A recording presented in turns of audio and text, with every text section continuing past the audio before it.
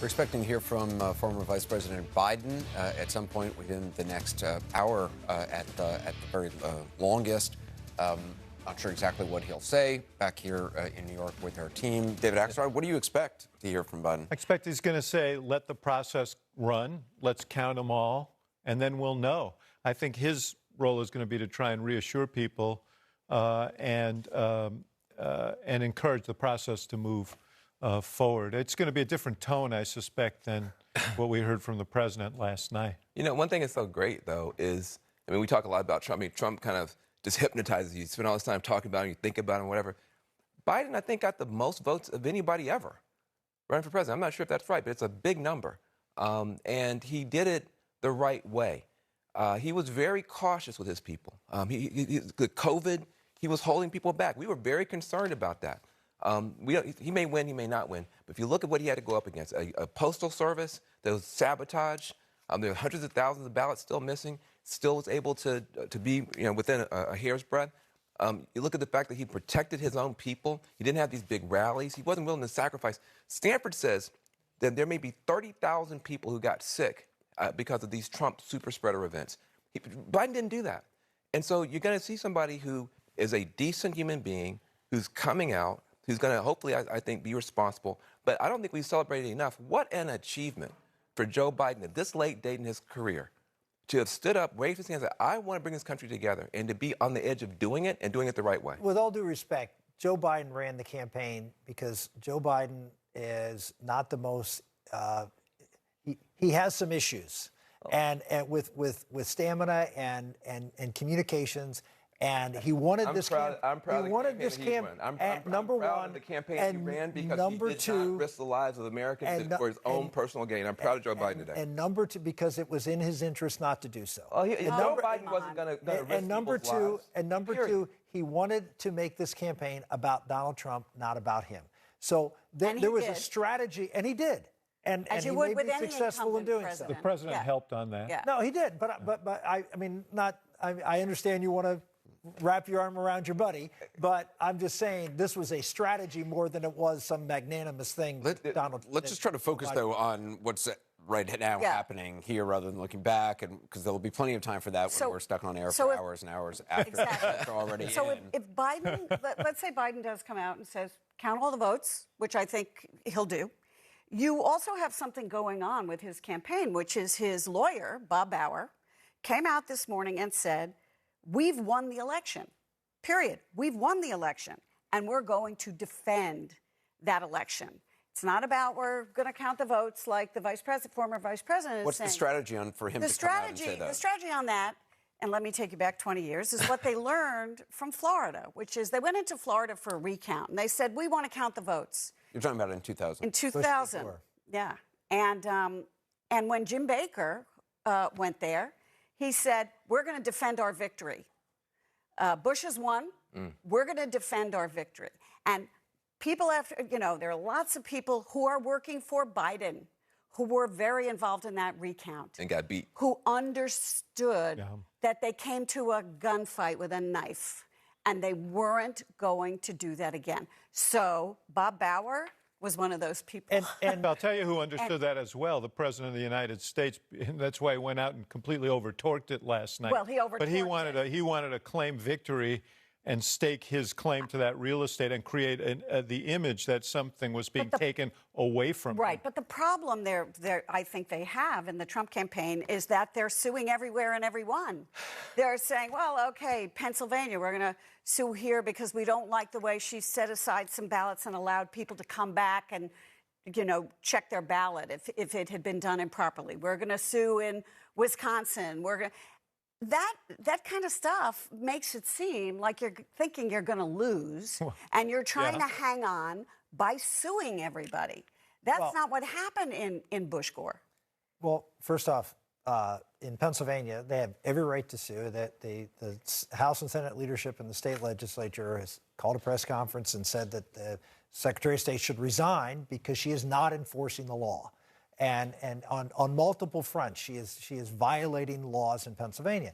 Now, are they particularly consequential? Maybe not. You would say no, but she's not following the law, and that's the problem. I got to go to Jake with some breaking news. Jake?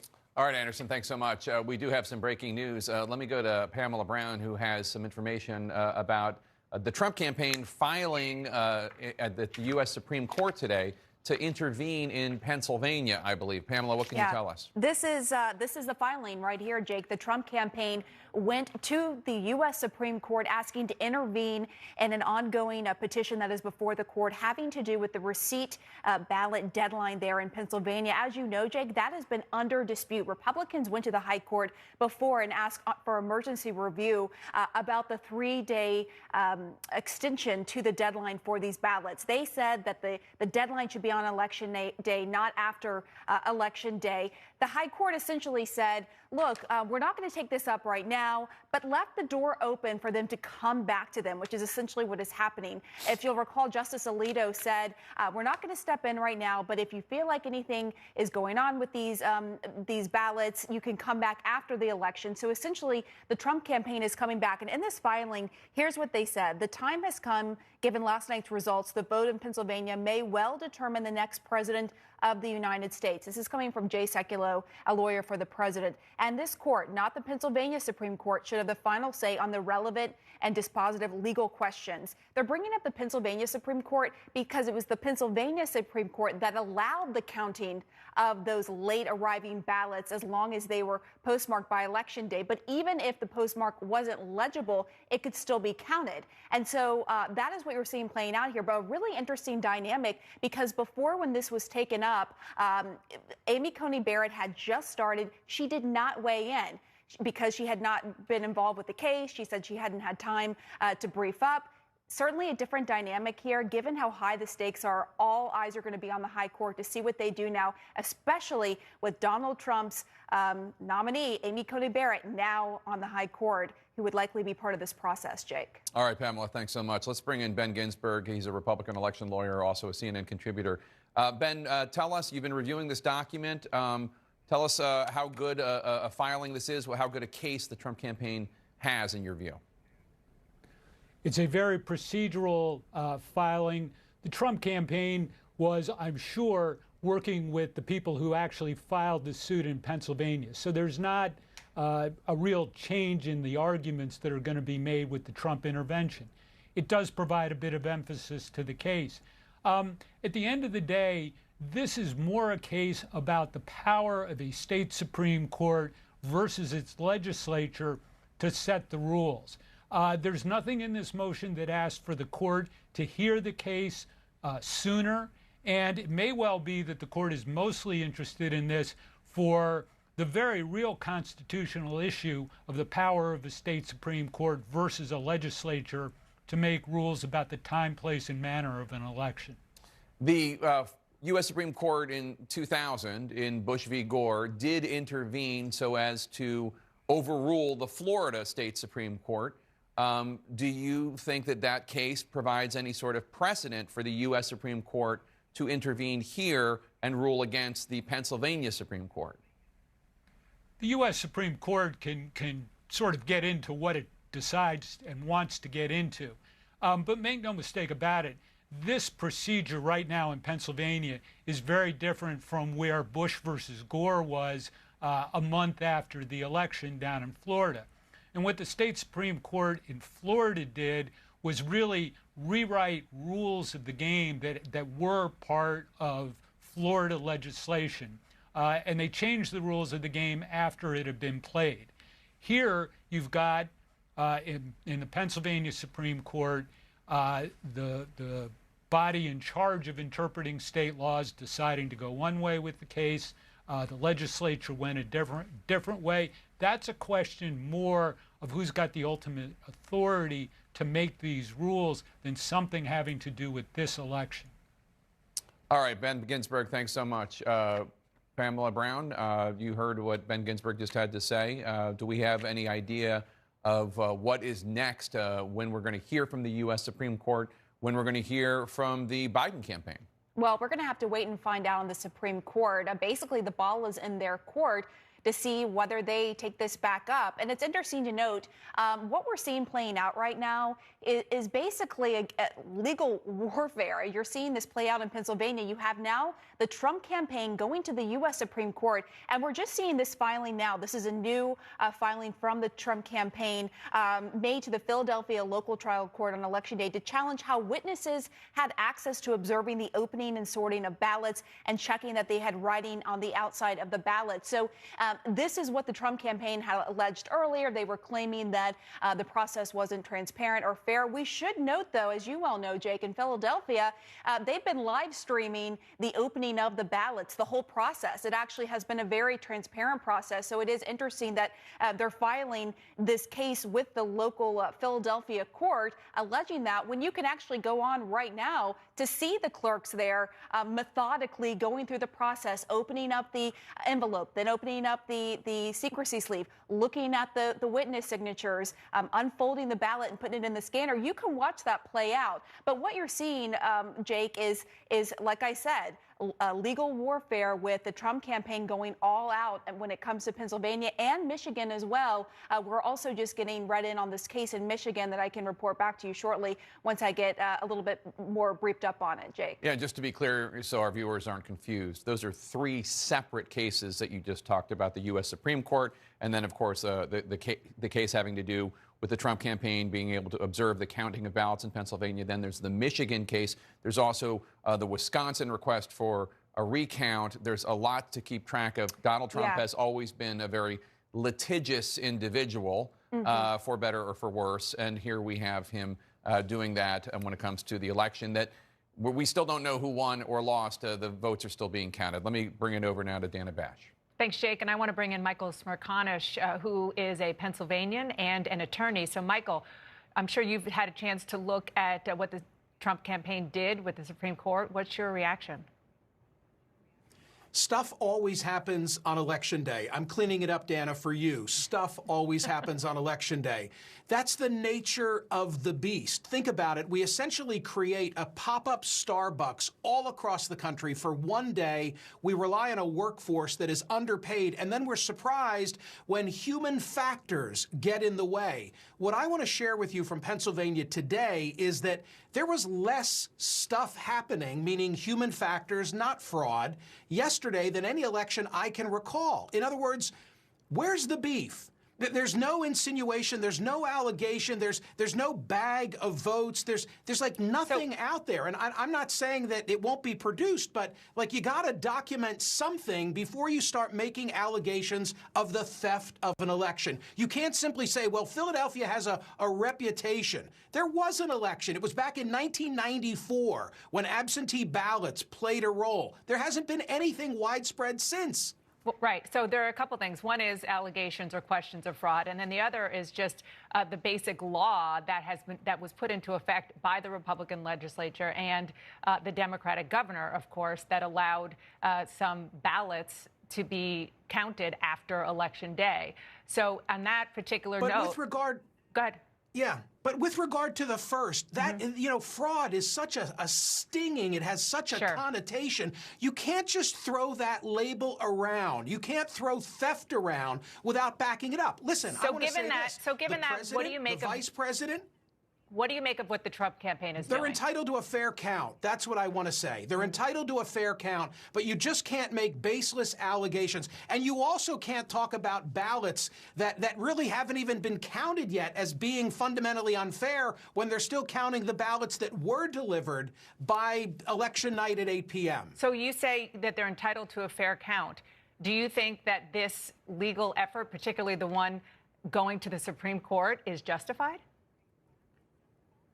I don't see any basis in evidence that suggests that there is a theft underway in Pennsylvania. That's what I'm saying. Show me something. So another question is whether or not the Supreme Court will even hear this, right? We don't know the answer to that yet. It's been suggested to me by a Republican lawyer that it might not happen unless Pennsylvania is determinative, meaning the whole ball game comes down to Pennsylvania. Do you think that that's possibly the case? You're giving a very practical answer, and I happen to agree with it, right? I mean, the Supreme Court of the United States, the members, why would they decide that they want to take it upon themselves to hear an issue that if Wisconsin and Michigan go the way that they seem they're trending, Pennsylvania will become an irrelevancy? So, big picture, you kind of mentioned this at the beginning. Do you feel confident in the way the vote counting is going based on the law that was laid out for all of the 67 counties in Pennsylvania to go ahead and count the votes? I do, and I have a thought that maybe this mail process, and you know, Dana, that we're rookies at this. This is the first time that in a presidential election, Pennsylvanians have been permitted to vote absentee without cause. And as you've heard from Secretary Kathy Boockvar, you know, there was a tenfold increase in comparison to 2016 in terms of how many people chose to do it through this methodology. My theory is that because so many chose to vote through mail, you don't have the normal type of reports of things that went awry at particular polling places on Election Day, because there were so many more who availed themselves of the opportunity to vote in advance and didn't have to show up and vote. Michael Smerconish, thank you so much for your insights. Jake? Thanks, Dana. It does appear as though the Trump campaign is able to see the writing on the wall, and they have decided to throw as much at the wall as they can, especially when it comes to lawsuits and false claims. We have now word from Wilmington, Delaware, that former Vice President Joe Biden is going to come out and speak soon. Let me bring in Jeff Zeleny, our reporter on the ground there. Jeff, what are we expecting Biden to say? He cannot yet declare victory. Nobody has declared him the winner. There remain many outstanding states. What is he going to do? Jake, I'm told that Joe Biden is going to do what his campaign has been saying all day long, that he believes he is on a track toward victory. I'm told that he is not going to declare victory himself, but he is going to call for the fair counting of all ballots. And he is going to, we're told by advisors, and this could be fluid here, but he is going to push back against these suggestions of fraud and push back against any suggestion this election is trying to be stolen. So you can see the backdrop there. This is the exact same stage where he accepted the Democratic presidential nomination in the month of August. And it will be the same type of spirit and tone, I am told, a very presidential-like tone. He is going to, make this claim and make this a statement that all these votes should be counted. We do not necessarily expect him to talk about each of these separate lawsuits here that are just coming in. But we're told that he will also be joined by Senator Kamala Harris, the first time we will see the two of them together, at least on the same stage, since the election yesterday. I'm told all morning long he's been calling Democratic officials, particularly in the state of Pennsylvania. He knows that state very well. It is just, across the river and up the road. So this is something that he has been focused on, but he is told he has an air of confidence, I'm told by a friend who has spoken to him, and he does believe he is on track to victory. But he's not going to get ahead of this in this speech today. I'm told he's going to say that every vote should be counted and push back against any suggestion of fraud. Jake? All right, Jeff Zeleny, thanks so much. And Abby, these suggestions of fraud, there are no allegations. There's no specific, not even evidence. There's not even an accusation. Yeah, exactly. And I would say that even this idea that somehow they weren't allowed to watch enough of the process and that should mean that they shouldn't continue to count ballots makes no sense. It's small ball, and it shows you they have very few avenues left to stop the counting of what's left of the ballots in Pennsylvania. I do think that we're at a significant moment, though, Jake. The president is doing exactly what he telegraphed he would do, trying to declare victory before the process is done. And the question is, what part of the political process is going to step in to defend the democratic system that we have? Joe Biden is about to come out. He's going to say what we expect him to say. And I expect that he might even appeal to other Republicans to say more about what the president is doing right now. But I think we have to point out there is a vacuum of leadership in this country right now in terms of who is out there really stepping out and saying, Mr. President, do not do this. Well, let the votes be counted. Yeah, and Mitch McConnell, the Senate Majority Leader, was asked extensively about this morning, and he went as far as saying counting votes is not the same as declaring victory. I don't think it's what you're talking about, but that was very McConnell-esque. But I think what you just mentioned about this is what the president telegraphed he would do is important, but also what you mentioned earlier, that it is so glaringly inconsistent and frankly just hypocritical that he is saying, let's just stop counting the votes in Pennsylvania where he is ahead, and calling on Nevada, for example, where it's very tight, but Joe Biden is ahead, to keep counting the votes. Arizona, to keep counting the votes. It's so on its face not consistent that, you know, it's almost laughable, but that's not what his goal is. His goal is to muddy the waters and get his people riled up that what he warned of all these months falsely is coming true. Yeah, just to be clear, Donald Trump could still win this election. We No question. We don't know who's going to win Nevada. We don't know. I know. I'm just saying. We don't know who's going to win Nevada. We don't know who's going to win Pennsylvania. We don't know who's going to win Arizona. There are votes that need to be counted. Absolutely. Donald Trump right now is acting as though he knows he's going to lose if votes are counted. Therefore, he's going to try to stop votes from being counted. But that's not how it works in the United States of America. You're totally right, and I do not mean in any way to suggest. Yeah. But I want to. I'm glad you said that, because I want to kind of make it really clear and emphasize that when the president is calling for or saying, I won here, I won there, it doesn't matter. I mean, he could win, but what we need to do is take a deep breath and let each state follow the law of their land, which is how elections in this country work. What do you think Joe Biden needs to do? Does he need to come out and be the statesman like he was last night and just say, we're confident, but we're going to keep counting the votes, and then just like walk off? Or does he need to show a little bit of fire and outrage at what President Trump is doing? You know, I could see it both ways. I mean, I think his job here is not to fall into the same trap that the president is falling into. And he can't go out there and say, I've won. You know, actually, frankly, say what we saw his attorney, Bob Bauer, do in an interview separately with the Washington Post, where he indicated we are going to defend the election that they believe they have won. I think Joe Biden needs to avoid using that kind of language and just talk about counting the votes. But you're right. I mean, there is an element of this. We're sitting here talking about it. It's like watching, almost like watching a train wreck in slow motion. I've been covering this issue of voting for months, and the president has been talking about this for months. We are seeing it happen right now, and I think Joe Biden's going to acknowledge it. And while we wait for Joe Biden to come out and speak in Wilmington, Delaware, let's bring in Anderson Cooper. Anderson. Hey, thanks very much. We're having a lively discussion. Having a very lively discussion without the cameras present. David Axelrod, I mean, what the President of the United States is calling for is he is not saying very specific things about, well, I'm concerned that in Pennsylvania, this Secretary of State did this. He is saying, he's talking about surprise ballot dumps. He says, how come every time they count mail-in ballot dumps, it goes up for Biden? Because that's called the election. Voting. Right. No, I know. And Rick said earlier, you know, that they just want them to follow the law. I have to tell you, the president hasn't been that fastidious about that over time. What he is very intense about is his own self-interest. And he doesn't want these ballots cast because he doesn't, excuse me? You said ballots cast. Counted, I should say, because he's fearful of the result.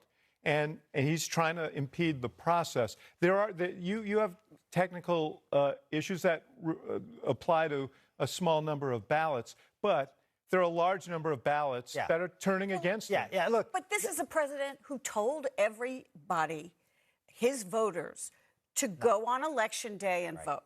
Now suddenly these ballots that are coming in by mail that they are counting after Election Day, suddenly they're not for me. You've got to stop it. Why aren't they? And in fact, the reason that they weren't counted before is because in some states it's Republican legislatures which refuse to allow them to change. You can't count them. You can't count them until the day of the election in Pennsylvania. Right. So it was his strategy. Let me put it that way. I agree with everything you're saying. Oh, and I do. That we should count all these votes. I mean, they're perfect. And here's what. Let me postulate what I think happened, which is that they went to the president and said to the president, here's what's going to happen in Pennsylvania that we want to stop. And that is that votes are going to come in after the deadline, which the Pennsylvania Supreme Court said they could, but the law says you can't. And here's the issue. The governor sent out envelopes for absentee ballots that were pre-stamped. And when you send out those pre-stamped envelopes, this is what everybody's upset about. When they come back and they go through the mail, they're not date stamped. And so what they're thinking is they can now rush out, get a whole bunch of people to vote today. Where are they going to find these people? How many votes? Do you want to know what they're... Yes, go ahead. I'm sorry. I apologize. You're sitting here criticizing me. I'm telling you what they told the president, okay? That they're going to... There's an opportunity for people to go out and process a lot of these envelopes that will not be date stamped and that will come in before Friday. So should we check the CVS to see whether there's a run on date stampers or what? How many these are ballots that were mailed out by the governor before the election, but have not returned. Okay, so how many ballots would that affect? And the answer is we don't know. Is it a conspiracy theory? Yes. Yeah. Thank you. Could it happen?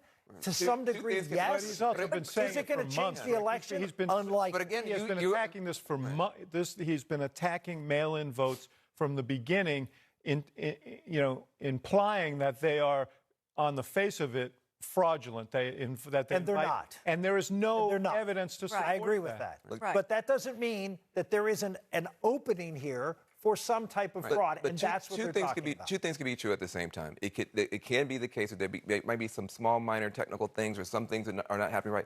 But that's not the big point. The big point is, I guarantee you, when you figure all that stuff out, it's going to be this much. The big problem... Joe Biden's coming out to speak. This is him in Wilmington, Delaware. Senator Kamala Harris is with him as well. Let's listen in to what the former Vice President Biden says.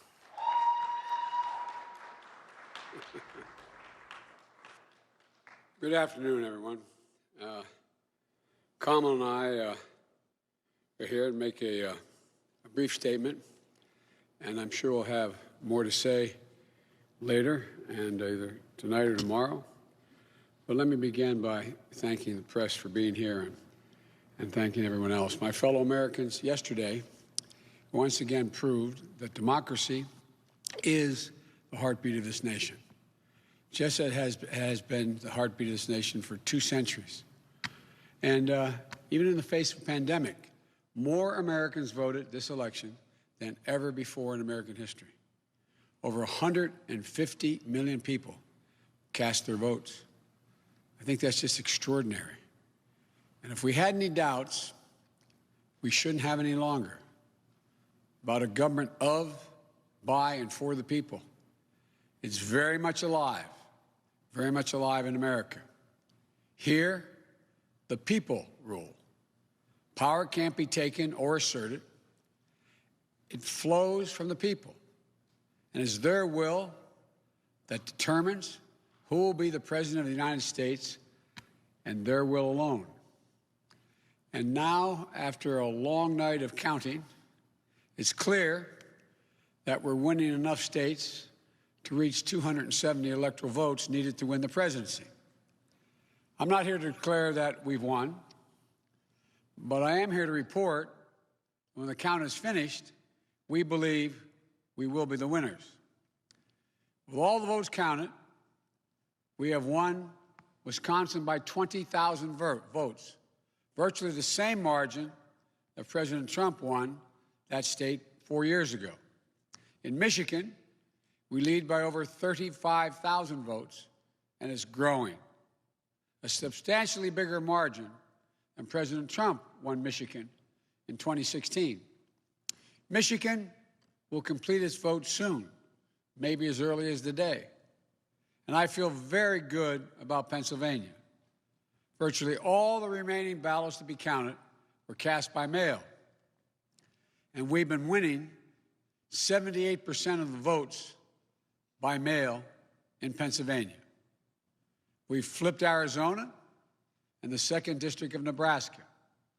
Of special significance to me is that we've won with the majority of the American people. And every indication is that that majority will grow. We have a popular vote lead of nearly 3 million votes, and every indication is that will grow as well. Indeed, Senator Harris and I are on track to win more votes than any ticket in the history of this country. that ever won the presidency and vice presidency. Over 70 million votes. I'm very proud of our campaign. Only 3 presidential campaigns in the past have defeated an incumbent president. When it's finished, God willing, we'll be the 4th. This is a major achievement. This is a major achievement. And it's been a long and difficult campaign. But it's been a more difficult time for our country, a hard time. We've had hard campaigns before. We've faced hard times before. So once this election is finalized and behind us, it'll be time for us to do what we've always done as Americans, to put the harsh rhetoric of the campaign behind us, to lower the temperature, to see each other again, to listen to one another, to hear each other again, and respect and care for one another, to unite, to heal, to come together as a nation. I know this won't be easy. I'm not naive. Neither of us are. I know how deep and hard the opposing views are in our country on so many things. But I also know this as well. To make progress, we have to stop treating our opponents as enemies. We are not enemies. What brings us together as Americans is so much stronger than anything that can tear us apart. So let me be clear. We are campaigning as Democrats, but I will govern as an American president. The presidency itself is not a partisan institution. It's the one office in this nation that represents everyone. And it demands a duty of care for all Americans. That is precisely what I will do. I will work as hard for those who didn't vote for me as I will for those who did vote for me. Now, every vote must be counted. No one's going to take our democracy away from us. Not now, not ever. America's come too far. America's fought too many battles. America's endured too much to ever let that happen. We, the people, will not be silenced. We, the people, will not be bullied. We, the people, will not surrender. My friends, I'm confident we'll emerge victorious. But this will not be my victory alone or our victory alone. It'll be a victory for the American people, for our democracy, for America. And there will be no blue states and red states when we win, just the United States of America. God bless you all, and may God protect our troops. The Democratic presidential nominee, Joe Biden, speaking in Wilmington, Delaware, saying that every vote will be counted. He did not declare victory, although he did say once every vote has been counted, he does believe that he is going to be victorious. We're going to talk more about his speech, but first let's go to Wolf Blitzer, who has a projection. We have a major projection, not just a projection, but a major projection right now. CNN projects that Joe Biden will win the state of Michigan, a huge win, 16 electoral votes. Biden wins Michigan. That brings his number. Look at this. Now Biden has 253 electoral votes. Trump has 213. You need 270 to win the presidency. Biden now has 253. Let's go over to John King at the Magic Wall. Wisconsin a little while ago. Now Michigan, he's getting closer and closer. Two big pieces of the so-called blue wall. That is why Donald Trump is president. Pennsylvania, Michigan, Wisconsin. Joe Biden has now flipped Michigan and Wisconsin. He's also flipped that congressional district in Nebraska, the 2nd congressional district. Joe Biden, as we speak right now, is knocking on the door of the White House and the presidency. 253 electoral votes right now. And Wolf, Joe Biden, as we know, is leading in Nevada. That would be a Clinton state hold. That would get him to 259, and he is leading in Arizona.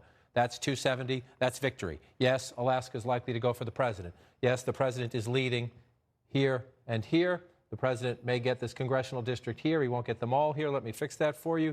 Here and here. You bring that out, but it doesn't matter. Once you get to 270, you can't be caught. And so if Joe Biden holds his lead, again, we'll give that one over to the president. Let me move this here. You do that, boom. If Joe Biden holds this lead right here in Nevada, holds that lead in Arizona, then it's game over. The question is, how fast will they advance the vote count here? We can look at the leads, but if you just map this out, remember, even without the Commonwealth of Pennsylvania, still counting votes there, the president has a lead. It is shrinking a bit. Joe Biden, as he just said, thinks he can get it back, but he doesn't need it. With Michigan's a flip, Wisconsin is a flip. If he can flip Arizona now and hold Nevada, he's the next president of the United States. And if you walk over here and look at the map, I have Michigan up right now. You look at the lead, you're 20,500 votes ahead, as Joe Biden said. President Trump carried the state 4 years ago. You want to go back in history, it was just 22,000. That's Wisconsin. Let's move over here to Michigan. 10,000 votes 4 years ago. You come up here, Joe Biden ahead now by 61,000 votes. That tells you why we make this projection right now. And if you come through and watch this, it's an impressive win in the sense that Wayne County, 85% of the vote in, Joe Biden running ahead. So we pull out to the bigger map and we look at it this way, right? What happened 4 years ago? Donald Trump won those three. He's leading in Pennsylvania right now. I just hope you can pull this off, Wolf, just so people see. You see the map right now? I just turned off the states that we have not called: Pennsylvania, North Carolina, Georgia, Alaska, Arizona, and Nevada. The key point is all Joe Biden needs now to get to 270 is this one and this one. And as we count the votes throughout the day, he's leading in both of them. That would be the difference. Let's take a look at those two states right now, the two states that would bring him up to 270, and he would be elected president of the United States. Let's start in Nevada. Again, this would be a Clinton hold. Hillary Clinton carried the state 4 years ago. You see Joe Biden, we're waiting. This has been a consistent. We haven't gotten any new votes out of Nevada in quite some time. We're watching the vote. 7,647 votes ahead. If you're a Trump supporter, you say that's close, and you're absolutely right. The question is, as they continue to count the votes, where would you look for them? Well, the biggest basket of votes in Nevada is here. Clark County, 73% of the population lives right here. This is the major vote center in the state. 84% reporting, so we're waiting for Clark County to update its vote totals. We'll see if we get some of that this afternoon. But again, in the largest county in the state, more than 7 in 10 votes in Nevada come out of Clark County. Joe Biden's getting 53% of the vote. That's all he has to do now. He's ahead. Is just win a majority of the votes coming out. He's doing that in Clark County. We'll see if he can continue. The next biggest county, Washoe County, up here. Reno and the rural areas up above it. Joe Biden getting 51%. If you're Joe Biden, you're ahead. Yes, that's close, 7,600 votes. You just need to win a majority of the votes on out. And you look at the red areas, yes, the president runs it up big here, but they're much smaller population-wise. We're missing 15% from up here in Elko County. President will make up some votes here, without a doubt. They keep counting votes there. We don't know how many. We don't know how many are absentee and the like. Some of them will be for Democrats. Same thing here, but you're at 99%. You're at 91%. Possibility. President picks up. You see the size of the county. It's pretty small, but he could pick up a few hundred. The challenge is, again, more than 7 in 10 votes in the state of Nevada are going to come right here, and the former vice president is ahead right now. That's why they're quite optimistic in the Biden campaign. And then you move over here, the state of Arizona. You have to go back to Bill Clinton in the 1990s to have a Democrat win the state of Arizona. Why is it happening? Older voters. We'll watch how Latino voters break down. And the suburban revolt against Donald Trump that we saw in 2018 when the Democrats took back the House. We're seeing it play out in Phoenix and the growing suburbs in Arizona. Maricopa County is the county where Phoenix is and the suburbs around it. Again, you look for votes now as you're counting the final votes in places where the people live. 60%, more than 6 in 10 votes in the state of Arizona come right here. Joe Biden is winning. That's a tight race, but he's winning 52% right there. And when you pop out and look statewide, 93,000 votes. If you're Joe Biden now, you just need to win a majority the rest of the way. You've got a 93,000 vote lead. So you look, where are we doing here? 10% still out here. Joe Biden winning 60% in Pima County. All of the metrics, when you look through it, Wolf, we'll count the votes. We'll let these states finish the count. But when you look at the metrics, you look at the pattern so far, Joe Biden, again, leading in Arizona. That would be a pickup. Leading in Nevada. If we get to the end of the day, and Joe Biden holds those 2 states, he's knocking on the door of 1600 Pennsylvania Avenue. We'll watch Arizona and Nevada closely. We just projected Michigan going to Biden. Jake, Dana, and Abby. It's been quite a big day, Wolf, when it comes to projections from CNN and the fact that we have now projected that former Vice President Joe Biden will win both Wisconsin and Michigan. The numbers are certainly going in Biden's direction. We are still waiting to hear from a number of states, including Nevada Arizona, Pennsylvania, as well as ones where we think Trump is favored decisively, like North Carolina and Alaska. Georgia is still a question mark. It's a big moment, and I think one of the things that has to happen is that Republicans on Capitol Hill need to figure out how they're going to react if the race ultimately is called for Joe Biden, which we have not got, we're not there, but if the race is called for Joe Biden, Donald Trump has made it very clear that he is not going to accept the results of the election. How is Mitch McConnell going to react? How is the Republican leader of the House, Kevin McCarthy, going to react? How is Vice President Pence going to react? These are questions that these people need to be asking now. Again, we don't know. Trump could still win, but it's really gut check time for these Republican officials. It absolutely is. And, you know, when the president started making noises of, you know, that there won't be a peaceful transition and he won't necessarily leave if he doesn't trust the vote results, Mitch McConnell did stand up in a way that, you know, in an almost unsolicited way, if I recall, and say that there will be a peaceful transition of power. So if you take that and extrapolate from that to where the scenario that you're describing, it would be hard for me to imagine that McConnell wouldn't do that. But we've also been surprised at Republicans in Congress not standing up to the president. This might be different because he may feel good about holding on to the majority, which is a very important thing.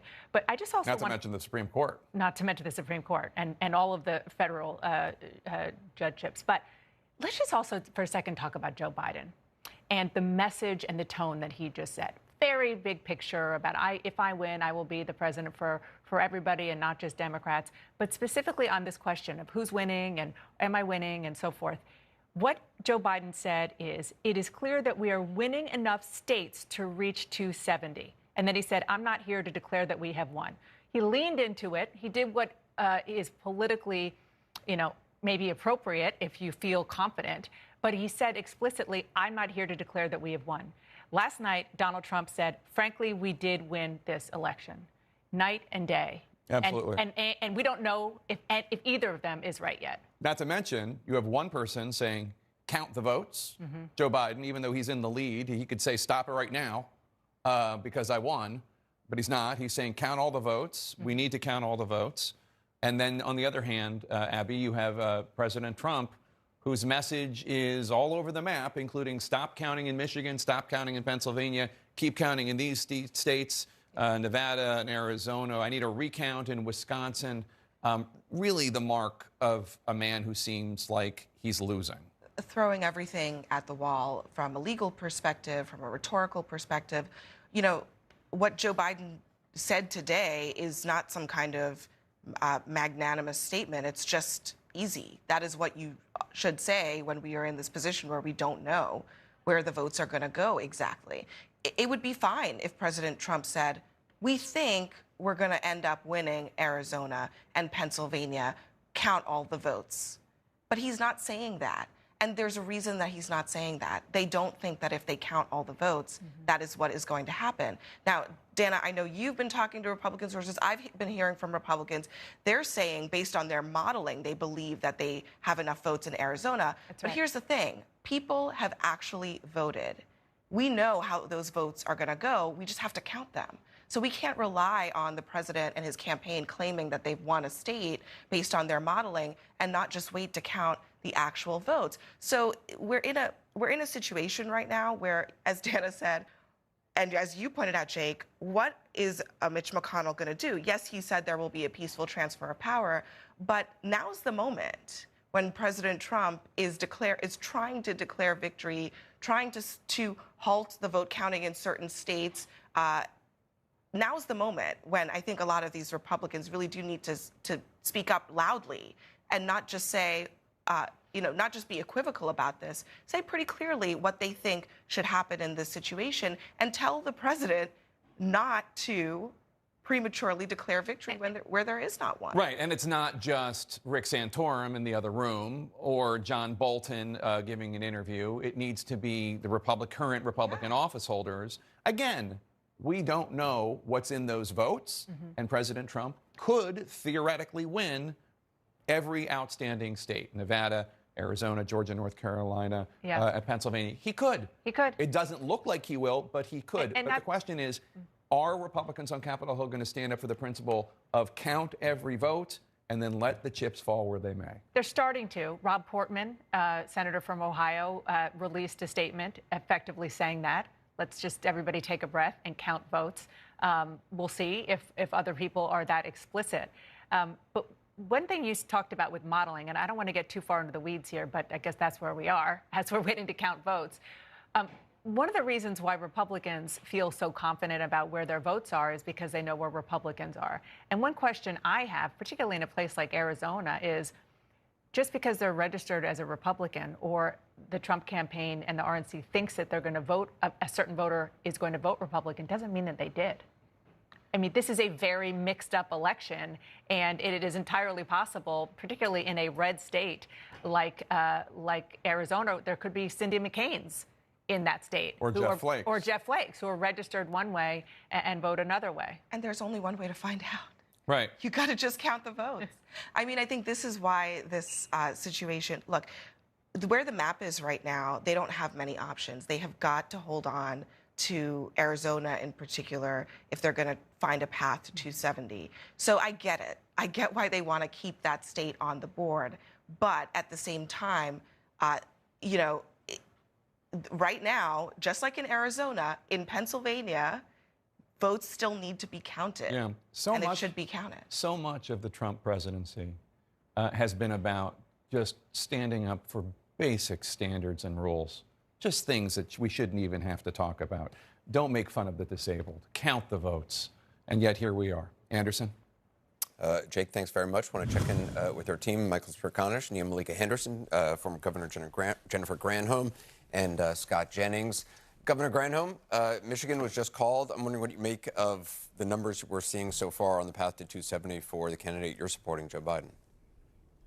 Yeah, it's not a surprise to me that Michigan is called. Thank you to CNN for being the first to do that, but it was clear where this was going. Obviously, these outstanding ballots, which we must count, are all in heavily Democratic areas. You're going to see the same result, I think, in Pennsylvania and in Nevada and in Arizona. The outstanding ballots are disproportionately Democratic ballots. So I feel like with the calling of Michigan and what we know about Arizona and Nevada, I feel like there's a collective, at least on my side, I'll say, a collective sigh that, and with that speech that Joe Biden just gave, a sense of calm, a sense of let's let the votes count.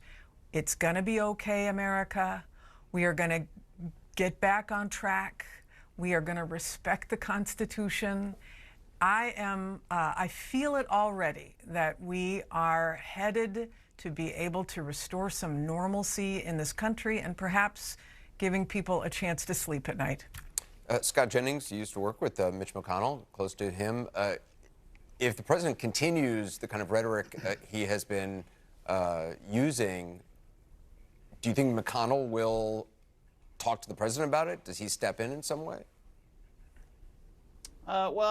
Look, I just want to be clear. I don't speak for him. I can kind of reflect what I think could be on people's minds, and that is, number one, if you're an American citizen and you cast a legal vote, it should be counted, whether that's in Pennsylvania or Arizona or any other state. Number two, I think he thinks courts and judges exist to handle issues, and if they're frivolous, they'll be kicked out. And if they have merit, then they'll be dealt with, and there's appropriate legal processes, and everyone can avail themselves of those processes, and they should. And at the final analysis of it is, though, once all those things are adjudicated, votes will be counted, a result will happen, the Electoral College will meet, and we'll have a president. It'll either be Donald Trump or it'll be Joe Biden, and then the government will move forward from there. So I think it's frankly as simple as that. I think both campaigns, if they feel like issues need to be addressed in the courts, should be able to do that with the lawyers that they have. But no one should expect any of these judges, whether they're at the state or federal or Supreme Court level, to cast political decisions here.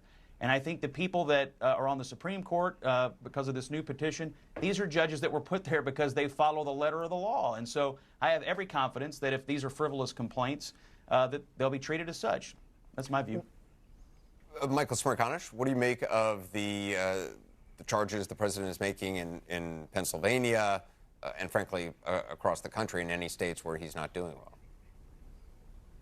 So far, there's no beef. You got to show us the beef. If you're going to make the allegation that there's fraud, you've got to have something to back that up before you cast such aspersions. Look, I respect the way he ran, especially at the end. He left it all in the field. He's entitled to a fair count. He's entitled to, in some circumstances, if he's willing to pay for it, a recount. But you need to back up the sort of assertions that he's now making. Here's a Philly fact. 1.2 million requests were made for mail-in ballots in the city of Philadelphia and the surrounding southeastern Pennsylvania suburbs. Last Friday at 5 o'clock was the deadline for any challenges to those 1.2 million applications. Do you know how many application challenges there were? 0. There were none. So this is the sort of thing I'm talking about. Show us something if you're going to make these assertions and allegations. Otherwise, you just can't take them seriously. No, I think that's right. You know, the president clearly telegraphed what his strategy was going to be going into this, discounting the mail-in ballots, casting aspersions on some of the big urban centers that are yet to report, particularly in Pennsylvania. You know, we will see what somebody like Mitch McConnell does, but I think the problem is Mitch McConnell doesn't really have any standing with the people who listen to Donald Trump. He hasn't had any standing with those folks for a long time, with a sort of the core base of people who believe what Donald Trump tells him. And I think that's the real danger here, that there could be millions of Americans who believe Donald Trump, who believe that there is fraud that is going on in some of these cities, in particular, in some of these Rust Belt states. It looks like Joe Biden is on the course to win. The other thing is Joe Biden looks like he did what he was hired to do, which is to get more white voters to vote for him and flip states, particularly those blue wall states. So in some ways, I think, you know, Democrats are looking at a victory here. It's yet to be determined, but Biden seems to be on course to win this thing. Totally agree with what Nia said, and I think 2 points quickly.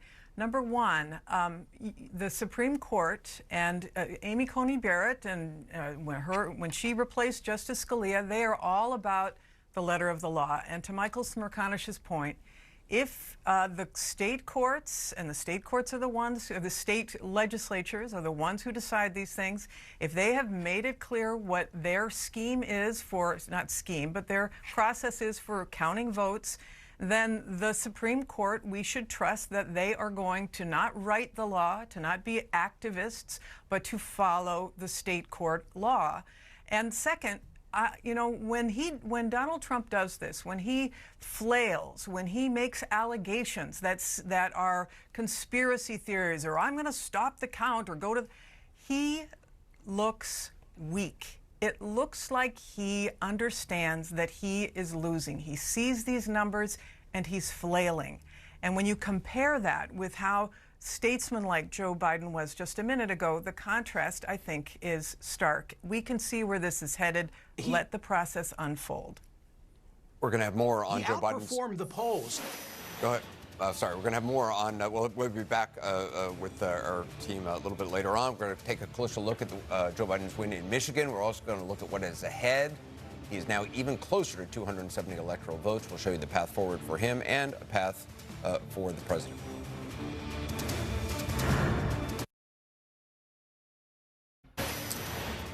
Welcome back to CNN's election coverage. CNN has just declared that, or projected rather, that Joe Biden will win Michigan and its 16 electoral votes, combined with the other states that we have projected Vice President Biden, former Vice President Biden, will win. That's 253 electoral votes to President Trump's 213. Again, you need 270 to win. There remain several states that we do not know enough to call them or project them, including Arizona, Nevada, Pennsylvania, Georgia, North Carolina. Let's bring in Jim Acosta, who is with Team Trump at the White House. Jim, obviously, this race remains too close to call. We do not know who will be the president of the United States elected this year. What are you hearing from the Trump campaign? Yeah, Jake, talking to my sources inside the Trump campaign, they are starting to sound increasingly pessimistic about the president's chances. I mean, outwardly, they're saying we're going to win Pennsylvania. In fact, you know, you have the president's son, Eric Trump, and the White House press secretary on her personal account declaring victory in Pennsylvania. Obviously, that has not occurred. That is misinformation. But that is the mindset outwardly from the Trump campaign. Inside, though, I've talked to a Trump campaign advisor in just the last several minutes. They are pinning their hopes, I'm told at this point, on Arizona. They would like to see Arizona flip back to Donald Trump. Of course, here at CNN, we haven't called Arizona for Joe Biden. Other outlets have. Of course, they've been fixated on that for hours now, almost a day now since that occurred last night with other outlets. One advisor I spoke with about Arizona described that state as the OK Corral, a reference to the infamous gun battle in the Old West in that state back in the 19th century. And so, you know, at this point, what can the Trump campaign do? They can launch legal challenges. They're trying to take Pennsylvania to the Supreme Court over its counting of mail-in ballots after Election Day. They're talking about a lawsuit in Michigan to try to halt the balloting there because they say they don't have sufficient access to observe the ballot counting process. I talked to a couple of Trump campaign advisors about Wisconsin. And the Trump campaign saying earlier today that they would like to see a recount in Wisconsin. The campaign sounds like, Jake, they're already giving up on that option. Two Trump campaign advisors tell me that that recount is not likely to pan out for the president. There just aren't enough votes available in a recount process that would swing back to President Trump. And so it sounds like, Jake, that this map is shrinking for Donald Trump. He is running out of space on the map to somehow pull this out, Jake. Jim, as you know, there are in any campaign the numbers crunchers, the bean counters, and then there are the spinners and strategists. Obviously, the people that you just mentioned who are out there declaring victory in states where there remain hundreds of thousands of ballots to be cast are not people that we should be listening to or taking seriously right now. What are the people inside the campaign who are actually the experts on votes? What are they saying about Pennsylvania and Arizona? Because what I'm hearing from Democrats in those states is that they feel pretty confident. You talk to Trump campaign advisors, they will say they believe that there are enough votes out there in Pennsylvania that would hand the state, hand the Commonwealth to President Trump. They believe that as Arizona and all of those returns come in, because we don't have all the returns in from Arizona, that lead for Joe Biden will shrink just enough to put Donald Trump over the top. Of course, we don't know that to be the case at this point. It is a tall order for that to be the case. But they believe at this point that their best chance of securing the presidency, securing re-election for Donald Trump goes through the state of Arizona, which of course means pulling a state off the map that's already been called by other news outlets. They're essentially giving up on Wisconsin. They're giving up on Michigan. They need to see North Carolina come home. That is something an advisor just said to me a few moments ago. They need North Carolina to hold.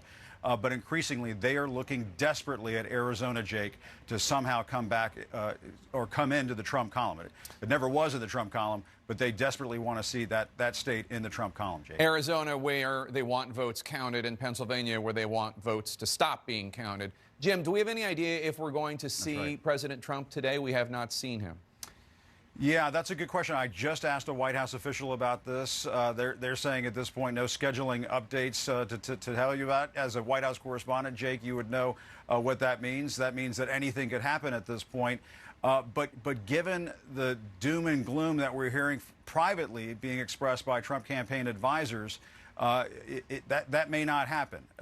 We're just going to have to wait and see whether or not the president surfaces. Obviously, he's been on social media posting all kinds of misinformation in the form of tweets, but we have not yet seen the president publicly, and we're not sure we're going to see him tonight. And I suspect, Jake, unless things start moving in his direction, we just might not see him at all. All right, Jim Acosta, thanks so much. We'll come back to you as news develops. You know, one of the things that's interesting here is, look, I'm sitting here, and again, we don't know who's going to win. We don't know who has the majority of votes in Nevada, in Arizona, in Pennsylvania. We're still waiting to hear. And I still am of the mindset that anything could happen. Either Biden or Trump could be elected. The difference is Trump is acting like a loser. Trump is acting like somebody who expects he's going to lose with the flailing and the count votes here, but stop counts here, and I want to recount here and lawsuit here. And that, to me, is a tell of sorts. Yeah. Even though I am willing to believe, having covered a lot of these, that maybe the Trump people are right. Maybe there are enough votes in Nevada, Arizona, Pennsylvania. I don't know. But then why act this way? Yeah, I mean, strategically, it makes no sense, but it is very in keeping with the president's behavior in general. I mean, he typically, one of the things that often happens with President Trump, he often acts like he's done something wrong, even if he might not have done something wrong. He often acts as if he's going to lose, even if it's not clear that he's going to lose. He won the presidency and then claimed there was fraud because he lost the popular vote. Exactly. I mean, this goes all the way back to his origin story as a political figure, and I don't necessarily think we should overinterpret that as to say that he is definitely going to lose, but. Right. But I do think it doesn't make any logical or political sense, and I do think it suggests that the campaign is actually just trying to keep hope alive in as many places on this map as they can. They really need to keep some avenues open in Nevada and in Arizona. They need to keep the count going in Georgia even, and in North Carolina and in Pennsylvania, because if they lose really in any of those places, it really narrows their path so dramatically that I think they don't want to be in that position. So I get that they're trying everything, but at the same time, you talked about logic. You know, the state of Nevada, they sent ballots to all registered voters in the state of Nevada. The president swore up and down for months that that would lead to widespread fraud. Now he's competing in that state. He thinks he's going to win in that state. So logically, they're going to go to the courts and say there's widespread fraud. But in one of the states where the president claimed there would be widespread fraud, he thinks he might win.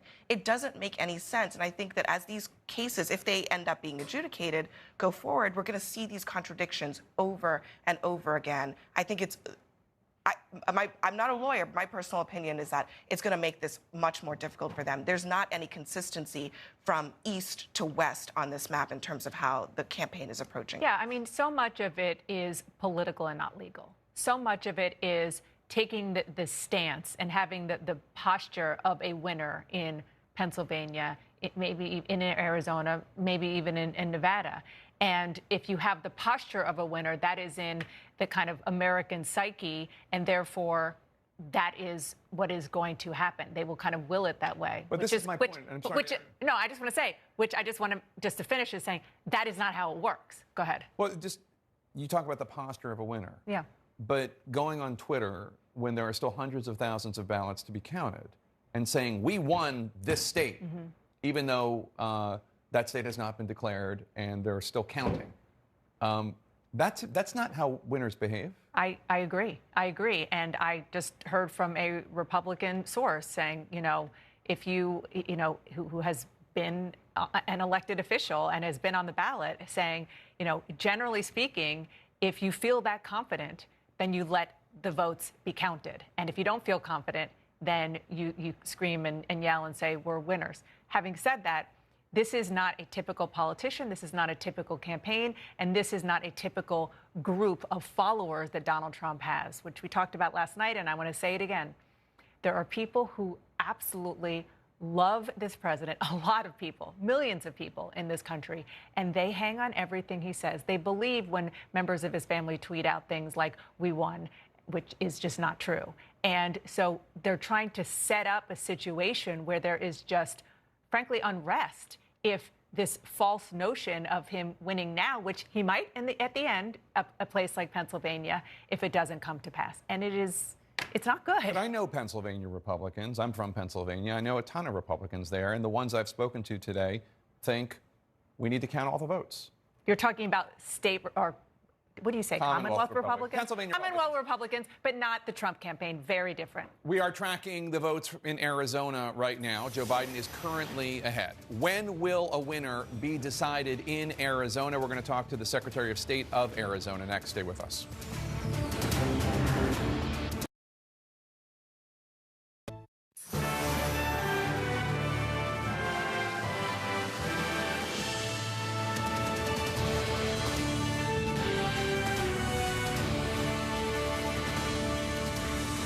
Welcome back. Joe Biden getting closer and closer to the magic number of 270 electoral votes needed to win the presidency. As you can see, he now has 253 Trump has 213. He has 253 because we just projected Michigan, a major projection for Joe Biden. He still needs some electoral college votes. I want to go out to Arizona. Kyung La's in Phoenix for us right now. Arizona is getting closer and closer to finishing up this. What's going on? We may certainly understand a little bit more about where the state of Arizona is after this evening. We are now getting this update from the Maricopa County Elections Department that there will be 2 releases of ballot information tonight. It'll be at 9 p.m. Eastern Time and 12:30 a Eastern Time, sometime after that. So those 2 bits of data that we're going to get, and we're not getting any estimates of how many ballots will be counted and released to the public as far as those numbers, that will certainly give us a better picture of where Arizona is. This is Maricopa County, which includes Phoenix. It is the most populated county in Arizona. So you have to win it here if you want to win it statewide. What we are seeing here at the Elections Department is a very diligent and careful process. You can see these cardboard boxes over here. These are ballots that are already counted, and the hardworking people behind there who we saw working through the night, early into the morning, they are going through each of these ballots very carefully. How many are left to be counted? Statewide, we have about 615,000 to 635,000 that have yet to be counted. They are going through that as we speak. And here in Maricopa County, they're looking at right around 450,000 ballots that are carefully going to be looked at. Some of these have to be opened and signature verified, Wolf, so this is going to take time. Wolf? That's very important. Let them do it, but let them do it right. Kyung La in Phoenix for us. Thank you very much. Let's go over to David Chalian right now. He's got a 93,000 vote lead right now in Arizona. David, Biden has a 93,000 vote lead. That's very significant. It is significant. Obviously, a state that Donald Trump won 4 years ago. That 93,000 vote lead translates to 51% of the vote for Joe Biden right now, 47.6% for Donald Trump. That's with 86% of the estimated vote in, Wolf. But we are taking a look at what is still left to be counted. And this is just a rough estimate, back of the envelope stuff. But we think there are some 600,000, roughly, ballots still uncounted. And so we're doing what both the Biden and the Trump campaigns are doing, trying to figure out what each candidate would need of those uncounted ballots in order to win the state of Arizona into their column. Joe Biden would need 43 to 45% in our rough estimate of those uncounted ballots to maintain the current lead he has and flip Arizona and keep it in his column where he's leading right now. Donald Trump, on the other hand, would need 52 to 55% of those uncounted ballots in Arizona in order to overtake Joe Biden's lead and hang on to Arizona like he had 4 years ago. But look, he's at 47.6% of the vote right now, the president is. He needs a lot more of that from this last share of vote, this 600,000 uncounted ballots. That could be a tall order for him. Wolf? Very, potentially very tall order. You know, John King, let's take a closer look at Arizona right now. Arizona and Nevada, those 2 states, if Biden were to win both of those states, he gets 270 electoral. If he wins both of those, he's leading in both of them right now. You see here, I just want to show to our viewers, if you're watching at home, you'll see some states on this map. We show you who's leading. They're not called yet. Nevada and Arizona are not called yet, but Joe Biden is leading right now, and Wolf makes the point. If Joe Biden protects that lead in Nevada, protects that lead in Arizona, he will get to 270 electoral votes, even if he doesn't win the Commonwealth of Pennsylvania. So let's look at what's happening right there. What did David Chalian just go through? 600,000 ballots still out, 600,000 and change. Kyung La just told us 400,000 of them are from Maricopa County. That's consistent, right? It's 60% of the vote. So you're going to get about 2/3 of the vote coming out of here that they still have to count.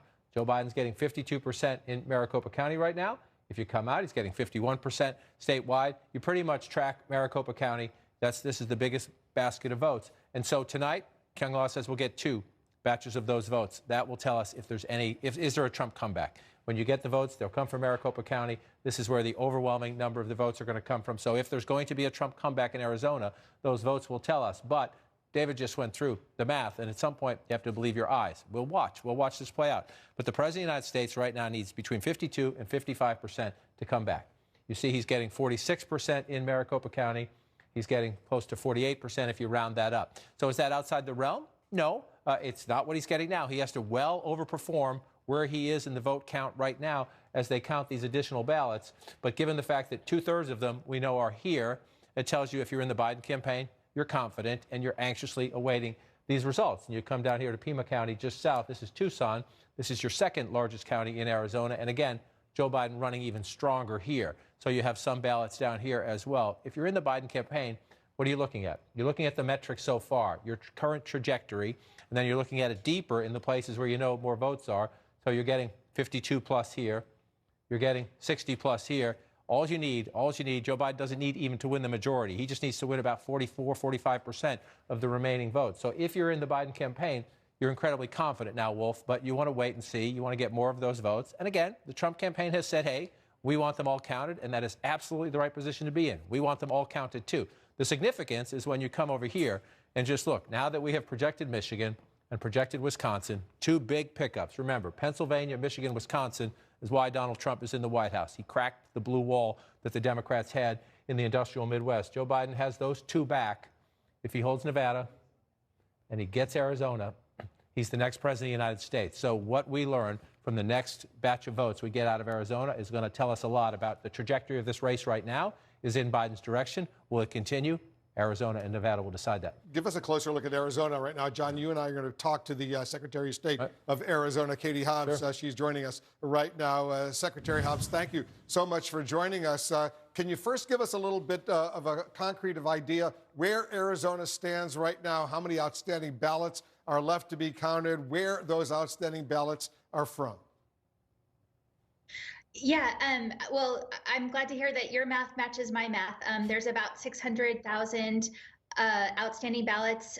The bulk of those are in Maricopa County, around 400,000. So we will have a better sense tonight after they release more ballot totals, kind of where those votes are headed. The bulk of those votes are early ballots that were dropped off or received Monday or Tuesday.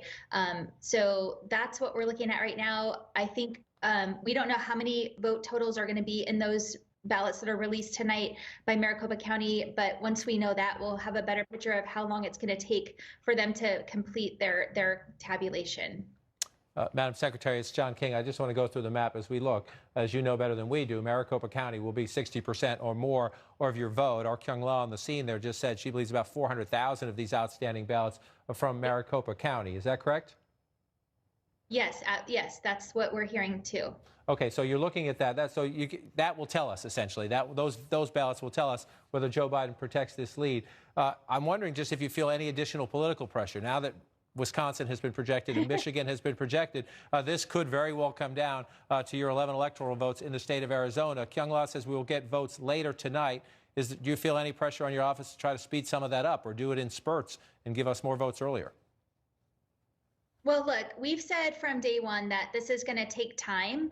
And so, no, I don't feel pressure to do it faster. We want to do it right. We want to make sure that every vote is counted. And that's what we're focused on right now. And if I could jump in one more time, because the President of the United States came out last night. He's talking about other states in the East, but he was trying to get them to stop the count, saying counting after, the polls close, you should get this over with on Election Day. I'm just wondering, in terms of your interaction, have you heard from either of the campaigns about this? And could you explain to people, because especially on social media and in the words of the president, there's all this talk about, nefarious things are happening. Just explain in the room to us. I believe your state is like other states, and we've seen this on camera in Philadelphia, on camera in Detroit, that both campaigns, both political parties have people in the room to keep eyes on everything, and it's perfectly normal, and that's how it works out.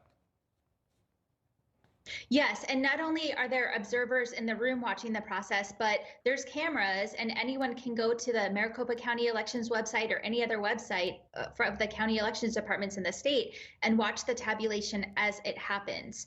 And so we never have all the ballots counted on election night. That's just never going to happen. And it is normal that we are still counting ballots right now. You say normal, and it is normal. And again, the American people just need to have patience with the process as you go through it. We see right now, and again, we've got 600,000 ballots to cast. With Joe Biden right now, a 93,000 vote lead. In the history of Arizona, has there ever been a recount? Obviously, we're outside where anybody could ask. Let me just ask it that way. If it stays 51-48, outside of your recount provisions, correct? That is outside of our recount provisions, yes. you're pretty upbeat that there's not going to be any major legal challenges from the Trump campaign or from Republicans, conservatives in Arizona? Yeah, there really is. They don't have a legal pathway to challenge. We are legally counting valid ballots, and there's not a way to stop that. Because some conservative leaders, Secretary, they've been using social media to push this claim that voters in some of the Republican-leading precincts in Arizona were given Sharpies to fill out their ballots so that their votes would not necessarily count. Have you heard about that? Is there any truth to that claim? Yes, I've been talking about markers all day today. Certainly, I want to validate voters who have concerns about their ballots being counted. There is no concern about ballots being counted because of the pen that was used to mark the ballots. All of those ballots are being counted.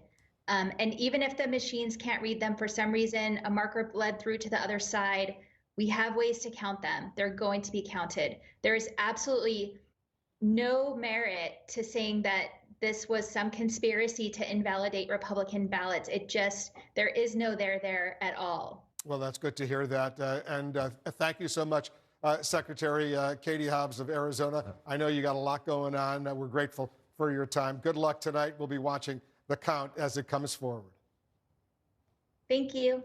You know, John, let's talk a little bit about Georgia right now. We're going to go from Arizona to Georgia right now because take a look at the count there now. 68,000 votes. Trump is ahead of Biden. 94% of the estimated reporting is now in, but it's gone down. It was a few 100,000. Now it's only 68,000. Trump is ahead of Biden. It is going down as they count the votes. I just want to do a quick aside. The question is, could Biden catch up? Yeah, we'll look at it. Just a quick aside to Secretary Hobbs and all these other Secretaries of States. They're the stars. They're counting the votes in their states, Democrats and Republicans. They do a great job. And America's getting to see them, and I hope that's a good thing. So can you narrow this down? You're at 50.1 to 48.7. So again, if you're in the Biden campaign, you're thinking, can we do this? In your Trump campaign, you're thinking, what happened, right? This lead is shrinking. Why is it shrinking? It's because the votes they're still counting are largely in Democratic areas. I'm going to walk through some of them right now. Fulton County, we believe, and some of these could have been counted in the last several minutes, but as of a short time ago, 30 minutes or so ago, you still had 64,000 votes to be counted in Fulton County. So can Joe Biden come back?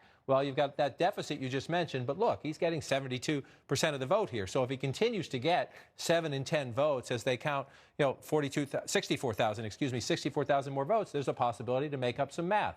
You come over here to the east, DeKalb County. Look at this. Joe Biden's getting 83% in DeKalb County. As a short time ago, they still had 18,000 ballots to cast. So there's a possibility you make up some math there. Let's pull this out just a little bit. And you come up to the north here, and you have Forsyth County. You see the president is carrying this county, 67%. And in Forsyth County, we have about 7,000 ballots still to be counted as of a short time ago. Some of them may have been counted, but you see you're up to 95% here. Now, there's two ways to look at this. This is a way for the president to add votes. If he keeps getting 67%, maybe they're mail-in ballots and Democrats voted by mail. That's why we count them, because we're not sure. Your eyes tell you this is a place where they count ballots. The president's likely to pick up a little bit math, but sometimes what you see in the trend lines can be deceiving when you count votes. So we just pull out and come back out and look at it. You come down here. I believe it's down in here. No, it's up here. I'm sorry. Houston County is over here. I'll get to it. They're still counting some votes there. In Henry County, I think they're about done.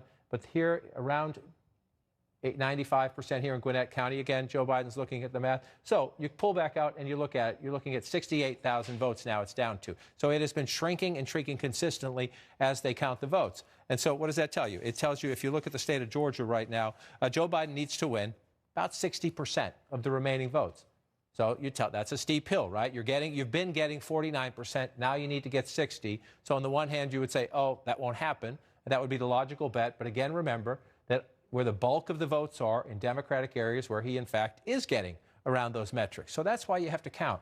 And you can look at the statewide numbers and you say it's an incredibly steep hill. You go into the counties where they're still counting votes and you see those are strong Democratic areas. We know people who voted by mail and absentee, at least in most states, were disproportionately Democrat. So you count.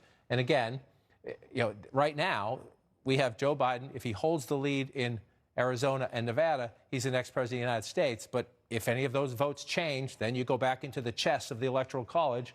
And so you look at every state, Wolf, until we get to the finish line. It's shrinking. We'll keep counting. Yeah, it's been shrinking dramatically over these past several hours, and I'm sure that the Biden people are encouraged. 94% of the vote is in, so 6% still remains outstanding. 6% still outstanding. Again, we think it's somewhere in the ballpark of 400,000 votes, or at least it was a short time ago. And you just come around and you walk through them all and you go through, see 99%, so you're counted there. You move down 95%. You're looking for places. I just showed you Democratic areas if we want to be fair to the president. Are there votes in Republican counties where you can find them? So you keep looking around. Upson County, you got 95. You come down here, 95. So it's possible. These are much smaller counties, but the bulk of the votes here are going to be in the Atlanta metro area. If Joe Biden is to mount a comeback, it will be because as they get to the finish line, 95% now in Fulton County. And again, 72%. He needs metrics like that as you keep counting over in DeKalb. We'll see. We'll see. Again, when you're behind like that, you think the hill is steep. But if the votes are in predominantly Democratic places, you can change the math pretty quickly. Can we take a look at where Trump is underperforming in the state of Georgia compared to what he did 4 years ago? Let's take a look at it. This is underperforming, and these are the counties. And again, you see it right here. Right? It's not a lot. If you look at all these counties, it's not a lot. But where is he performing? Underperforming. I mean, you see underperforming his own performance in 2016 by 5 percentage points or more in the suburbs outside Augusta, in the suburbs surrounding Atlanta. Right? And it's in these, as you move farther out, we just pop this one up. This is Henry County out here. They're at 95%. You've got Rockdale County here. But this is where, again, one of the stories of the Trump presidency, number one, give him credit. He's more competitive in some of these states because of his late campaign travel. He ginned up a very good Election Day turnout. But one of the stories we see consistently, again, Atlanta, you're pretty far out here as you come down from Atlanta. You have the suburbs and then the exurbs. Think about any community in America. Atlanta is like it. He's underperforming there. And you come over here, just look at this Douglas County. Look at Joe Biden's getting 62%. All right, if you go back in time, the president was much more competitive, 43% 4 years ago. You come up here, and as it gets closer, this is what matters. You look at the metrics of underperforming. You pull back out here. I just want to see if we can do the flip side of this, Wolf. So that's where Trump is underperforming. Let's see if you look at the same area, right? So what's going to decide this? We're not sure if Joe Biden can mount a comeback, but look at where he is overperforming Secretary Clinton from 4 years ago. Joe Biden is doing better in the area I'm talking to you about right here, in the suburbs, Gwinnett County. This is further out, Forsyth County, where they're still counting some votes as well. And you come around Cherokee County, and then you come down here to Cobb County. In the metropolitan Atlanta area, this is one of the growing areas in America, demographically diverse, and the suburban revolt against President Trump. If Joe Biden can come back in Georgia, it'll be because of just that right there. Yeah, and it's getting closer. Once again, 68,000 vote lead for Trump over Biden with 94% of the vote in Georgia. So we'll watch Georgia very, very closely. We'll, of course, watch Arizona and Nevada very closely as well. Anderson, over to you. Thanks so much. Gloria, so much now focus on Arizona, both from the Trump campaign and certainly for people who want to see Joe Biden elected. There's now concern about Arizona. How do you see it? Well, and concern about Maricopa County.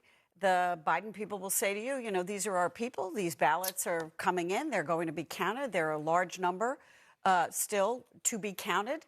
And the Trump people are saying just the opposite. So what we have here, and we haven't talked about what we saw with Joe Biden yet either, is we have a president of the United States who keeps tweeting that he's winning. Last night, or early this morning, he said he was winning in Michigan. And, of course, now we know that he didn't win in Michigan. And, keeps pushing these theories about how the election is fraudulent and he's winning in states that currently we don't know the answer to where he's winning.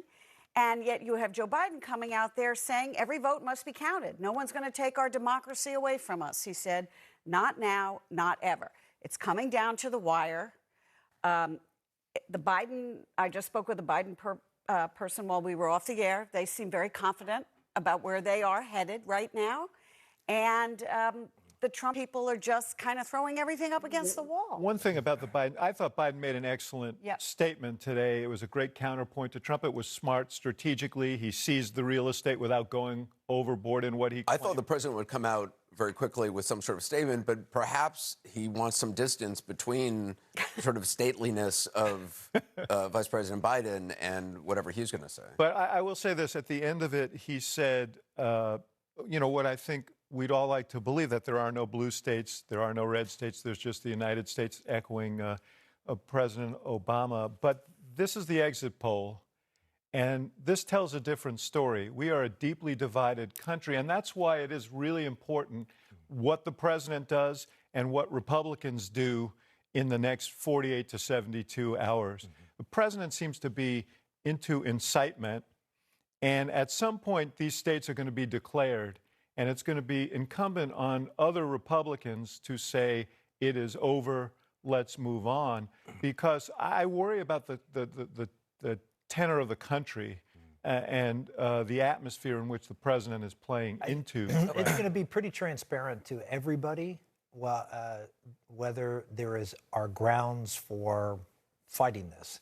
And there may be legitimate grounds. I mean, the idea that Donald Trump isn't going to fight if there's ground to fight on, or Republicans aren't going to fight if there's grounds to fight on, we should. I mean, if there's legitimate reasons to go, if there are problems somewhere, then we should. We have every right to do so. If you're but down if there is 100,000, down 100,000. No, I understand that. I get that. But I'm just saying, I think fair enough. When I'm talking about Republicans, we're gonna assess the landscape, and we're gonna do what's in the best interest of the country. Period. But this race isn't over yet. We look at Arizona, you look at Nevada. I want to talk about Arizona. It's not over. It's not as much as to where those votes are coming from as to when the votes are coming from. In other words, when were they cast? Because as we know, the votes that were cast at the election were heavily Republicans, and when we were cast early were heavily Democrat. And what we're hearing is in Nevada, and you've reported actually here on CNN, that most of these votes, or at least a big chunk of them, were voted late, which is good for Republicans. That's why there's a mystery. That's why the people are concerned. Probably why it hasn't been called yet. But I just want to say, why are we talking about Arizona at all? We're talking about Arizona because the Latino and Latina community stood up and did something extraordinary. And we've spent a lot of time this year, thankfully, talking about African Americans, African American issues, et cetera.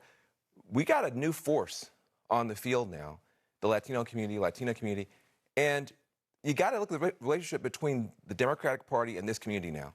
I think what I'm hearing from a lot of people on the ground in Arizona, they feel overgeneralization, underrepresentation, underinvestment across the board for Latinos. Overgeneralization. We got to stop acting like all Latinos and Latinas are the same people. A Cuban is not the same as a Puerto Rican, is not the same as a Guatemalan, and that is demonstrated now. We've got to be much more sophisticated about this community. Underrepresentation.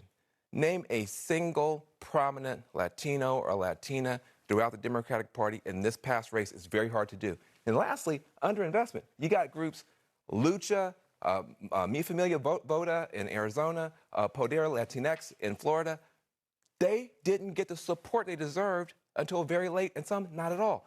So all I want to say is the reason we're talking about Arizona is because there's a community of people that was being picked on and mistreated, anti-immigrant attacks against them that forced them to organize themselves. Yeah. And it's their strength that's actually brought this state across into the blue column, and we're going to have to reevaluate our relationship to that community. The other reason we're talking about Arizona is because Maricopa County is 60% of that vote, and it is one big suburb essentially. Phoenix is a piece of it, and one of the things that happened in this election is that the suburbs shifted. Donald Trump carried them last time. There was a 7-point shift against him in this election. Biden carried the suburbs. And so a place like Arizona, where the suburbs are so dominant, becomes a much more competitive place. Put those two forces together, you got something there. You got those two forces. Can I get back to what you were saying, Rick, which is we have to decide what we do, what we challenge. It seems to me like the speech last night. We challenged the president's speech last night. I think every Republican stood up and said, no, but the president has already made declarations and continues to make declarations that the results that have, for example, that have been counted and ratified by the states, et cetera, about who's the winner and who's the loser, that he's not accepting. He said it last night. We won Michigan. That didn't happen.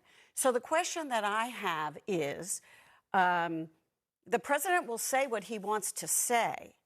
What exactly will the legal challenges be? For example, in your state of Pennsylvania, if the margin, let's just say, this is a hypothetical, if the margin is large in Biden's favor, 50,000, 100,000, pick your number.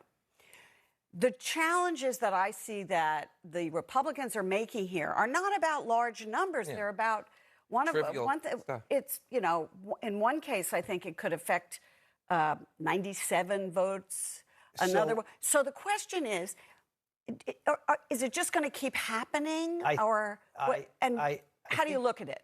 To the point that I think everyone will validate here, if there is no theory behind why that vote isn't what it should be, just saying we're gonna fight this thing, but there's no theory behind why you're fighting it. I mean, I don't. For example, what I'm hearing is they're probably not going to fight Wisconsin because they don't really have a theory behind why they lost. You know what happened in Wisconsin. But they just announced today they would. Well, here's my concern, Rich. They're going to go everywhere. Everybody's going to go everywhere. But the question is, where are you going to put your this comes in the context of a 5-year project of suggesting that the process is rigged, that these conspiracy theories just pervade everything that the president does, and he is sending signals that somehow, if he loses, that he will only have lost because of a corrupt process. I want to add to that because I think when you look at all the exit polling, that kind of stuff, there's stuff we didn't ask questions about, like QAnon and all this other stuff. There's stuff in the water in this country right now that's being pushed. I don't know if it's being pushed by bots or Putin or whatever it is, but there's an irrational conspiracy fear on the right. Let me just finish. I don't. You can ask a new member of Congress all about it. Yeah, we have two. We have two QAnon members of Congress. Listen, you say that it's a fringe, and maybe it is a fringe, but it doesn't seem to be a fringe to me. In that, if you listen to what's getting out there now, is this conspiratorial on the unreal social media, which is unreal. The president retweeted. That's what has been amplified by the president. And has sort of praised them as being, pedophile. You asked me what I think Republicans were doing. I will tell you what they're going to do. If there's a legitimate reason to go out and contest a state, Republicans will stand with the president to contest the state. If there's no legitimate reason, parties, there are two different. There are people like yourself who have proven to be incredibly responsible. And I'll put Marco Rubio, Chris Christie. There's a bunch of people that are holding the line. And there's something else happening in our country. And that's what we're afraid of. The president is speaking to this other force that seems to be completely off the rails. And they've got lots of people who are right now showing up, challenging and intimidating people who are counting votes and everything else. And it is very dangerous for the president to be throwing matches on that pile. With all due respect, if Donald Trump would be ahead right now, they boarded up places in New York City not to keep Donald Trump supporters from looting. Okay, let's just be real, Van. But about Biden, where the threat. Biden is not stoking that, and Trump is stoking his. Where is the real threat here? I don't see Republicans. From white I don't see any people storming around, burning buildings, and crashing through. Well, actually, I wouldn't say. First of all, how do you know that why they're putting up buildings is because of? I assume you're thinking Black Lives Matter. Well, I mean, really, those caravans of armed Trump folks driving around in big trucks blocking traffic. That's not a concern. I mean, I don't think you'd find too many in Manhattan, but I could be wrong. Well, actually, you did. They shut off the bridges to Manhattan. Well, this weekend. In fact, 4 of them. I guess that's not with a police escort. That's not what we, at least from our perspective. Right. Yeah, white people aren't. Yeah, as a white Republican, you're not scared about like white armed Trump supporters meandering around cities that they don't live in. I'm scared of any armed people who are doing things. Okay. Well, the president doesn't seem to be because he likes it when they show up in the Michigan State House. Is what Van is saying. There is no doubt, is there, that the president is playing to this, that he's lighting the house on fire and walking out the back door, right? That he is saying they're stealing the election is rigged. If I don't win, the reason will because it's a corrupt election. Yeah. So and you've throw heard out Republicans, just to be clear, Republicans have uniformly condemned the president for his speech last night. And you did too. Yes, and I think I was the first person because I did it right after the speech at 3 o'clock in the morning. Right. But the bottom line is, don't say, well, we're not doing anything. The Republican Party is not going to stand by and let the president, go on a quixotic adventure and support him in doing things that are going to delegitimize the election. So is it about the margins? Is it about, in other words, you say Republicans won't stand by. Will you be looking at the margins in a state like, say, Pennsylvania and say, well, the margin's large, Mr. President, don't do this. We have a point to make about the way this election was, done, and that next time we have to fix this. But would you say to him, continue this right now if the margin is large? I think I That's said the that at the beginning of this conversation. We will look at the situation, what's being claimed, and whether that defect is sufficient to make up for the difference in the vote. And if it isn't, if it's late votes that came in, and there are 2,000 of them that came into the Pennsylvania. How does it work, though? Then we're not going to obviously contest the election on 2,000 votes that came in between today and Friday. But how does it work? I mean, if the president wants to continue to contest the election, even if responsible leaders in the Republican Party think, okay, this is not a good idea. He has the right to do that. He has the right to do it. Right. Sure. I mean, but is there anyone in the Republican Party who would go to the president and say, Mr. President... I think there'd be a lot of Republicans who would be concerned about how it affects them and the perception of the public of the Republican Party and the leadership in Washington, as well as the leadership of governors and others around the country who are not going to want a president going off on something that seems to be an erratic... You understand why this would be a question, because we've had stand up and comment, and many of them were afraid to do that. Well, I think that's a completely different issue. All eyes are on Arizona and Nevada as Joe Biden holds on to his lead in those states and looks to add to his electoral count. Will more undecided battlegrounds be decided tonight? Votes supposedly going to be coming in from Nevada, from Arizona. Stay with us.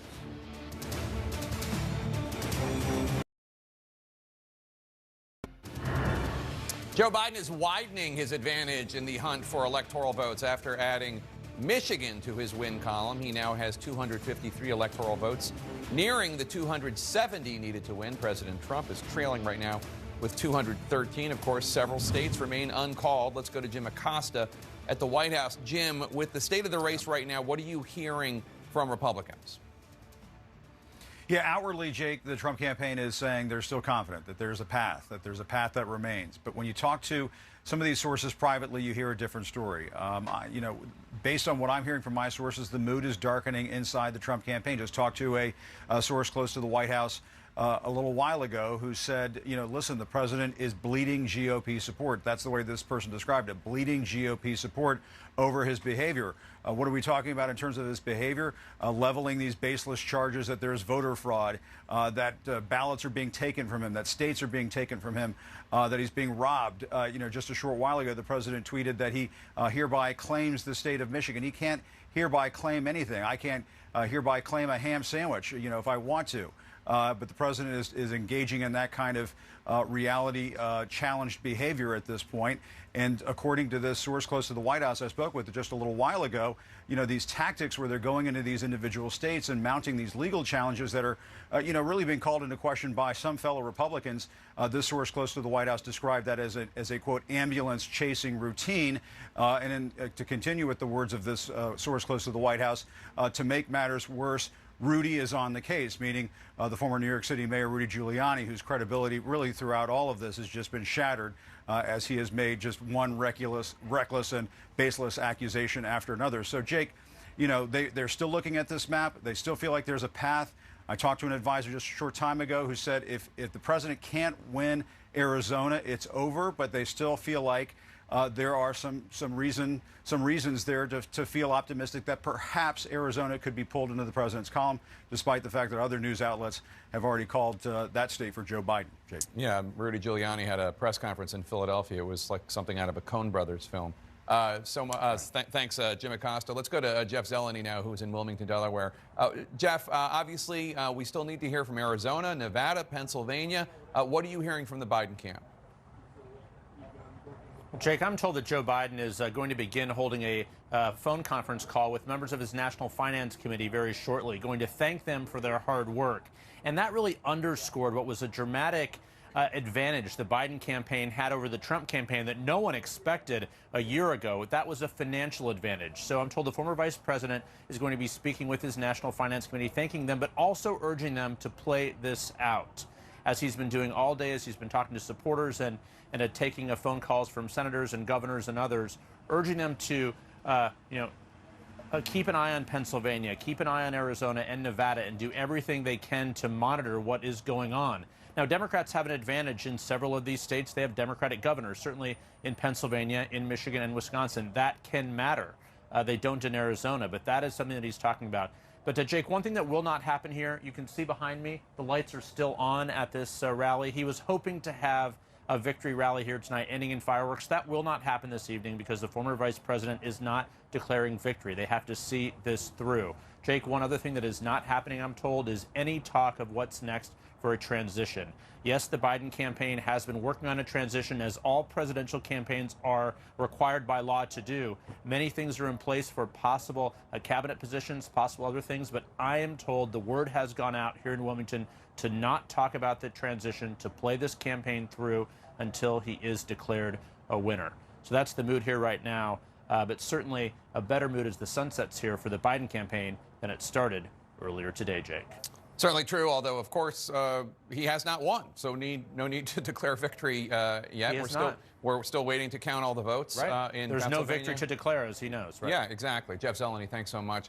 Obviously, several other races were going on at the same time as the presidential race. There are a number of Senate seats up. Democrats were hoping to win the Senate back from Republicans. How did that work out for them? Let's go to Dana Bash now, who can tell us more.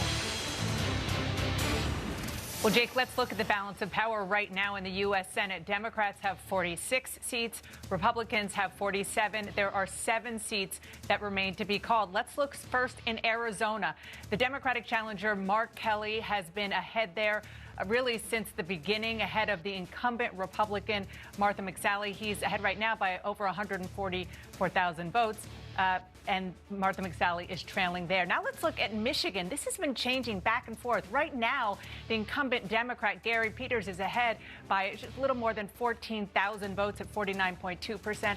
The Republican challenger, John James, is trailing there. North Carolina, let's look at that. Also very, very tight, but the incumbent Republican, Tom Tillis, is ahead by 96,000 votes at 48.7%. The Democratic challenger, Cal Cunningham, 46.9%. 94% of the estimated vote in there. And in Georgia, David Perdue, the incumbent Republican, is ahead by 157,000 votes, 50.5%. John Ossoff, 47.2%. That 50% is really key because remember, Georgia, they have to get that in order to avoid a runoff. Let's look at Maine. Right now, CNN has Susan Collins at 50.3%. Her Democratic challenger, Sarah Gideon, at 43%. We can say that Sarah Gideon has conceded the race. CNN is not yet ready to call it. Alaska, the incumbent Republican, is ahead there as well. Dan Sullivan by 53,000 votes at 62.9%. The Democratic challenger is trailing in a big way, 31.8%. So what does it mean right now? Right now, there is one Democrat leading in a Republican Senate seat. Democrats must pick up 4 Republican seats in order to flip the balance of power to the Democrats. And Jake, that 4, that's exactly where Democrats started before Election Day. So they certainly, as you mentioned, have not gotten the kinds of gains that they were hoping to get, particularly since so many Republicans were on the ballot. So many were considered vulnerable, but many of them have won or are still very much in the hunt. All right, Dana Bash, thanks so much. And, you know, you have to, I mean, the Democrats had a bad election day when it comes to the Senate. We're still waiting to hear about a number of House races as well. And as we've learned from the past, we need to let those races play out, although it looks as though Republicans have knocked off a bunch of House Democrats. But they had hopes to take the Senate, Democrats. Those hopes are dashed. Yeah, it's really hard to see it right now. There were so many Republican senators who were incumbents who were in really tough races, and they're either hanging on right now or they're likely to win their seats. And in a year, again, I keep saying this was a bad year for Republicans to run. We're in the middle of an economic recession with an unpopular president, and yet Democrats were not really able to advance the ball much in terms of the Senate majority. And the House picture we'll get a little bit later, but there were some pretty significant tight races that Democrats are really worried about in places like Miami, of all places, that they really never expected to be potentially losing seats. This is the kind of thing that tells you this is a really polarized country. These Republican states, Trump has such a strong hold on them. And when he's able to turn out his supporters, it's easier for Republicans to hang on. It's tougher for Democrats to pick off the vulnerable members. You know, Republicans who worked on the Senate campaigns thought that Senator Susan Collins of Maine, Republican, was going to lose. Yeah. They were, she did not, there was not one poll Yeah. that showed Susan Collins in the lead. And she overperformed Trump. Yeah. And it might be a little bit of a different story because she is someone who is, as some people say, very well suited to her state, understands her state very well, and really tried to navigate that race in a unique way, but may end up significantly outperforming President Trump, who we've called the state of Maine for Joe Biden is going to lose that state. So Susan Collins is one thing, but that was such a race. Democrats spent so much money on that race, and in South Carolina, and in Kentucky, and in Texas. I think, speaking of money, I think a lot of liberal Democrats who sent money to Jamie Harrison in South Carolina and Amy McGrath in Kentucky are wishing they had not sent that $200 million. Joe Biden is on the cusp of 270 electoral votes tonight, but with key states undecided, the contest is not yet over. A presidential historian says we're at the tipping point of our democracy. We'll talk with Doris Kearns Goodwin next. Stay with us.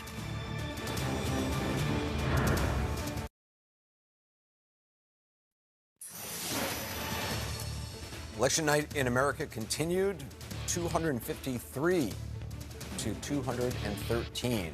Joe Biden in the lead now. All eyes on Arizona and Nevada as we wait for the votes to be counted. Joining me now is Pulitzer Prize-winning presidential historian Doris Kearns Goodwin. She's also the author of Leadership in Turbulent Times. Doris, thanks for being with us. It's an incredibly exciting day, no matter what side of the political aisle you are on. Anxiety-provoking for both sides of the political aisle. You said that this is a tipping point of our democracy, this election. For you, why are the stakes so high? Well, because whatever the outcome is going to be, we remain a deeply divided, polarized nation, more than at any time in our recent history. You know, Teddy Roosevelt once warned that the greatest threat for democracy would come when people in different sections, religions, or classes are so cut off from one another that they no longer regard each other as common American citizens. They see each other as the other. Old George Washington warned about the spirit of party and the spirit of sectionalism. That was in his farewell address. We're seeing that right now, and I think, to paraphrase old Abe Lincoln, history will look with honor or dishonor on how the parties and how these two candidates handle this divided moment. There's been questions about it. On the one hand, you have President Trump saying that he's already won the election, that he's going to be fraud. He's already stoking divisions. On the other hand, you heard Joe Biden talk about the importance of being president of all the party, not stoking the divisions, listening to the other sides. We need that so badly, not just from the candidates. This will be a real test of the Republican Party and their leaders right now. During the war in Vietnam, I mean, there was incredible division and tension in this country. There were bombings by radical groups, a surprising number of them throughout the early 70s. Do you think things are worse now in terms of polarization? I do think so. I think the big difference now is that you've got a divide in the media that is much greater than it was really since the 1850s. So you almost have alternative universes with people not even agreeing on the facts, much less the opinions. You can agree, on one hand, you think that COVID is a serious disease. On the other hand, you might be listening to your network and feeling that it's not a serious disease. And it reminds me, sadly, sometimes of the 1850s, when all you would do is read your party newspaper. So if you're reading about a Lincoln-Douglas debate, you might think that if Lincoln was, you'd hear in the Republican paper, he was carried out on the arms of his supporters. He was so triumphant. You read the Democratic newspaper, the same debate, they'll say he was so terrible, he fell on the floor and he had to be dragged out. That's the added dimension, I think, today. We had 3 television networks at the time, so that when the war in Vietnam was going badly, the credibility of Lyndon Johnson was undermined by saying that the war was in progress. You had some sort of a bully pulpit that you could depend upon. Now it's split, and then it only exacerbates the divisions, and then you've got a leader who's exacerbating them further. So I'm usually a big optimist, but I think this moment is really, really important, how we handle this election. We've certainly seen 2 different leadership styles or approaches. But we heard from former Vice President Biden today with Kamala Harris standing by his side. We've also heard late last night or early this morning from the president and also from the president on Twitter. I'm wondering what you make of how the president has been handling this and communicating with the country today and last night? Well, I think the big question is he really communicating with the country, or is he communicating with his supporters?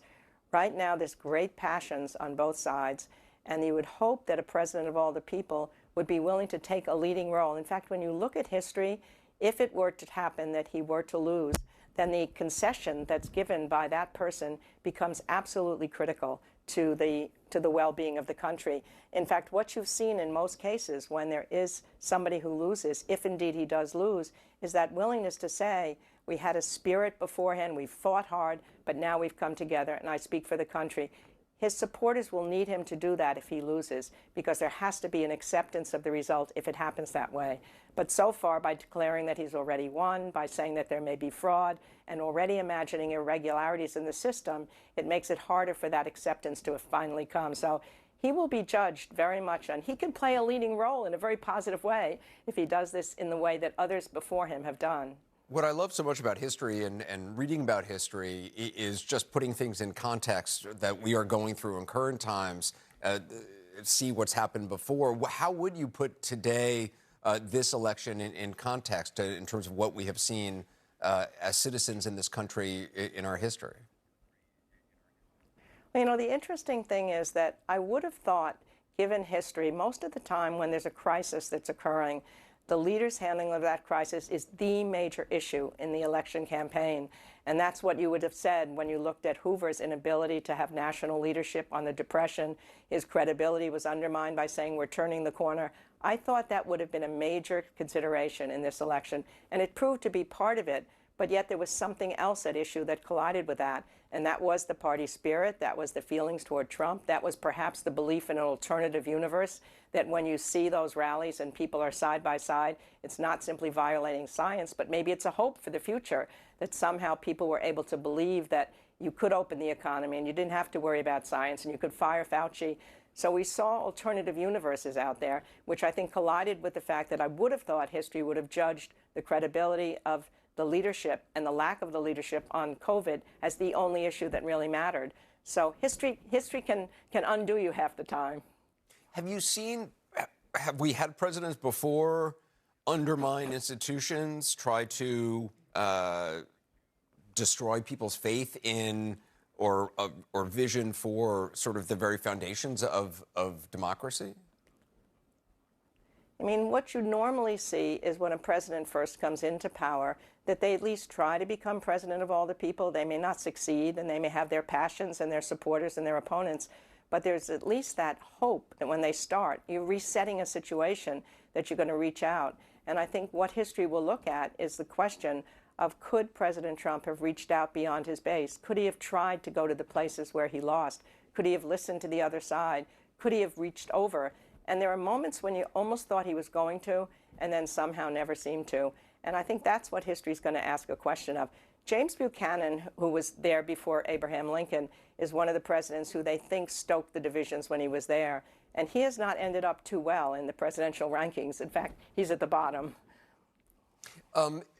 Whoever wins, as you said when we started talking, this country remains more divided than ever, or as divided as it was, before this election. In history, how do countries, or how does the U.S., how does it bounce back? How does that, I mean, we can remain divided, I assume, and that could be just the future, or there's an alternative of somehow coming together. We've seen that sometimes in times of crisis. What does history tell us about what can happen? Well, I think history tells us that leadership can make a big difference. I mean, think about Lincoln's second inaugural. We'd just come through a war where 600,000 people had died. The country had been absolutely split in two. And it's a message of reconciliation that he's giving to the country at that time. Both sides read the same Bible. Both prayed to the same God. Neither's prayers were fully answered. With malice toward none and charity for all, let us bind up our nation's wounds. I think that's what we've got to hope for if the presidency goes to Joe Biden. and he begins to talk about the fact that he knows how difficult this is, but he's going to try to reconcile us. That overwhelming spirit, I think, on the part of the American people is to say we have to move in a different direction. One might have thought COVID would have been the kind of crisis that would have allowed us to experience it together, as sometimes a war does. You would need some sort of equivalent of a war without a war, hopefully. But I think the desire is there on the part of the American people, the desire to trust again in the government. The numbers of people who voted in this election are a good sign, because maybe the more people vote, they'll feel engaged, they'll feel participants, not spectators, and they'll demand somehow that we get a Congress that can work together. There's probably common agreement now on infrastructure. There's probably a common agreement now on what to do about the recovery of the economy and certain things. I just believe if the bully pulpit is used to mobilize that spirit within us, that I still believe that somehow we'll get there. Nobody wants this level of division to be the way it is. It's only hurting us as a country. It makes us vulnerable to other countries.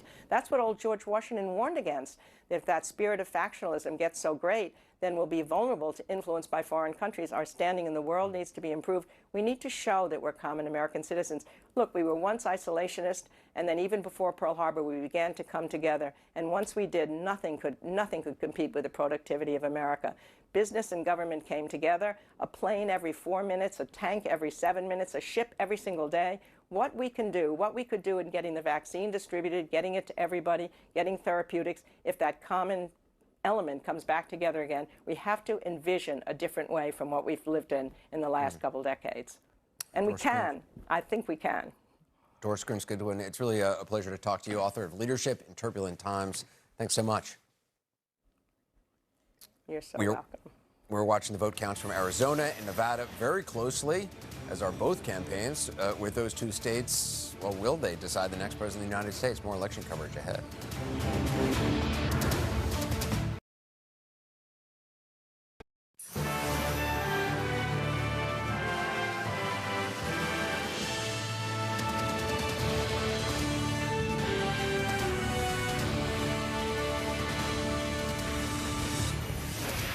This is election night in America continued. I'm Wolf Blitzer. Tonight, Joe Biden says once all the outstanding votes are counted, he expects to win the White House and defeat President Trump. The former vice president getting closer to his goal with his projected win in Michigan just a short while ago. But let's be clear, this contest is not over yet. It's all coming down to 6 states that remain too early to call. We're watching Arizona and Nevada very closely as they could be the ultimate deciders. Right now, Biden has 253 electoral votes on the brink of the 270 needed to win. President Trump has 213. He's now launching legal challenges as ballots are still being counted. Let's get a key race alert right now. All right, let's start in Arizona right now with 11 electoral votes. 86% of the estimated vote in Arizona is now in. Biden maintains a lead of more than 93,000 votes over Trump. He has 51% to 47.6%. In Nevada, with 6 electoral votes, 86% of the estimated vote is in. Biden maintains a lead there, but only 7,600 votes or so over Trump, 49.3% to 48.7%. Let's get some more states right now in our key race alert. Let's start in Pennsylvania. Right now, 20, it's a big prize, 20 electoral votes. 85% of the estimated vote is in. Trump maintains a significant lead, 276,000 votes over Biden, 51.6% to 47.1%. In Georgia right now, 94% of the estimated vote is in, 16 electoral votes. Trump maintains a lead of about 57,000 votes. It's gone down, 57,000 votes over Biden, 50% to 48.8%.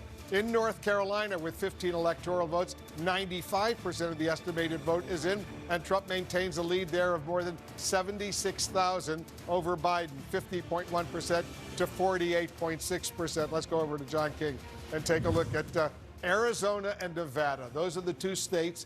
If we get results in the next few hours, potentially they could put Biden at 270. Right. Emphasis on potentially. If Biden flips Arizona, which was a Trump state in 2016, holds Nevada, which was a Clinton state in 2016, that would be enough to get him to the finish line. The if is the question.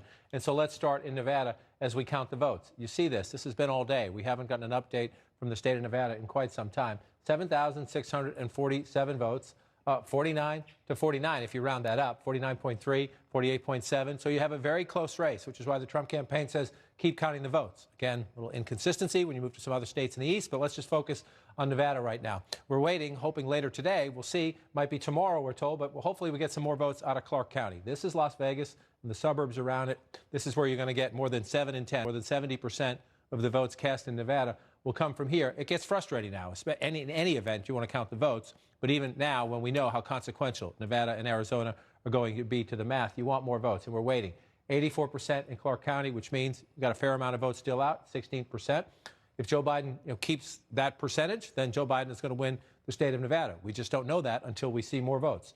And then you come up here, Reno, Washoe County in the top half of the state here, the western part of the state, northwestern part of the state. Again, it's a little closer here, 50%, 51 if you round up to 47 if you round up. And again, that's all Joe Biden has to do. You have the lead. You just need 50 plus 1 the rest of the way, right? 50%, a little more than 50% the rest of the way. And you do it. The question is, when will we get those votes? So we have reporters on the scene, and you just want to count them. And we got a ways to go. So we have to wait and count those votes. So then you move here. This would be a pickup. This would be a flip, a Trump state in 2016, a state that has not voted for a Democrat for president since the 1990s, and Bill Clinton with some help from Ross Perot back in those days. But you see it right now, 51 to 48 if you round up for the president. So it's close, and we need to be careful here. 93,000 votes. Again, that's a pretty healthy lead, but we know we have about 600,000 votes still out here, and we know about 2/3 of them are here in Maricopa County. This is Phoenix and the growing suburbs around it, one of the fastest changing, most dynamic political places in America right now. And we see in Maricopa, it's 52.3 to 46. So Joe Biden, if you just check it out, it's statewide at 51. This president has some support out in the more rural areas. Goes up a little higher in Maricopa. The question is, we are going to get some of these tonight. We're told our Kyung Law on the scene says two batches of votes will be released later, 9 o'clock hour here in the East Coast, midnight hour as we get into, that would be into Thursday, right? Tuesday, Wednesday, Thursday, off we go. So we're going to wait for those. And that's what you want to see, right? If, again, Joe Biden has the lead. If you pull out to the statewide numbers, about 93,000. So you have the lead. All you have to do from here on in is break even. Will he? We'll see. The trend lines tell you he will, but we have to count new votes to see if that happens. And so, Wolf, you pull it out. We're still waiting on a couple of places. You see this map filled in. Every now and then I want to do this just so if you're watching at home, we have not called these states. You pull them off and you see the gray. On this map here, we like to show you who's leading, but we're continuing to watch the votes here. There are other places as well. We're still watching the count in Georgia, still watching the count in North Carolina. We're obviously still watching the count in the Commonwealth of Pennsylvania, and you see that has come down. That has come down considerably. It was over 600,000 late last night. It's come down considerably. Can Joe Biden make it up? He thinks he can.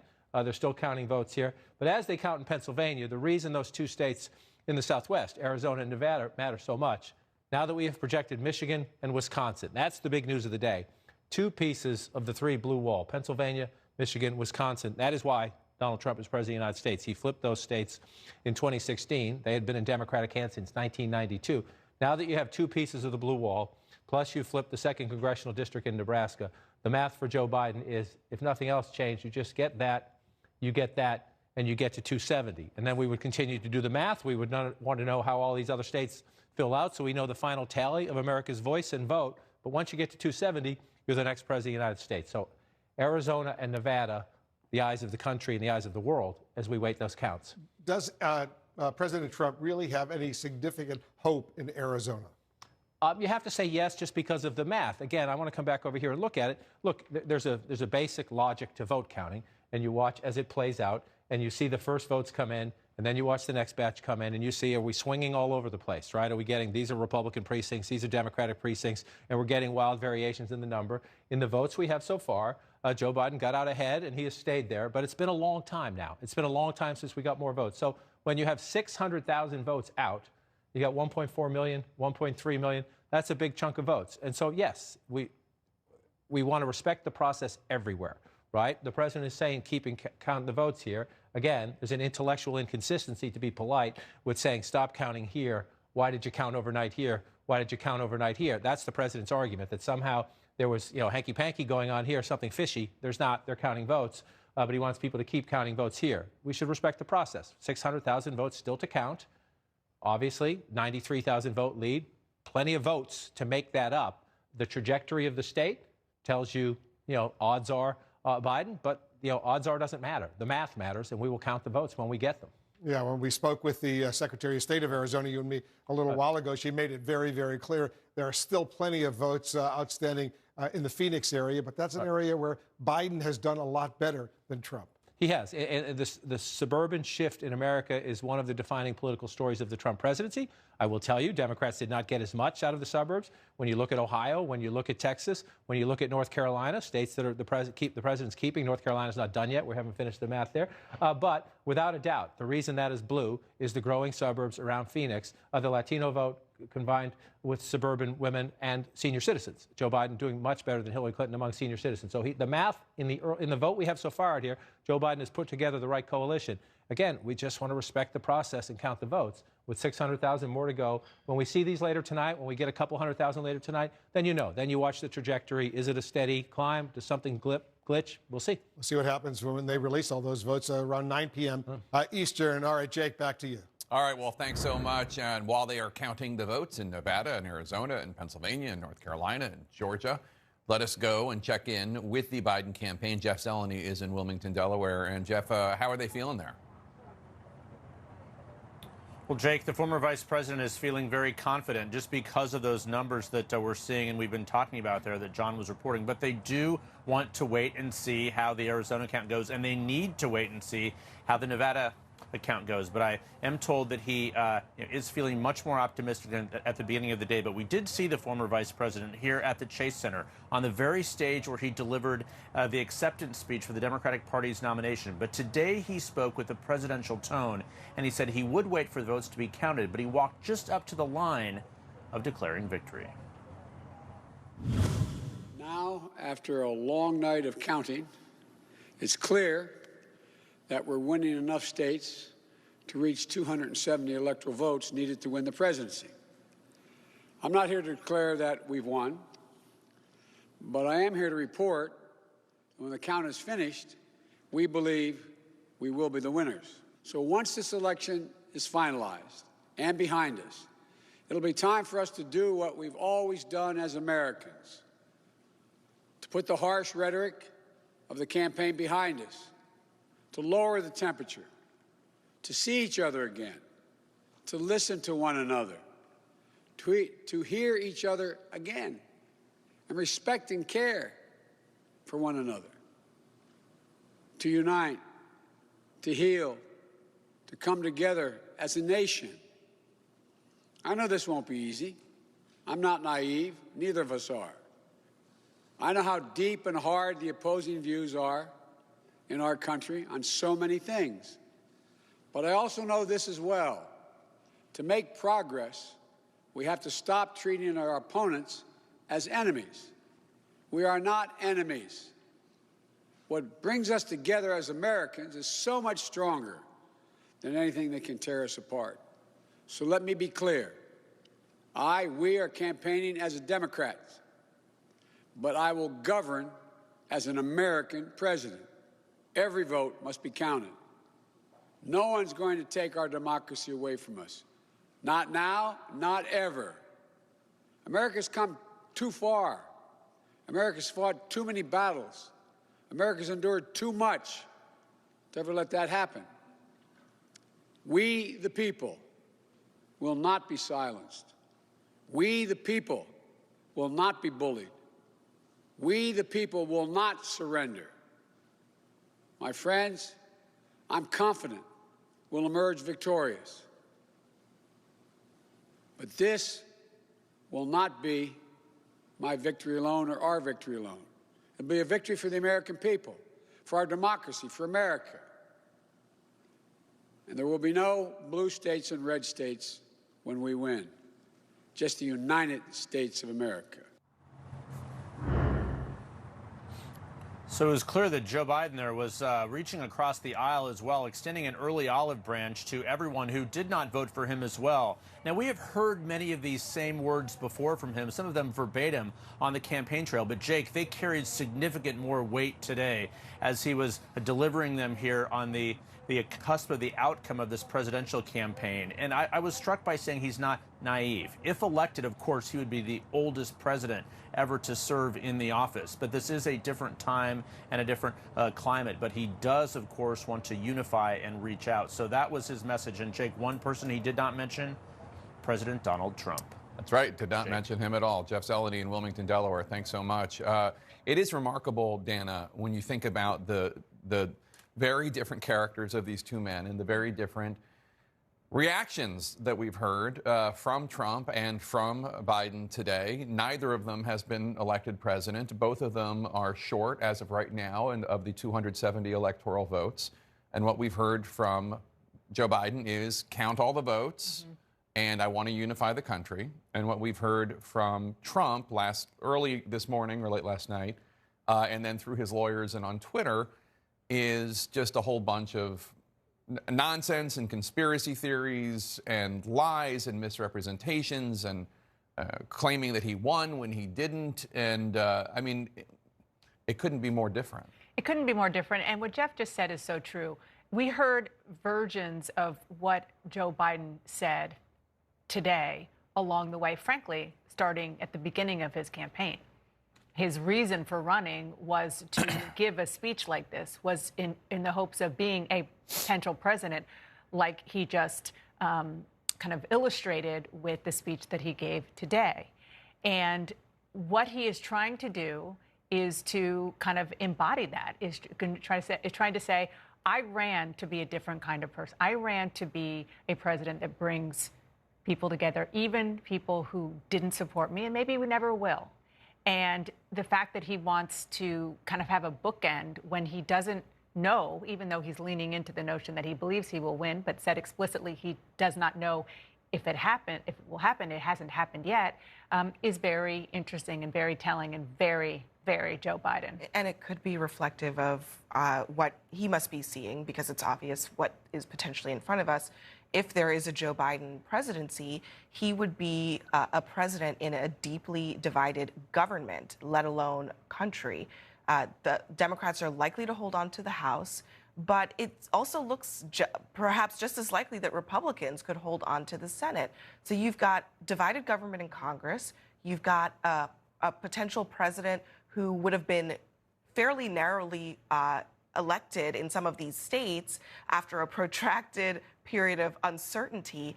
That is such a, sort of a cauldron of real chaos for this country. And I think Joe Biden recognizes that and realizes that he has to start trying to bridge those gaps early on if he's going to make a convincing case to the American people that he can lead the country through that moment. You know, we've talked a lot today about Wisconsin and Michigan, which we've projected for Joe Biden.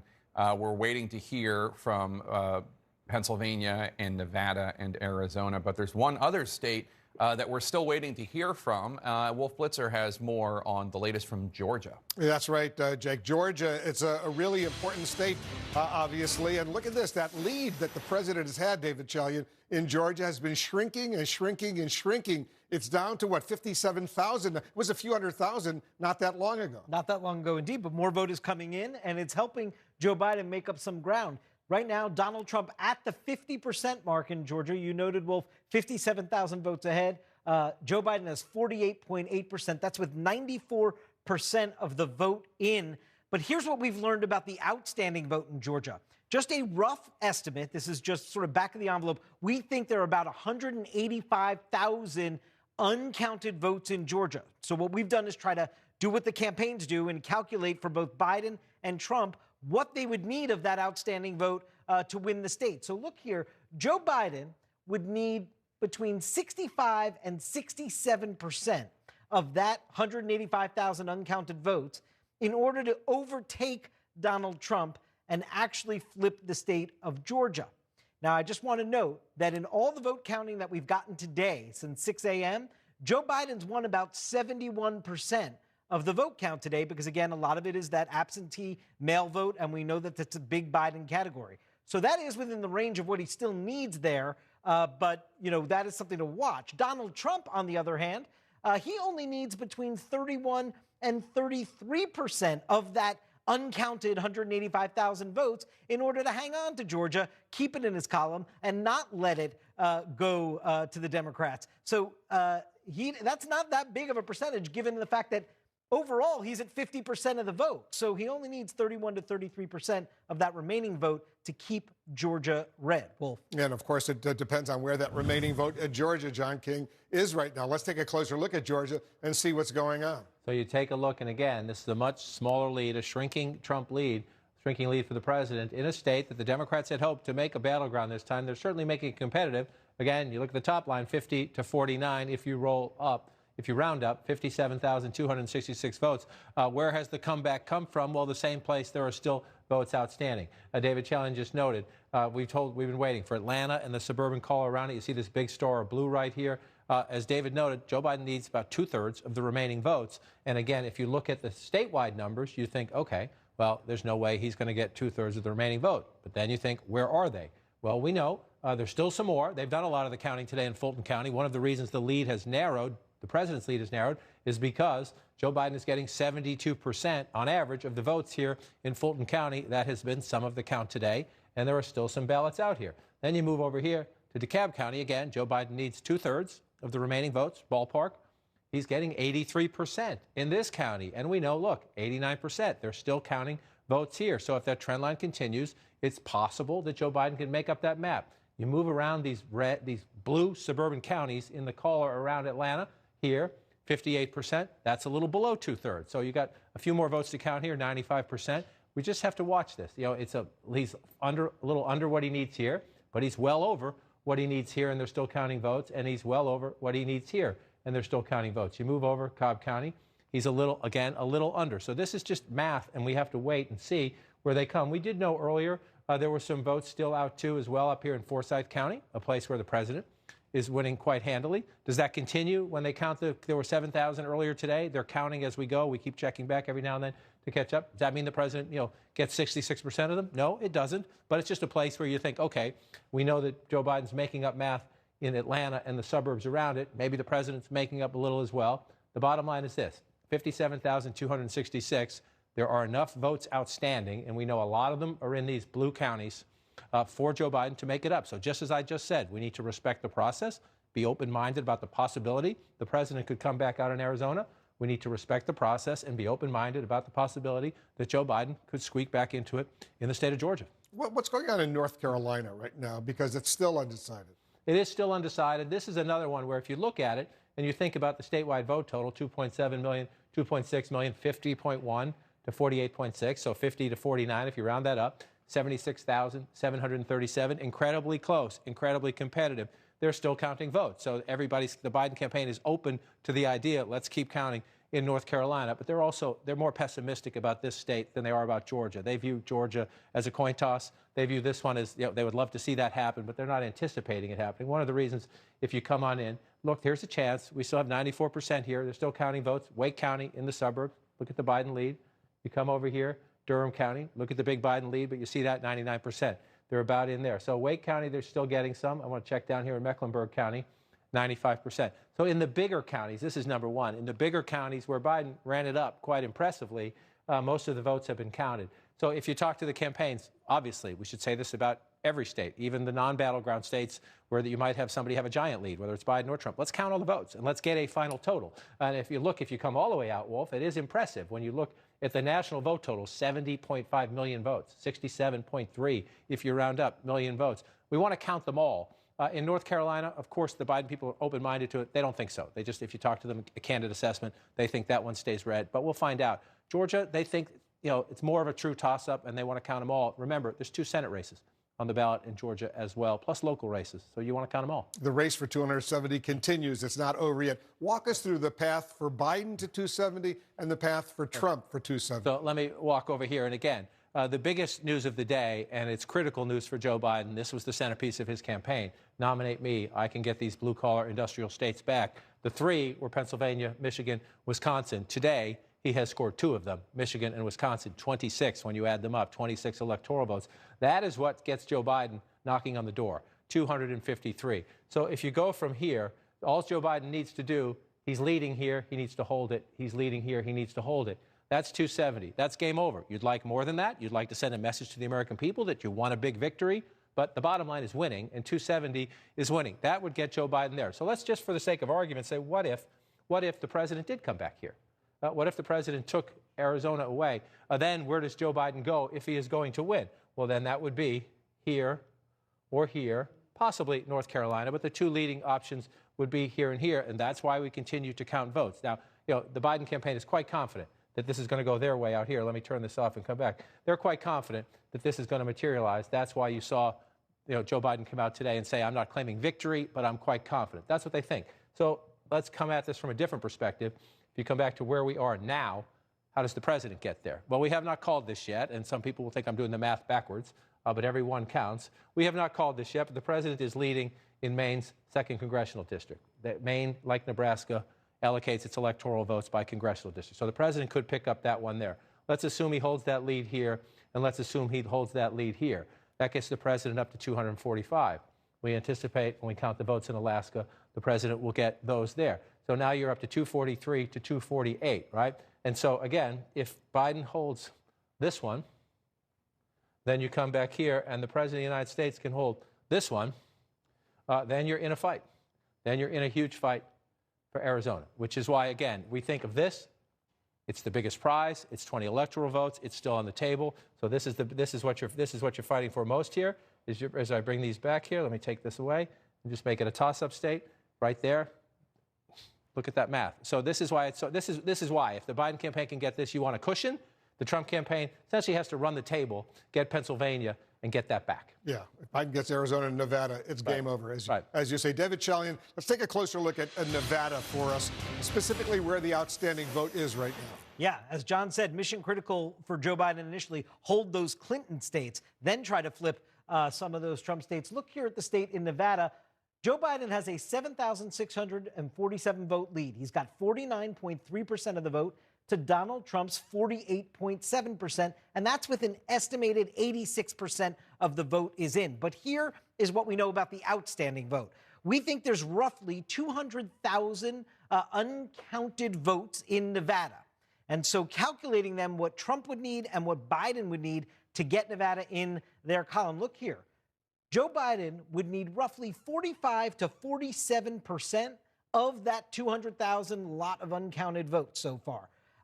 Just note, Joe Biden currently has 49.3% in the vote total. So his need range is a little lower than where his vote range is now. Donald Trump, on the other hand, would need 52 to 54% of that uncounted pot of votes, the 200,000 votes that we think are uncounted.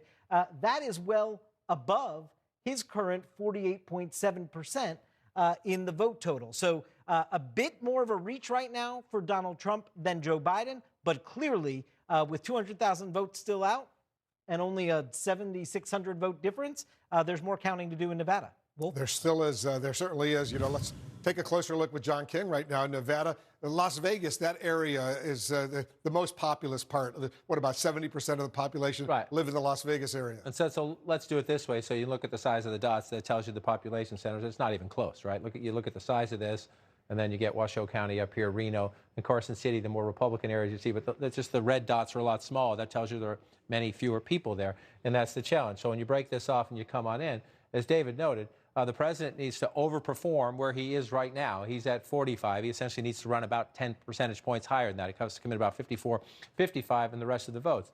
When you get to 84%, 8 times out of 10, when the rest of the votes come in, they're within a point or two of that, right? So if you look at this and you study the history of elections, it's unlikely the president's going to overperform that number by that much, by 10 percentage points. It's unlikely. It's not impossible, which is why we count votes. So we're waiting. Most of the votes will be here. Clark County is more than 70%. It'll be roughly around by the time we're done counting them all, it'll be 72, 73% of the votes cast will be right here.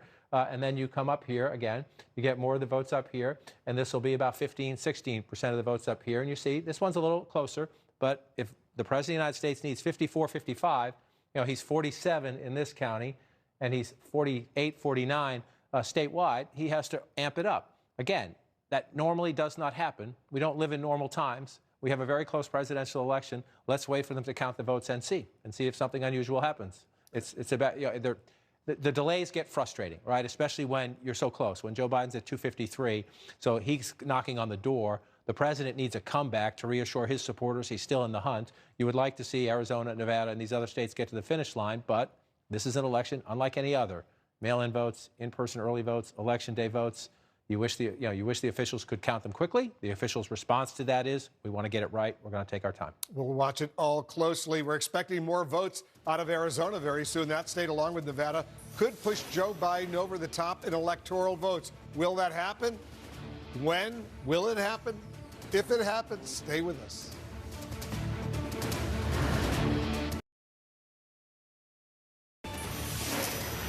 Welcome back to CNN's coverage of Election Night in America continued. You see there on the big board, Joe Biden with 253 electoral votes. We projected Michigan and Wisconsin going to him today. President Trump has 213. Neither candidate has reached the magic 270 electoral votes as of yet. There has been reaction to today's election news from the markets. Let's go to CNN's Julia Chatterley, who can tell us more. Julia, how have the markets reacted and what's behind it? Optimistic, Jake, I have to say. You know, the one thing I would tell you, and it's an overused phrase, is that investors and markets dislike uncertainty. Well, the only thing I think we were certain about going into this election was that there would be ongoing uncertainty, and that's exactly what we've got. So what the market's reacting to here is effectively pricing out a blue wave. They're saying, look, we care less about who's in the White House than we do about what happens in Congress and what policy follows. And they're sort of jumping ahead of the counting here and saying, this result looks like a divided Congress, and we're optimistic. Anything that was suffering under a black cloud of potential future regulation, so healthcare stocks, technology stocks, soared today. But there's two sides to every story, Jake, and you and I talk about this all the time. What's critical to the economy is financial aid.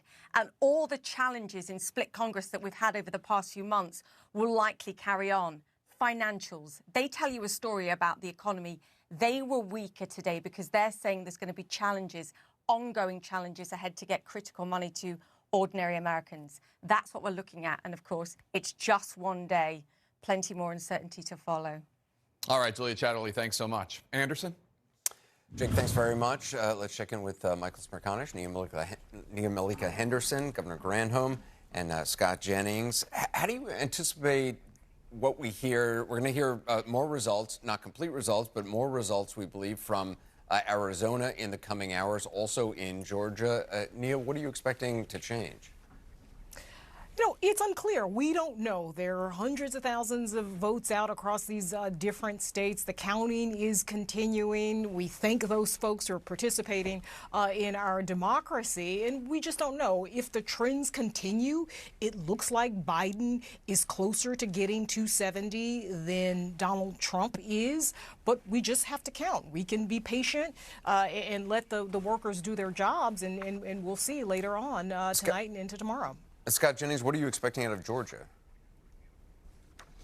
Well, it looks like there's going to be some tightening. I think what Republicans are really concerned about, of course, is whether that David Perdue goes below the threshold for a runoff in Georgia. So that's obviously something that's of real concern. You know, on Arizona, I think we're going to know a lot tonight because it looks like based on what we've been told, there's going to be a huge number of ballots out of Maricopa County. And so if the Trump campaign's claims that they are going to gain a lot of ground or to come to pass, we might find out something about that tonight. And if they don't come to pass, we might know that as well. So we can see in the next few hours, Anderson, if what the Trump campaign says is true about the nature of the ballots left to count out there.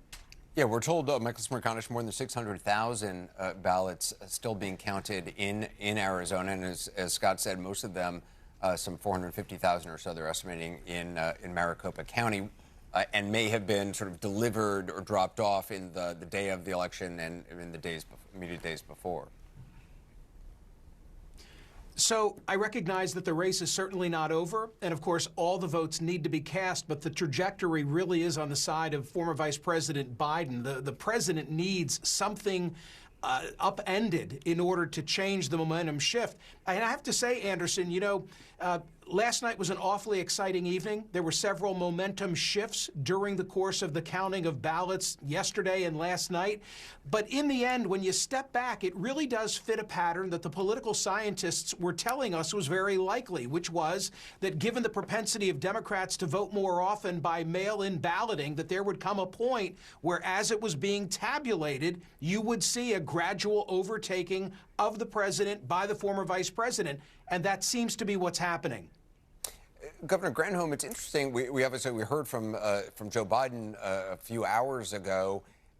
Have not heard directly from the president today on camera, though he has of course been tweeting. Does it surprise you? Do you think it's wise that he is not going out there in front of cameras? Because obviously he did that last night or early this morning. Really?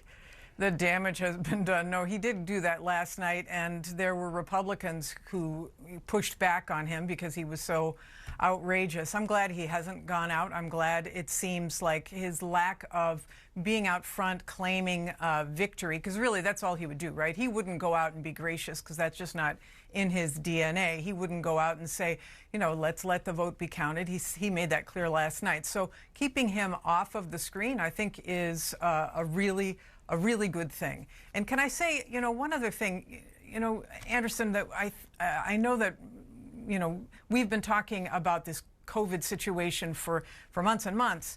And today, on November 4th, we have this unfortunate situation where, not just unfortunate, but tragic, that we hit 100,000 cases of COVID for the first time in a single day.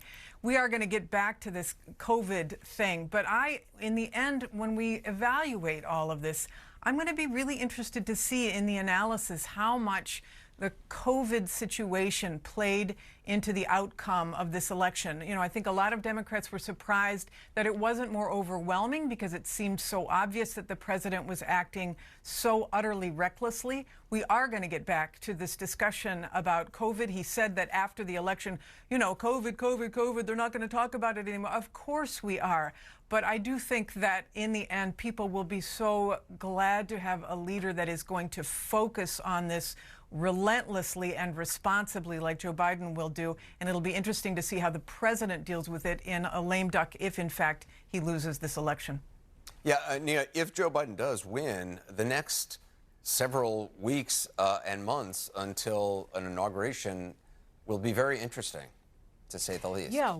What does the president do? Does he, if he ends up losing and not getting those 270 electoral votes, does he concede? What sort of mechanisms does he use in office, executive orders, to get some of his wish list done? Is there a stimulus package? You know, I think the markets would like that, and families that are struggling around the country would like that as well. I imagine it'll be chaotic. You have from the Biden team, they're already setting up their transition website, so they are looking like they think they're going to be in the White House, but it is going to be a very unpredictable next few weeks as the country grapples with this economic crisis as well as a health crisis. Scott Jennings, what would your advice be? Anderson, on that front, go ahead. Oh, sorry. Yeah, I just wanted, on that front about the next few weeks, Mitch McConnell in his press conference today in Kentucky said that he would like to see another COVID relief package before the end of the year. And so, you know, obviously Donald Trump will be president no matter what happens in the vote counting here. But also the American people just spoke loud and clear. I mean, Democrats are going to lose seats in the House. Looks like Republicans, if it all works out for them, could still be the majority party in the Senate. So I actually think politically, Nancy Pelosi's hand has been weakened here by what the voters told us last night. And it might strengthen what the Senate Republicans wanted to do, which was a more scaled back but targeted package versus the bigger package that had been discussed just before the election between Mnuchin and the Speaker Pelosi. And Michael, what do you make of the stock market's response so far?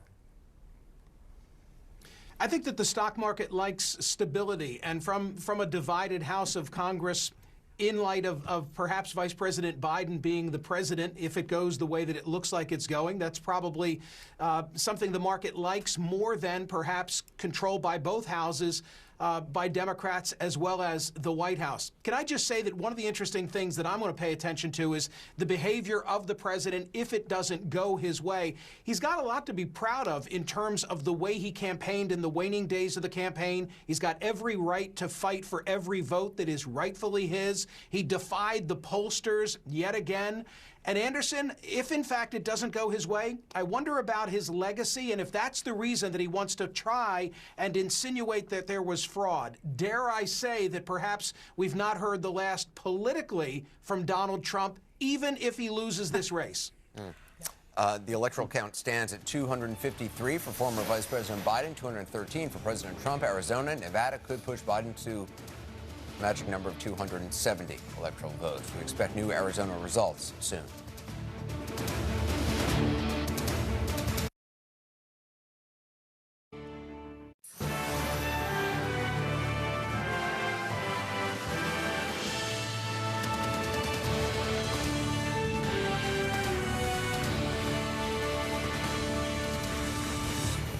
All right, let's take a look at the all-important Electoral College count right now. Take a look at this. You can see Biden has 253 electoral votes. Trump remains at 213. You need 270 to win the presidency. Biden is getting closer and closer and closer. Let's get a key race alert right now. In Arizona, with its 11 electoral votes, 84% of the estimated vote is now in. Biden still maintains a commanding 93,000 vote lead over Donald Trump, 51% to 47.6%. In Nevada right now, 86% of the estimated vote is in. Biden has a much smaller lead, 7,647 over Donald Trump, 49.3% to 48.7%. 6 electoral votes in Nevada right now. Let's go over to David Chalian, who's taking a closer look. Let's take a closer look at Pennsylvania, because that lead that Trump has is still impressive, but it's shrunk. It is impressive, and it has narrowed. Remember, Joe Biden has rebuilt 2 pieces of the blue wall, Michigan and Wisconsin. It's Pennsylvania, where Donald Trump still leads. He's got a 266,000 vote lead right now in Pennsylvania with 86% of the vote in. It is Donald Trump 51.5% to Joe Biden 47.2%. But you're right, Wolf, that lead in the wee hours this morning, that was like 600,000 vote lead. And here's what we know about the outstanding vote in Pennsylvania, what has not been counted. Some 1.1 million votes. It's a rough estimate, not a precise number. But we then calculated to see, well, what would each candidate need to have Pennsylvania in their column when all the vote is counted? Joe Biden needs a pretty steep climb here. He needs between 68 and 70% of that outstanding uncounted 1.1 million votes if he's going to overcome Trump's lead, flip Pennsylvania, and make it blue. Now, that is not out of the realm of possibility, given the way he's winning a lot of this absentee vote that's coming in. But Donald Trump has a much easier task here at the moment because he's in the lead. He only needs about 28 to 30% of that outstanding 1.1 million batch of uncounted votes so far in Pennsylvania. I just want to stress, though, that 68 to 70%, it is high, but it is in line with what we've seen Joe Biden winning with these absentee mail votes as they come in. So it is not out of the realm of possibility that he could possibly overtake Donald Trump and close that 266,000 vote gap. Not a guarantee at all, and that is why we have to continue to count the votes and wait, Wolf. It won't be easy at all, but we'll watch it very, very closely. John, let's take a closer look at Pennsylvania right now. What do you see? You see just what David just described, I think, that Joe Biden faces a steep hill, but the math says it is possible, and that's why you keep an open mind and you count the votes. Joe Biden needs to be getting above 70%, as David just noted, right? More than 2/3 of the votes. That's hard to do in a state where we know the president's very popular. However, the president's popularity is regionalized, if you will, within Pennsylvania. Look at Philadelphia. So Joe Biden needs 70% plus of the vote. Well, look, in Philadelphia County, he's getting 80% of the vote. So we know a lot of those ballots are here. We can look at the turnout here, 457,000. We go back 4 years ago, you see 584,000. We expect the vote count out of central Philadelphia, the city itself, and then the county around it, will be higher than 4 years ago. That's what we're told to expect. So you come back here and you say, okay, well, there are votes to be counted in a place where Joe Biden is winning nearly 80% of the vote. He has to be above 70%. More than reasonable to think. Again, it's a steep hill. A lot of votes come in here. Joe Biden can make up some of that math. It gets a little more dicey when you go to the suburban counties around it. Joe Biden needs a lot of that to come in central Philadelphia and in the county. Over here If he needs above 70% of the vote, well, he's getting 62% of the vote. Are those mail-in ballots from Montgomery County even more disproportionately pro-Biden? That's why you count them and find out. But you see the steepness of the hill is underscored there. You move around to Chester County. Again, the suburbs around Philadelphia, the call, are now a big part of the Democratic foundation. If you're going to win in Pennsylvania, this is where you need to run it up. This one is a little bit more conservative. The president doing okay, 55%. Again, if the votes keep coming in here at 55%, that's under what Joe Biden needs. But we do know in the mail-in ballots, we saw from the data disproportionately for Biden. As David said, they're coming in that direction. So then you move out here to Allegheny County. Again, we're still at 84%. This is Pittsburgh, the suburbs around Pittsburgh. Joe Biden running at about 58% if you round up. Below the metric he needs to meet to catch up. The question is, are these mail-in ballots, if you're doing 57, 58%, are they more disproportionately Biden because we know Democrats wanted to vote by mail? So let's just see, right? So you pull it out and you look again. This has been, the president's, this is the key state as the president built from Pennsylvania, Michigan, and Wisconsin 4 years ago. 266,000 votes. You look at that and you say, okay, that's a healthy number when you're up to 86%. But as David noted, late last night into the early morning hours, it was more than 600,000. So the trend is obvious. It's moving in Biden's direction. The challenge for the Biden campaign is, with those outstanding votes, roughly 1 million, can you make it up? Again, it's hard, but we know from what we've seen so far during the day, we have to keep it as a possibility because so far Joe Biden is meeting the metric he needs. The question is, will he continue to meet it as they count the rest of those votes? I'm just curious about Erie County in Pennsylvania, just south of Buffalo, one of my favorite cities out there. All politics is local. But Erie, both Biden and Trump, they spent some time in Erie campaigning. How did these two candidates do there? And so you look at it here, and again, you see 83%, right? It's a nice call. We're waiting for more votes. Traditionally a blue-collar place. The former governor, Tom Ridge, this is where he lives. He was a congressman, then he was governor.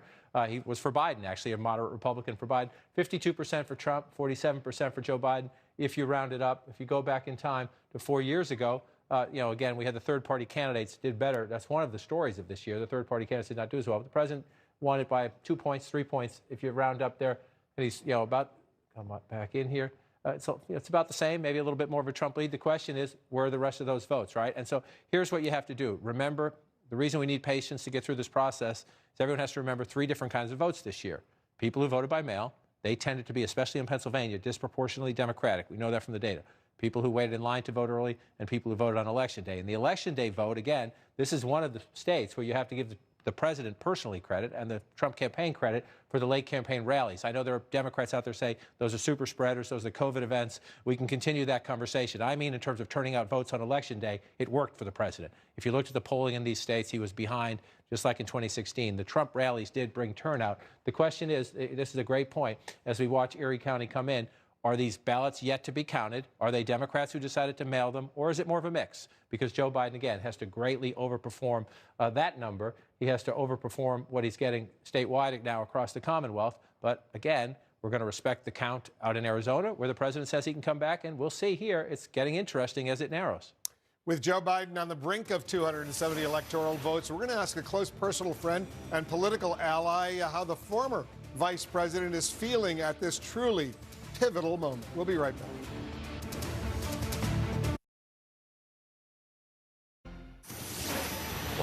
Welcome to Election Night in America continued. I'm Jake Tapper. We are still waiting to hear on the election results in several key battleground states. I want to go right now to Gary Tuchman, who's in Atlanta, where we are expecting a press conference at any moment. The vote in Georgia is narrowing, and Gary is in Atlanta, Fulton County, where we're expecting to hear more. Gary, what can you tell us? Jake, we're in the State Farm Arena in Atlanta, Georgia. Normally, the Atlanta Hawks are playing basketball this time of year here. Because of COVID, they're not. So the most exciting thing in the building right now is what's going on behind me. Vote counting, absentee ballot vote counting here in Fulton County. Now, earlier in the day, at about 2 o'clock in the afternoon, we were told there were still 64,000 mail-in ballots that had to be counted. That number has not been updated. It's supposed to be updated in the next 10 minutes. We can tell you, based on what we've done earlier in the day in DeKalb County, which is right next door to here, they usually count between 5,000 and 10,000 ballots an hour. That was 5 hours ago. So we're expecting they've counted between 30, 40, 50,000 ballots since then. There's 159 counties here in Georgia. What you're looking at is one of the biggest counties. The other 3 large counties that are Gwinnett, Cobb, and also DeKalb also have thousands of ballots that need to be counted. So these are counters. These are also adjudicators. Adjudicators are people who look at ballots that are kind of controversial, that may have been signed wrong, where it's not clear what the intent of the voter is, and they decide, a Republican, a Democrat, and an independent, if that vote should be counted. We can tell you, based on what we saw a short time ago in DeKalb County, they counted 4,000 ballots in about 45 minutes. And of those 4,000 ballots, about 3,600 of them were for Joe Biden, about 90%. Joe Biden got about 83% earlier in the vote in that county, so he actually gained some. So you can see why Democrats like what's happening here in a state like Georgia. The 4 largest counties, which are heavily Democratic, have a lot of Democratic voters counting thousands of ballots. And because they're mail-in ballots, because they're early, the presumption is that this will greatly help the Democrats. But we should find out shortly how many more ballots need to be counted here in Fulton County, the largest county in the state of Georgia. And Gary, we're expecting this press conference at any moment. Is it actually possible mathematically for there to be enough ballots there so that Joe Biden would be able to win Georgia? Is that, I'm not saying is it going to happen, but is it possible? Right. The mathematical possibility is that when this day started, there were 235,000 ballots roughly to count in the entire state of Georgia. But I will tell you, included in those counties, it's not just Democratic counties. For example, Houston County, which is in the central part of Georgia, which is where Warner Robins, Georgia is, which is a military base. It's a Republican county, smaller number of people, but they also had tens of thousands of ballots to count there. So yes, there is a mathematical chance that with this 235,000 votes that need to be counted, that something could change in the race. But as you know, you have to be very careful with making that assumption. Yeah, no, of course, it's not definitively going to happen, but Georgia, potentially 16 electoral votes. Joe Biden right now in our camp, there has 253 electoral votes. Donald Trump has 213. Those 16, both of those men need it to get to 270. Tell us what we're looking at right now, Gary, because most of us have not ever been inside a voting room, a tabulation room. Right, so Jake, the ground rules are I'm not supposed to walk that close, but I'm going to take a chance to walk very close. And I'm going to see if I can ask this woman if she doesn't. Can you tell me really quick, ma'am, what your job is right here? Okay, well, they don't want me to do that, but I could tell you that what they do is they sort the ballots, and this is what we learned in DeKalb County a short time ago. They sort the ballots, they then count the ballots, and then elsewhere in this room in the back are those adjudicators I talked to you about, the Republican, the Democrat, the Independent. And a typical thing they look at, Jake, the most typical mistake they see on a ballot is a mistake that's not done, that is done on purpose, and that is people sign Mickey Mouse or Donald Duck in the write-ins, and they decide that ballot should be accepted. So that's a more common thing that we see in some of these counties. We can tell you this is a really important thing to point out here in Georgia. If, and of course we just talked about this, if Joe Biden wins a state, it would be quite amazing politically, because this is a state with 2 very conservative Republican senators, a conservative Republican governor. The last time a Democrat won the presidential race here in the state of Georgia was 28 years ago when Bill Clinton won his first term. He didn't win in 1996 when he ran again. And then before that was 1976 when Jimmy Carter, and 1980 when Jimmy Carter ran for re-election. That's Jimmy Carter, of course, a native son here in Georgia. He still lives in Plains, Georgia, which is south of Atlanta. So Georgia does not elect many Democrats for president, for senator, for governor. Most of the members of the House of Representatives are Republicans, so if there was a change, if the counting of these absentee ballots resulted in a change, it would be quite a startling political story. But you can see these people are genuine heroes. We've seen this. I was just in Ohio the last few days covering and working in the precincts with those people, watching how hard they work, watching how hard these people work. And these are American heroes. They're not only working hard for a very important reason, but they're working hard during a COVID pandemic. They're brave and they're courageous, and we just can't give them enough credit. And Gary, just to be clear here, you said in the adjudication part of the room, there are partisan representatives. So there is a Democrat and a Republican official there to supervise whatever decisions are being made. I just want to, because we've seen that in other states, even though the Trump campaign is out there complaining about not being allowed to watch such the similar processes in Pennsylvania or Michigan.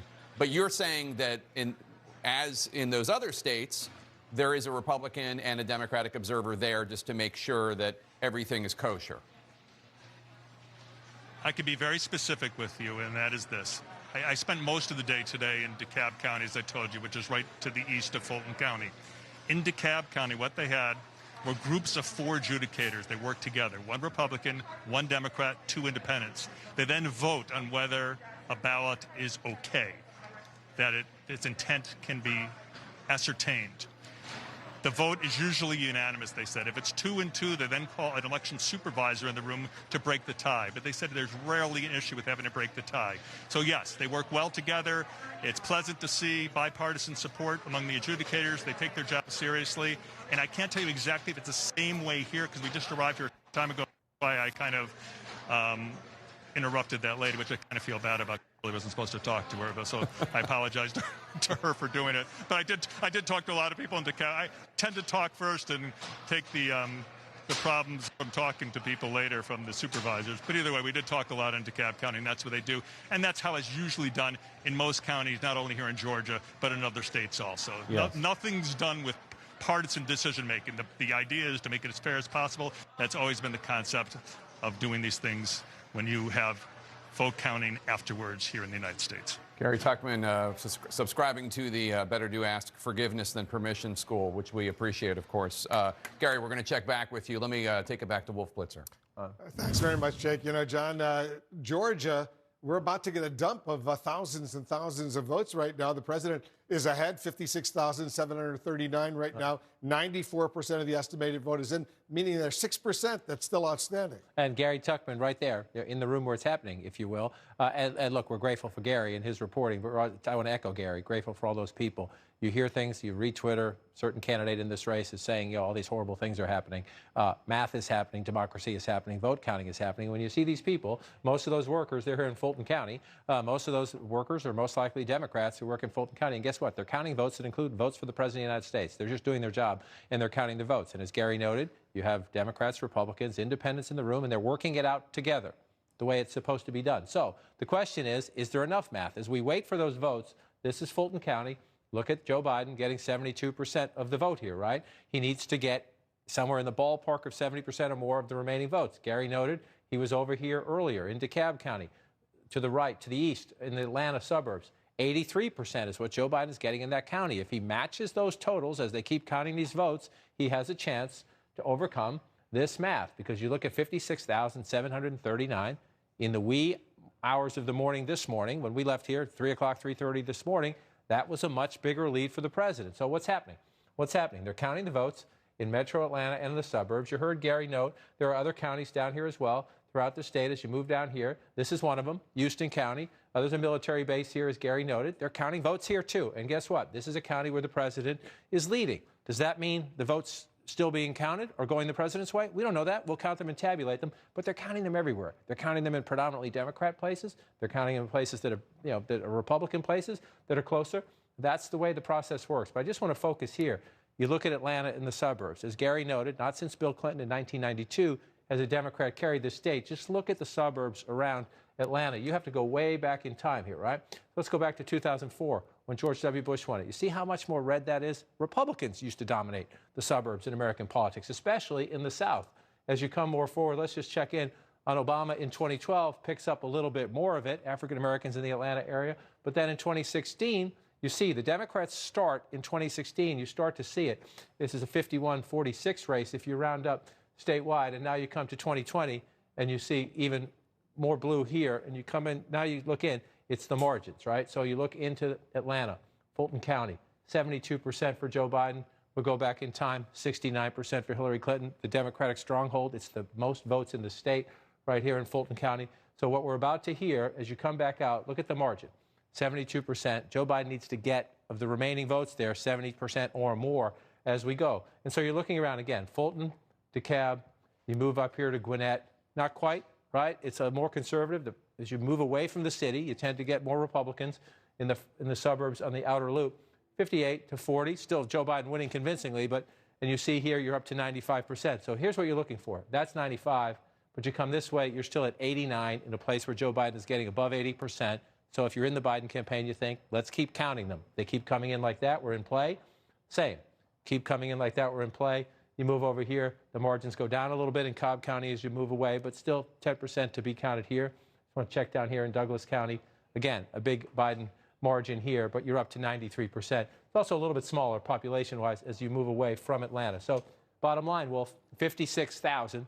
We're waiting for a big chunk out of Fulton County we could get any minute. That will be a huge indication, right? If they report tens of thousands of votes, 10,000, 20,000, 30,000 of those votes, and you see the gap continuing to narrow, then we will know Joe Biden's trajectory and the possibilities of overcoming that in the state of Georgia. Look, you know, Democrats have wanted Georgia for some time. A month from now, they might think this is a moral victory. Today, they want the math victory. They would love that if they could carry Georgia. That would be huge. I want you to listen to this. Erica Hill is in Nevada for us right now. Erica, you got some news. What are you hearing? Yeah, well, you know, we've been waiting on more numbers. The Secretary of State said overnight when they put out the most updated numbers a little after 2 a.m. that we would not get any more results until tomorrow morning at 9 a.m. local time. Well, you can imagine a lot of people are wondering because this is such a tight race between Joe Biden and the president here in Nevada. A short time ago, they told CNN that they are hopeful that they could maybe give us some more updates this afternoon. We're still waiting on that information. And as we wait, there's a lot of focus on Clark County. So that's where I am right now. Of course, it is home to Nevada. Some 70% of active voters in this state are in Clark County. It has leaned heavily Democratic in the past. What you're seeing behind me is some of these mail ballots that are being processed. This is the big sticking point here in the county. The Clark County Registrar told us we won't have any new numbers from here either until tomorrow morning, that they were following the lead of the Secretary of State. But as we look at these mail-in ballots, the reason this is so tough is we don't really know, Wolf, how many outstanding ballots there are. And the reason for that is that for the first time this year, every active voter in the state of Nevada was sent a mail-in ballot because of COVID, understandably. So we can look at the number of ballots that have been returned. We can look at the number of people who showed up to vote. We can look at the number who registered same day, because you can do that in the state of Nevada. But to be honest, it's a little bit of a game of math, and we don't know ultimately how many votes are outstanding, because those people who received a ballot could have voted in person or may decide not to vote at all. Well, Erica, as soon as you get that information, as soon as you get the numbers, let us know. We're watching Nevada very, very closely. So, John, we're going to get numbers, more ballots out of Georgia and Nevada, both states. That could be really, really significant. Well, and we hope so. And again, as you've watched our correspondents throughout the day, in Detroit, in Philadelphia, Gary Tuchman just now in Fulton County, that's Atlanta, Erica Hill out in Nevada, the transparency is absolutely critical here. We have a very close race for president. Nevada and Arizona could put Joe Biden over the top. In Nevada, Joe Biden's lead, 7,647 votes, right? It's been that way for some time. We haven't, as Erica noted, no new votes out of Nevada, essentially, during the daytime hours here today. And so if you're the Trump campaign, you're saying, you know, we want to see the votes. We want to see the additional votes. And you can completely understand that, whether you're a Biden supporter or a Trump supporter. It's a close race. This is the state that could make the difference right now. And so you're the Trump campaign, you're saying, what's happening out there? So I think the transparency part is absolutely critical. You want them to get it right. That's what they're going to say. It's an unprecedented election. But you want to see more. And as Erica notes, look, 7,647, 49.3 to 48.7. This is a very competitive race. In a state that has been trending blue, a state that Hillary Clinton carried 4 years ago, you see the margin there. Again, close race, though. 48 if you round that up to 46 if you round that up. So this is a close state. Trending blue, but Republicans, especially President Trump, have been competitive in this state of late. This is the ball game. This is the ball game where Erica is. She's in Vegas, Clark County. Vegas and the suburbs, very different place than 25 years ago. One of the fastest growing areas of America, also an area hard hit in the COVID economy because the tourism industry is down. So this is a great laboratory of American politics at this moment because of the Latino population, because of the suburban growth, because of the economic issues. And look what you get, 53%, 45%. Again, you know, this is Hold just, on a moment, Clark County. John. Sure. There's a briefing going on in Fulton County, Georgia right now. They're giving us some new information. Let's listen in. The only ballots that are adjudicated are if we have a ballot with a contest on it in which there's some question as to how the computer reads it. So the vote review panel then determines voter intent.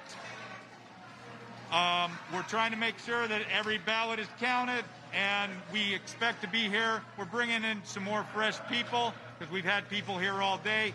We expect this to go probably until midnight or more. How many absentee ballots were cast in Fulton County in all for this election? Where are you now with the process? We're probably close. We have somewhere near 142,000 that we'll be at the end of the process. We've scanned 113,130 as of moments ago. We've adjudicated 106,000 plus of those. The 106,000, those have already been published on the website. We're going to run more frequent batch updates over to English Street so we can get those, the vote review panel to update those, to go through those and adjudicate those so we can get more updates throughout the night. I didn't hear. 116.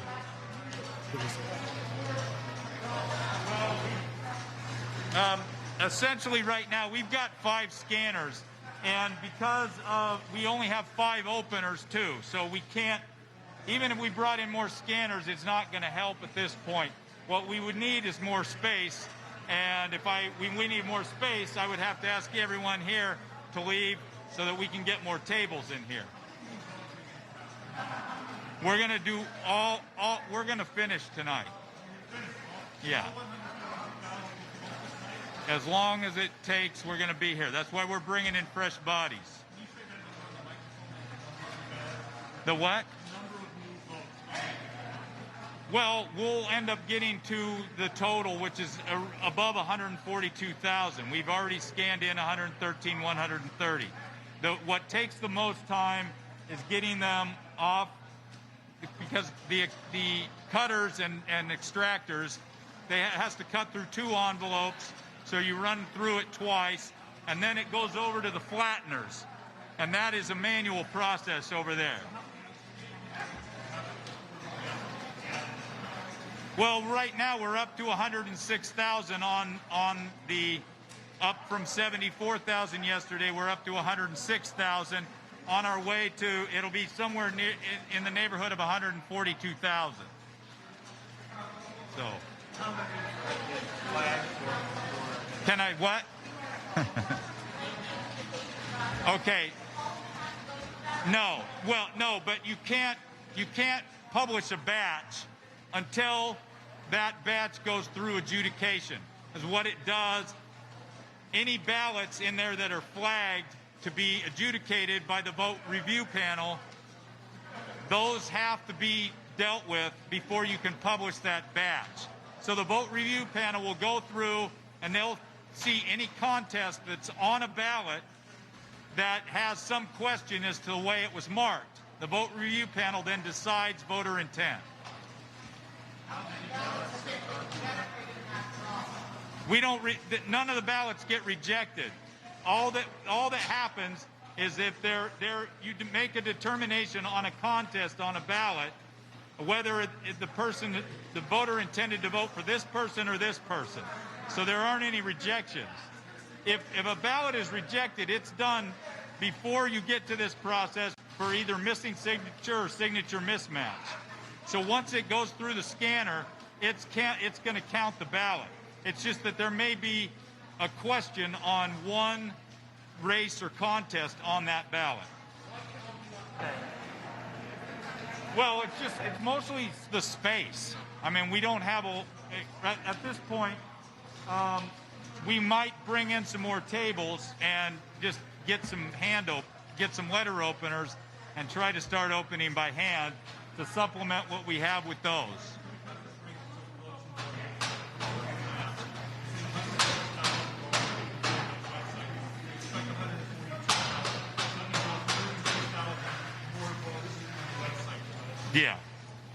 Yeah, sometime. It'll be after midnight by the time we get them through adjudication. Are there any other votes that were cast in this election, whether in person or in any other way, that are still left to be counted for? Well, yeah, any UOCAVA ballots, the military overseas, they have until Friday to come in, and then any provisional ballots. Do you know about how many there are that will be counted?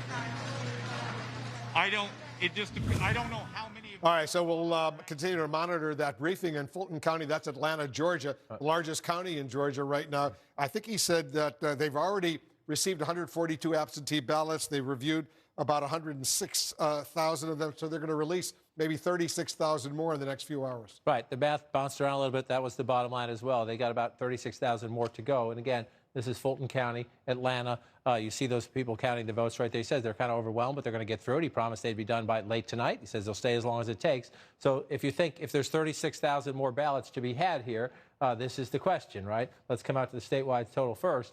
56,000 vote lead at the moment, 56,739. And you think just in this county alone, the largest county in the state, 36,000 votes. We know Joe Biden was winning at least 72%, although we're told today, in counting these absentee and mail-in ballots, the percentage for Joe Biden is actually higher in what we've seen reported today. So if you just think about it, again, you can do the math at home. It's 56,000. Round that up to 57,000, right? Just round that up. There's 36,000 ballots right here just in Fulton County. Joe Biden needs, pretty obvious, the overwhelming majority of those to get him back in the hunt. It still wouldn't be enough, even if he won, say, 75, 80% of them, but it would narrow the gap. And that's just Fulton County. And that's what's important to note.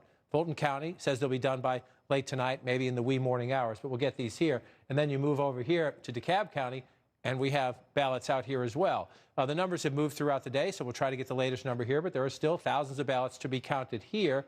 And this is a place where Joe Biden is winning more than 80% of the vote. And so this is a very narrow, path for Joe Biden to catch up, but it's possible because we have these votes out in the Democratic suburban counties around Atlanta Metro, including Atlanta itself, where that news conference played out. Again, you're looking at 56,000, 57,000 if you want to round that up at 94%.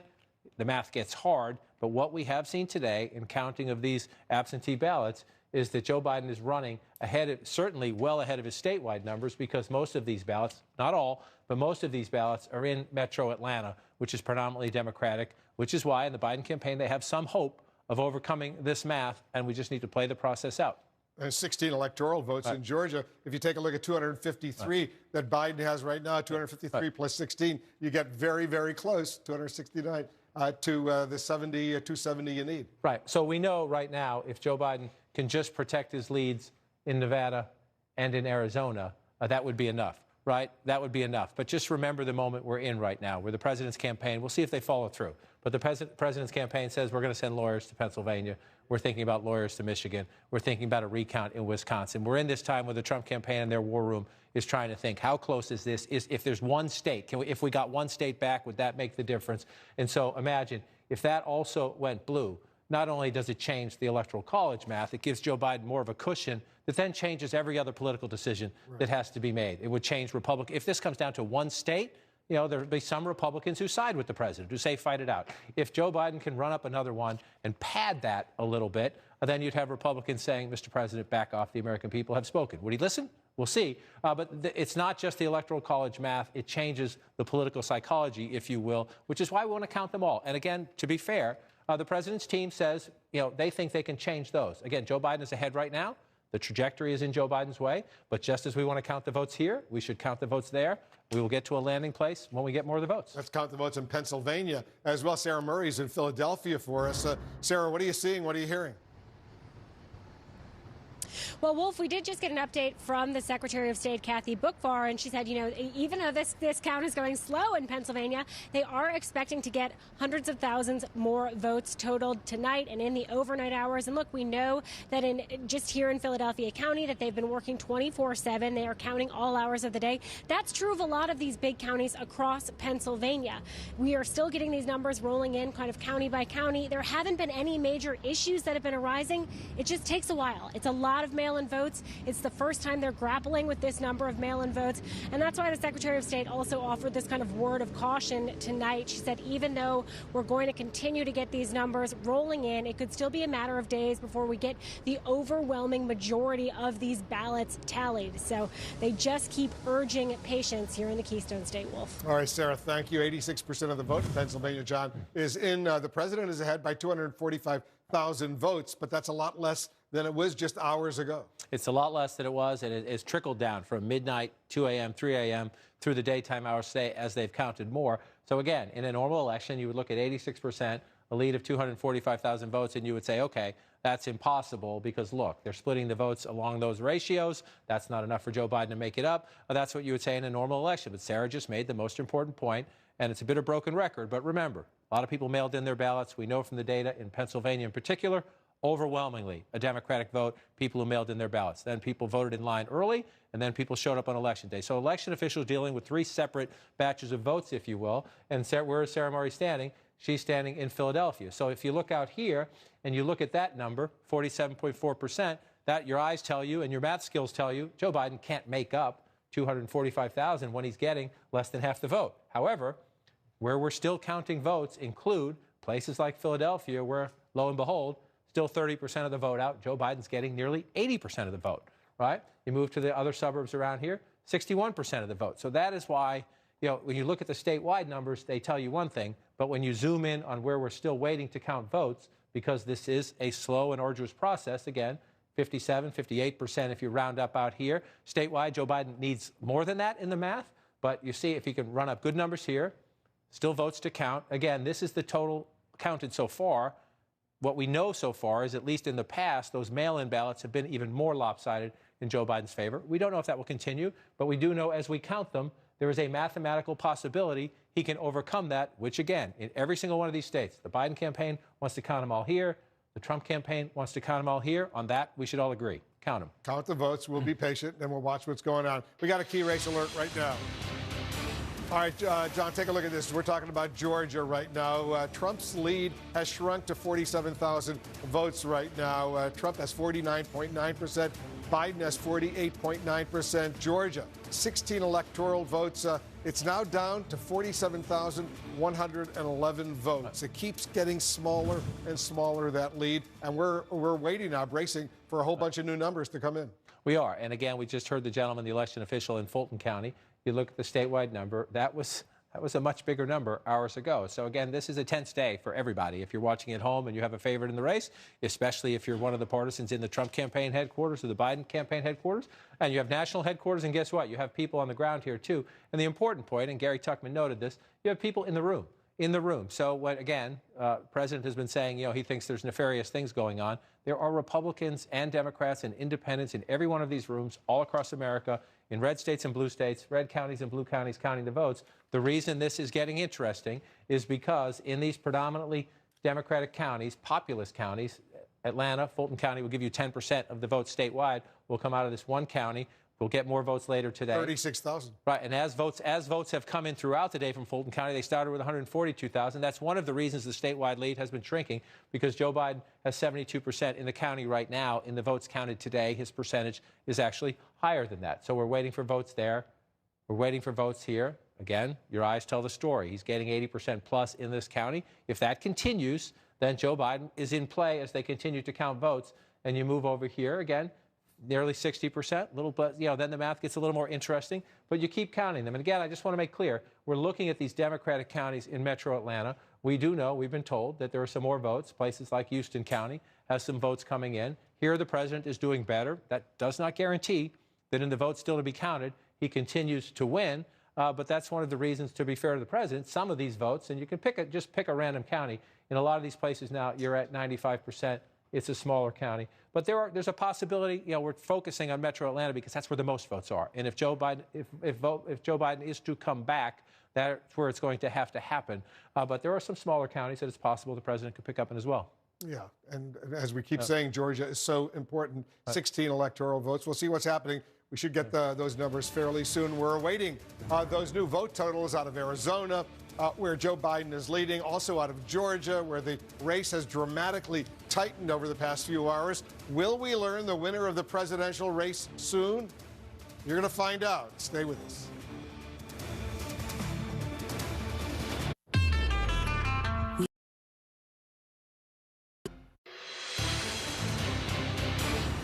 All right, welcome back. We got a key race alert right now in the critically important battleground state of Arizona right now. 81% of the estimated vote is in Joe Biden, maintaining a lead of some 93,000 votes over Donald Trump, 51% to 47.6%. Kyung La is on the scene for us in Phoenix, Arizona right now. We're bracing for more results. What are you learning, Kyung?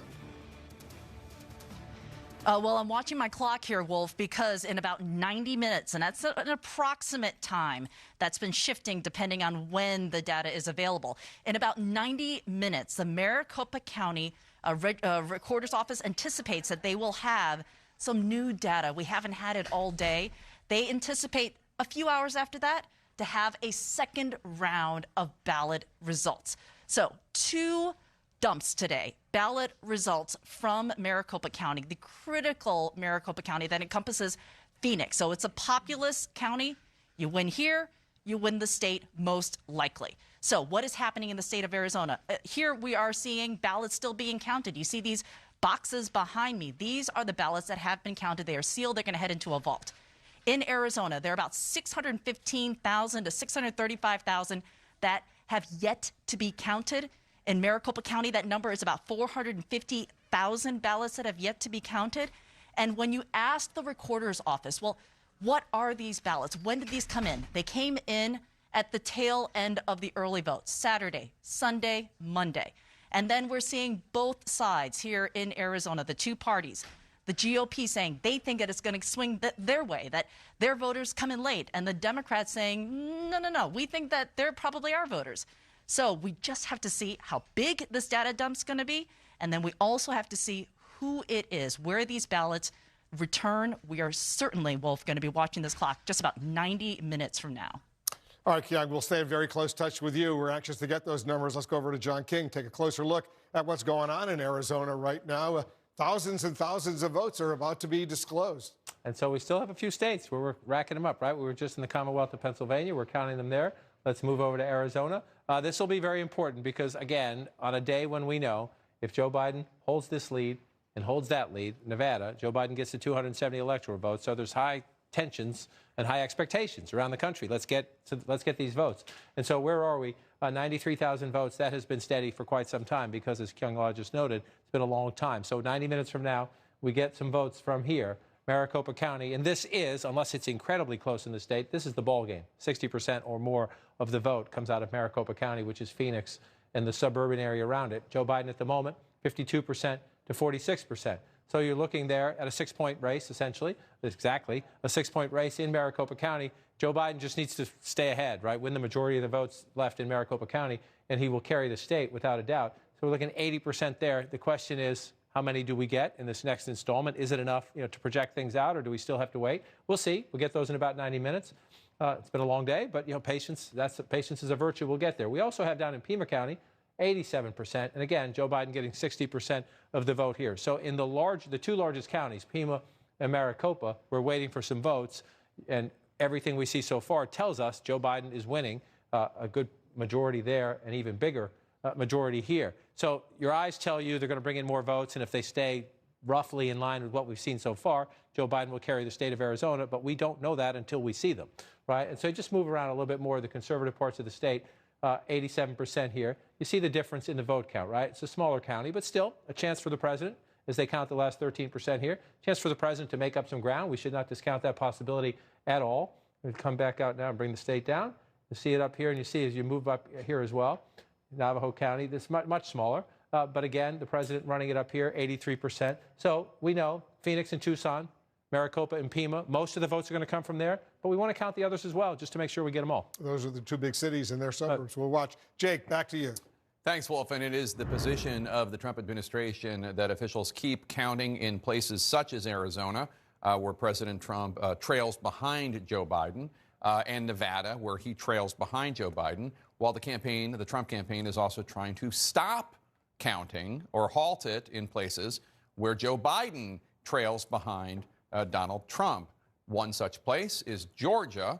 And for the latest information and the latest news on that, we go to Caitlin Collins now, who's covering the Trump campaign in the Trump White House for us. Caitlin, what is the latest? Well, Jake, it's been a day of legal challenges coming out of the Trump campaign as they are trying to figure out what their strategy is going to be now that the president's chance of being reelected has narrowed significantly. And I'm now being told by a source that the Trump campaign has filed a lawsuit now in Georgia. That comes after earlier today they asked for a recount in Wisconsin. They talked about filing a lawsuit in Michigan. And now we are told Georgia is another state that they are adding to their list of legal challenges. And that comes, Jake, after the Secretary of State in Georgia said just a few hours ago that they still had 180 185,000 ballots that they were going through and counting. And we just heard from the Fulton County elections director who said they did believe they were going to finish counting those votes tonight. So we're waiting for the release from the Trump campaign to see what this lawsuit actually intends to do. Of course, we've seen what they wanted in Michigan. They wanted to have more meaningful observation. This could be to halt votes while they are trying to get something related to absentee ballots. That's what we're still waiting to figure out exactly what the details of this lawsuit are going to be. But this is yet another legal challenge that we are seeing coming out of the Trump campaign as they are basically scrambling here to try to figure out what their strategy is going to be as they are trying to hold Biden off from becoming the president-elect while they are waiting for those votes to come in places like Arizona and Nevada as they are trying to figure out if they can still have any kind of a path to victory at this point. All right, Caitlin Collins, thanks so much. So many things, Jeff Zeleny with the Biden campaign, covering the Biden campaign for us. So many things that we have covered when it comes to this president are not normal behavior, not what we expect from a presidential candidate or a president himself. This idea of just trying to stop the counting in places that are advantageous for him and keep it going in places where they need the votes is not how campaigns behave in general. Is there any communication going on right now, Jeff, between the Trump campaign and the Biden campaign? Jake, the only thing the Biden campaign has heard from the Trump campaign's point of view are these lawsuits and threats of lawsuits. That is about the extent of it. And for all the specter of the Florida recount from some 20 years ago that is indeed hanging over this, although it's different in most every way, one of the other ways it's different is there was no phone call last night. Of course, Al Gore called George W. Bush and then retracted his concession. There have been no communications between Joe Biden and the president. But we certainly heard a different tone from Joe Biden today. As he spoke in the building behind me here, the Chase Center, he was, he didn't mention him by name, but also his tone was so different from other things we've heard. There was no mocking. There was no dismissive of him. And I'm told that top Biden advisors have told their aides and staff and supporters to not use this moment to make fun of the president, to mock him, to go after him in any way. They are adamant on counting every vote, and that is their focus here. So it is unclear at what point, if they will ever speak.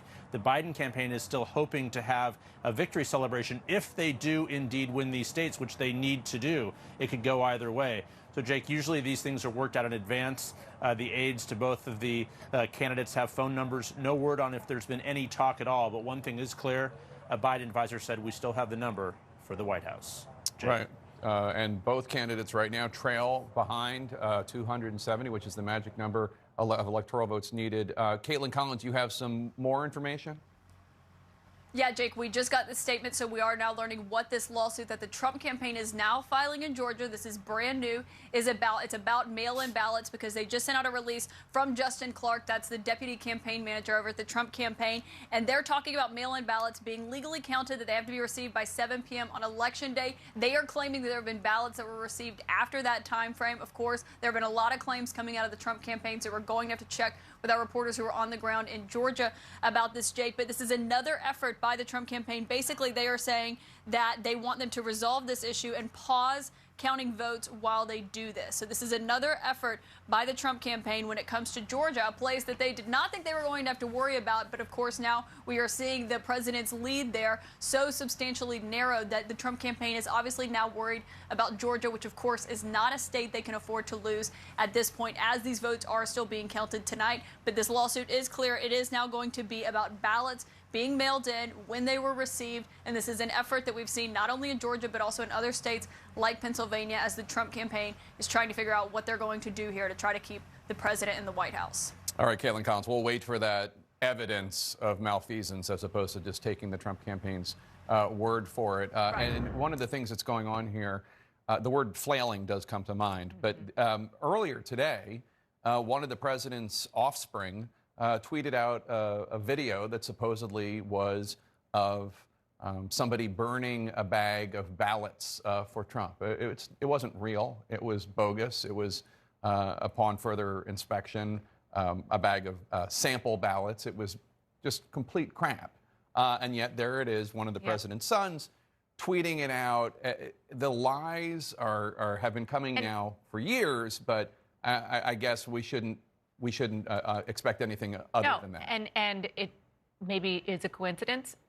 I think all three of us think not, that as we are seeing the lead that the president has shrink in Georgia, poof, we have on our inboxes a lawsuit from the Trump campaign because they claim that there are 53 late absentee ballots illegally added to a stack of absentee ballots. As you said, let's wait for the proof. And the thing about a court of law, because that's where they are trying to put this, is they would require evidence to prove that this is the case. And so this is classic Donald Trump. He did this from the beginning of his time as a private citizen in business. He is incredibly litigious. So this is not something that is a surprise, but it is, pretty clear that they're doing this. If Donald Trump had a healthy lead in Georgia, this would not be happening. That was 53 ballots. 53, not 53,000 or 5,300. It was 5-3. There are 50,000 votes roughly separating Joe Biden and Donald Trump in Georgia, and hundreds of thousands of ballots still uncounted. So we're talking about really big numbers in Georgia. And this lawsuit, like you said, it's just muddying up the works in a state where they really kind of need to just slow things down. I do get the sense that a lot of these lawsuits are about maintaining a narrative. They want to buy themselves as much time where they're perceived as being as viable as possible in as many places as possible. Right. And they're buying time, particularly for Pennsylvania, because they do perhaps think that's their best shot. But at the same time, inevitably, these votes are going to be counted and the outcome is going to be what it is. And no amount of delay is going to change what the outcome actually is. But you're seeing in this delay, the space of time where there's delay, the president and his children and his lawyers trying to put out all of this disinformation to confuse people about what's really going on. Yeah, I mean, I think that's part of it. I also think part of it is that whether or not they believe it and they're that delusional, or they just are trying to undermine the integrity of the election. They do not want a President Biden to be able to claim that he won fair and square, even though there's no evidence to the contrary, and nobody has yet won. We are awaiting those new vote totals out of Arizona and Georgia. Will they be game changers with Joe Biden on the brink of 270 electoral votes, or will they not? Stay tuned.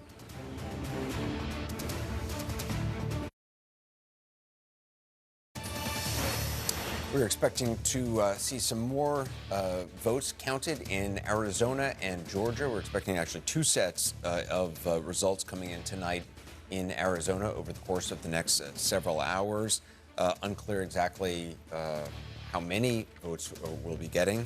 But Gloria Borger, do you anticipate any clarification on where things actually are in Arizona? Well, we might. We'll get results from Maricopa County. And so we'll be able to see a big bunch of ballots. Not total results, though. No, not total results. But if you look at Maricopa County, and I know the Biden campaign is kind of looking forward to getting those results, they can say then that they are ahead by a margin that you would not be able to beat given the remaining number of votes. The campaign is equally anxious. I know. I know they I think it'll be a clue. We'll see, because their theory is that these late drop-off votes are going to skew Republican, and if there's a large number of these votes that are reported tonight, even if they're not determinative, they'll give you a sense of the direction. But what's the evidence that these would be Republican leaning? Again, I was talking there. It's not where they are. It's when they are. They came in late, and these came in late. They were almost like, if you will, at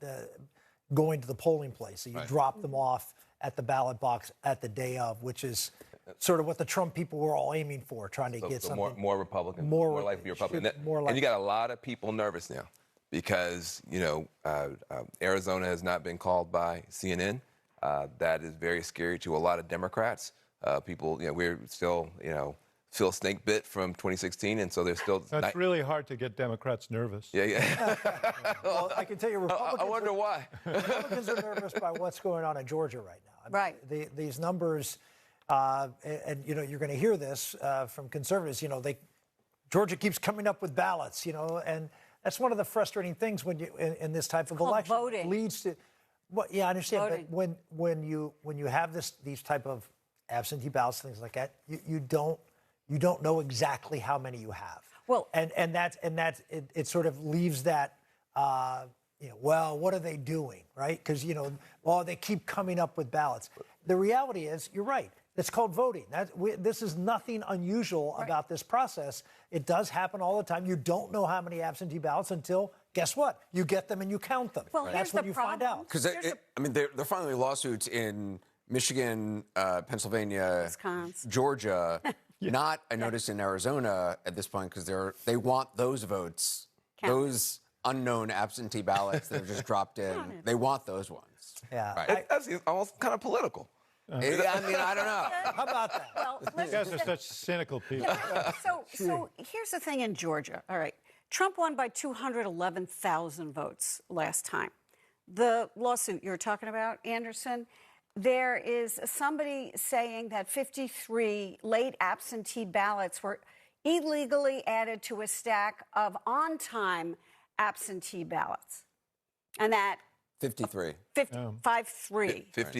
53. So you're going to, if this is what you're going to do, after a certain point now, everybody wants lost a by 8 fair votes election. And won by 30 votes, 53 exactly. in a close But what election, I'm saying 53 is, maybe but not deal. But 100,000 maybe. But yeah, still. But what I'm saying is what they're really worried about is not those 53 ballots. They're worried about the fact that Trump won by over 211,000 in 2016, and that is not what they are seeing. Well, that is something that we should note. We're sitting here and we're saying there's great suspense about whether Trump or the Democrat will win Arizona and Georgia. Wow. Which would have been unthinkable not long ago. I'm not too sure that's true because remember, we were sitting here before any of these results came in, and we had national polls saying, including CNN, saying he was going to lose by near double digits. No, but I'm saying historically, Rick, something is happening in understand. this country. There is a new coalition in these states between, in Georgia, largely African-American voters, but not exclusively, also Asian and Hispanic voters and suburban voters. In Arizona, Hispanic voters and suburban voters. There are new coalitions growing that are making these Sunbelt states much more competitive. And so whatever happens tonight, that is an interesting development in American politics. So it's really not about 53 votes. It may be about something that they can't control at this moment. Win or lose, it's these coalitions that are shifting on the Republican Party, whether it's demographically or regionally. You talk about a new coalition. Is there going to be a lot of soul searching in the Democratic Party once this is all settled and whoever wins? Just looking at the House results, looking at what they were expecting. Everything went great. What do you mean soul searching? Everything went great for us. You mean the fact that we were supposed to take the Senate, didn't? Right. Supposed to grow our majority in the House, lost a bunch of seats. Actually, lost African American. Not total. Obviously, they're overwhelming support, but that President Trump was able to pick up African American males, African American females against someone who was universally condemned by the media as a racist and a bigot, right? Against Hispanics and blacks. So, I mean, there's an issue here, and it comes back to, I think the biggest loser in this election is not Donald Trump. It's the far left of the Democratic Party. They are the ones who got repudiated tonight. Which is a blessing to Joe Biden. That'll be a consolation to the president, I'm sure. I agree with you. It is a complete blessing to Joe Biden because he has every defense to say, well, you know what, you guys, this message, I'd like to help you, but I got to deal with the Republicans in the Senate. I agree with you. Gone. Well, packing the court's gone. D.C. statehood is gone. Ending the filibuster, not under Republicans. And so this is a great thing for the country. Because we're not going to have these types of institutionally jarring fights that may occur when because the left wants to throw a tantrum. It's a great thing if you like stability. It's a great thing, and who doesn't like stability? The problem is you now think about our Constitution. No, listen, you had your turn. Listen, the problem that you have now is that you've got some problems that we're not sure how you're going to get them addressed. It doesn't feel great if you're a Democrat. I just want to walk through the list of particulars here. It doesn't feel great if you're a Democrat to be up maybe 3 million votes or 4 million votes on the presidency, and you still don't know if you're going to get a chance to have your guy in the White House, it doesn't feel good. Doesn't mean you change the Constitution. But the other side's got to start acknowledging how many times can Republicans get this close while losing by millions of votes people who want somebody to be president of the United States. It doesn't feel that great.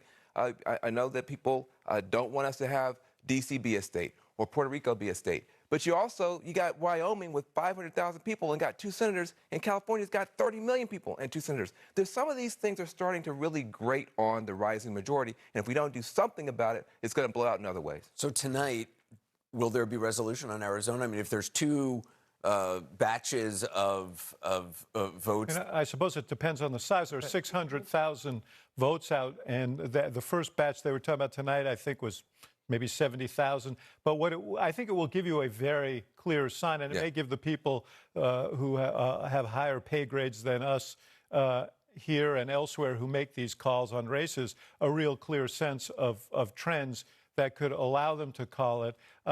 It certainly will give us a direction. I think if Nevada comes forward, we may get an even clearer sense. We're watching the vote counting in Georgia as we await new results out of that state, as well as from Arizona, of course.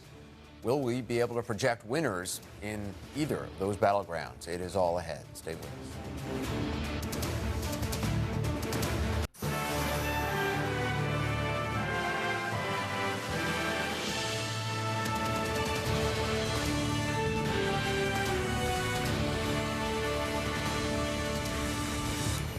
We are in night 2 of our special election coverage, and we're inching closer and closer to learning who wins the White House. We've seen former Vice President Joe Biden lock up 2 critical wins in the last few hours, besting President Trump in both Michigan and Wisconsin.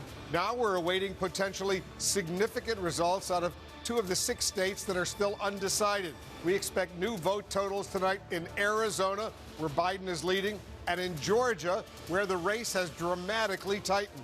This comes as Biden is close to the 270 electoral votes needed to win the contest, locking up 253 compared to 213 for Trump. The Trump campaign filing legal charges now in multiple states as the numbers seem to be working against the president. But nothing is final, not yet, as votes are still being counted right now. Let's get a key race alert. And 2 of the battleground states in Arizona right now, where there's 11 electoral votes, 82% of the estimated vote is now in. Biden is leading Trump by some 92, almost 93,000 votes, 51% to 47.6%. That's Arizona. In Georgia right now, where there's 16 electoral votes, President Trump is leading Biden by almost 46,000 votes. But that has dramatically shrunk, 49.9% to 48.9%. Let's check in with our reporters who are on the scene for us. Kyung La, first to you in Phoenix. What's the latest there? Well, we are watching our clocks here, Wolf, because in just about 1 hour, we are anticipating, and that's fluctuating about an hour, it's approximate, that we're anticipating a ballot update from the Maricopa County Recorder's Office. Here at the Elections Department is where all the counting has happened, where all the data has come out, and we are anticipating to get some numbers that we haven't had all day, some numbers to come out in just about 1 hour. A few hours after that, and that is, again, a bit floating, but a few hours after that, we will get a second ballot result. So we're going to have 2 ballot results here in Maricopa County. Now, why does that matter? Why am I here? Because this is a county where Phoenix is. It is a highly populated county, and if you can win Maricopa, you can probably win Arizona. That is the numbers logic. So we are watching about 450,000 early ballots that were not able to be counted before Election Day. These are ballots that came in Saturday, Sunday, Monday. They are being processed. And then across the entire state, we're getting this latest number. It's CNN Math, talking to all the different county reporters. We have the outstanding ballots at about 650 counted. This is before we get that ballot drop here in Maricopa County. Now, one other note that I want to make as we're watching our clock, 1 hour away from that ballot result, what we are starting to see, and something we haven't seen yet here in the parking lot, we're starting to see politically motivated activity coming to the place where the ballots are being counted. There was a post on social media that there was going to be a rally in support of the president, but it's happening here where the votes are being counted in the most populous county. So I've seen a bit more security, just a bit more eyes on what's happening outside, Wolf. All right, Kyung, we'll stay in touch with you. It's going to be dramatic developments. I'm here with John King. We're watching all of this unfold. I want to check in with Gary Tuchman. He's in the Atlanta area right now. In Georgia, Gary, I take it the race is beginning to shrink a little bit. The race here in the state of Georgia between Joe Biden and Donald Trump is very close, Wolf. And here in downtown Atlanta behind me, these are the people who are processing and scanning the absentee ballots that have arrived in the mail. These ballots had to arrive by yesterday at 7 o'clock. We know this. According to the election director here in Fulton County, there are still 36,000 ballots that need to be added to their website, and they hope to do it tonight by midnight or shortly after. There were originally 142,000 absentee ballots. They have finished 106,000 of them. There are 36,000 left. This is the largest county in the state of Georgia. The second largest county is Gwinnett County. They still have 4,400 ballots left. The fourth largest county is DeKalb County. They still have 7,500 ballots left, and they intend to finish tonight. The reason I mention these counties, not only are they large, they are also heavily Democratic counties. The Trump campaign has just sued the state of Georgia, saying that they had a witness who saw in one county in Georgia more than 53 ballots that arrived late being put on top of a pile of ballots that arrived on time. All the ballots had to arrive by 7 o'clock yesterday. I asked the director here of the election department in Fulton County what he thought about that lawsuit. He didn't want to comment specifically about the president, but he said we locked the ballot boxes. We did not accept any ballots after 7 o'clock. I also want to mention to you, they scan the ballots here. They then go to counters in a different room. Those counters look at the ballots, and as I mentioned before, and this is a very important thing, the way they do it in this county, they have one Republican and one Democrat look at the ballots. Those are adjudicators if there's any problems with the ballots. They then make a decision if the ballot should be counted. If they disagree, if it's 1-to-1, then they have an election observer who's independent make the final decision about it. That's the way it's done here in Fulton. In other counties, they have one Democrat, one Republican, and two independents working together. Every county does it differently, but it's very important to point out that that is the process. Whenever there's a problem ballot, you look at it in a bipartisan way.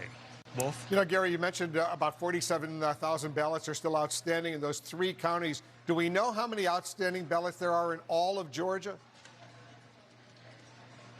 According to the Secretary of State's office, there are currently, and here's the number, 149,000 ballots that still have to be counted. Now, we don't independently know if that number may even be higher than that. That's the number we have been told by the Secretary of State's office. The Secretary of State of Georgia is a Republican. He has stressed, and this is kind of an indirect aside to this lawsuit. I don't know if he's responding to the lawsuit, but it's referencing it. He says that everything has been very secure since the 7 o'clock deadline for absentee ballots last night. No ballots are accepted after that. So of those approximately 149,000 outstanding ballots, do we know if they're mostly or all mail-in ballots? Yes, they are all absentee mail-in ballots. There are some other ballots that come in that are problem ballots that haven't been mailed in. It's a very small number, but you could rest assured that most of this 149,000 is mail-in ballots, and the state of Georgia says they all arrived in time by 7 o'clock last night to be counted. Very interesting indeed. We'll get back to you, Gary. Thank you. Excellent work. You know, John King, if we take a look at the numbers in Georgia right now, Trump is ahead by 46,000 or so votes. If there's still 149,000 outstanding ballots, who knows what could happen? Right, and those are mail-in ballots, and the Democrats like those mail-in ballots. Democrats like those mail-in ballots. We've watched more ballots counted today, and we know that disproportionately, at a much higher rate than a statewide total, Joe Biden is winning those ballots so far. Doesn't mean he will as we get to the finish line. So let's walk through slowly what we're talking about. About 149,000 ballots, according to the Secretary of State. Again, these numbers are bounced around. That's not to say anything's going wrong. These officials are trying to do the best they can, checking in with all those counties. So the Secretary of State at this hour says 149,000 left. Well, that tells you Joe Biden, if he performs very well, it's a steep hill, but he can catch up, right? There's enough votes. So then we come over here to the just shy of 48,000, right, that Gary just noted. Where is Gary? Gary is here in Metro Atlanta. Let me turn this off so I can zoom this out for me. These may wave away a little bit, but just remember, just shy of 48,000, right? Fulton County, that's part of it. Atlanta, that's where Gary is.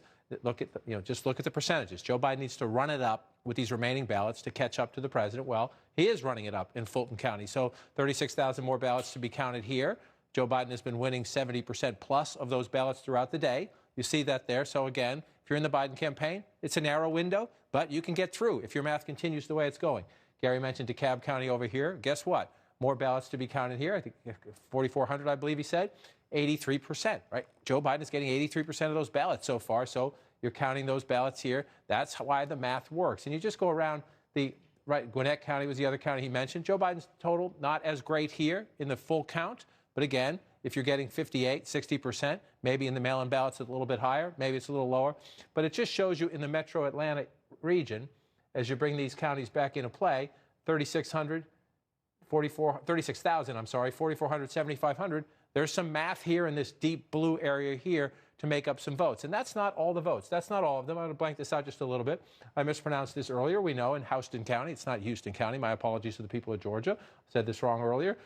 We know, again, the earlier couple thousand were still out here. And the president is doing well here. Doesn't mean he's going to catch up when these votes are counted. Doesn't mean they're all his or 55% of them are his when it's counted. But let's be fair to the president. There's some ballots for him out there, too, in these smaller red. That's why we need to count them all. And then you come over here, Chatham County along the coast. There's been some arguing between the state Republican Party, the Trump campaign, and the counters here, the county here about the count. We'll watch that play out.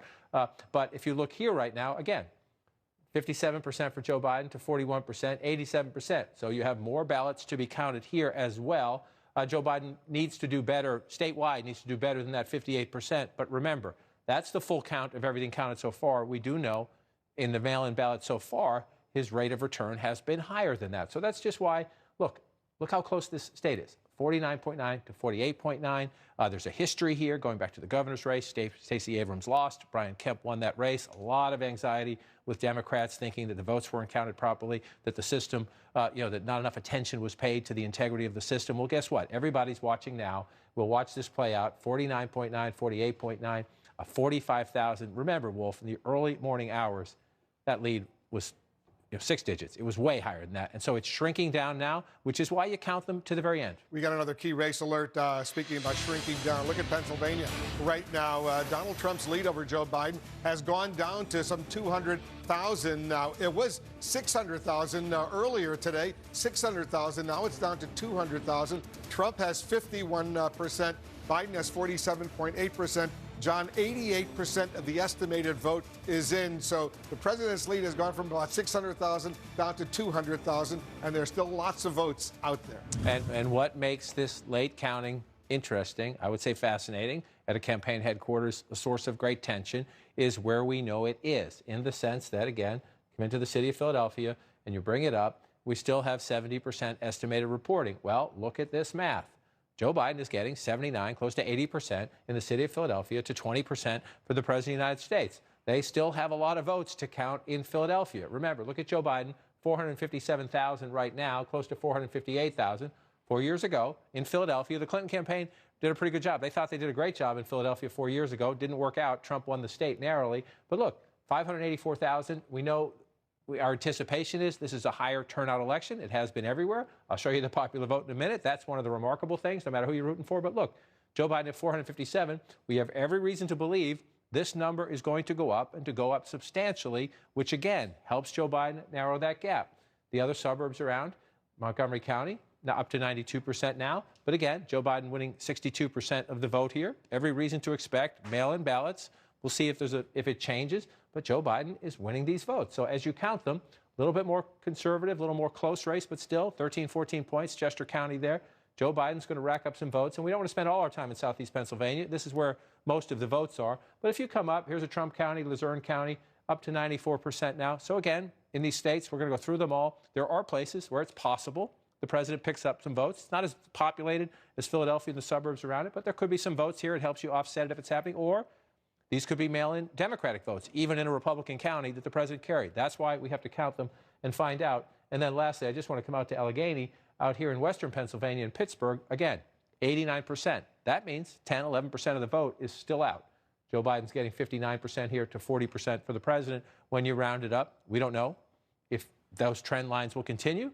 Would it be higher for Biden? Will it be lower? We don't know, but that's why you count the votes. And so again, You come back and you look now, that 200,000, that's stunning. That's stunning because you could roll the tape back several hours and we were talking 400,000, 600,000. So as they count more votes in the Commonwealth of Pennsylvania, it is getting closer. And so the calculations now are, you know, the president's still leading there. But if I can just walk over here for a second. So where are we is the issue. And 253 to 213, which means Joe Biden is closing in. And so there's just a couple different ways to game this out. This is hypothetical, right? But this is just what's going on in the campaigns right now. Okay, Joe Biden's leading there, and Joe Biden's leading there. If he holds those, that's it. That is game over, right? But the president has his lawyers in several of these states. We have a very contentious environment right now. If the president were to win, you know, the rest, and you had Joe Biden at 270 and the president just behind him, well, think about the divided country, the contentious environment. What would happen? What would happen if Joe Biden could come back in Georgia and come back in Pennsylvania? Then you get above 300. So, you know, the president's lawyers will still have their questions, but you're in a very different political environment. Now, would the president of the United States listen? That's one question. I won't try to answer it. I'll leave that to our White House reporters. But if you have 306 above 300, well, then other Republicans are going to be leaning on the White House to say, Mr. President, sorry, this broke late the other way, which is why it's critical that we count all the votes. Now, again, to be fair to the president, it is perfectly conceivable he holds on to that one narrowly. It's perfectly conceivable he holds on to that one narrowly. Perfectly conceivable. We expect he'll hold on to that one. And we know the president is going to win Alaska when we count the votes there. And we know the president at the moment is leading in Maine's 2nd congressional district. Maine awards them by congressional district. So it is also possible, if Joe Biden holds his leads here, that he's the president-elect, or at least in theory he's the president-elect. We have some litigation, demands for recounts maybe, challenging ballots somewhere, and the country waits for that to play out at 270 to 268, which is essentially where we are, polarized, even divide. So we know these are the two that could clinch it. Most of our attention right now is going to go to Nevada and Arizona, because if Joe Biden wins them, they get him to the finish line. But how these other states play out is going to say a lot in the next maybe 24 hours, maybe 48 hours, maybe 72 hours about the balance in that electoral count and the political mood, if you will, the political leverage back and forth that we see evidence and displayed at the White House. And we'll see if we can make some more projections in the coming hours right here as well. Jake, over to you. All right, Wolf, as the most powerful nation in the world continues to try to figure out who exactly is going to be our leader for the next 4 years, let's check in with the campaigns. Let me first go to Jim Acosta, who's at the White House. Jim, what's the latest? What are you hearing from Team Trump? Yeah, Jake, I think it's fair to say there is some high anxiety inside the Trump campaign about Georgia. You heard John King just talking about how that gap is narrowing in Georgia between Joe Biden and Donald Trump. I am told by a Trump advisor, looking at the numbers right now, this advisor is saying this is a jump ball in the state of Georgia. Earlier, this advisor was telling me, no, they felt like Georgia was going to be fine, that it was going to be close. It would tighten here as these ballots are counted. Now the same advisor is saying, no, Georgia is a jump ball. And in the words of this advisor, the president cannot lose Georgia. He can't lose Georgia. If he loses Georgia, in the opinion of this senior Trump campaign advisor I just spoke with a little while ago, the president is likely to lose this election. Now, if you take those 16 electoral votes in Georgia and put them in Joe Biden's column, according to our math, he's at 269. He's on the doorstep of 1600 Pennsylvania Avenue. He has not clinched 270, but it makes it much easier for Joe Biden to win the presidency if he has Georgia, because then you just add Nevada or Arizona, and then you have President-elect Joe Biden. So who would have thought, Jake, that we would be talking about Georgia in this election? But Georgia is certainly on the minds of people inside the Trump campaign tonight. They did not see this coming, Jake. All right, Jim Acosta, thank you so much. Appreciate it. Let's go to Jeff Zeleny now with the Biden campaign in Wilmington, Delaware. And Jeff, we're still waiting to hear from Georgia. We're still waiting to hear from Arizona, Nevada, Pennsylvania. How does the Biden team think that this is all ultimately going to end? Jake, I would say as the day is ending, the Biden campaign is feeling pretty confident, but it's unclear if the day is ending, actually, particularly with those states out west. We are going to see more ballots and more votes coming in. So we still have the Biden campaign watching all of this very carefully as it unfolds. But there is one number that they are thinking about. It's at the center of virtually every conversation you have with Biden advisors. That is 17. They are 17 electoral votes away from hitting that 270.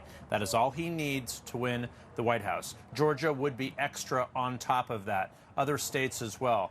So the Biden campaign is being extraordinarily disciplined. They're not responding with statements after every time the Trump campaign is sending one out. That is dramatically different from what we've usually seen from them throughout the course of this campaign. When the president says something, the Biden campaign responds. We have not seen that in this moment. So one thing that has been a bit of a surprise here is the silence from the president.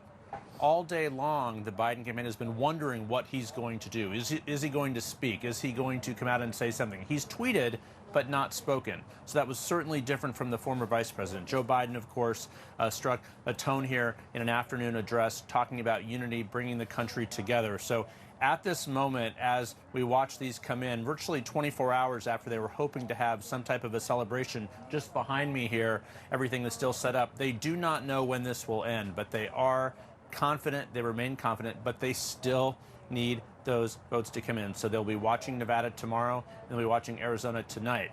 And Georgia, should it happen, that would be just ice cream on the top of this, Jake. All right, Jeff Zeleny, thanks so much.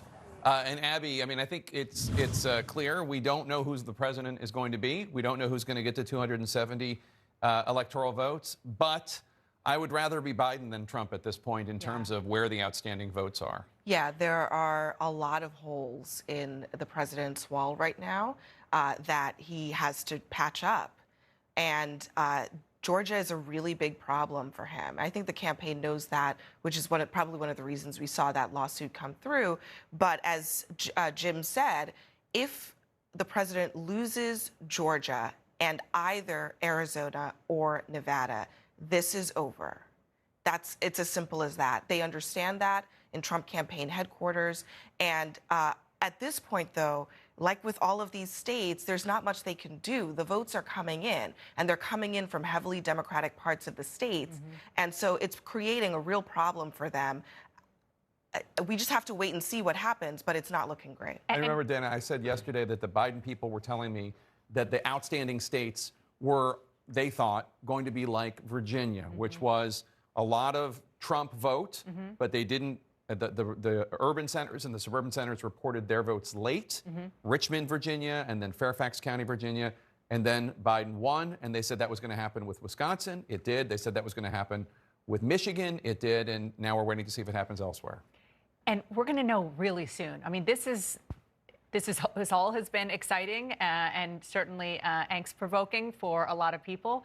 But if you look now, it's, 8:19 p.m. Eastern, and according to Kyung La, a reporter in Arizona, we are going to maybe get a big tranche of votes that are outstanding that could give us a sense of how big of a gap Joe Biden has, or how much of a lead he has, or whether it is going to shrink. And we really are on the precipice, potentially, of knowing who the next president of the United States is. And the fact that we're talking about it, and it's Arizona, is pretty remarkable. We don't know if it's going to happen, but just the fact that that is a potential pivot point for a president of the United States who is a Democrat just shows the fact that demographics are changing in many states, and number one is Arizona. And you know what? Arizona is also their best shot right now, really. I mean, if you really look at what's going on in Arizona, the reason they've been expressing so much confidence about Arizona is because the state is not, Maricopa County is not quite as polarized as, say, Atlanta and the metro areas around Atlanta. So they feel like they might get a more favorable split of those votes coming in, but that's not saying a whole lot. I mean, they have a fair amount of ground to make up in that state, and it really shows how big of a problem that they have, that Arizona is their best shot, and it's not a really good situation that they're facing right now. That state is, right now, Joe Biden has a pretty comfortable lead for Arizona, and if he's able to hold on to it, it blocks Donald Trump's path to the White House. So much of the Trump era has been as if it was conceived in a writer's room in Hollywood. And the idea that his advisors have been begging him for years to stop attacking and insulting one of Arizona's favorite son, Senator John McCain, who he attacked and said he wasn't a real hero, I like people who weren't captured, et cetera, and just went on to attack John McCain, and then John McCain died, and he was incredibly ungracious and then continued to attack him when he died. Ultimately, his widow, John McCain's widow, Cindy McCain, who very beloved and respected in Arizona, endorses Joe Biden. There must be so many people in the White House right now who are just tearing their hair out watching these Arizona returns, thinking, I told you not to do that. You read my mind. I was sitting here thinking Arizona and thinking John McCain and Cindy McCain. And frankly, now former Senator Jeff Flake, who endorsed Joe Biden, but it's much more of the McCain legacy. And I mean, I'm sure you're talking to people who are close to John McCain, that it's John McCain's last laugh, if in fact his state, his beloved adopted state of Arizona, goes for Joe Biden, his old friend who spoke at his funeral, who eulogized him, whom he met when John McCain was an aide to then Senator Biden and other members of the Senate Foreign Relations Committee. I mean, can you imagine the poetry of that if it happens? If it happens. But the way that the writers have been conceiving of this this season of the Trump show, it might. Stay with us as we head into dramatic moments tonight as new results are released out of Arizona and then Georgia. Will they help Joe Biden cross that finish line? It's just 17 electoral votes away. Stay with us.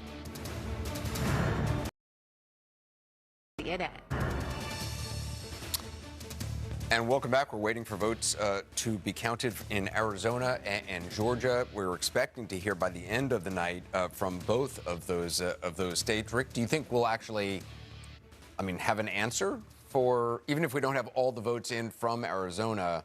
I think this tranche of votes coming in from Arizona will tell us whether Arizona is in play or it's not. Yeah. If the numbers don't move much, then what we were told, which is this is election day voting, which is going to be heavier Republican.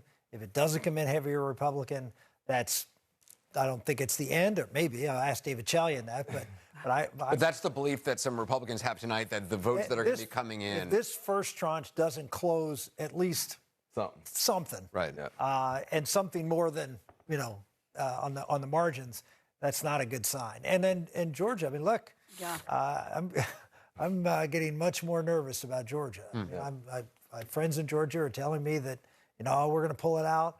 But I think most people think now Perdue is going to go to, this is the Senate candidate, he's going to end up going to a runoff, which means the United States Senate will be determined by 2 runoffs in the state of Georgia, which either went for Joe Biden or, was either way was basically a 50-50 state. So you talk about money going to Georgia between now and the first of the year. It's going to be a pretty expensive time. Yesterday was just like roller coaster. It was like up and down, and there's like all these like reversals of fortune and stuff like that. Today it's just been a slow, steady grind against Trump. Trump is just sitting there every hour watching his life get smaller and smaller, watching his numbers go down, watching the and it's. I got to say, you do have a slight smile on your face. I don't know saying why. all of this. I don't know why. I'm just reporting the news, reporting the facts. But look, yesterday, I had rumblies in my tumbly. It was really, really scary. Today is just Democrats feeling a little bit better, a little bit better. As Axelrod said, always nervous, always scared, but a little bit better. And if you're Donald Trump, if you're sitting in the White House, just watching these numbers get smaller and smaller, and then spray gunning these silly little lawsuits all over the place that everybody knows are silly, you are not having a good day. Well, and our reporting from the White House is that even Donald Trump is telling allies with whom he's speaking, saying, look, I'm not so sure these lawsuits make that much of a difference. Yeah. He kind of understands that, I believe. Generally don't. Yeah, they're silly. Well, they overwhelmingly unless there's something to sue for, right? There's also, look, a lot of what he always does has to do with positioning. It's and right now he's trying to hold a place. These suits are a way of saying there's still a chance here. We can still fight these things.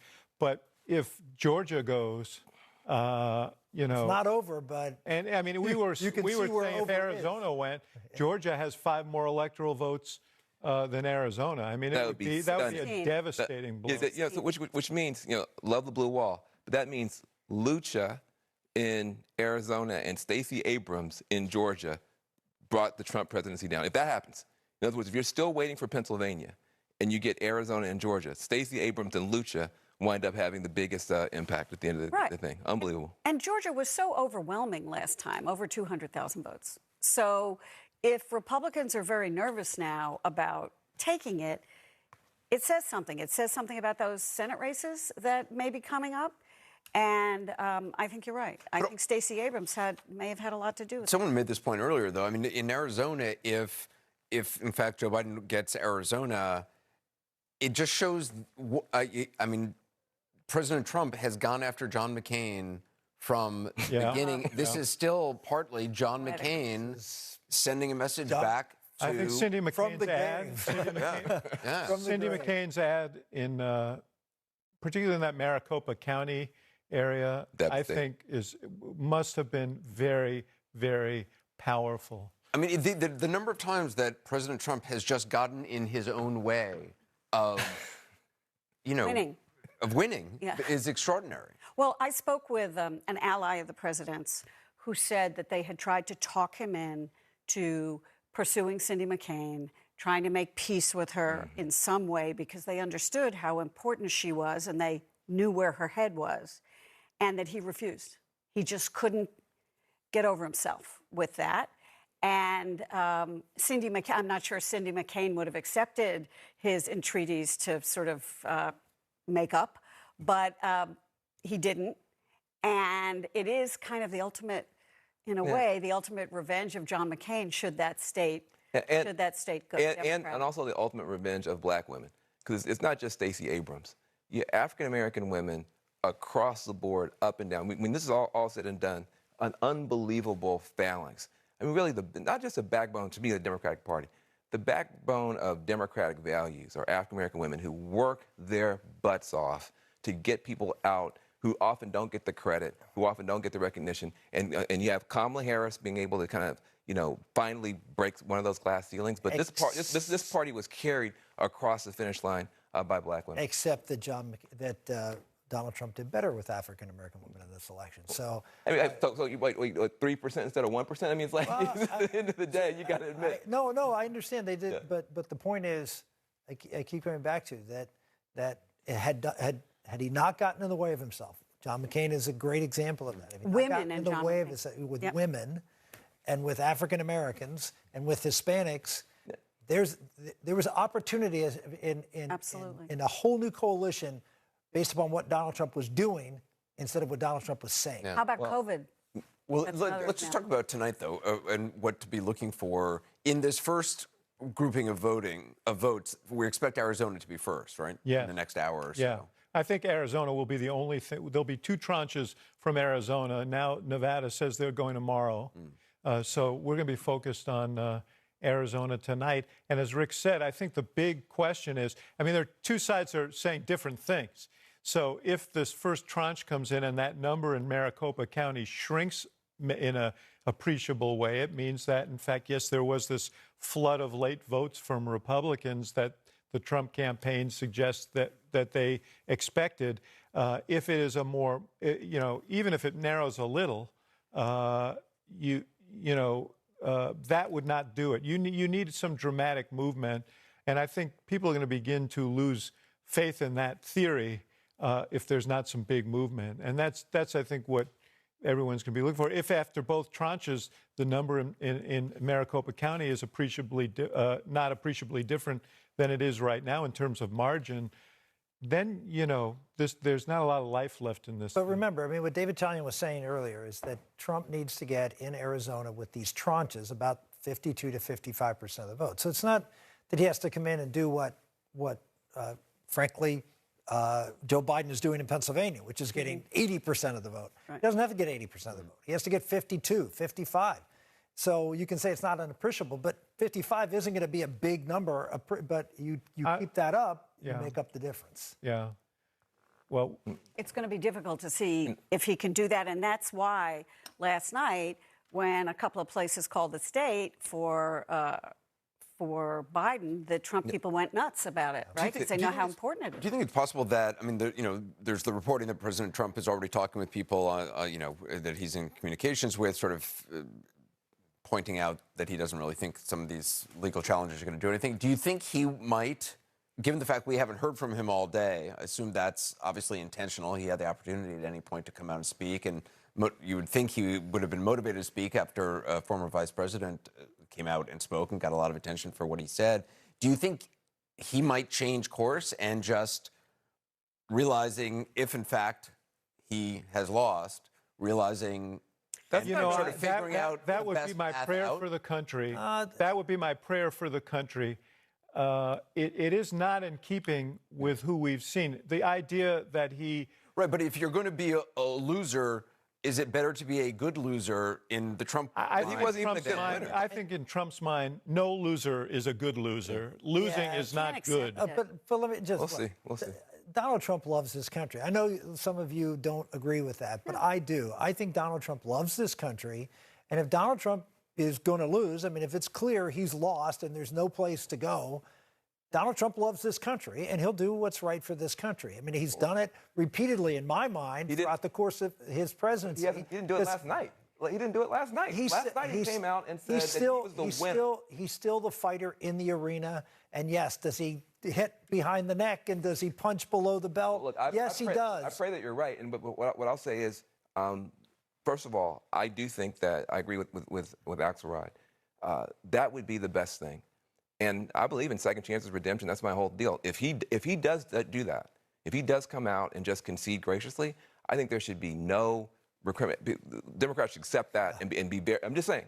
Good luck with that. And it's just as likely Democrats will accept it as he'll do it. But I'm just saying that if that does happen, I think that we should accept it. I think the fear that we have on the Democratic side is that he has said so clearly that the only way he could lose is if it was rigged, and that he has a whole bunch of people who are geared up. The question is, can he back away from that? Can his people back away from it? I don't know, but I hope that he does do what you say. I think we spent 4 years talking about Donald Trump pivoting and turning into somebody that he isn't. True. And he is who he is, and we know who that person is. Now, if he thinks it is in his own self-interest at a certain point, he will say maybe, okay, but they cheated, but there's nothing more I can do about it. He's never going to give up on the notion that this election may be legitimate if he loses. Never going to. He's always going to think it wasn't. Gloria, because what obsessed him was about the last election and the popular vote was that Democrats were trying to delegitimize. Well, if the goal is to have a Trump network or whatever it may be, whatever if in fact he's voted out of office and whatever his next step is, having grievances is that's the point. I've always felt that there are two reasons he wants he wants to express his own sense that I'm not a loser, and secondly, it's a launching point for whatever his next thing is. It is all about Arizona. Just minutes from now, when new vote tallies will be released, we'll have a little bit more of a clearer idea. Will the state push Joe Biden closer to victory? We'll find out after the break.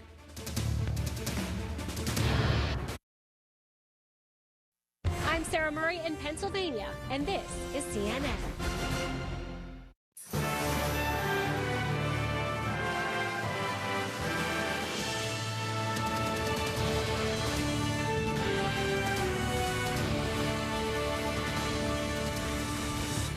We're closing in on a potential turning point in the presidential election as it's continuing tonight. I'm Wolf Blitzer in the CNN Election Center.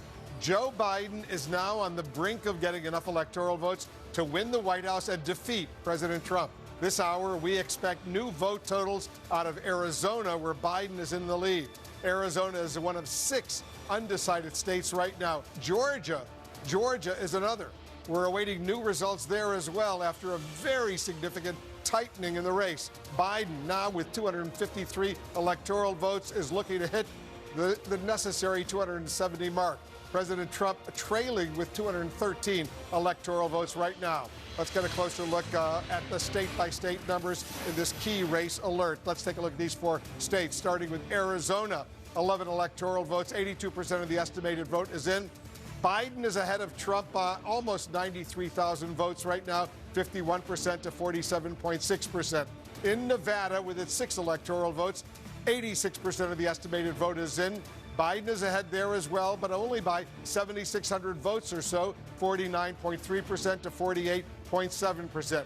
In Georgia right now, the Trump lead has dramatically diminished. 16 electoral votes, 95% of the vote is in. Trump is up by nearly 40,000 votes over Biden, 49.8% to 49%. He was up by more than 300,000 votes overnight, now only less than 40,000. In Pennsylvania right now, where there's 20 electoral votes, 88% of the estimated vote is in. Trump remains ahead by about 196,000 votes, 50.9% to 47.8%. Let's check in with Kyung La. She's in Phoenix right now. Kyung, I understand we're about to get a whole lot more numbers from Arizona. Emphasis there is about to. We anticipate at any moment that we are going to get our first real look at where the ballot count is here in Maricopa County. I'm standing in the belly of the beast. This is where the counting is happening in the most populous county in Arizona. This includes the Phoenix, Arizona population. This counting is still going on. You can see that we have adjudicators over here still looking at the ballots that need to have some type of, we're just hearing now. I'm gonna hit refresh. I'm looking at my screen because we have new numbers, and you can see here, this is, I want to clarify here, this is numbers for Maricopa County. Joe Biden at 887,457, Trump 802,160, so that is 52% of the vote for Joe Biden, 47% of the vote for Donald Trump. I'm going to repeat that. The number for Joe Biden, the actual vote count is 887,457. That's 52% of the vote here in Maricopa County. I want to stress that's Maricopa County. For Donald Trump, President Trump, we have 802,160, 47%. So there is a 5-point spread here. It is very tight here in Maricopa County. The advantage, though, for the vice president, who is at 52%, President Trump at 47%, a 5-point spread. That has fluctuated a bit ever since we started watching the returns last night. But it is tightening here in Maricopa County. It is the reason why Maricopa County is so important is because this is the most populous county in the state of Arizona. It is a growing population. How Maricopa goes will mean how Arizona goes. You have to win it here if you want to win in the rest of the state. That is a conventional political playbook here. Is it possible to not have that happen? Anything is possible, but it is extremely unlikely. Both Republicans and Democrats here in Arizona will tell you, you got to win Maricopa County, and these last totals that are coming in are extremely important. So we are getting, I'm so bad at math here. I want to stick to what I'm seeing here. What we're looking for here is what's going to happen with the next ballot release as well, Wolf. That is expected in the next few hours or so. All right, stand by, Kyung. We got a key race alert. Well, let's show our viewers what's going on in Arizona with these new numbers right now. 84% of the estimated vote is in. Biden maintains his lead, almost 80,000 vote lead, 79,173 over Donald Trump, 50.7% in the whole state, not just in that county, 47.9%, 47.9% for Donald Trump. John King, let's talk a little bit about what's going on. Biden still has a very significant lead in Arizona. Right, and so you're up to 84% of the estimated vote. We have to keep going, right? So every time you get new votes, you figure out, has it changed the dynamic of the race? You look at the new numbers in Maricopa. Again, 52 if you round up, 47 if you round up. That's a close race, as Kyung noted. Close race here in Maricopa County. I just want to go back and look. 4 years ago, the president carried Maricopa County. Remember, the third-party candidate, especially Gary Johnson in Arizona, did quite well. So the president was at 49%. And Hillary Clinton at 46 if you round up. So you come up now, Biden on top. That is part of the suburban shift in the United States of America. And the suburban shift in this particular state raises the potential. Joe Biden leading right now in what would be a flip. Donald Trump carried the state 4 years ago. Joe Biden leading now. The challenge simply is, well, if every time we get new votes, Joe Biden is on top, even if it's just a little bit on top, he's leading in the race. And so that's the dynamic now. When you're in the lead, you just need to come out one more than the other guy every time we add votes, and you're going to make it through the night. The question is, what else is, where else? We'll get more from Maricopa County. I just want to look, again, in Pima County, Tucson, Joe Biden's winning by even more right now, leading by even more right now. So we have some votes out there as well. You would expect him to add here. And that's the challenge as we go through Pennsylvania, as we go through Georgia, and as we go through Arizona. Joe Biden just needs to essentially 50+1 the rest of the way. The lead might narrow some, but he'll get there. And then, of course, then we're going to look next door. Hold on one moment. Before we leave Arizona, you and I are going to talk to Katie Hobbs, the Secretary of State of Arizona once again. Secretary of State, thank you so much for joining us. So tell us what's going on in Arizona. We just got the new numbers from Maricopa County. What's the latest? How much more of an outstanding vote is there in your state? Well, it's around 600,000, and right before the ballots that were just uploaded, there were 420,000 outstanding ballots in Maricopa County. I don't know how many ballots they just uploaded, and so that doesn't answer the question of how many outstanding there were. But before 7 o'clock, before just now, there were around 600,000 in the state. They just uploaded, I think, about 80,000 in Maricopa. That's the number that we just got. Okay, so if I'm doing my math right, then they're down to 340,000 outstanding in Maricopa County. So there's still plenty of votes left out there. John King has a question for you. Go, John. I just want to walk through where are the rest. Obviously, Joe Biden's leading in Maricopa County right now. So if you're the Biden campaign, the more votes there, the better for you. At least you think that. How about Pima County, where Joe Biden is leading by even more than in Maricopa? How many of the outstanding are in Pima? Do we know? Just over 90,000 are in Pima County. Right, and so I just want to pull out so people can see the statewide map, Madam Secretary, in terms of these more Republican counties. If you're the Trump campaign, you're trying to make this up. What about Yuma County? Do we know how many are out there? Yep, it looks like about 18,000 in Yuma County. So you're seeing smaller numbers. This is what we have to follow. Excuse me for interrupting, Madam Secretary. But as we go through, Wolf, the blue counties where Joe Biden is leading have a higher percentage of votes. And as we move up in La Paz, is that about the same or is that fewer?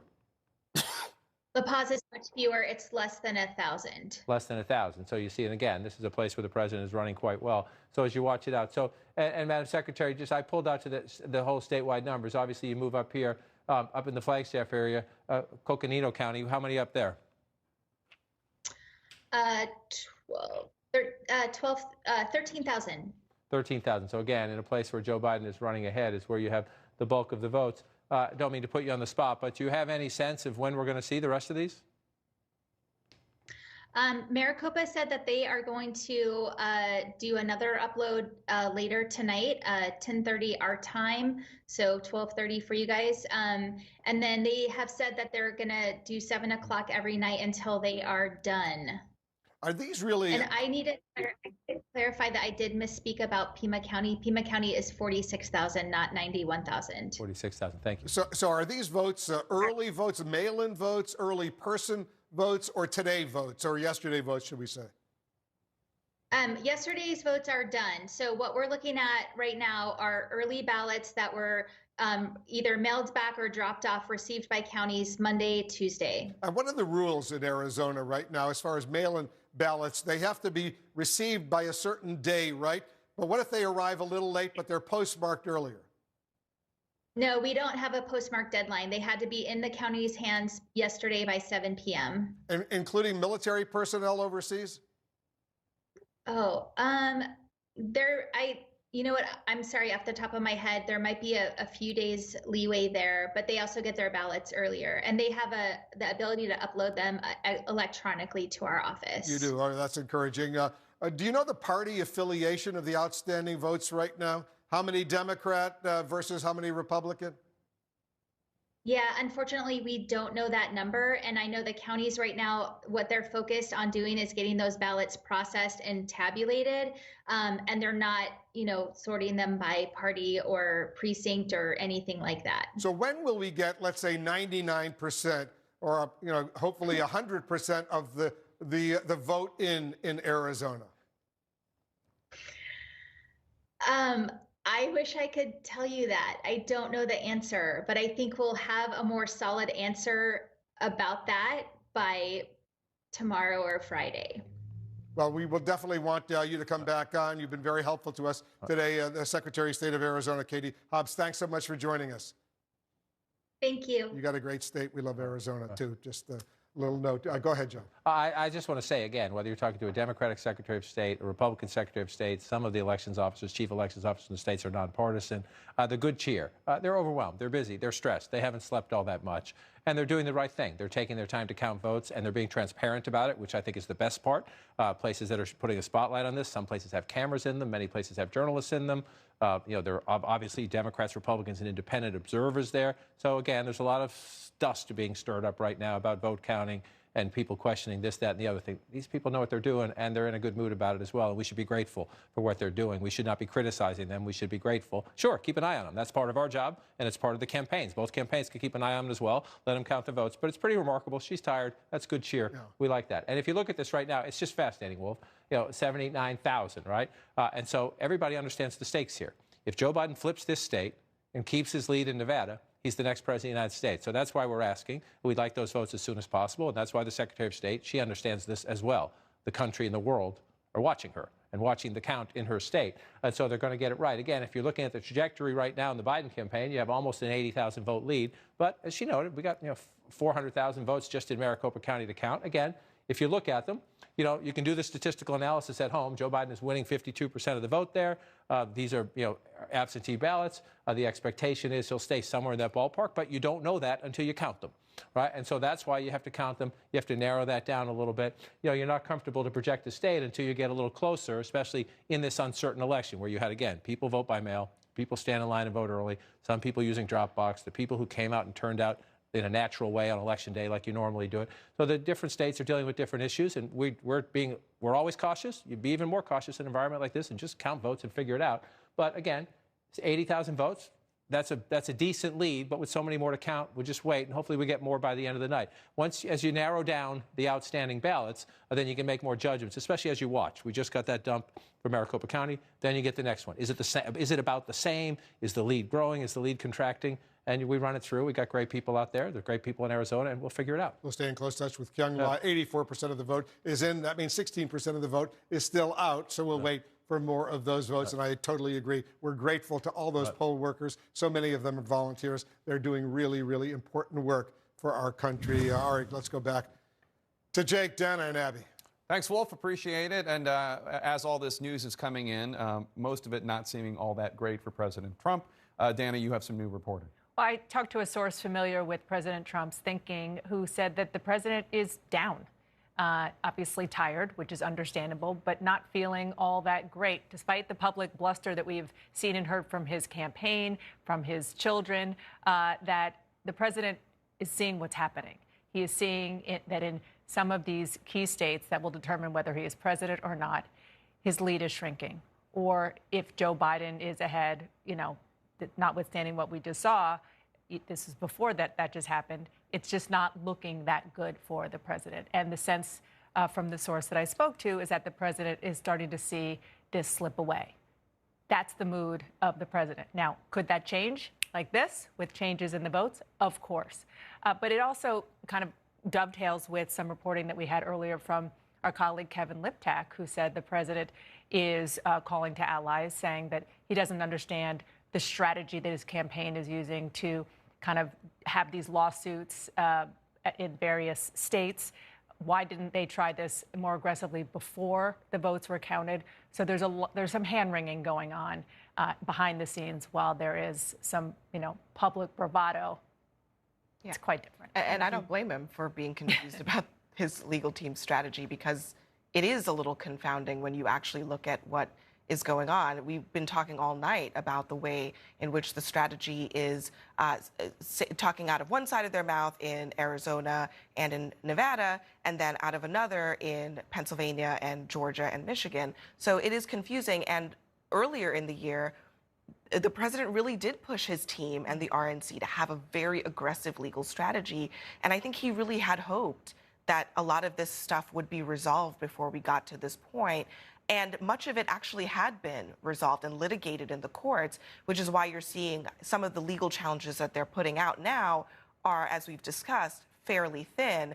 And so I'm not surprised to see that the president finds it to be a somewhat unconvincing case. But do you think that his issue is that he's not finding their legal strategy now to be up to the standards that he wants, or he doesn't understand why they're not able to stop the counting of votes. I mean, that seems more like in keeping with Donald Trump. His legal team was fairly aggressively out there. I mean, they were trying to stop mail-in ballots in any number of states, including the Commonwealth of Pennsylvania. And I mean, the problem is that just because he's president, he's not able just to stop mail-in ballots. He's not able just to stop the counting of ballots. I think, with all due respect, I think you're giving him a little bit too much credit. Well, I mean, I'm sure it's a little bit of both, that he wants to stop the ballots from being counted. But again, I'm sure he's not blind to the fact that these cases that are being brought are long shots. Exactly. I mean, they're just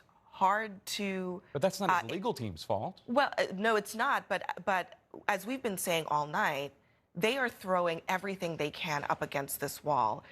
The president obviously wants to win. He wants the ballots to perhaps not be counted. But I think he, as someone who, as you pointed out, is very litigious, he understands that these cases are not as rock solid as he... That's exactly right. I think that he's just... It sounds to me like he is just voicing his frustration.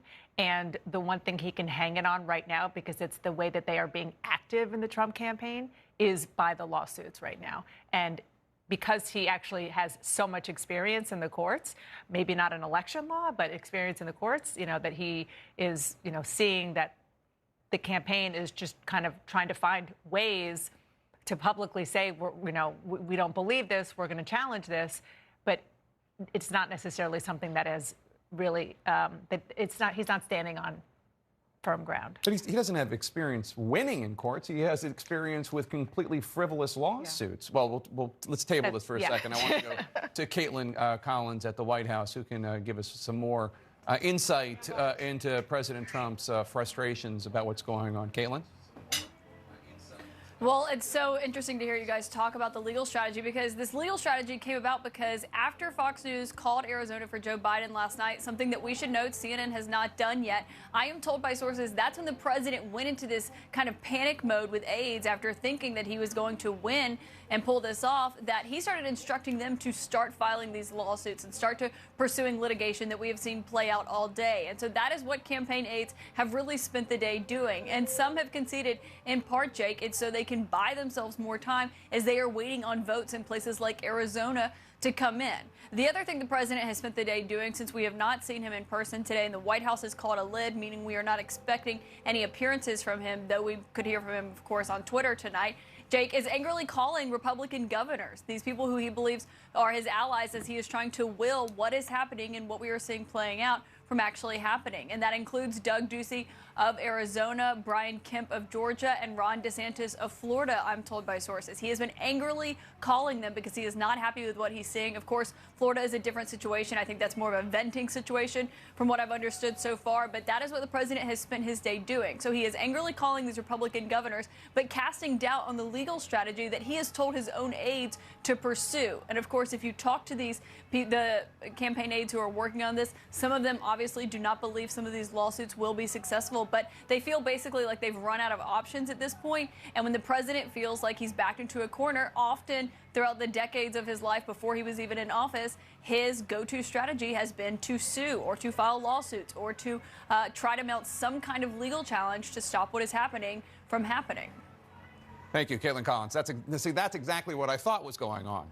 The idea that he's waging these frivolous lawsuits because he's telling them to do it. Anyway, Caitlin, thank you so much. Let's go to Arlette Saenz, who's with the Biden team in Wilmington, Delaware. What are you hearing from Team Biden, Arlette? There's obviously still a narrowing race in Arizona. We don't know what's happening in Nevada, a narrowing race in Pennsylvania, and, of course, in Georgia. Well, Jake, they are closely watching these results coming in Arizona, but at this point, they are still projecting confidence about his standing in that state. The Biden campaign acknowledges that the margin could tighten in a county like Maricopa County, but they don't expect that his current standing will be overcome, even as the Trump campaign has pushed that narrative over the course of the day. Now, Arizona and Nevada, another state the Biden campaign is looking to hold on to. those are states that Joe Biden only visited once as the Democratic nominee, which is quite the contrast to the time and resources he devoted to those blue walls he was trying to reclaim this time around. Now, the Biden campaign started the day projecting confidence about that blue wall, the Michigan, Wisconsin, and Pennsylvania. And at this point, they have had 2 of those 3 states called in their favor. Now, heading and looking forward to Pennsylvania, the Biden campaign says they still remain confident as those votes continue to be counted, and say that they will remain vigilant about ensuring that every last vote is counted in that state. All right. Arlette Saenz, thank you so much in Wilmington, Delaware. And we should also talk about the fact that I do, and I'm sure you do, expect Arizona to narrow. I mean, I do think that I do think that margin of victory, which is it started to. What is it? And now it's like a little more than right there. You go, 50.7 to 47.9. Yeah, I mean, and the Biden campaign, they also expected to narrow, but they believe that he will win. So yeah, it's not going to be a blowout in Arizona, but the question is, can President Trump make it out with the votes that are outstanding?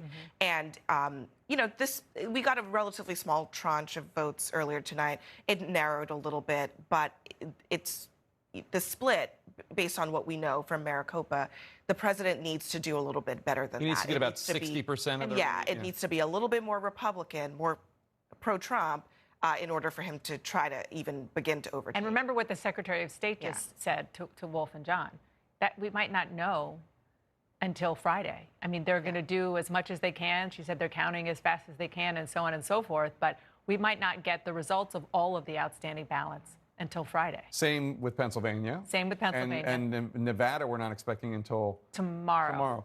But it's funny that you clarified yourself there on the Republican votes versus pro-Trump. Now, explain. Because I mean, even on a good day, right? I don't like assuming that party affiliation is going to translate into votes. But if you dig into a little bit of the exit polls in the state of Arizona, you see something interesting that we were talking about.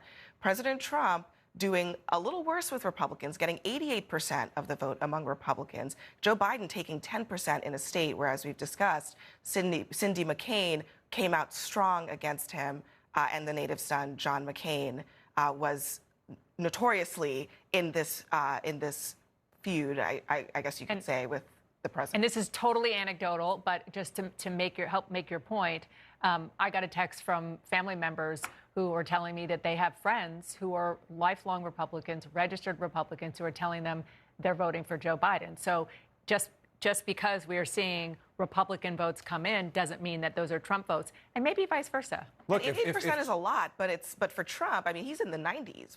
And that's the thing. If Joe Biden ends up winning Arizona by 40,000 votes, guess what?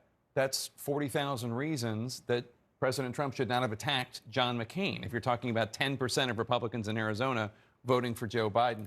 David Chalian, let's talk about Arizona and what needs to happen in these remaining ballots that have yet to be counted. Yeah, so we're taking a look. This is obviously the state of play after that vote dump that we just got in Arizona.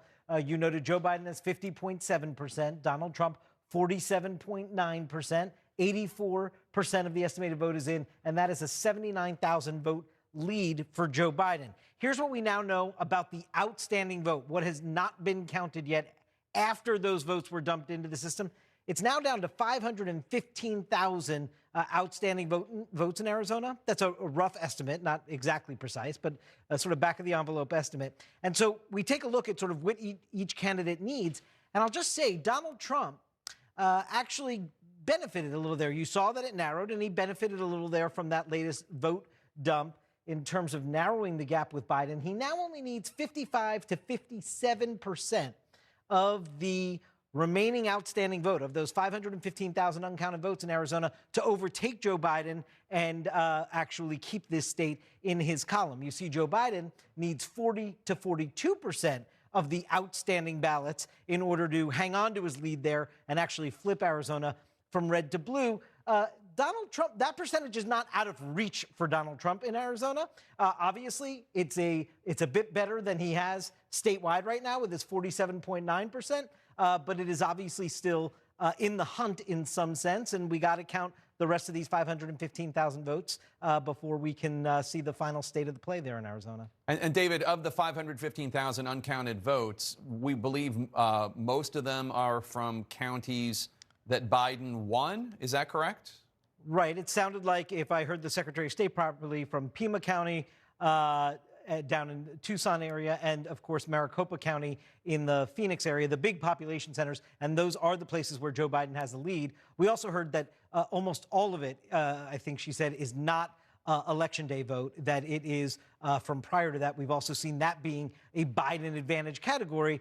But again, I just want to say, guys, Donald Trump got a little benefit out of that last dump. And so if he gets more votes that he can continue to narrow in what we see the next time they update their vote totals, then possibly his percentage of what he needs will go down a little bit. So with 515,000 votes outstanding in Arizona, there's simply more counting to do. That's why we count all the votes, to see who actually won, whether it's Trump or Biden. David Chalian, thanks so much.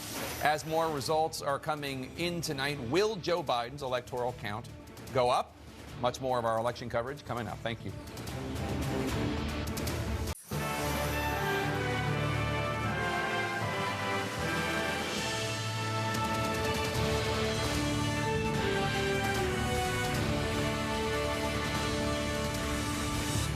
The race for 270 electoral votes is heating up dramatically. Right now, Biden has 253. Trump has 213, 270. That's the magic number. You get 270, you're the president of the United States. Let's get a key race alert right now, see where things stand in these 4 states. In Pennsylvania right now, where there's 20 electoral votes and 88% of the estimated vote is now in, Trump maintains his lead, 190,000 vote lead over Joe Biden.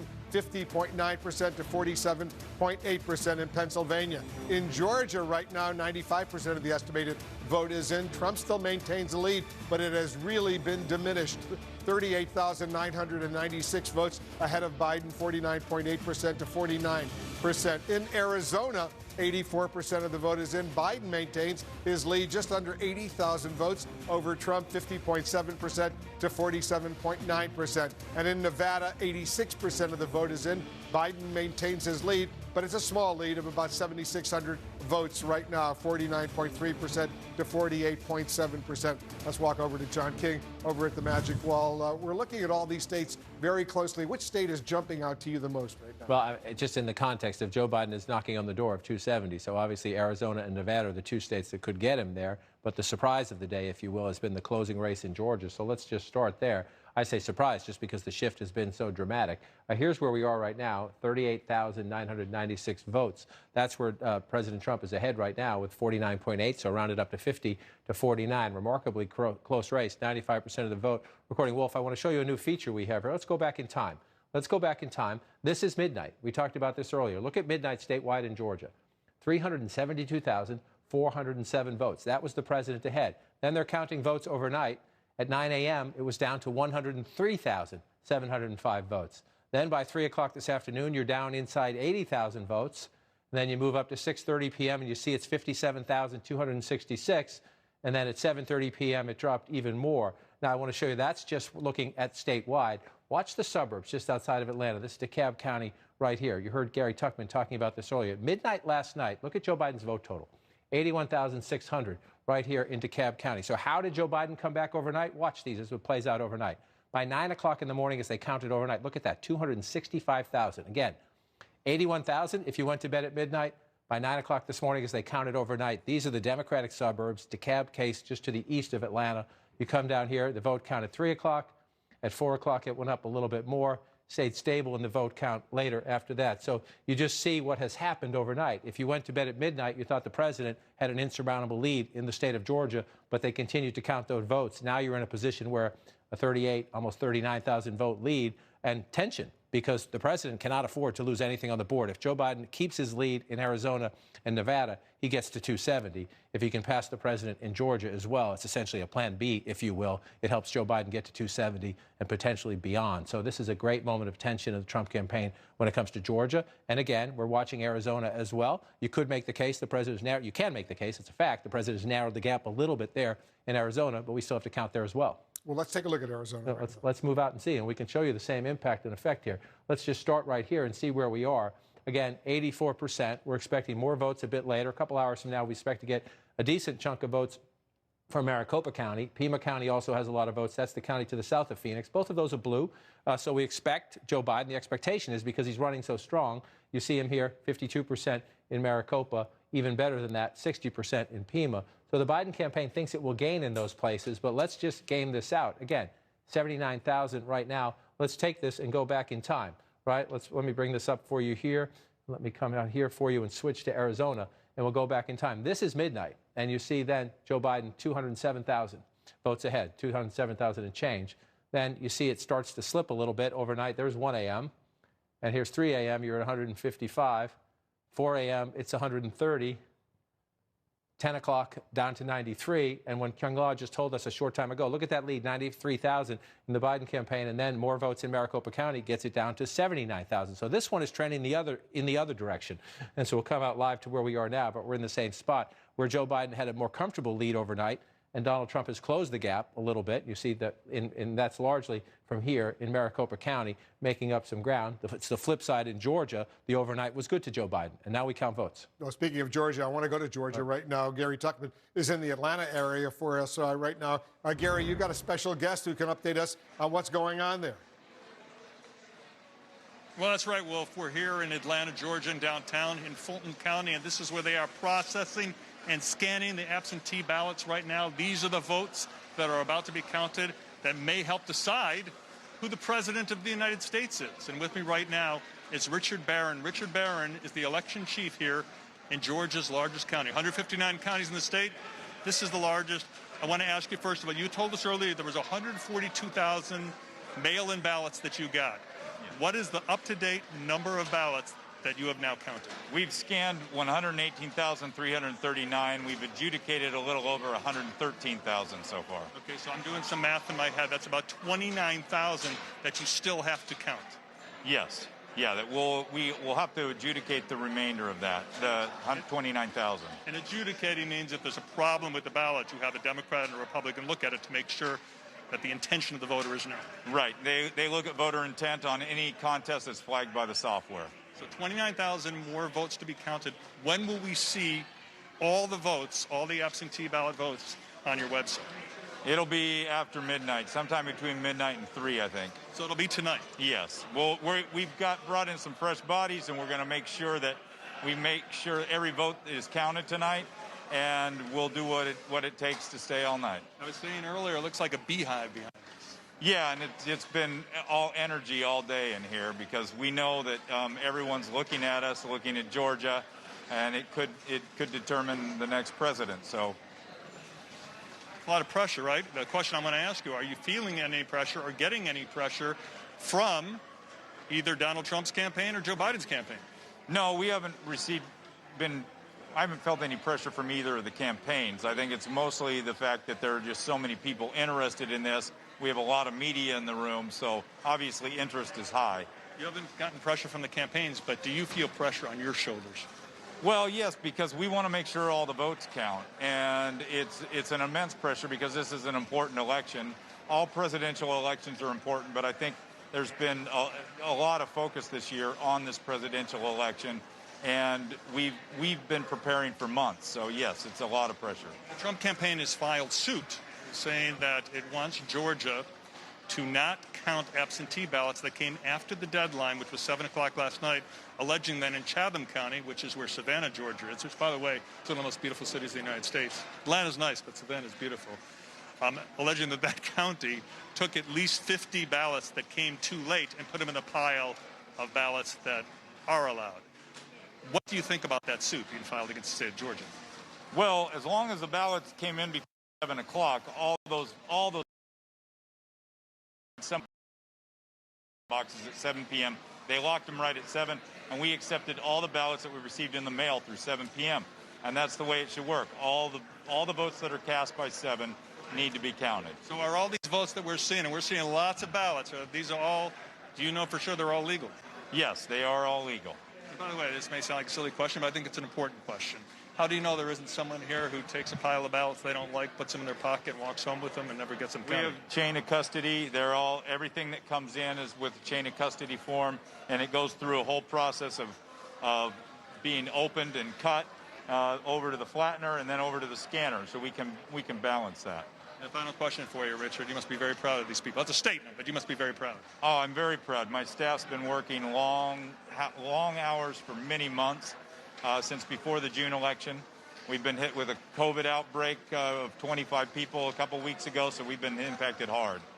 Richard Barron, thank you for joining us. You're welcome. Well, if I could tell you, there's at least 60,000 votes just in the Atlanta area, not including here, that still haven't been counted. Back to you. We'll wait for them to be counted, and then we'll report the news, as we always do. Please thank Mr. Barron.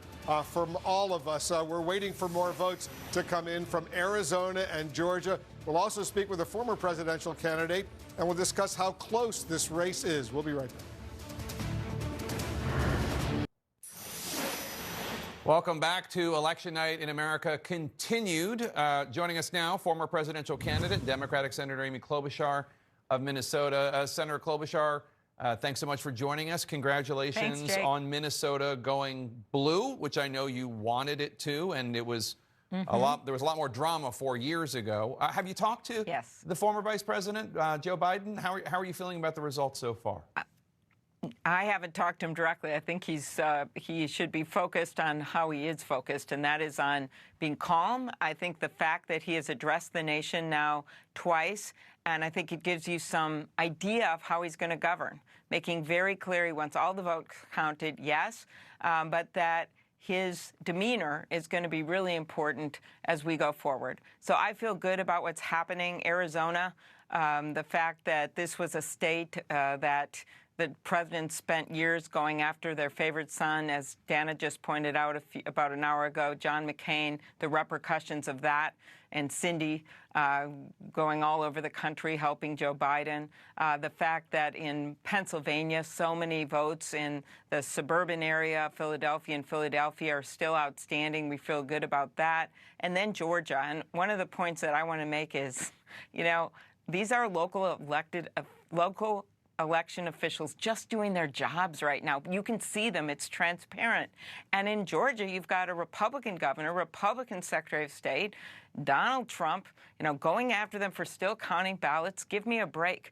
You've got Democratic and Republicans just doing their jobs right now. Let them be. Let them do their jobs. And I think it contributes to this idea that this is democracy in action, and we've got to allow the votes to be counted. And you've had a few recounts in Minnesota, if I recall correctly. Yes. Overall, these results, these election results, were not the large-scale repudiation of President Trump the Democrats were hoping for. I know we're still waiting on final results, but that must be disappointing considering the fact that so many Democrats thought that this was going to be a landslide victory for Joe Biden and that the Republicans were going to lose control of the Senate. And on and on. Joe Biden may well win, but it isn't the repudiation you were hoping for. Look, you always want to win big, and you want to win every single seat. We know that. And sure, it's hard, especially when you've had some seats that we have lost with such good, great, amazing candidates and elected officials like my friend Doug Jones that I talked to today. So many people. But that being said, what matters here, oxygen on the White House first, is that we win the White House. And to me, it looks like that is a direction that we are headed. And given that we didn't win every seat that we wanted, I actually can't think of a better president for that time than Joe Biden. He's someone that can work with people regardless of where they come from and what their political view is. And I'm going to deal with all that after we find out what all the results are, because there's still a lot of seats outstanding. So I think tonight our focus should continue to be on the numbers that we're seeing coming in on the presidency, because that's all Donald Trump is doing. And I think we have to be laser focused on that right now. But when and if Joe Biden wins, and I have every reason to believe he will be very effective at working with Congress. What happened in the Democrats' attempt to take the Senate? Susan Collins was reelected in Maine. Joni Ernst was reelected in Iowa. Daines in Montana. Tillis in North Carolina. I mean, with the exception of Colorado and Arizona, it's really not a good night in terms of, or a good result for Democrats. It was a really tough map, and every single person that looked at it, any expert on this would say that from the get-go. So many Republican states, so many heavy Trump states, including some of the House districts, where, of course, Nancy Pelosi will still be the speaker, but there were some losses there as well. And a lot of it had to do with that. I will note we are still one ahead in the Senate races. Mark Kelly, tremendous candidate, winning in what's considered a red state, soon to be turned blue, of Arizona, and also Governor Hickenlooper winning in Colorado. So, and the results are still out in Georgia, where we are certain to have one runoff, if not two. Before you go, your husband John had coronavirus. Has he fully recovered? Is he doing okay? Yes, he is doing great, except maybe he's watching your station too much. No such thing. He may be watching right now because he is becoming an expert on every single ballot issue. And so I've had to urge, walks and things like that because I think just he is like everyone else. I think when he personally had to experience this, you really want a president in there that's going to get us through this, get us through the other end, have a plan, because he doesn't want to have it happen to people like what happened to him. He made it through, but he got really, really sick and was in the hospital. And so many Americans are, as we speak, watching this right now, who are sick or worried that someone they love is going to die. And I think it just makes this even more important as we go into these next 2 days. And we just ask people to be patient. We always knew this, Jake. I put out a report with Bernie and a few other senators about 10 days before the election. We knew that Pennsylvania and Wisconsin count late. They start the day of the election, and we knew there'd be some close states. And the important thing is to use that patience of Joe Biden and get through it instead of acting like Donald Trump. And I think we're doing the right thing here. I do have time for one more question. I just want to ask you. Oh, good. When you look at the exit polls and you look at how close this election continues to be, with neither Biden nor Trump having secured enough electoral votes, do you think your party needs to work on connecting to the working class in a way that you maintained during the primaries was important for your party? I mean, obviously, Joe Biden isn't necessarily having as much of a problem as some of your other House and Senate candidates. And I'm wondering if you think that reckoning needs to happen with the Democratic Party and the Democratic leadership. Well, I'm not ready to comment on exactly what happened here when you look at some of these Senate and House races. I start out with the fact that these were in states like Alaska and in Montana, where you had significant Trump vote. That being said, I think so much of this is going to depend on the economic agenda and what we can get done with Joe Biden working with the House, working with the Democrats in the Senate, and then in his unique way, being able to work with some of the Republicans, something that I've done throughout my career in the Senate. We're going to have to come up with some way to work with them. There's no doubt about that. But let me be clear. There are so many people suffering economically right now. And the problems we had before the pandemic, problems with paying off student loans, hard for people to get training, hard for people to be able to get child care, all of those remain unsolved for so many Americans. So we just have to get to work. And enough of this garbage of just the constant Republican attacks on everything we want to do. I think the American people are not going to stomach it anymore. And Joe Biden's victories in these states, what I think about to happen in Arizona and Georgia and Pennsylvania and the entire upper Midwest, right. I think that's a message to them too, Jake. That's a message to them. Okay, Senator Klobuchar, thank you so much. Really appreciate your stopping by today. We're standing by for new numbers at the top of the hour from more states where the vote is very close. Stay with us. Our special coverage continues next.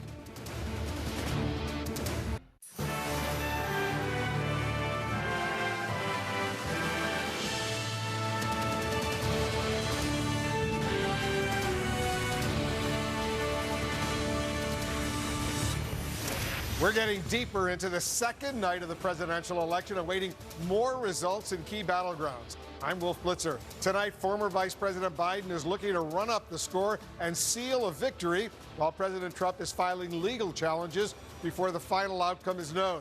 With 6 states still too early to call, votes are being counted into the night, including in Arizona and Georgia. Those key battlegrounds are preparing to roll out more vote tallies soon. Stand by for that. This, as Biden needs 17 more electoral votes to reach the magic number of 270, while President Trump is holding right now at 213. Let's get a key race alert right now.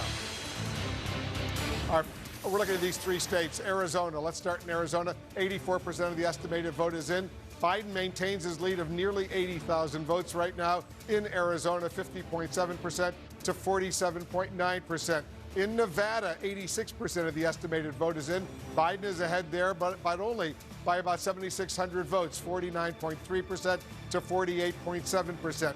Look at Georgia right now, how that gap has narrowed. 95% of the estimated vote in Georgia is in. Trump is ahead, but only by 37,000 votes or so, 49.8% to 49%. That lead that the president has over Biden in Georgia has really shrunk over these past few hours. Let's go over to David Chalian right now. We're taking a closer look at Pennsylvania right now, David, as well. That third piece of the blue wall that Joe Biden's trying to rebuild. Take a look at the state of play. Donald Trump with 50.8%, Joe Biden trailing at 47.9%. That's with 88% of the estimated vote in, a lead for Donald Trump of 186,755 votes. Now, here is what we know about the outstanding vote, those ballots that have not yet been counted. We expect that to be about 800,000 uncounted votes. Our rough sort of back of the envelope estimate, not a precise number, but that's about the universe of uncounted votes. So then we calculate, what does each candidate need in order to win the state of Pennsylvania? Well, take a look here. Joe Biden needs between 61 and 63% of those 800,000 uncounted votes to overtake Donald Trump's lead and win the state of Pennsylvania. Donald Trump only needs about 36 to 38% of those uncounted votes to hang on to his lead and keep Pennsylvania red. Here's an important thing to understand, though. That 61 to 63%, that is not out of reach for Joe Biden. The bulk of the votes coming in today, mail votes from Democratic areas, they're going like 78% to 22% Biden to Trump.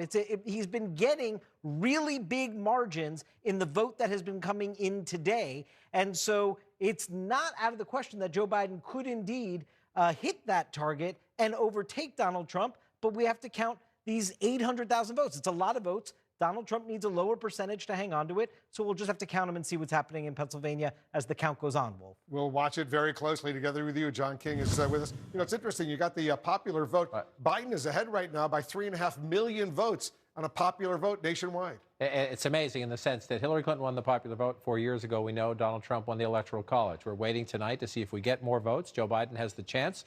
If he can get Arizona and Nevada, if he holds his leads there, he would get to 270 and he would be president-elect of the United States. But the president, who is losing the popular vote, is still in the hunt if the late states break his way. You'd have to say, you know, trend lines are pointing Biden's way right now, but we are not done because we have votes to count. And so when you just went through, you heard David go through those states. Each state's a little bit different. If you look at Georgia right now and you're the Biden campaign, you see that 37,000 lead, 37,322 vote lead for President Trump. That was 372,000 at midnight. So you go back, 11 hours ago, 10, 11 hours ago, that was 10 times that almost, 10 times that almost. So the trend line in Georgia have been going in Biden's direction. And as David noted, and our Gary Tuchman on the ground has noted, many of the votes to still be counted are here in suburban Atlanta. And you see, this is Atlanta itself, Fulton County. You see how well Joe Biden is doing.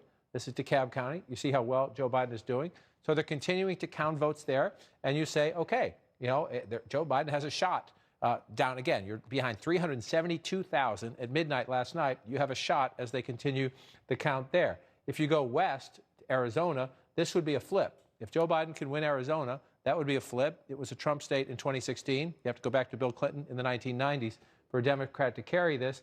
You see right now 50.7, so 51 to 48 if you round them up. But that Joe Biden lead, just shy of 80,000 votes, 79,000 votes. Wolf, that was 207,000 at midnight last night. So Biden had a big lead in Arizona last night. It is shrinking as we continue to count the votes there. Trump had a big lead in Georgia last night. It is shrinking. And so the dynamics in the end here, tension in both campaigns as they watch this count out. When you look here, This is where the last piece of votes came in. The last time we did get an installment of votes, it was from Maricopa. That helped the president narrow the gap a little bit there. So the question, as these come in, do the next batch of votes from Maricopa, is Joe Biden do better and he's going to pull away a little bit more, or does the president continue to narrow that gap? And so it's just a fascinating dynamic. In Arizona, obviously critical here. We're still waiting to see if Clark County, this has been, again, it's frustrating for people at home. Some of this can feel like Groundhog Day when you revisit these states and you're trying to figure out who's going to win the presidency. Arizona could decide it along with Nevada, and we've been waiting all day. It's been the same total. Clark County officials have said maybe. Clark County is here, the largest county in the state. They have said perhaps we'll get some new votes tonight, more votes tonight. Perhaps we have to wait till the morning. But again, you're looking, this is Clark County, 53% to 45%. You pull out here, 7,647 votes. We know there are still votes to be counted, so obviously we need to watch this as well. And again, it's been hours at the same total there, so that gets a little frustrating. We have any idea what's taking them so long to come up with some more numbers? What they have said is several of the county, or Erica Hill is out there, and several of the counties have said that they have those numbers, but they're deferring to the Secretary of State, whose policy appears to be to try to do it all at once. It's a great question. And again, look, this is an election like no other. All of these officials are doing it in different ways. They're under enormous pressure.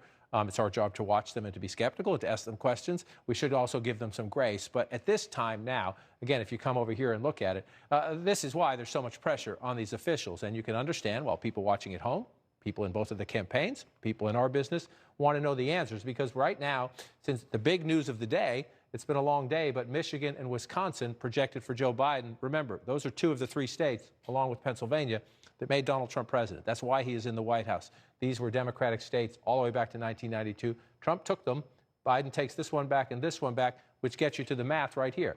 253 to 213, which means, again, if Joe Biden can do, he's leading here and leading here. He holds those. He's the president-elect of the United States, no matter what happens in these other states. The numbers will change, but he would be at the finish line. That's game over. So you can understand the pressure and why people want to know, can we speed up the count here? Can we get it? But again, we're in the pandemic election. It's like no other. In Nevada, these are mail ballots. They're counting them. We just have to be patient and wait. Doesn't mean you don't check in all the time and see.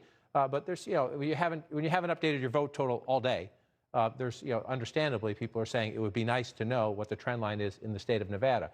Now, again, if Joe Biden wins them, that's game over. Just want to come back so people don't get the impression we're there yet, because we're not. And this would be a huge cushion. If for some reason, if Biden can come back here and then hold here, then the president has narrowed the lead somewhat in Arizona. This one's close as well. But Biden would only have to win one of these two if he somehow could pull ahead in Georgia as well, which is why, again, the chess game here of the different dynamics in these states, especially you have a sense that, the Trump lead is shrinking here, they're still counting votes. The Trump lead is shrinking here, they're still counting votes.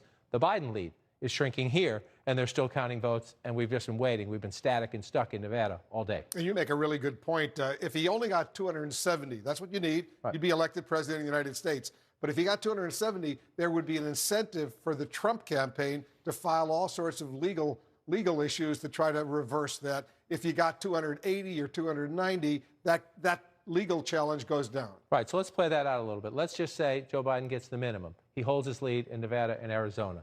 And let's say the President of the United States holds his lead in Georgia, North Carolina, and Pennsylvania. Let's say the President of the United States picks up Maine and Nebraska, allocate electoral college votes by congressional districts. Let's say the President gets that, and the President gets Alaska there. So then you're at 270 to 278, which is obviously 268. I'm sorry, 270 to 268. And so we've already heard from the Trump campaign, legal challenges here. Well, they would drop that if they get it, obviously. So you're not going to go here. But so they've already said we want to recount here.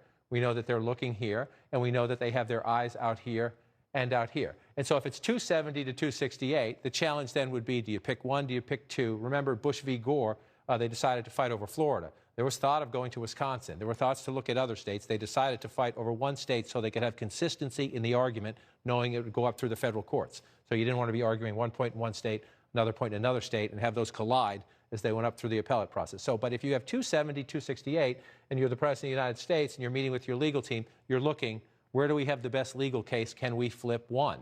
If something else turns true, and we get a dynamic where Joe Biden can come back and do that, and if Joe Biden could come back, that would be a statement there. And you're in a very different dynamic. Number one, you have to flip more, so you'd have to win a number of states. And number two, then even though this president is his own person. He makes his own decisions. He defies his party, and he defies the elders in his party all the time because it's his party. It's not their party anymore. It's his party.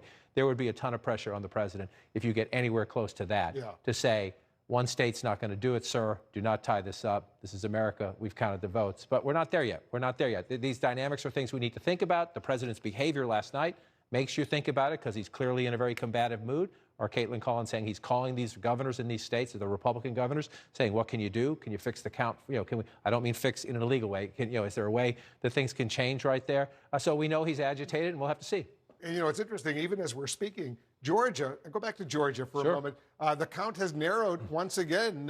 Trump's lead has gone down. Take a look at this now. He's 33,300 votes ahead of Biden. And remind our viewers where it was 24 hours ago. Okay, so we can go back and show you this, and we have this is a new function we have for you. We go back to midnight. Look at that. Look, I mean, it's just stunning what has happened here. But again, just tell our viewers what 372,407 votes at midnight, when many of you at home perhaps went to bed. Then overnight, 1 a.m., it drops to 249,497. They continue to count overnight. At 2 a.m., it's 118,000 and change. By 4 a.m., we're down a little bit more, 117,000. And then as the count continues through the day, 10 a.m., you get to 103,000. And then 9 o'clock tonight, we see it down to 39,000. And then we pop out to where we are now, and it's 33,000. So that has been a steady trend as they count the votes. So you're in the Biden campaign headquarters. You're saying, what's still out? Which counties have not finished the count? You're in the Trump campaign headquarters. You're saying, please finish the count and get to 100 because this trend line is not going our way. Fulton County, it's the largest county. It's Atlanta and the suburbs around it. As you can see, heavily Democratic vote. Joe Biden is running it up, and he's running it up even more in these mail-in ballots that they're counting today. We know Democrats decided to vote more by mail because of the pandemic. So you see Fulton County, Joe Biden's getting 72%, and they still have votes to count tonight. Our Gary Tuchman is right there keeping an eye on this. DeKalb County is even more lopsided to Joe Biden, 83%, and they still have 10% of the ballots to count. So we know there are more ballots here. You come over here to Gwinnett, they're up to 95, so they're almost done, but you're still counting ballots. And look at the vote totals in Gwinnett County. So this, you're talking about very populated suburbs outside of Atlanta here. 5% has a way to go. Another place we know that's voting Democratic is over here, 87%, Chatham County. Again, Joe Biden getting 57% here. He needs a little bit higher than that in the average, but there's more votes possibility here as we count them. And so that's the issue right now. The president's lead, again, down to 33,000. It was 372,000 when we switched from Tuesday to Wednesday morning back at midnight. So the trend line has been against the president all day long. That doesn't mean Joe Biden gets there at the finish line. But right now in the Biden campaign, you're looking at Metro Atlanta. I just want to check down here, Columbus as well. Some more votes here as well in a place where Democrat, again, you can tell by the numbers, it's not as big. It's not as big a population center, but 89%. So they're still counting votes here. Let's just come across in the blue as we look. 92% here, much smaller. You see the vote totals here. So the bulk of these votes are here in suburban Atlanta. And you're looking around saying, are there places where the president can get, make up some big ground? Most of this is typical all across America. And it's a tribute to President Trump. He runs it up in these small rural counties, but there's just not the math. See, 71% here, so they're still counting votes in Dodge County. The issue is you're going to pick up maybe a few hundred, which helps. In a close race, every vote counts. And so then, but the bulk of this is going to happen right here in Metro Atlanta, and we'll keep counting. 33,300. And most of the votes that they're counting now are the mail-in ballots as opposed to the day of ballots. Take a look at this. I want to show our viewers how tight some of these remaining contests are right now. In Nevada, the former vice president is ahead by 7,647. In Georgia right now, Trump is ahead by 33,300, as we've been pointing out. In North Carolina, he's ahead by 76,737. In Arizona, Biden is ahead by 79,173. In Pennsylvania, right now, the president is ahead by 186,755. John, we've covered a lot of these contests over the years. Night two, this is not night one, this is night two. We've got these races so close right now. It's pretty unusual, I think. Oh, it's highly unusual because we have two dynamics at play all at once. This is the collision of the campaign. and the coronavirus. Again, we have a record-setting day today in terms of the new infections. We're not talking about that as much today because we're talking about this, counting the votes. But because of the pandemic, number one, this is an evenly divided country. I mean, look at this, 50 to 48, right, 71. The good thing about this election, no matter who you voted for, is turnout is up. Participation, even in the middle of a pandemic, more people voting. 71 million votes for Joe Biden, 71.5. 67.9, nearly 68 million votes for President Trump. Let's just go back in time and look. Hillary Clinton carried the popular vote. President Trump won the election because of the Electoral College, but 65.8 to 62. So both of these candidates getting huge numbers. Donald Trump's number is now past where Hillary Clinton was 4 years ago, and yet it is not enough to win the popular vote. So that's one dynamic. We have an evenly divided country that's fighting this out, and you see this. You see this as you play it out. And then we have the voting. It's so unusual. Normally, states can count faster. Some of these states would have counted the votes faster, but they have most of the states have three different things they're dealing with. People who voted by mail, and some states, including the Commonwealth of Pennsylvania, did not have a lot of experience with mail-in ballots. It was mostly a vote on election day state. So you have all these mail-in ballots, and in some states, millions of them. Then you have people who stood in line to vote early in the days before Election Day. They have to count those ballots. And then you have the people who showed up yesterday, traditional Election Day, day of voters, at polling centers where people had to be socially distanced, where the poll workers had to be spread out, where people are wearing masks and they're trying to do their best to keep people safe. So because of that, you heard the Fulton County election director with Gary a short time ago. They had 25 people on his staff who got COVID. So in the middle of this pandemic, the heroes are these election workers all around the country and the American people who voted in just remarkable numbers. And because of the collision of all those things, it's taking longer to count the votes. Let's check in with Jim Acosta, our chief White House correspondent right now. What are you hearing from inside the White House, inside the Trump campaign? Wolf, right now, they are really focused on Arizona and Georgia. Right now, the feeling is inside the Trump campaign, and this may be just wishful thinking at this point, but they're looking at the numbers as John King is looking at the numbers. They believe they can claw back Arizona. I know we haven't called it, but other outlets have called it. They believe they can claw back Arizona, put that in the Trump column, and then perhaps they're back in business. Now, obviously, we're waiting for those results to come in, but they believe that those late returns potentially could put Arizona back in the president's column. Now, as for Georgia, I talked to a Trump advisor about this just a short time ago, and this advisor said Georgia is a big deal. Georgia is going to separate, and this advisor just said this a few moments ago, Georgia is going to be the difference between the White House and the outhouse for Donald Trump. He has to win Georgia. If the president does not win Georgia, this election is over for President Trump, in the words of this Trump campaign advisor. And I talked to a separate GOP official close to the campaign, Wolf, who said there is a feeling of resignation building inside the Trump campaign, inside Team Trump, that perhaps this election is slipping away. They just don't want to admit it at this point. They don't want to accept defeat, in the words of this GOP official. So, Wolf, they are basically putting all their eggs in Arizona. They feel at this point they have to claw back Arizona to stay in business. And then Georgia is just make or break. If Georgia slips away, not only are they going to be shocked by that, they believe that that is essentially the end of the road for President Trump, and then he will no longer be president of the United States come January. Joe Biden will win this race, in the words of this Trump advisor. As this advisor said, the difference between the White House and the outhouse for Donald Trump. Wolf. You know, it's been pretty extraordinary today, Jim. We haven't seen the president come before the cameras today. The whole day he's tweeted a little bit. Not much. He's tweeted a little bit. Why haven't we seen him? We know that Biden went out and made a statement to the American people. Why hasn't the president? Well, you know, he has been in his social media bunker all day long. He's been tweeting out all kinds of things, all sorts of misinformation. We haven't been putting a lot of that out there because it is just misleading and false in many cases, and so we're just not going to put it out there. I will tell you, talking to this Trump advisor I was just speaking with a moment ago, who has been in touch with the president at different points throughout the day, this advisor says, while the president understands how serious the situation is, how much jeopardy he's in right now, that he is focused on winning, that he is talking to his lawyers, he's talking to campaign officials, he's talking to relatives, trying to figure out some way to claw this back. Looking at the numbers right now, he knows Joe Biden is in the driver's seat. But as you know, Wolf, the president has defied gravity before. He did this 4 years ago, and there's still a belief, it may be a fleeting belief inside the Trump campaign, that somehow they can eke this out. But they need to claw back a state that's already been called by other news outlets. That would be pretty remarkable for the president to pull that off. And at the same time, they are just so nervous about Georgia. They did not see this coming. They did not expect this to happen. They thought Joe Biden was doing very well in Georgia, but they did not think that the election would potentially come down to Georgia, Wolf. Yeah, 24 hours ago, he was doing great. He was up by about 350,000 votes, and now it's, 33,000 votes, if that. All right, stand by, Jim. Let's talk a little bit, John, about Arizona first. The president thinks he can claw it back. Is that wishful thinking on his part? Well, let me take issue with the terminology, and it's interesting when you listen to Jim describe the mindset and the words they use, claw it back. Claw it back. Last night, the president said, I'm going to go to the Supreme Court. That's how the president thinks. He cannot claw it back. They are counting votes. He can win.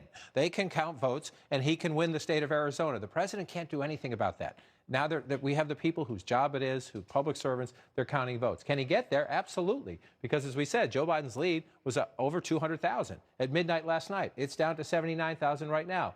Most of the votes that are out are going to come from here. But we'll see. The last time we got votes from Maricopa County, from Kyung La, it actually narrowed Biden's lead. Biden's still winning the Maricopa County, but by small. The president's catching up there. He's narrowed the lead there. So then you come down to Pima County. We talked to the Secretary of State a couple hours ago. There's more votes down here. And again, Joe Biden's winning 60%. The question is, in the two population centers, Maricopa and Pima, when the rest of those votes come in, Joe Biden needs to run up the score. He needs to run up the score because you do have these they're smaller, but you have these rural counties where the president's winning. And so 87% here. So these votes are going to come in. Again, we don't know. They could be all Democratic mail-in ballots, but the odds tell you the president's been carrying these counties. So when you go around the rest of the state, these are smaller counties. You're not going to get giant vote counts like you do in the other counties. But again, the president's getting 66% of the vote here. The president's getting 52% of the vote here. We move over here. The president's getting 74% of the vote in Mojave County, and you see 82%. So again, you see, look at the number here, 69,000, nowhere near what you get when you come down into Maricopa County in Phoenix. But when you piece it together, that is how the president wins in states. He loses the cities. He loses the close-in suburbs. The issue in Arizona is there's not as many places and there's not as many people. Most of the people live here and here. And here, the Democratic county up here, where Joe Biden is doing quite well, and they have votes to count. So you just look at the map, and it speaks for itself. Joe Biden could get more votes here, we assume, but Maricopa County is complicated. Remember, if you go back in time, 4 years ago, the president carried this county. So it's a little more complicated. You see it blue right now. You just think this is not Philadelphia. When we go to Pennsylvania, you look at Philadelphia, Joe Biden's going to get more votes as they count votes in Philadelphia. This is more complicated because it is trending Democratic. That's why Joe Biden is leading it right now. But there are plenty of Republicans in Maricopa County. That's why the last time Kyung gave us those votes, the president narrowed Joe Biden's lead. So this is most of the ball game, but there are more votes out in these rural counties. So it'll be critical tonight when the votes come in here. Can the president claw it back? It's just the language they use that insults the integrity of the process. I'm going to go to the Supreme Court. He's calling Republican governors, and he's angry. This is one of the challenges for the president when Jim was mentioning that, because he's talking about Georgia, where Joe Biden is coming back right now. We don't know if he's going to get to the finish line. We're talking about Arizona, where Biden leads, although that lead has been shrinking. The Trump campaign should just be staying calm, trusting its people on the ground to watch what's happening. However, you have a Republican president. He's been beating up the Democratic governors repeatedly, Wisconsin, Michigan, Pennsylvania. He beats them up all the time. It's a much more difficult case to call the conservative, Trump-like Republican governor of Georgia, the conservative Republican governor of Arizona, to tell them you doubt the integrity of their election process. They're not going to stand for it because they're going to run for re-election someday, and they have to defend their state even against the president. So this gets interesting if Georgia comes back in a way where the president doesn't like what's happening in Arizona. He reflexively attacks the Democratic governors. Watch to see if he wants to go after two Republicans who have been Trump allies in Georgia and Arizona. Because you heard Jim Acosta say the president Right. is freaking out about Georgia right now, that if he loses Georgia, it's over as far as he's concerned. Well, he should be concerned about Georgia. I guess, if it's personal, one of the things we should give all politicians grace, and the people who don't like the president out there are going to beat me up for this, it's stressful. It's stressful to run for office, whether you're running for mayor or running for president. And so here you are at this point. Imagine Joe Biden and Donald Trump tonight. And I'm sorry for the Democrats out there going to say I'm being kind to the president. The president said some horrible things last night. I'm just saying as a human being, he's watching these vote counts come in. And again, You were ahead by 372,000 votes at midnight last night. You thought you had this. But they're still counting votes. And that's why, again, the president's words about this are reckless. This is a democracy. We count votes. We don't stop on election night. We count until we're done. But there's a chance he should be nervous about Georgia, absolutely. And that's why he has been on the phone all day. The question is, the ballots have been cast. They're sitting in secure locations. Trained professionals are counting them. He can't claw his way back. He can watch and see what happens. And yes, have his people on the ground to have eyeballs on all of this, just like the Biden campaign does. People will count. Hopefully we'll get more votes tonight, and we'll have a better picture. I'm sure when he sees that number that Biden has 3.5 million more popular votes than we know how the president looks at these kinds of numbers. The race for the White House now down to just a handful of battleground states. Election night in America continues after this. Get it. And welcome back. We're continuing coverage, waiting for more votes to come in from Arizona, Georgia as well. Nevada, hopefully by tomorrow, we expect to have more. Nevada right now, Joe Biden's ahead by 7,647. In Georgia, the president is ahead by 33,300, but that lead has been narrowing. In North Carolina, the president is in the lead, 76,737. Arizona, 79,173. Joe Biden is ahead, but that lead has also been narrowing over the course of the day. And Pennsylvania, 184,397. A lot of votes still to be counted in Pennsylvania. Back now with our team. Let's look at Arizona. Anywhere from 600 to 650,000 votes outstanding there were. We got a dump of 80,000 votes in Maricopa County, which did sort of narrow the lead. No, I think Rick would say this as well. They hit right on the nose the number that they think they need, but they need to continue it and hope that they continue to get 59. And there are, there's no guarantee that that's going to happen. I'm sure they're going to watch this next tranche with interest, but there are both enough sides. But you talk to people on both sides, and they expect this thing will narrow. There are enough uncounted votes in Arizona that it could go to President Trump. Absolutely. And the first tranche kept hope alive for the Trump campaign. And they're, again, we're hearing encouraging signs. They think they're in this thing. They think they can pull it out. They think the same thing with Nevada. Again, the character of the votes in Nevada are recently dropped off votes, just like in the lead in Nevada for Joe Biden is 7,000. I mean, and again, going back to sort of the Nevada issue, because these are recently dropped off votes, the big issue at the time that Trump was driving in Nevada was Biden's going to close the economy. Yeah. See what the Europeans are doing. See what folks like Biden are doing. Which in Europe, in Las Vegas, obviously, is a huge issue. Tourism. I mean, it's devastating the economy for blue collar workers in Nevada. So the fact that these are recent votes, this was a big issue at the time.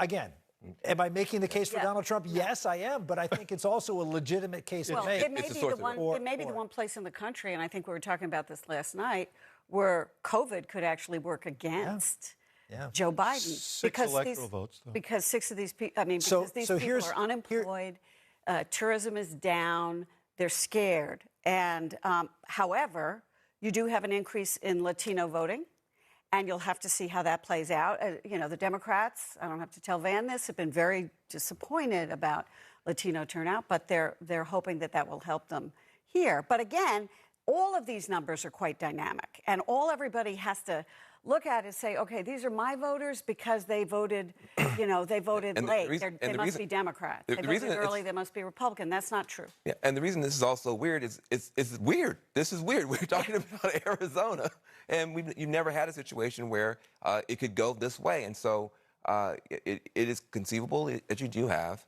a bunch of people who,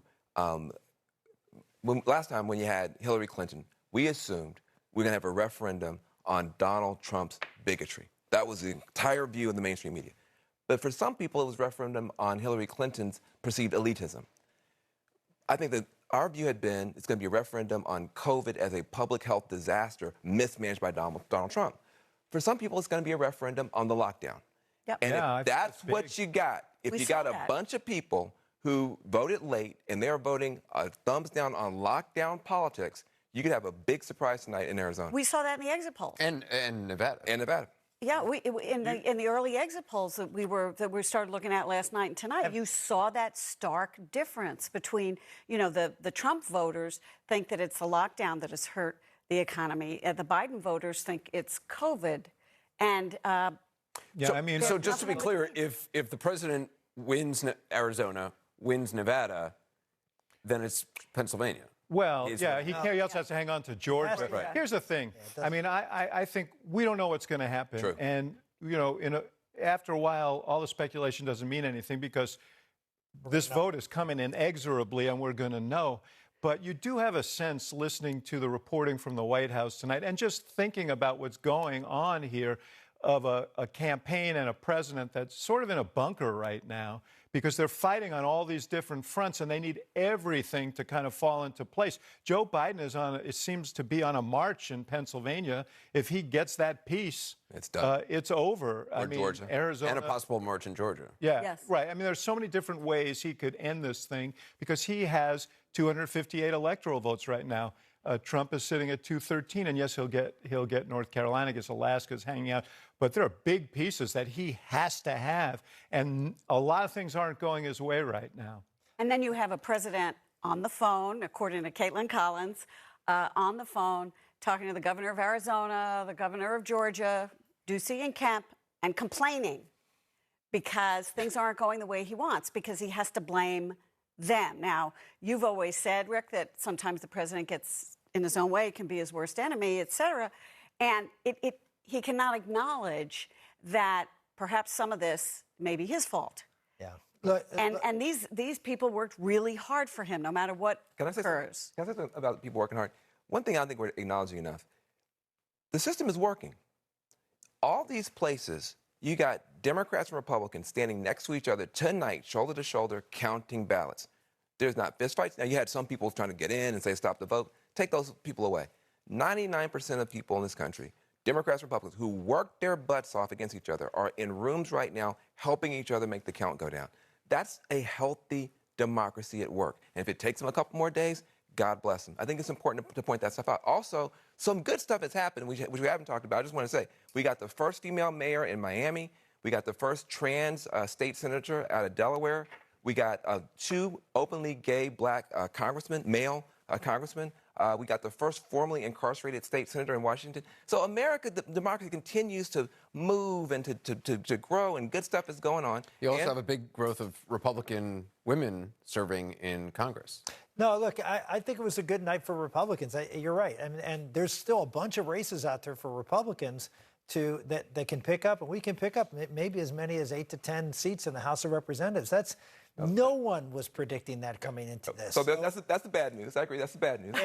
And the two interesting things is Georgia could be, Armageddon for the United States Senate come January. How so? Because it looks like senators. Yeah, it looks like David Perdue, who's barely above 50% right now, if he drops below 50%, and given what we're hearing from John King and the outstanding ballots being primarily from the Atlanta suburbs, Purdue's going to drop below 50%, which means it'll be a runoff. And there already is a runoff in the special election for Johnny These Isaac. poor people in Georgia who thought they were going to get their television sets back. No way. No, it's gonna be. It'll be the war to settle the score. Think of the money that was spent. Wall-to-wall ads. Yeah. Think of the money that was spent just north of there on Jamie Harrison to go after Lindsey Graham.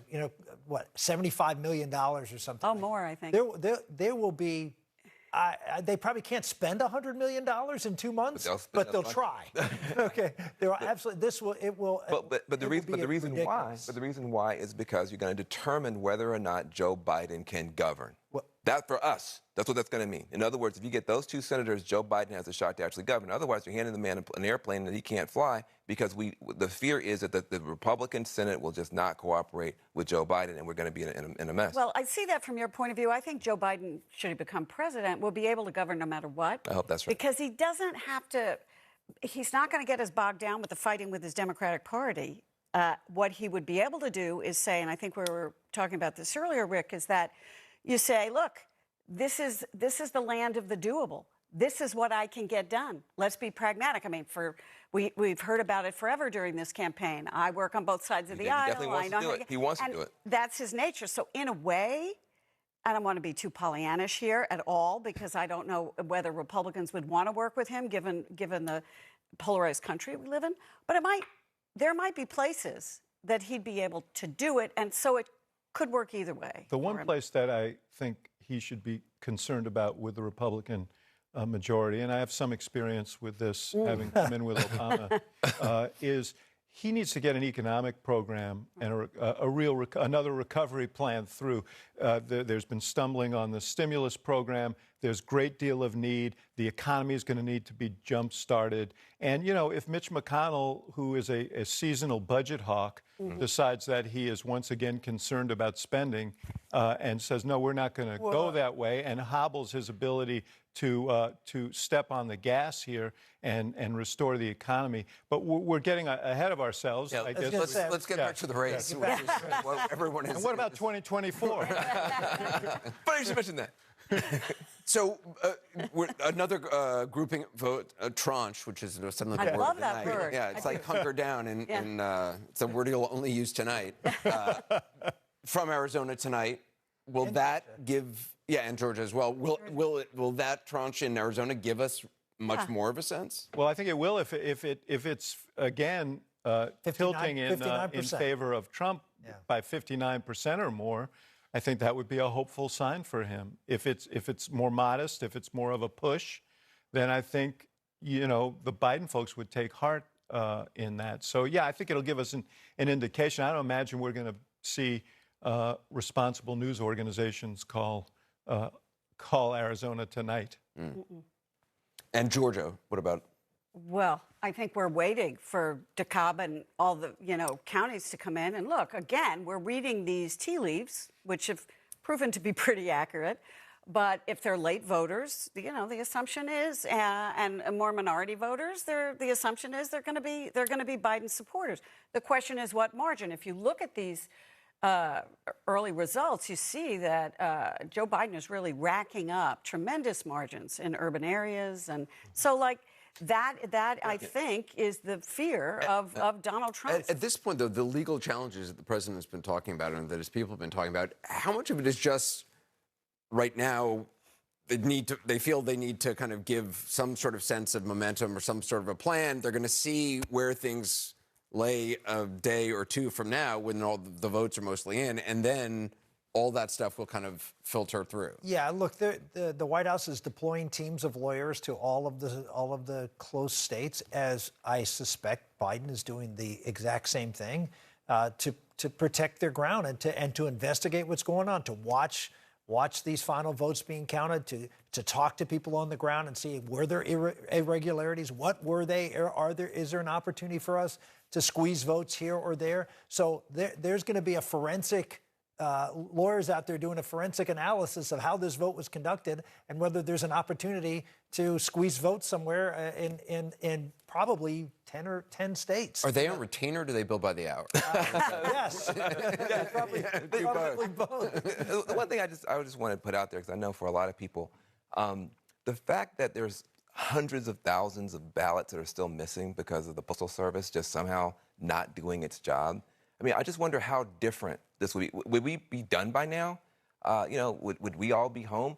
I just think that there's so many different. We're going to have to recover as a country from so many different things that happen. But having the United States Postal Service somehow get politicized, possibly sabotaged, and now here we are sitting here and we're biting our nails, and there's 100,000, 300,000 missing ballots in America. We don't know that's the fear. That's the fear. What do you mean that's the fear? You can't just say that. Where's the evidence? You're sitting here and you accuse the Trump administration of putting boogeymans up there to scare the American public, and you're doing the same thing. I'm not doing the same thing. There's no justification for that number. You have no justification. I do have justification for that number. There is a court case right now where they're being someone is accusing somebody. Hey, I'm sorry. If somebody goes into court, Donald Trump goes into court, and you say it's bogus. Hey, well, because you guys go to court, and it's real. Because you can't it usually do that. is. No, I can point out, and I think that you would agree with me under ordinary circumstances that the mere fact that in our country the United States Postal Service even appears to be politicized, and then when you have people in court right now saying and judges ordering a search for ballots, that is a horrific outcome for America. And all I'm saying is, Judges reacting to someone's complaint to prudently see if there's any validity to it is not, it does not say that it happened. Rick, that we have already, I mean, it has been demonstrated and that the Postal Service had a problem, that the postal but it's not. It's delivery the same thing down. as counting votes. It doesn't mean it's fraud. It doesn't mean people are deliberately doing things bad. It does mean there's a problem. It does mean there's a problem, and just like there's a problem counting votes sometimes. sometimes. You know, there was a lot of pressure from Congress to try and address this, to pump more money into it. The president was reluctant. He had his major campaign donor take over the Postal Service. You put that picture together, and you see what we're seeing now, and it does create some unease. Evidence. But the point is, you just say that Donald Trump needs evidence. We're hearing this discussion. You need evidence. You can't claim fraud. What about stopping the judge? I think I'm on pretty firm ground. If a judge orders a search for a couple 100,000 ballots, maybe a couple 100,000 ballots are missing. Anyway, look. Doesn't mean. But what about stopping the use of the automatic sorting machines, for example, which hurt mail delivery? I mean, look, if it's not political, it's incompetence, but something is wrong. And we all know that something is wrong. And by the way, something is wrong with the way with the way votes have been counted. We need to know, we need to change, now that we've seen how many people voted in a pandemic and how it increased participation with having more people being able to vote by mail. On both sides? On both sides. Something has to be done, and I know it was said 20 years ago after Bush-Gore, but something has to be done to make sure that it rises to the level of competency so American people can believe their votes count and are delivered. There's nothing blocking the states from doing that. Some states do. And I know people have looked into a federalized system. People have looked into a federalized system. No. And it's not going to happen. If you want to create an opportunity for real fraud, you create one big uniform system that someone can hack into. The beautiful thing about our system, it's run by a bunch of local folks with volunteers, and you try to put a scheme together to create fraud in that system, you're really doing something. So you have different states with different ways of counting. So you have different states with different ways of counting ballots, and one takes 5 days and one takes 3 days because of what the state legislatures have ordered, and some are Republican and some are Democratic. But it's confusing for people. I think I agree with the senator in this regard. I don't mind the different systems. You're right. It'd be hard to screw them all up at the same time, but which is actually a good thing. Yeah. But there is a Voting Rights Act that has been shot down by the Supreme Court that John Lewis was beaten for, and John Lewis tried to work for. And the Republicans, by the way, helped pass that thing. This is a bipartisan bill, one of the more bipartisan successes. Supreme Court shot it down. There's an opportunity now for Republicans and Democrats to come together to get the Voting Rights Act done again, so you can at least raise the floor. And I think if we can't agree at least to raise the floor, not top-down coordination, but raise the floor, something's wrong. The race for president in Georgia is narrowing again. A check on the key battleground states in the race for the White House next.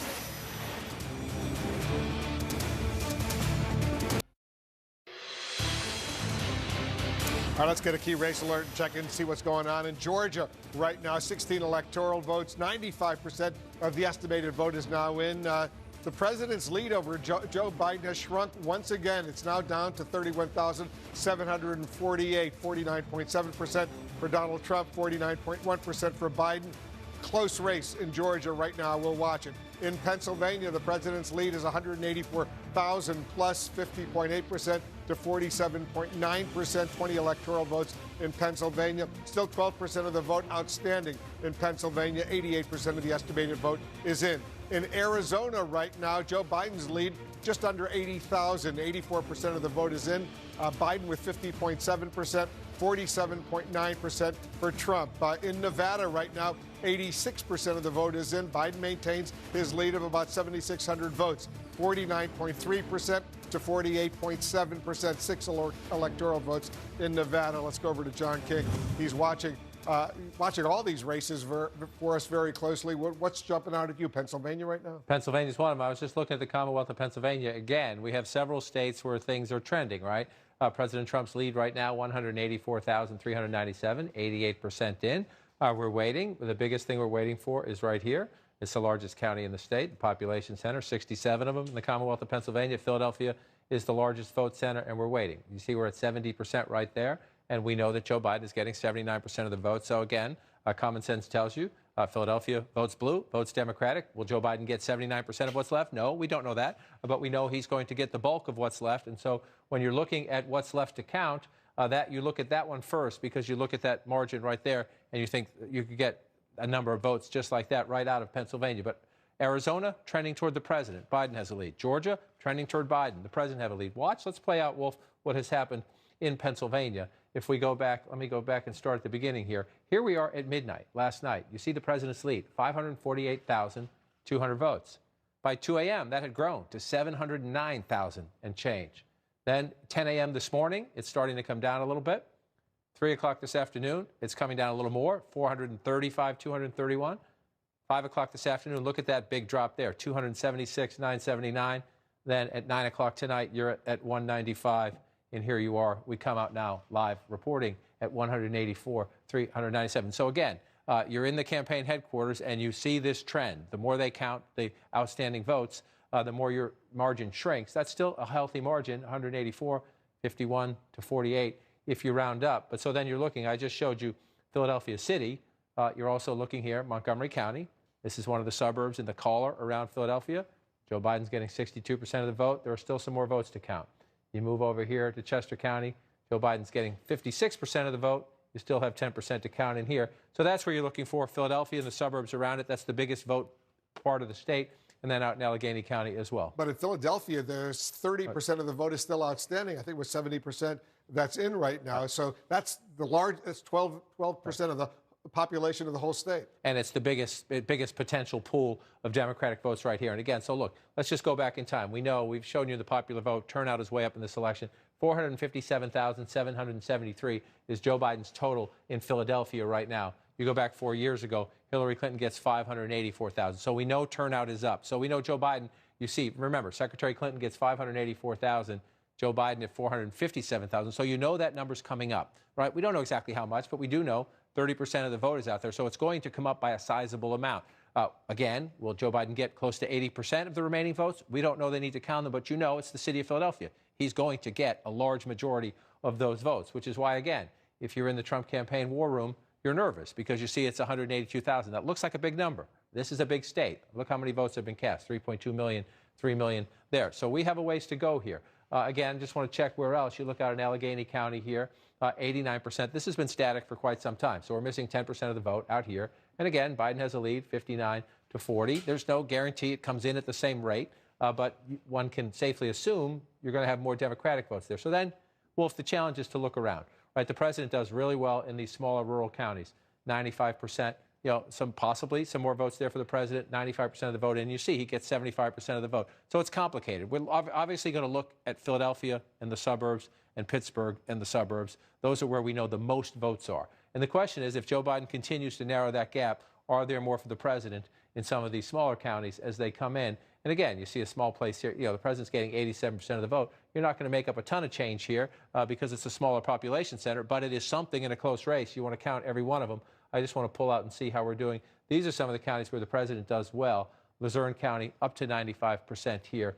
So you're just looking. You go through the whole thing. Let me just check. Lackawanna, Joe Biden was born here in Scranton. 54%, they're done, right? 99%. So they're just about done there. So that's what you do at this point of the race. You see the trend line. Biden has been cutting into the president's lead since early this morning and in the overnight hours. And now the question is, with 182,000 in the Commonwealth of Pennsylvania, this would be game-changing. This would be game-changing. As we speak tonight, Joe Biden is leading in Arizona, leading in Nevada. The lead in Arizona has been shrinking. The lead in Nevada is quite modest, 7,000 and change votes there. So President Trump could win both of those states, don't get me wrong. But if Joe Biden protects those two leads, he's the next president of the United States. And so if you're looking at something like this, again, if you're Joe Biden, Arizona might slip away, Nevada might slip away, 20 electoral votes here. This more than makes up for both of them if you can get the Commonwealth of Pennsylvania. So again, you're in the war rooms right now. They're doing the chess. If we hold Joe Biden's campaign, we hold Arizona and Nevada, we win. If we don't, where can we pick them up? So they're watching Georgia. You see the narrowing lead here, 31,748. Again, at midnight last night, that lead was 372,000 votes. And so the president's lead, Joe Biden has been coming in. Those votes, just like this is a common theme throughout this election. Philadelphia and the suburbs, the key if Joe Biden can come back in Pennsylvania. Atlanta and the suburbs, the key to whether Joe Biden can come back in the state of Georgia. And we'll watch them. And we know from our White House team the president is anxious about this. He's been talking to governors. There's a Republican governor in Arizona and in Georgia. These are Democratic governors up here. The president's team now watching the vote counts and deciding what they do next. And it really depends on whether he narrows the gaps, whether he protects the leads where he has them, the states that are red. Just want to show our viewers, not called, not called, not called. So you take them up, you see the gray. We haven't called these states. When we have the map up in full like this, we're showing you who is leading. And so we have to walk through it and explain it. North Carolina looks good for the president, even though we haven't called it. But Georgia and Pennsylvania, two states where the president is leading, but those leads have been shrinking almost by the hour. We have a ways to go. We certainly do, and we're not going anywhere. Coming up, we're expecting more votes to come in from Georgia and Arizona. The margins are razor thin as the country waits for the results in this race for the presidency.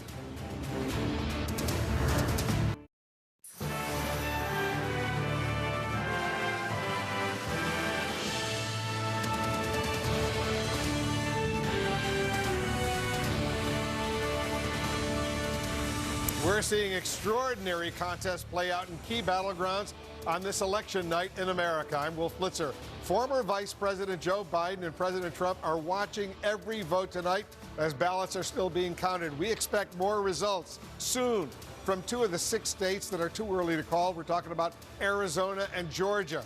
Biden maintaining a lead in Arizona and now on the president's heels in Georgia, states that went to Trump 4 years ago. We're also awaiting results from Pennsylvania and Nevada in the hours ahead.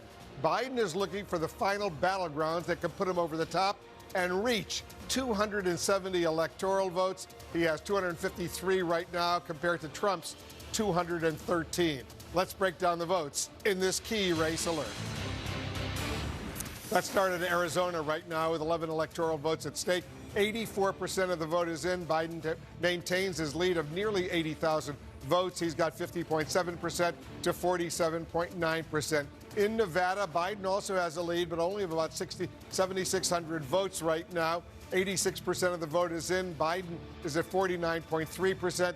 Trump is at 48.7%. 6 electoral votes are at stake right now. Let's take another look at some of the other states that we're watching right now. Pennsylvania, 20 electoral votes. It's a big prize. 88% of the vote is in. Trump is leading by 182,000 votes over Biden, 50.8% to 47.9%. In Georgia right now, Trump's lead has shrunk to only 31,748 right now. It was more than 358,000 only last night. 49.7% for Trump, Biden 49.1%. 5% of the estimated votes still outstanding. 95% of the estimated vote now in. In North Carolina, 15 electoral votes at stake. 95% of the estimated vote is in.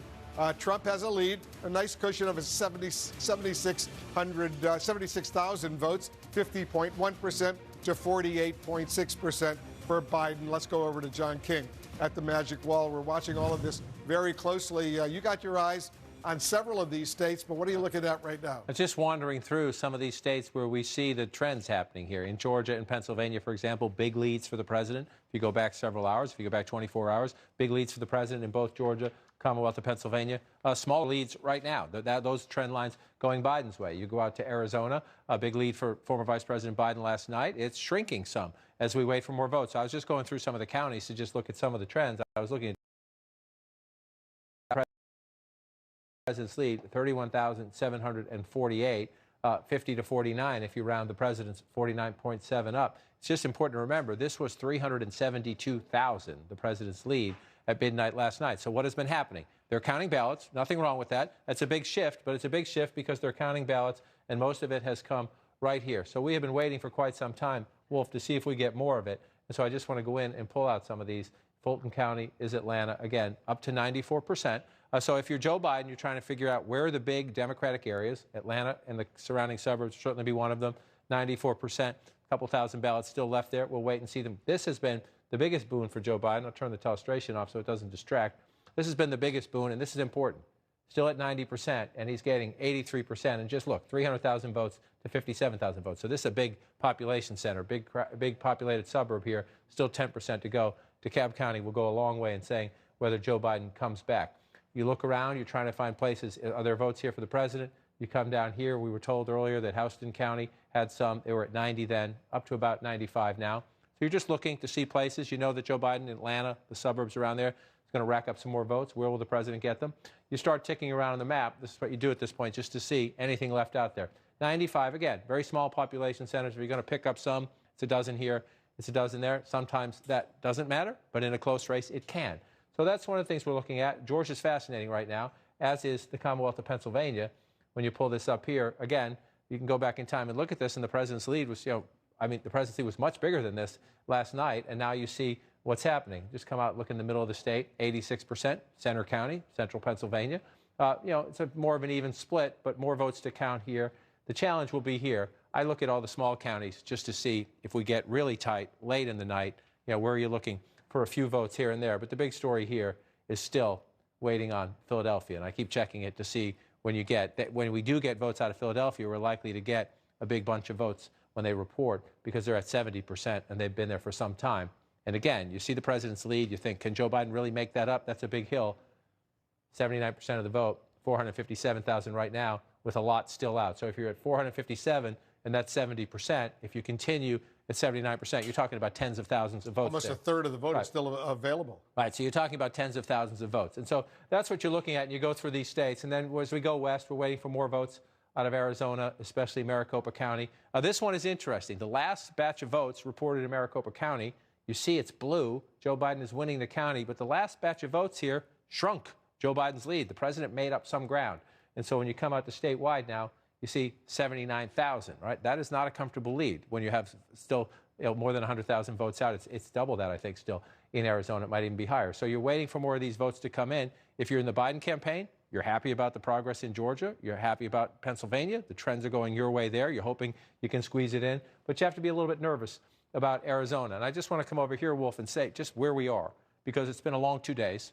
And this may take longer. This may take a third day, and it could possibly Nothing wrong with that. Absolutely nothing wrong with that. Remember the collision of the coronavirus in this campaign. It's making it a more arduous task to count the votes. It's just a fact. They're good people. They're counting votes, and we'll watch them. But you see, 253 to 213. We began the day, Joe Biden, the president has not moved today. His number has not moved since sunrise here on the East Coast today. Joe Biden's number has moved, plus 29. He picked up this Nebraska congressional district. He picked up 2 of the congressional districts in Maine. And the biggest news on this day after the election, as we continue to count the votes, 16 in Michigan, 10 in Wisconsin. Those are 2 states that helped make Donald Trump the president of the United States. 2 of the 3, Pennsylvania, the other piece of the blue wall. So you're looking at this now, and if you're in the Biden campaign and you're optimistic, you say, we're leading there. Only 70,000 votes, but 7,000 votes here. You're leading. Here, you have a lead, shrinking a little bit, but you still have it. Those 2 would be enough. Will we get them tonight? We don't know. The expectation is out of Nevada. We're waiting to see Clark County if they give more votes tonight, but we may have a long wait there into tomorrow. We'll see. We will get more out of Arizona tonight. Will it be enough to project the state? We don't know. We have to see those votes. But Joe Biden could get to the finish line right there. The question is, does he come back enough here and here to have something on the sort of 300? If he doesn't get them all, maybe the math's a little different. Or, let's come back to where we are now. Will it be the case that the president defends this lead, keeps that? We know he's leading up here in Maine's other congressional district, the 2nd congressional district. And so if the president gets here, right, all places here, then we fight it out here, because the president will get Alaska as well. So you could get the president. It's completely within the realm that the president of the United States gets up to 268, and then Arizona and Nevada would settle the race. So there's different scenarios. All the campaigns, they're running through them right now. Let's check in with David Chalian. David, what are you looking at? Wolf, we're taking a look at Arizona and Nevada to see sort of what to watch for as we get more vote over the next several hours from both of those states. In Arizona, the current state of the race, Joe Biden in the lead, 50.7% to Donald Trump's 47.9%. That's with 84% of the vote in. And after that last additional vote, Joe Biden's lead narrowed to 79,173 votes on top of Donald Trump. Now, take a look at what we know about the outstanding vote. And this is what we're waiting to see when the next delivery of a batch of votes comes in. This uncounted vote, 515,000, will go down. Of this universe of 515,000 votes, we've calculated that Joe Biden needs about 40 to 42% of them in order to maintain his lead and flip this state that Donald Trump won 4 years ago. Donald Trump, for his part, needs to get about 55 to 57% of this universe of 515,000, our rough estimate of the total outstanding vote universe. He needs 55 to 57% in order to overcome Joe Biden's lead and hang on to Arizona. Not an impossible task, but certainly a bigger vote share than he is currently getting statewide in the total at 47.9%. We also are taking a look at Nevada because we know in the next few hours we're going to get some results from Nevada. Take a look at the state of the play right now. It's been solid all day because they just haven't been reporting votes. You see Joe Biden, 49.3% to Donald Trump's 48.7%. That's with 86% of the estimated vote in. That's a 7,647 vote lead Biden has over Trump. We expect there are about 200,000 outstanding votes to be counted in Nevada. That's, again, just a rough estimate. Assuming that is the right universe of uncounted ballots, Joe Biden would need 45 to 47% of them in order to hang on to his lead in Nevada and keep this Clinton 2016 state in the Democratic column. Donald Trump would need about 52 to 54% of that universe of 200,000 uncounted ballots in Nevada. Again, not entirely out of reach, but that would do it to overtake Joe Biden's lead in Nevada and actually flip a state that he lost 4 years ago. You see his current percentage is 48.7%. So it's a little bit higher. He's got to improve his performance when these 200,000 votes start to get counted from what it is statewide right now, but it's not completely out of his reach, so we got to count those votes in Nevada. Wolf? All right, David, thanks very much. How big of a challenge is that for what's going on out west right now for the president? Well, it's a challenge, as David noted. Donald Trump has to turn in higher performance in both states than he is right now. The question is it available to him? And if you go back, wind back about 3 hours, you would be a little bit more skeptical. But we did see, again, the last votes that came in from Maricopa County, the president narrowed it some. So you see this blue. And if you haven't followed a lot of presidential elections, this is one of the big changing states. Georgia, too. That's why Georgia has tightened. These are the states in the Sun Belt that are changing demographically. Joe Biden did very well with seniors. You have a lot of those in Arizona. Joe Biden's winning the suburbs, which have sort of revolted against President Trump. But you see this blue right now, and you think, okay, this is 60% or more of the state's vote. Joe Biden is carrying it with 52%. Basic math tells you, well, then Joe Biden's going to win the state, except it's a little more complicated when you look at the history. This was once reliably Republican territory. Not since Bill Clinton, with the help of Ross Perot, has a Democrat carried Arizona for president. So you go back 4 years ago, the president not only carried Maricopa County, he carried the state. It was close. It was a 4.5-point race back then, but this was a Republican state. So when you see it now and you see this blue, that's advantage Biden. They're in the lead right now, but there are a good deal of Republican votes that could come in here when we get more votes from Maricopa County, and that is the key. Most of the votes are here. It's the biggest vote center. Joe Biden needs, when we get more votes out of Maricopa County, you want your lead statewide to be going up. Last time it went down. We'll get some votes from Pima, although they're at 91% right now. We'll see. We've seen some local reports there that they've stopped counting for the night. Maybe they're done, and we haven't gotten an update on that number, or maybe they have to get some tomorrow. But if there are more votes out of Pima County, the expectation would be they would be Democratic votes. But then you see these smaller counties. Sedona is here. Look what the president's getting. It says 99%, so perhaps they're done here for him. But you move over here. We were talking to the Secretary of State earlier today, and she says there's some more votes here. Again, it's not big math, but it adds up if you get a bunch of them. The numbers in Pennsylvania narrowing a little bit right now. We keep seeing it happen. Let's take a look at Pennsylvania right now. You see the lead that the president has gone down to 164,414. 89% of the vote in Pennsylvania is in. That means 11% outstanding. That is. So two things we want to do. The first thing I want to do is check in. We're still at 70% in Philadelphia. So when I see the numbers move, the first thing you want to see is where did they come from. If they come from here, it's imperative that Joe Biden make a big move. He has to close the gap a lot with Philadelphia. So it's not Philadelphia, and he's closing the gap some. So in the Biden campaign, you're thinking, we still got a shot at this. Now, I just want to go back in time to play this out, right? And let's go all the way back to the beginning here. This is Pennsylvania, and you see midnight, 548,000, right? The president looks like he's comfortably ahead at midnight. Then you come through here to 2 a.m. He builds it to 709,000 in Pennsylvania. 3 a.m., it starts to shrink a little bit, 589,000 and change. Then you come here by 3 o'clock this afternoon, you see down to 435, and then at 5 o'clock in the afternoon, there you go. So right now at that point, as the day went through, this is 6 o'clock in the Trump campaign headquarters, you're saying, whoa, we have a problem here. The votes are coming. And then you get to 9 o'clock, you're down to 195, and then you come back out live now. Excuse me, I hit the map wrong, but come back out here now, and you're live, and you see what you get. You're down to 164,000. So the trend line here is not good for the president. He absolutely, this is 20 electoral votes. If Joe Biden takes this, look at your math right over your shoulder here.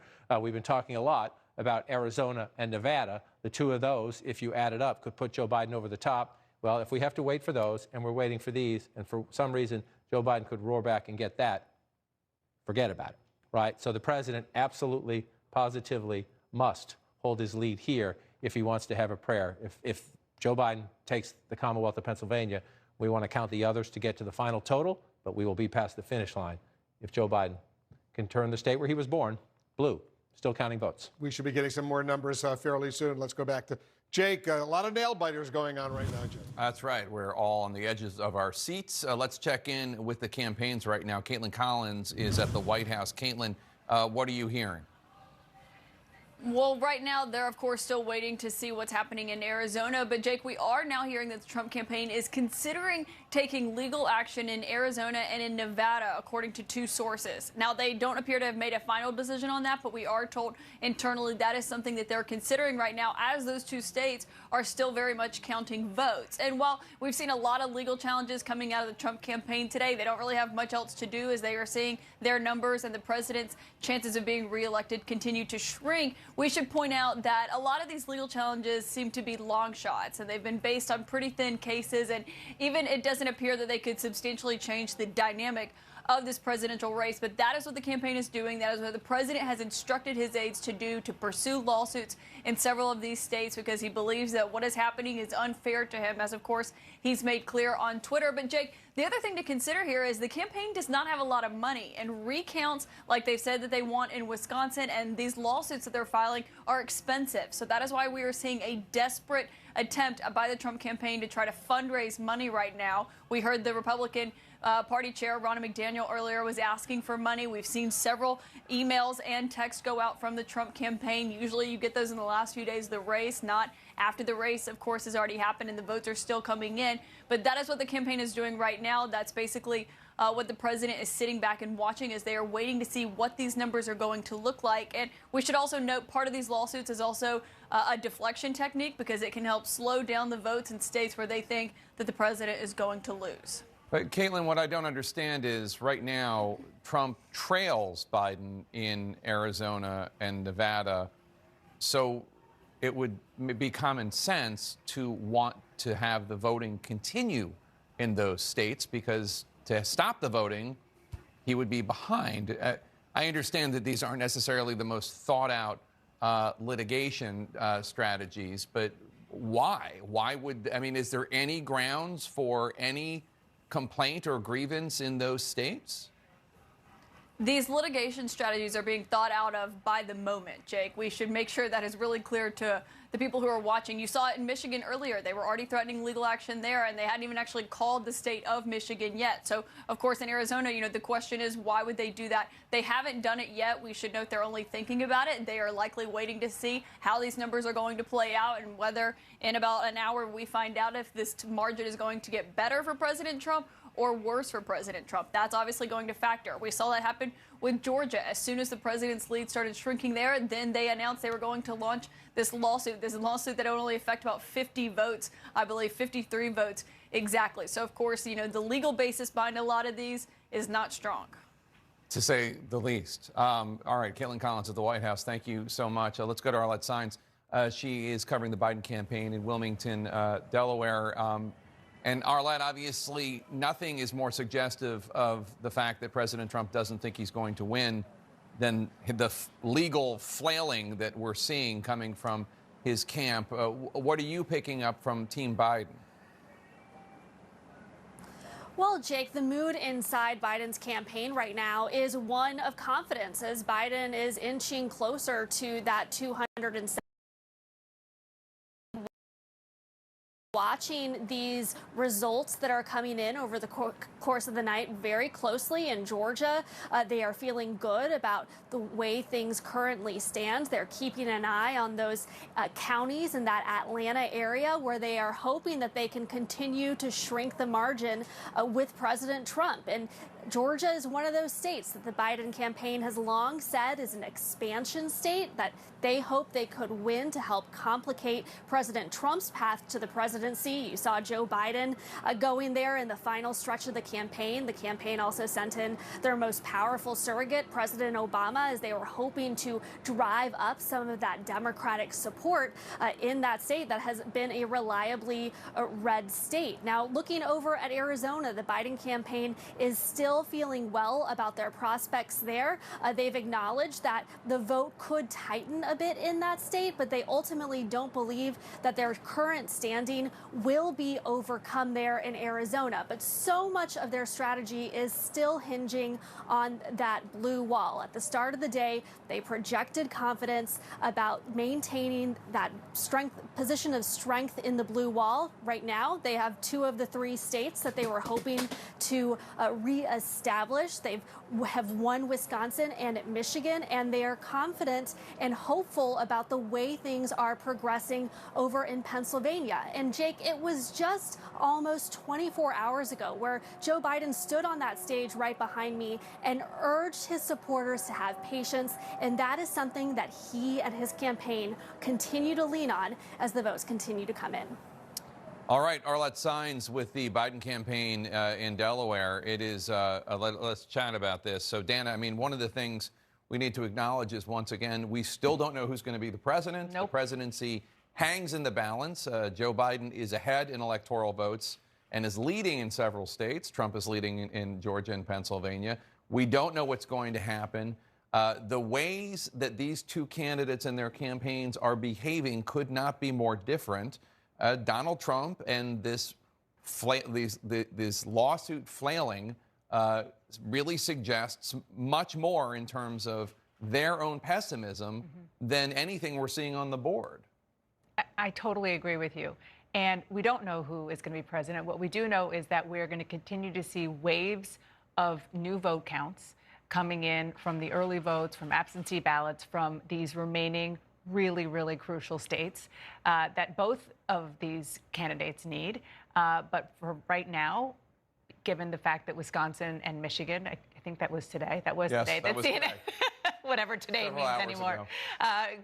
Called for Joe Biden, that it gives Joe Biden many more options right now. But the one thing that I'm just thinking of as we are, getting late into the night again, and we are seeing more results, not just from the presidential, but also from the congressional races, is how much Democrats in particular are really, really relying on and hoping to get this win in the White House, not just because it's the White House and everything that goes along with it, especially since they so want to get Donald Trump out, but because they feel that they really did not do well and failed across the board, not entirely, but in many, many races for the United States Senate, where Democrats thought that they had it, frankly, in the bag not that long ago. And tonight we see Republican after Republican who was vulnerable eking it out for another term.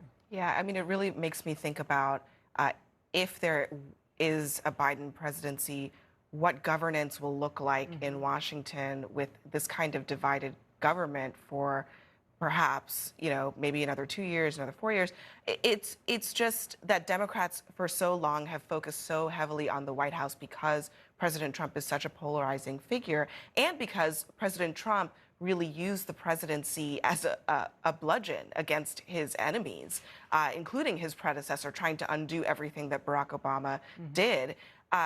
They're very focused on the presidency, and it's important to them. But there are a lot of agenda items, big picture agenda items that Democrats have on health care, on the economy, that are going to require a cooperative Congress.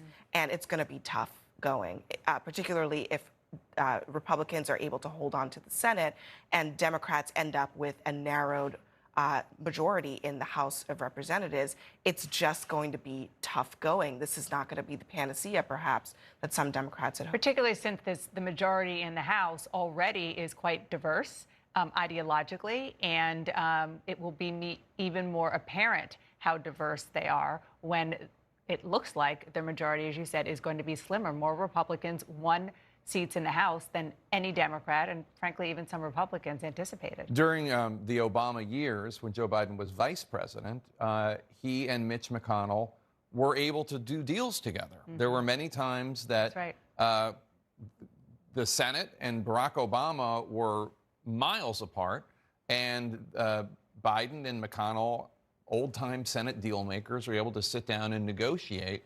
I don't know what the dynamics of this relationship would be like. I suspect that in some ways Joe Biden would appreciate being in the driver's seat and being able to tell the left of his party, this is the only way I can do things. But by the same token, he's going to have a whole leftward flank that he needs to appease. That is definitely true, especially when it comes to the House of Representatives. But I also wonder, I mean, McConnell in the Obama years was, I mean, McConnell is a strong partisan, but he was able to work with Biden in part because he also had other senators who were, in some cases, of like mind, thinking of the Senate as a statement, as the august sort of body that it's supposed to be. I think the Senate has changed. Dana, I don't know what you think about that, but it feels to me like so many of these Senate Republicans now are in the Trumpian mode. All right, well, we're standing by for new vote numbers from some of the remaining battleground states that will decide this election. We're going to go live there next. Stay with us.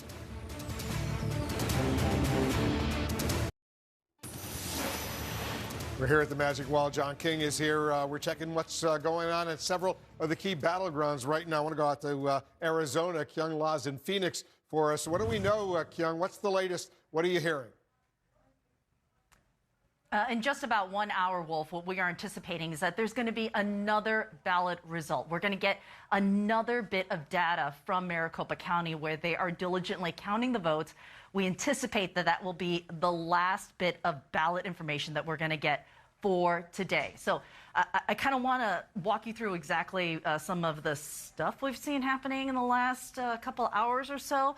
I want to start here because these are the good people who are working here, counting the vote, doing the important and, you know, at times the tedious job of American democracy. Now, I'm going to have you follow me this way. And the reason we're walking this way is because there has been a security situation here at the Maricopa County Elections Department. And this security situation is this. Kevin Myers, so step forward just a little bit further. You can see a line of law enforcement here, the Sheriff's Department, and a very large crowd. It is a little difficult for me to tell exactly how large this crowd is, but you can see for yourself.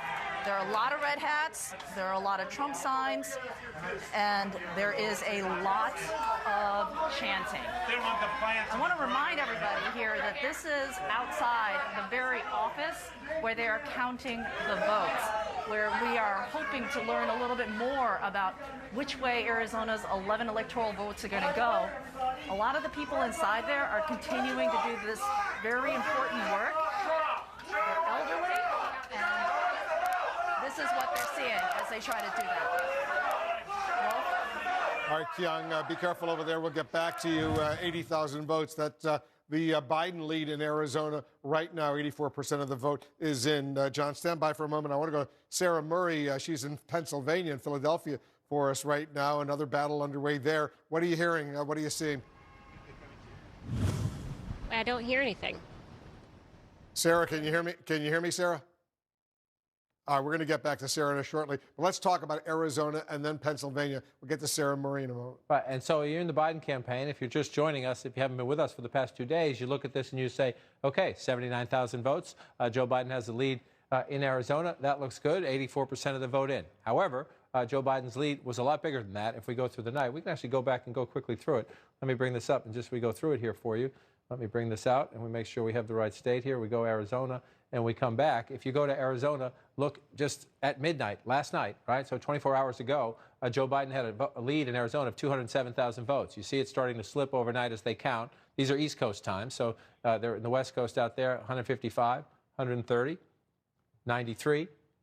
Then it got down to 79, and now we come out to real time where we are, 79,173 votes. So you're still ahead. That's what you want. But your lead has been shrinking as they count votes, and that's the dynamic. It's working the other way. It's working in Joe Biden's favor in Pennsylvania, in Joe Biden's favor in Georgia, but against Joe Biden right now in the state of Arizona. And Wolf, the reason we're watching these handful of states that we have left is that Joe Biden is very close, 253 electoral votes. So he's knocking at the door. He's 17 away. And he can get there with Arizona and Nevada. There are other ways, too. But he's leading in Arizona and Nevada, which is why it's so important. Young Law just said they think they're going to have more votes here in an hour. Those votes will be in Maricopa County, largest county by far. 60% of the vote in the state comes out of this county. The question is, when they bring in more votes here, Joe Biden has to build his lead. If Joe Biden's lead continues to shrink, that would be a warning sign, because there aren't as many votes in these other red counties. They're smaller rural counties. But if Joe Biden's lead starts to go down here and they start counting votes up here, then it gets interesting, and we just have to keep watching them. It gets interesting in Pennsylvania right now, too. It sure does. We come over, and Sarah Murray is standing in the most important spot in Pennsylvania, so hopefully we reestablish communications with her, because, again, you look at this, 164,000, looks like a healthy lead. That lead was a lot bigger as well last night. This is one of the states trending in Joe Biden's favor. 51 if you round up to 48. A lot of votes, right? 3.2 million to 3 million and some change there, but 89% reporting. So we're still counting and we're waiting. And just as you can bring Sarah back in if we have her, 79% of the vote Joe Biden is getting in Philadelphia right now, that's what we're waiting for. They're at 70%, a lot of votes. Sarah's ready. She's in Philadelphia for us. Sarah, what are you seeing? What are you hearing over there? Well, look, you guys are right. There is a lot of vote that's still coming in, but there's still a lot to be counted. As far as mail-in ballots, there are still more than 763,000 mail-in ballots that still have not been counted. That's a big deal. That could still be a game changer when it comes to this race. Here in Philadelphia County alone, there are 120,000 mail-in ballots that still haven't been counted. We know these big counties, like Philadelphia County, for instance, are working overnight. They're trying to kind of chug through these totals. It just takes a while. But in a sign that I think this count may be going a little bit faster than we previously anticipated, the Secretary of State, Kathy Boockvar, said on another network tonight that she now expects the vast majority of this counting to be done by tomorrow. Previously, she was saying it could still be a couple of days, so it seems like that timeline is moving up. And I can't say this enough. We haven't heard of any big issues. We haven't heard of any big problems. Everything seems to be going smoothly. It just takes a while because it's a lot of mail-in ballots. Yes, it is. 763,000 ballots still there. They got to count that. That's a lot, John. Right. And so you're looking at just Philadelphia right here. These numbers are going to shrink as I do this. Let me turn off the telestrator so I can shrink this back. But 763, right? Let me clear that because it's a little confusing the way it just faded there. 763,000 votes still to be counted, a 164,000 vote lead for the President of the United States. And again, the trend line over the last 24 hours has been dramatically in Joe Biden's favor. So especially given that so many of those votes are here in the southeastern part of the state, we'll bring it up here. Philadelphia itself, as Sarah just noted, 30% of the votes still to be counted. This is an overwhelming Democratic city. When they count those votes, Joe Biden is going to close the gap. When they count the remaining votes here in Montgomery County, not as many. They're up to 95%. Joe Biden likely to gain some votes there. It's not guaranteed. There could be some Republicans who mailed in ballots as well. But you see this blue on the map, Joe Biden, Chester County there. So you see the blue here. You see the blue out in Pittsburgh, Allegheny County. Joe Biden has been picking up steam here with that many ballots still out. That's a very nervous moment in the Trump campaign. Joe Biden comes back and pulls ahead in Pennsylvania. Yeah. Can carry Pennsylvania. Just forget about it. I heard Jim Acosta say the president's freaking out about Pennsylvania right now. He's watching it very closely, freaking out about Georgia, especially right now as well. Pamela Brown, you're getting some new information on Pennsylvania. What are you hearing? Yeah, and one county that the president is focused on is Erie County, and here's why. Erie County was a county that the president flipped in 2016. It was one of 3 counties that helped him win Pennsylvania. But if you'll recall, in October, the president went back to Erie, and here's what he said. He said, I wasn't coming to Erie. I have to be honest, there's no way I was coming. I didn't have to. And then we got hit with the plague. I had to go back to work. Hello, Erie. May I please have your vote? He thought he had it in the bag, then COVID hit. And now let's look at the numbers and that trend line we're talking about in Philadelphia. As you see right here, there's 17,000 votes left to count. These are early votes there in Erie County. The margin right now, Trump is only ahead around 6,000 votes. And I just spoke to an official tonight in Erie County who tells me the trend line right now with counting these absentee ballots in Erie County has been 4-1 in Biden's favor. John King, I'll let you put that in perspective. Well, we've just seen, again, that matches what we have seen in other parts of the state. We know, again, remember, that one of the reasons this is taking a long time and people are frustrated, especially if you have a high stake, high intensity in this election and you want to know who the winner is. Remember, a lot of people voted by mail. A ton of people in a big state like the Commonwealth of Pennsylvania voted by mail. Then there were the people who voted early by standing in line. Then there was the election day turnout. I know I'm repeating this throughout the day if you've been with us, but it's just important to understand that's why it's taking so long, because it's unprecedented, especially in a place like Pennsylvania, which does not really have a history of this. So Erie County, if Joe Biden can make up ground here, it's very important. Wolf, you know this territory well. You're from Buffalo. You come down here. This is blue-collar territory, one of the places where Donald Trump has made big inroads for himself and the Republican Party in recent years. Important math. Yeah, he went there, and he was working it hard. Pamela, you're getting some new information on Georgia as well. Yeah, that's right. The campaign may not only be calling for a recount in Wisconsin. I'm also learning from a source tonight familiar with the legal strategy for the Trump campaign that they're also eyeing Georgia as they're watching that margin get tighter and tighter and tighter. There are discussions, there is talk about if Donald Trump loses in Georgia and the margin is tight enough that the Trump campaign will also push for a recount there in Georgia. Now, I spoke to another source who is still staying optimistic in the Trump campaign, saying, look, the Trump is still ahead there. We could still pull it off. But that is a reality that the Trump campaign is facing now as they see their chances there dwindle. And when it comes to a recount, this is how tight it has to be in Georgia. It has to be less than 0.5% of a margin and in order for the campaign to be able to push for a recount there. And so as we watch those numbers, it will be interesting to see how it turns out. And David Chalian is getting some new information on Pennsylvania and Georgia as well. What are you picking up, David? Yeah, we want to take a look at the state of the race and what is left to count. So here is where things stand in Pennsylvania. You were just talking to Sarah Murray. Donald Trump has a lead, 50.7% to 48.1%. That's with 89% of the estimated vote in. That is a lead of 164,414 votes. Trump over Biden. That is a lead that has been shrinking. We think there are about 765,000 outstanding votes. I think Sarah said 763,000. We're rounding up here. 765,000 uncounted votes, according to the Secretary of State's office.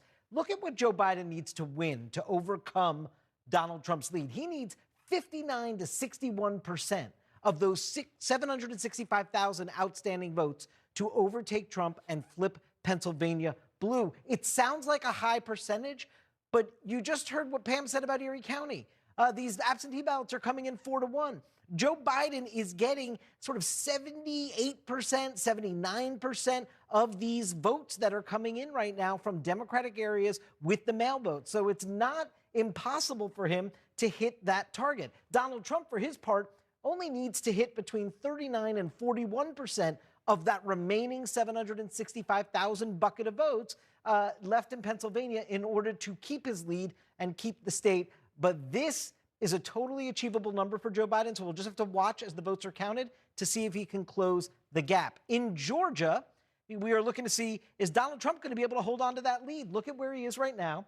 He's got 49.7% of the vote to Joe Biden's 49.1%. That's with 95% of the estimated vote in. That is a lead of 31,748 votes, a razor-thin lead in this Georgia race.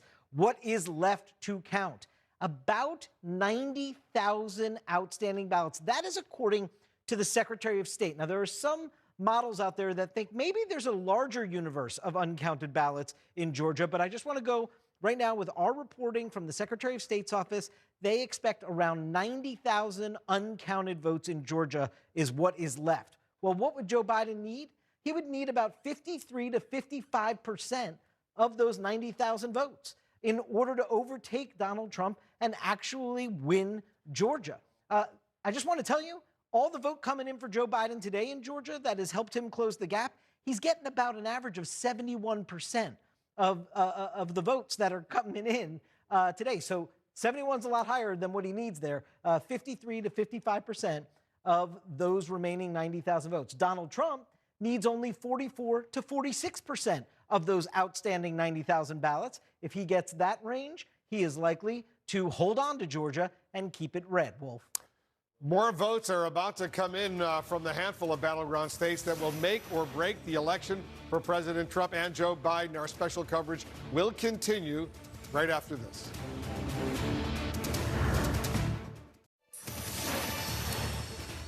We are awaiting more votes from Arizona. A lot of interest in seeing what we can learn in the next few minutes in the state of Arizona. Florida, of course, battleground state. We were looking at how Joe Biden's underperforming among Latino voters. According to CNN's exit polls, 52% of Latino voters in Florida supported Joe Biden, a 10% drop from the 62% of Latino support Hillary Clinton got last election in that state. Joining me now, CNN political commentator Ana Navarro, who campaigned for Biden in Florida. Anna, it's one thing to talk about the Latino vote, but as you've talked about before, especially in Florida, there is such variety among the voters in that state. Cuban, Venezuelan, people from Central America, Nicaragua, Puerto Ricans who have left the island in the wake of the storm there. Why do you think Biden underperformed? Yeah, here in Florida and frankly around the country, it's, 31 flavors of Latinos. And so when we talk about the Latino vote, it can be very, very misunderstood and misguided to just try to paint it in one broad stroke. And I want to talk to you about that because, look, I think we allowed ourselves to define the Latino vote yesterday by what happened in Miami-Dade, where it cratered. It cratered for Joe Biden, and it was an exercise, a 4-year of building by Donald Trump, of working the community, of coming up here, of talking about socialism, talking about communism, drilling that in, and it paid off for him. In Puerto Rico, the Puerto Rican vote, a little bit up the road, a few hours up the road in Central Florida, actually Joe Biden's numbers held. He got 72% there, according to the exit polls, and did much, much better. And Anderson, we've spent all night talking about Arizona. In Arizona, 700,000 Latinos voted. And Joe Biden in some counties got as much as 78%. His average in Arizona was 75%. So we've got to keep in mind, and I think we talked a lot about Miami yesterday because it was shocking. Okay, I felt like a doll who'd had the stuffing plucked out of her by when I saw those numbers. But the numbers around the country have been much better for Joe Biden than we are talking about. There's a new Latino senator in Colorado because of the Latino vote, and the Colorado seat flipped because of the Latino vote.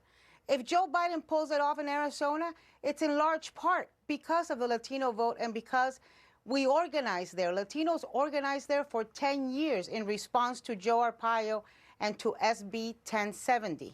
And so, it's like a study in contrasts, almost, what happened in Arizona and what happened in Miami.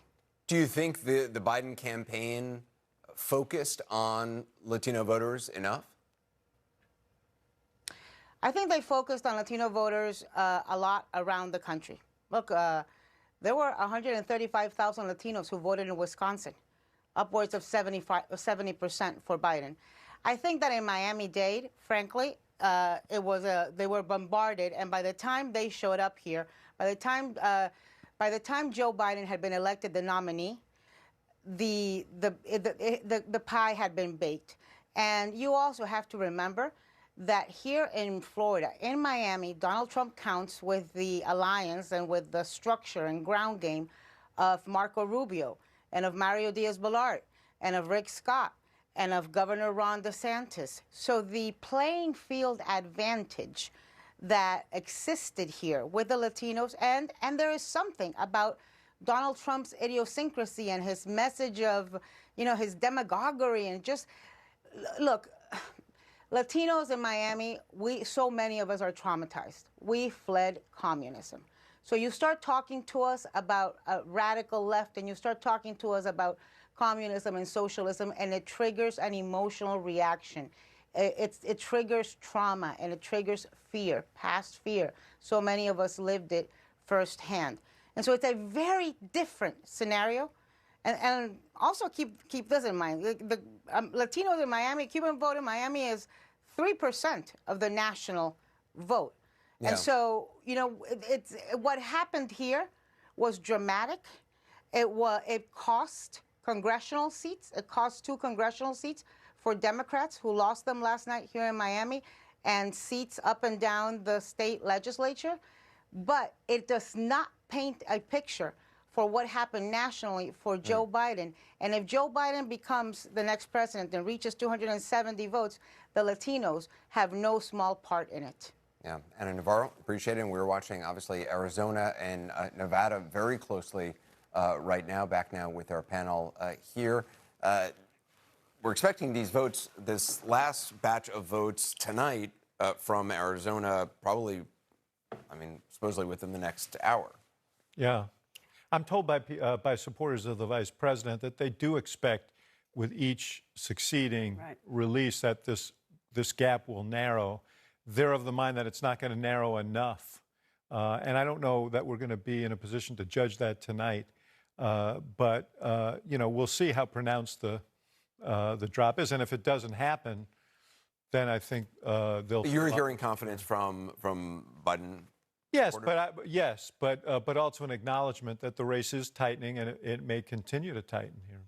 Yeah, I think they may be, in a way, more confident about Pennsylvania than they might be about Arizona right now. But let's just point out that all these races we're looking at are dynamic. And we're talking to both campaigns, and they're looking at different sets of voters that they think will come out for them, and we just don't know. We haven't covered an election like this before. We don't know about all this early voting and the counting early and the counting later. And so it's more dynamic, I think, than it's been in a very long time. It's also, they showed the protesters and the demonstrators there, and that's a very big show of force. People can feel intimidated by that. But the crazy thing is, they literally have opposite chance. So it's count the votes in Arizona. In Michigan, it's stop the vote. So the Trump people literally arguing the opposite thing. They're out there chanting, stop the vote, count the vote. Or steal the vote. Or stop. So I think, tensions are high, people are upset or whatever, but the reality is that nobody knows how this is going to work out. But what I think is interesting, you don't see Biden supporters doing any of that. Same stakes, same concern. You don't see large numbers of Biden supporters trying to intimidate and challenge. You don't see Biden supporters going and filing lawsuit after lawsuit, most of them frivolous and silly, because I think the Biden team has a confidence that the American people have rendered a judgment, and that judgment is time to move on to a different style of governance. So you can see the character of the candidates in the way the campaign is responding right now. I can't really disagree with that. I mean, the Biden camp is very, very confident. I know the Trump camp sees paths. They believe they're paths, and there are. I mean, this race is not over yet. But the Biden folks have had an air of confidence, and if you look at Georgia, which we may be getting tonight, and look at how the numbers have come down dramatically, and the average, and there's really nothing there that I would see that would say, the next tranche of votes is going to be any different than the tranches that came in before. I just wanted to use. So I want to use the word. That was for you. But what's this insistence on lawsuits and recount even before you know the count? It seems to me that this is not how people who expect to win behave. Not at all. They're kind of just throwing everything up against the wall just in case. Yeah. And that's how the Biden campaign is very different. But most of that, I assume, comes from the president directly. Yeah, yes, absolutely. He files lawsuits for practice. Right. Yeah, hold on. I mean, don't give the impression the Biden campaign isn't deploying people all over the country. Absolutely. Right. They are doing it too. But they're not filing the lawsuits. They're going to monitor and to make sure. They're filing because they have credible instances. In the case of Pennsylvania, you've heard me say this before. There is a credible claim that the Secretary of State is breaking the law. You can say, well, it's not going to be material. Doesn't matter. When someone's doing something like that, they have every right to go in and tell the Secretary. The president is standing up for law and order. He is.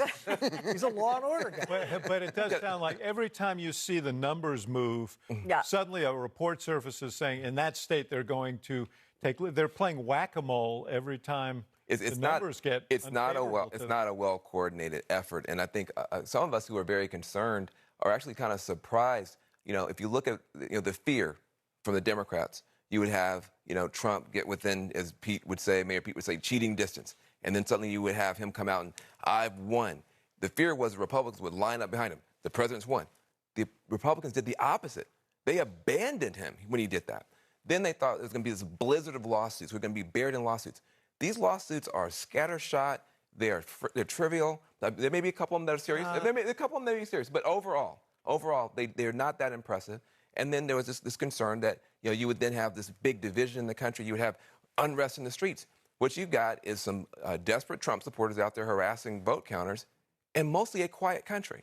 And a quiet Donald Trump. If Rudy argues these in court, I mean, but also Donald Trump was quiet today. I mean, he was on Twitter everywhere. For all those who say that Donald Trump is stoking, Donald Trump isn't doing any of those things right now. So let's no, he's not. He did charge him with stealing the election. Going to court doesn't mean you're stoking it. You're defending your rights if you think there's a wrong. Last night What he said last night. I agree, and he, as you mentioned, so he hasn't stoked in 24 hours. But he was tamped down pretty decisively. Arizona, one of the tightest make-or-break races tonight. We're standing by to get details of a new vote tally as the election, a new tranche, if you will, as the election comes down to the wire. Election night in America continues after this.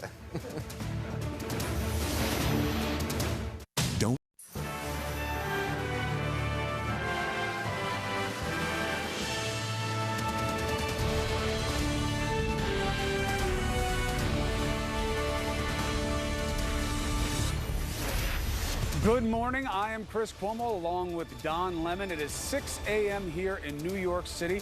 While you were sleeping, the race for president changed.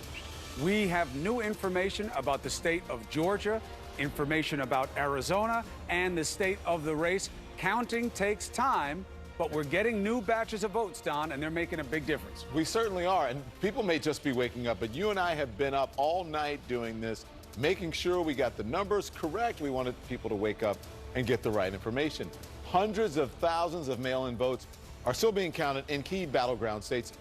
The big one including Pennsylvania, right? Georgia's largest county has about 7,500 absentee ballots left to count. So they have been counting throughout the night, and we have been covering it for you, and we'll continue to do it, Chris. Beautiful people doing our work, volunteers, a lot of them. We've been watching them working tirelessly just to get a vote done for us. Beautiful demonstration of democracy. So what do you say? It's time to get caught up on all the newest results this Thursday morning. So we begin with a key race alert. All right, we're going to begin with Georgia. Why? I'm going to go over to the magic wall with Phil Mattingly in just a moment. We have seen a change in the state of play here. If you went to bed before midnight on the East, you went to sleep, it was 30-something thousand votes separating the two men. Now, 18,540. Just as important as from that spread is where the change comes from and what it can mean, even with 96% of the estimated vote in. Why do we care so much about this one state and its 16 electoral votes? Because the paths to getting to 270 are getting very narrow. Every bit matters. Takes us to Pennsylvania, which frankly may matter even more. And here's why. 20 electoral votes, 89% of the estimated vote is in. The amount out still, again, remember context. The amount of vote that we're waiting on comes from areas that could swing towards Biden so heavily that he could meet or beat the 164,414 gap separating Biden and Trump. And if that happens, if Joe Biden wins Pennsylvania, the race is over. Now, let's take you through a couple of the key race alerts while I have you. Arizona, 11 electoral votes. 86% of the vote is in. Now, this is an important opposite dynamic of the other races, which is that Donald Trump is making ground on Joe Biden, okay? It's been happening all through the night. Why? Well, he won it last time. Maricopa County is the whole race. He did well there last time, and it looks like he's doing better with certain batches of votes this time. Why? We'll take you through it at the wall. The gap right now stands at 68,390. That is quite a few lower than it was. And every time we've done new votes, Joe Biden's going the wrong direction there. If he loses Arizona, the state of the race changes, and so do the pathways. We'll take you through that in just a second. Then Nevada, 6 electoral votes. This is the easiest to get through because nothing has changed, because they're not giving us information until later this morning. Very slim lead. It will come down to the biggest county, Clark County, which is where Las Vegas is. Biden should be doing strong results there, but we will see. Okay, now let's look at the big wall. 253, 213. But that's going to change today. I'll tell you that right now. It is going to change today. How? Well, I can't answer that. I have to go to Phil Mattingly. He's at the Magic Wall. It's good to see you. Thank you very much for being with me. It's great to be making history with you here and living it. One of the best parts of our job. So, when we look at Georgia, we just saw a change. Where were we? Where are we? And why? So we started this night at about 31,000 vote lead for Donald Trump, and progressively it has dropped over the course of the last 12 hours. It has dropped even more since we've been on television the last 6 or so. And why has it dropped? Because of where the vote is outstanding, and those are generally places of strength for Democrats and for Joe Biden. It has almost been universally the case. When batches of votes have come in, the lead for Donald Trump has dropped, and that just happened again moments ago. And the reason why? Fulton County. Fulton County is the largest county in the state. It is the home of Atlanta. You look at the margin here. Obviously, this is a Democratic stronghold. And with the batch of votes that just came in, Joe Biden netted out another 4,400 votes, bringing him to where he stands now. So the big question in the state of Georgia, how much vote is left outstanding there, right? 96%. You say that's not a ton of vote outstanding. 4%. Well, when you're talking about under 20,000 votes, and you're talking about where that vote is outstanding, I'll give you a hint. Right here, a little bit right here as well. What's the commonality in all of those areas? Those are all blue areas. They're all still waiting for vote to come in. What about all that red action? Well, we'll take it down and actually show you what's outstanding. 159 counties, right? So there are a lot of different little areas. So this is what really the true picture is. This is what the true picture is. And so you're looking for areas of strength here. And if you're looking for areas of strength, so this is taking it down to what's 88% reporting or less. This is where you look when there's this much vote in, where there's vote outstanding. And you go right here. You go to Clayton County. This is a Democratic stronghold. You look at the margin, you realize there's going to be a couple thousand votes there, given the size of it. You can move outside a little bit as well. Move over into Savannah. Right. Look at the margin, a little bit tighter, but look at the margin, 87% reporting. There's going to be more vote there. Now, you pointed out, there's some red counties here. So what's Donald Trump's prospects here? What's Donald Trump's prospects? Look at the size of the counties. Look at the size of the counties. Dodge County is the 87th largest county in the state. There's just not a ton of vote here. And I think one of the big questions over the course of what we've seen in the last 2 days has been, even in red counties, even in counties that Donald Trump is winning and will win handily, when the mail-in vote comes in, it is traditionally leaning Democratic even in those counties. So what that all means is Joe Biden still, the way things stand, if he continues to win this vote that's outstanding at a rate of around 60 to 62%, he has a chance to overtake Donald Trump. To give you some context here, the vote that was coming in out of Fulton County over the last couple of hours has been coming in at a rate of 80% to 20% Biden. That is above that 60 to 62% range. Will that hold? That will dictate whether or not Joe Biden ends up overtaking Donald Trump in the state of Georgia. But there's a pathway right now for Joe Biden in Georgia. So let's get the flavor of the moment with Nick Valencia. He is in this all-important county in Georgia. Nick, we've been watching the women over your shoulder all night long. I think we lost one of them. I still see her coat, though, and her partner in crime is still there. They have been working all night long behind you. Amazing. They stayed there all night. So what does this information mean where you are when these votes came in? What does that tell us about how much more action we have coming out of your location? Well, it's their important work that shows us that this race is close and only getting closer here by the hour, Chris. At 12 midnight, we knew that there was 20,000 absentee ballots that still remained to be counted by Fulton County. They've been able to make a considerable dent in that. As it stands right now at 6 a.m. Eastern, just 7,500 absentee mail-in ballots left to be counted. What we don't know is the raw data. Who is this benefiting? Who are these votes going towards? We know just from looking at the data, Phil Mattingly, laying it out beautifully, that these mail-in ballots have benefited, by and large, Joe Biden. Will that continue to be the case? The big question has been the same for the course of the last 24, 48 hours. Are there enough Democratic votes on the table here in Georgia for Joe Biden to take this state and be the first Democratic presidential nominee to win the state since 1992? We are still waiting for the Secretary of State to get back into the office to upload and have these numbers that they're working on here gathering reflected in the overall totals. Before the Secretary of State went to bed, they told us there was 90,000 absentee ballots across the state. We don't know if that is the current number. We don't believe it is just because of all the work that they're doing here. I mentioned 20,000 absentee votes they started at midnight with. They're down to 7,500, doing a lot of work here. At that rate, we should get some more final tallies from this county around 7 a.m., 8 a.m. Eastern. But again, we are still going to have to wait till the Secretary of State reflects that in the overall numbers. Chris. Nick, thank you very much. I want to go back to the wall, but just one string of salient thoughts for 1 second here so you can get some context. One, the people behind Nick have been killing themselves, and they've been doing it for us, okay? They are volunteers. They're just regular people, and they're doing these jobs that are crazy, tedious, and difficult. And Nick's been taking us through it all night long. And we appreciate them, and we asked them to reach out before we see one of them is getting ready to leave finally. Imagine that, leaving your family all night long to do this. Now, why is the count taking a long time? A, false premise, not taking that long, okay? We don't get results in elections as quickly as somebody suggested to you at the beginning of this process. Now, one of the factors here that is new is we have a lot more mail-in vote than we've had before. Why? Pandemic, tons of organizing, people being worried about going out. And frankly, part of the swing here, Republicans aren't adverse to mail-in voting, but it doesn't help when the President of the United States is telling you not to do it. That'll be part of the autopsy here. So what's the other part? None of the states that we're looking at right now counts mail-in votes first. Okay, every one of the states we're looking at now, unless I'm wrong, counted day of votes first.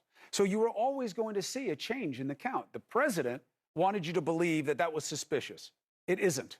And he knew that when he told you. So we're seeing a change in the state of play.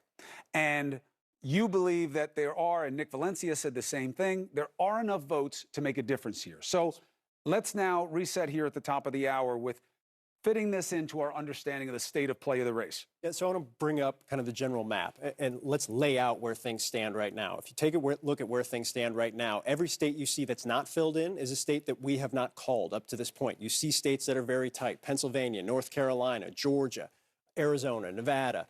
We will go ahead and mark off for President Trump North Carolina. You made the point. It's a pretty sizable lead right now. It is held. There's no expectation at this point that that will be overcome by Joe Biden.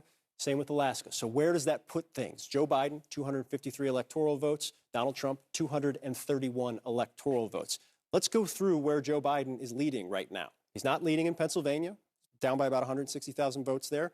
Votes still coming in. He's not leading in Georgia. That's narrowing right now. They'll see if they can close the gap. He is leading in the state of Arizona. He is leading in the state of Nevada. If he just wins the state of Nevada and the state of Arizona, look at the number. 270 electoral votes. Here's a caveat. Right now, we've been watching this throughout the course of the night. The state of Arizona has tightened. It has tightened tremendously over the course of the night. There is a new batch that we are waiting for. It's going to be a bit. We're not supposed to hear it until later tonight. Out of Maricopa County, biggest county in the state of Arizona, we will see what that batch holds for what the future is for that state. That's a lot of time, by the way. It's a lot of time. You know, well, I'm saying why? Because time is a coefficient of how many votes they process, right? We have seen anecdotally here that the more time between reports, the more volume of votes when they do eventually report. So if we're talking at 6 o'clock in the morning East here to 9 o'clock at night or whatever, when they come in, that's a long time. That could be a big batch of votes. Is it a fair suggestion to say that when they come out, that could be a dispositive amount of votes, meaning this is the state saying we think this will render which way this state goes? Well, the state won't make the judgment on that. I mean, our decisions desk will. But what we know in the state of Arizona, there's about 400,000 votes outstanding. What we saw over the course of this night is they came out in chunks of 75,000 and 65,000 votes over the course of the night. We will see if they stay on that track or if there's a bigger batch over the course of the night that will allow decision desks, whether it's ours so or we'll know. others, We may know tonight. We may know tonight. It's a possibility we will know tonight. And Nevada, we will know more definitely today because that's what the Secretary of State promised us when we started this yesterday. There is no longer any time that we can actually count. It was Wednesday morning. Wednesday morning, the Secretary of State. It's Blur's Day at this point. Yeah. It is officially Blur's Day. Wednesday morning, the Secretary of State of Nevada tweeted that they would have more information later today. And that is because they prefer to do a lot of counting first and then report multiple counties at once. Yes? We're waiting for Clark County, the biggest county, is the biggest outstanding vote batch that we're waiting for. Will likely decide which way Nevada goes. Now, I want to show something else, too, because I think this is really important. Around noon, by the way. Around noon East Coast time, 9 a.m. their time. Okay. So what happens if the new batches come in from Arizona and they put President Trump ahead. The Trump campaign has said they believe they have a very real pathway in Arizona. What happens if that's the case? Democrats dispute that pathway, but what happens if that's the case? What happens if the new Clark County batch comes in? Clark County is traditionally a Democratic county, but what happens if that goes to President Trump? Biden's only leading by 7,000 votes. Who knows? Put that up there. Where does that leave things? 253 to 248. What happens if Donald Trump holds off Joe Biden in the state of Georgia? Joe Biden has a clear pathway there right now, but what happens if Donald Trump is able to scrounge up enough votes from those Republican counties? This is probably the most important thing to pay attention to this morning. Donald Trump can win North Carolina, he can win Georgia, he can win Arizona, he can win Nevada. If Joe Biden wins the state of Pennsylvania, Joe Biden is above 273 electoral votes. Now, there are multiple pathways for Joe Biden right now, but the straightest pathway is winning the state of Pennsylvania. That is what President Trump absolutely cannot allow to happen, and that is what the Biden campaign right now, as they look at the numbers in Pennsylvania, which we can get into in a little bit if we have time, that is the clearest pathway to 270. Let's take a break. We'll come back to the wall and go through this. And the question I have not asked Phil Mattingly yet, which is amazing because I've asked him everything that I have been able to think of twice. So stay with us, and then we will figure out how long are we looking at until we know which way we're going to be heading, hopefully together. Stay with CNN.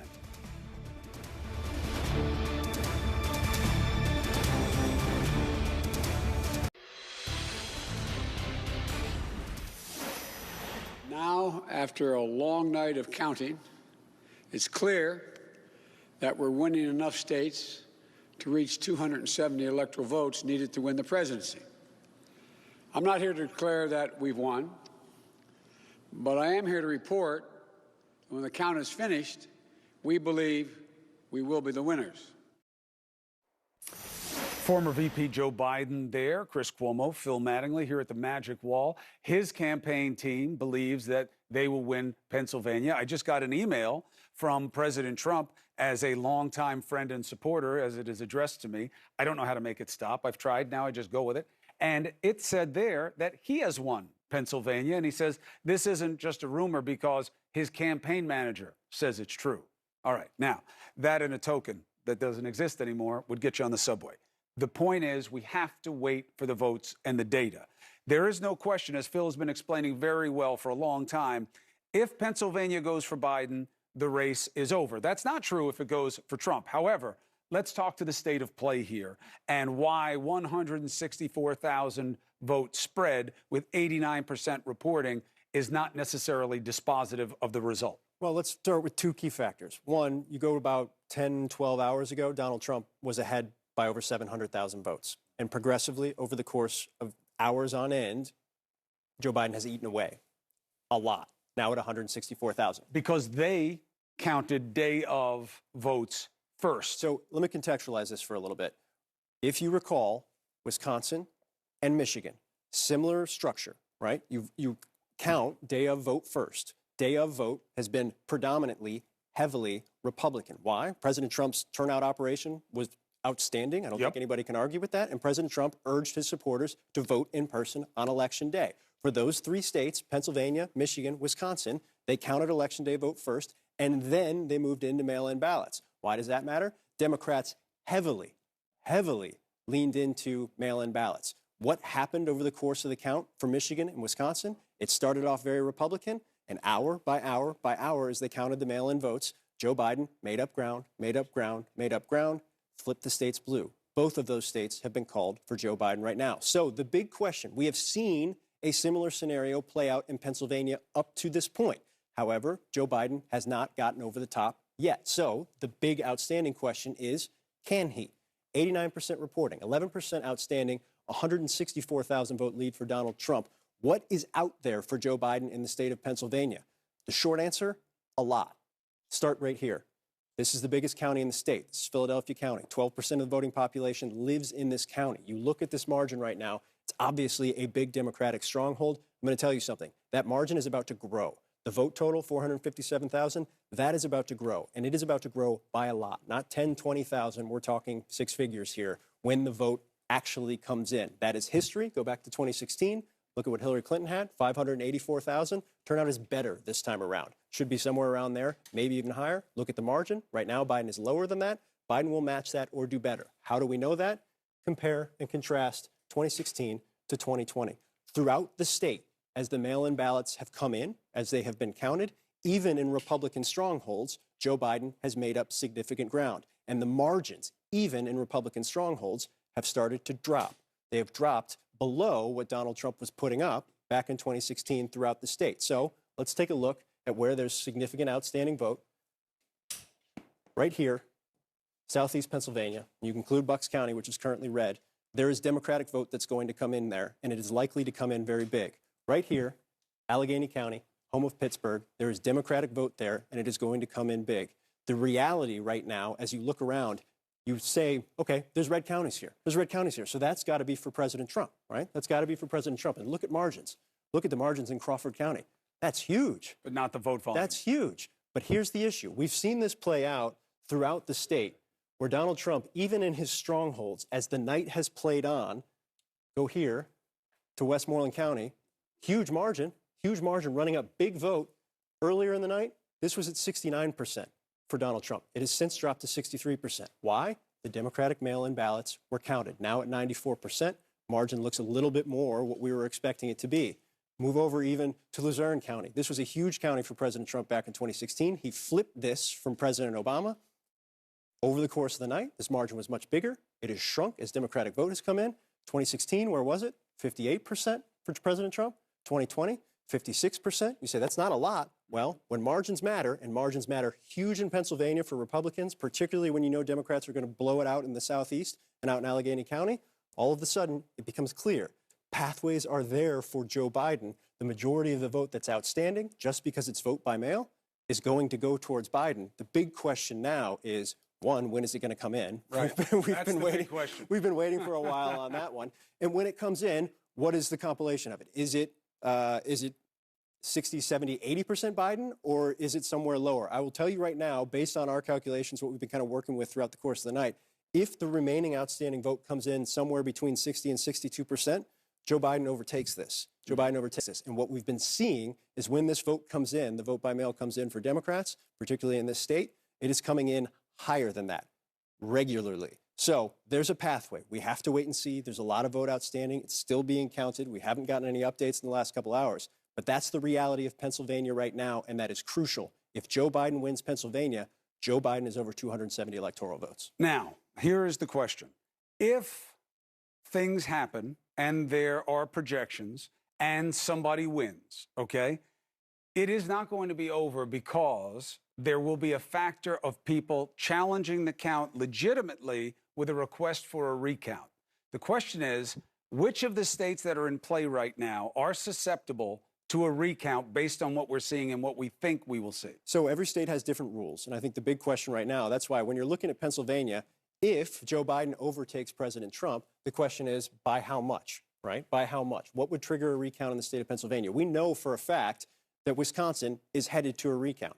Wisconsin's headed to a recount. It's a 1% rule. If the campaign asks for it, the losing campaign asks for it, President Trump either has asked for it or his campaign has been very clear that they are going to ask for it. Check down in Arizona as well. I think that's about 2,000 votes, I want to say, separation. The losing campaign can ask for it. We'll see.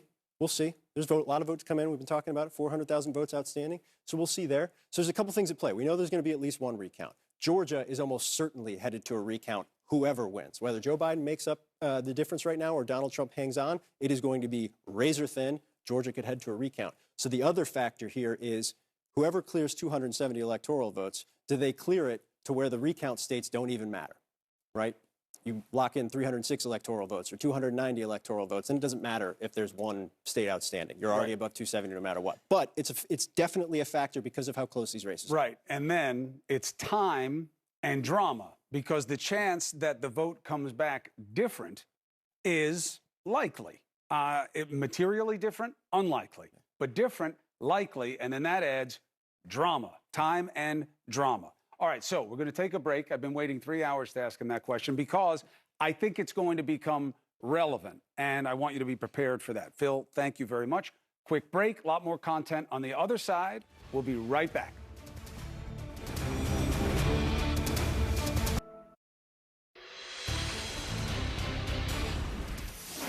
Pennsylvania looms large. Still up for grabs, the president with a sizable lead, but there are enough votes outstanding, we believe, for Joe Biden to meet or even beat the president there. And if he does, this election is over. So how do we fill in the blanks? Let's start here. Lieutenant Governor John Fetterman is with us. Governor, thank you for joining us. Thanks for having me. One simple question. When? I mean, it could be as early as today, but I don't want to give your viewers that guarantee. But my understanding is Allegheny County is finished, and a lot of the counties are doing their best. They're all doing their best to process this as quickly as possible, for sure. And your viewers can do the live feed of Philadelphia's voting. They have that available too, so you can see for themselves. I know everyone's really working hard and committed to getting a full, complete count of all these votes at this point. In Philadelphia County, what do you know about the status of how much more wood there is to chop there?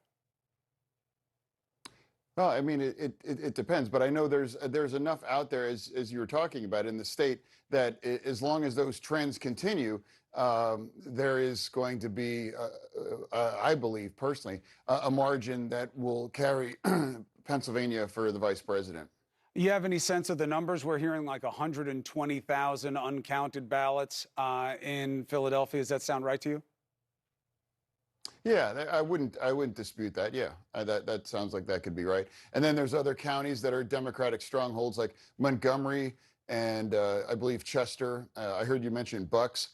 Really, some of those collar counties out in SEPA are traditionally strongholds for Democrats, and they trend strongly, more than you would expect, because of the mail-in ballot phenomenon in this particular election. Have you encountered any problems or heard about them? You know, anything that could be seen as an irregularity? Not at all. Not at all. In fact, you know, we had the highest turnout in the state's history, and during a pandemic, and our election just went incredibly smooth. In fact, the governor said it was the smoothest one he can ever recall, and that's the truth. And anyone that says otherwise, that's a lie, and that's attached to an agenda that's trying to create and foment more chaos. That's why, Governor, I'm very happy that you took the opportunity to come on, talk to us about the state of play. We're not rushing you. We want it done right. And we do know that we're dealing with, a blessing of riches here, that there's been such tremendous turnout in Pennsylvania and in so many of the states that wound up mattering. People have a hand in their own fate. We know it's a lot of volunteer-based counting. We hope you do it right. And when you get it done, we'll be here to report it to everybody else. Good luck to you going forward. Oh, thank you. Thank you for having me on. All right, Governor, thank you very much.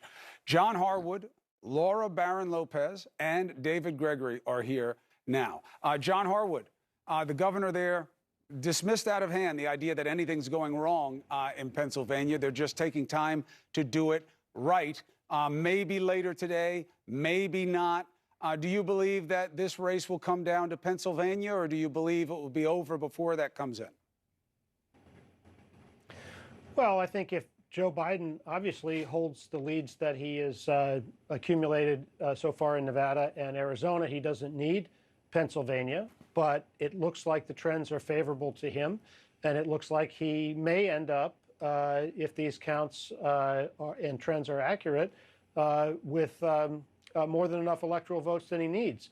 I think it is striking, as the Lieutenant Governor said, that we have had an election that proceeded smoothly by all accounts pretty much across the country, which is remarkable given the pandemic that we're going through, that we were able to have a smooth election. And the other thing that I think is notable is, as we watch the vote count, say, in Philadelphia, in Pennsylvania and in Georgia, we are seeing a slow and granular demonstration of the change taking place in the United States. We are gradually becoming a more diverse country, a better educated country, a more urban country. That is produced a shift in the power dynamic, which is moving power away from people who've held it in the past to a different set of people. And that is slowly, vote by vote, ballot by ballot, being demonstrated. Don't know if that's enough to tip this particular election, but we know where the country's headed long term. Laura, It's a sad suggestion, but we have to consider it at this point. It sounds like something we would say about a developing country, but the hardest part of this process may not be the counting. It may be the acceptance period of the counting by the players. What do you see as the variables in that? Well, as you've said, Chris, I mean, even if the counting ends today, tomorrow, and we ultimately know the winner, this could drag on for a few more days or weeks, given recounts, given the lawsuits that Trump is threatening and has been pushing in certain states to try to even halt counting. And so, I mean, the president himself forecasted it, that he may not peacefully transition power if he loses in the month leading up to the election. He was refusing to say that he would peacefully leave the White House. And so that, as well as any potential pending legal suits that the president and his campaign pursue, are things that we have to keep an eye on, and things that we may have to be covering, for the foreseeable weeks. Hey, David, what impresses you in the state of play right now at this point in the race? Well, I think it's interesting. I wonder, the Republicans, led by Donald Trump, had a strategy: get out the vote, make sure it's an election day event. And voter participation has been incredibly high in this election, which is a good thing. Democrats pushed for this mail-in voting because of the pandemic. They did that early, and now it's created this heartburn for them as the counting goes on. But I'm struck, too. The counting seems to be going well. There's not much evidence at all of irregularities. Sure, these are some close races that we're talking about in these states, and there may be recounts. But, the president and his team talking about, suing because they haven't had access. I don't know what the evidence is of that. They haven't produced any evidence of any irregularity. And for all the talk and all the bluster, people have been at this for decades. Nothing untoward. And I think the fact that it's taking a while indicates that, yeah, we had a surge in what we normally have. Mail-in balloting, mail-in voting is nothing new. It's just that there's a lot, and these are close races. So I think it's appropriate that we have states, we're impatient, but it's appropriate that they're taking their time and counting the votes and not trying to rush the outcome. All right, David, thank you very much. I appreciate it. Everybody, stand by. We're going to take a break. Today could be the day that we find out who is going to lead this country into what is hopefully a better tomorrow. Stay with us.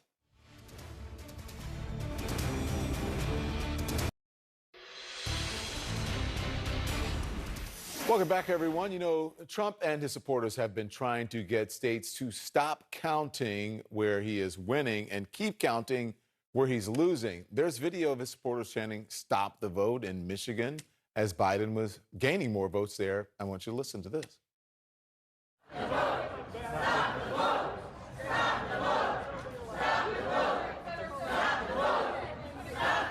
Okay, but check this out. This is in Arizona, where new votes were coming in for Trump.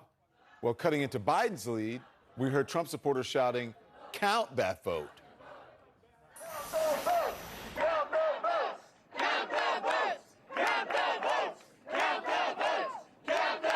All right, so let's discuss what this means here. Joining us now is a former presidential candidate, Andrew Yang, CNN political commentator, S.E. Cupp, and CNN senior political analyst, Mr. John Avlon. So, S.E., which is it? Stop the count or count the vote? Whatever works for Donald Trump. And that is I think, the whole cake of the past 4 years. Trump's reorienting the Republican Party around whatever his impulses require and demand at the moment. There's no undergirding, conservative philosophy or principle. It's whatever he needs. And the trick he has pulled off is that he has managed to convince a lot of people that he should win just by saying so.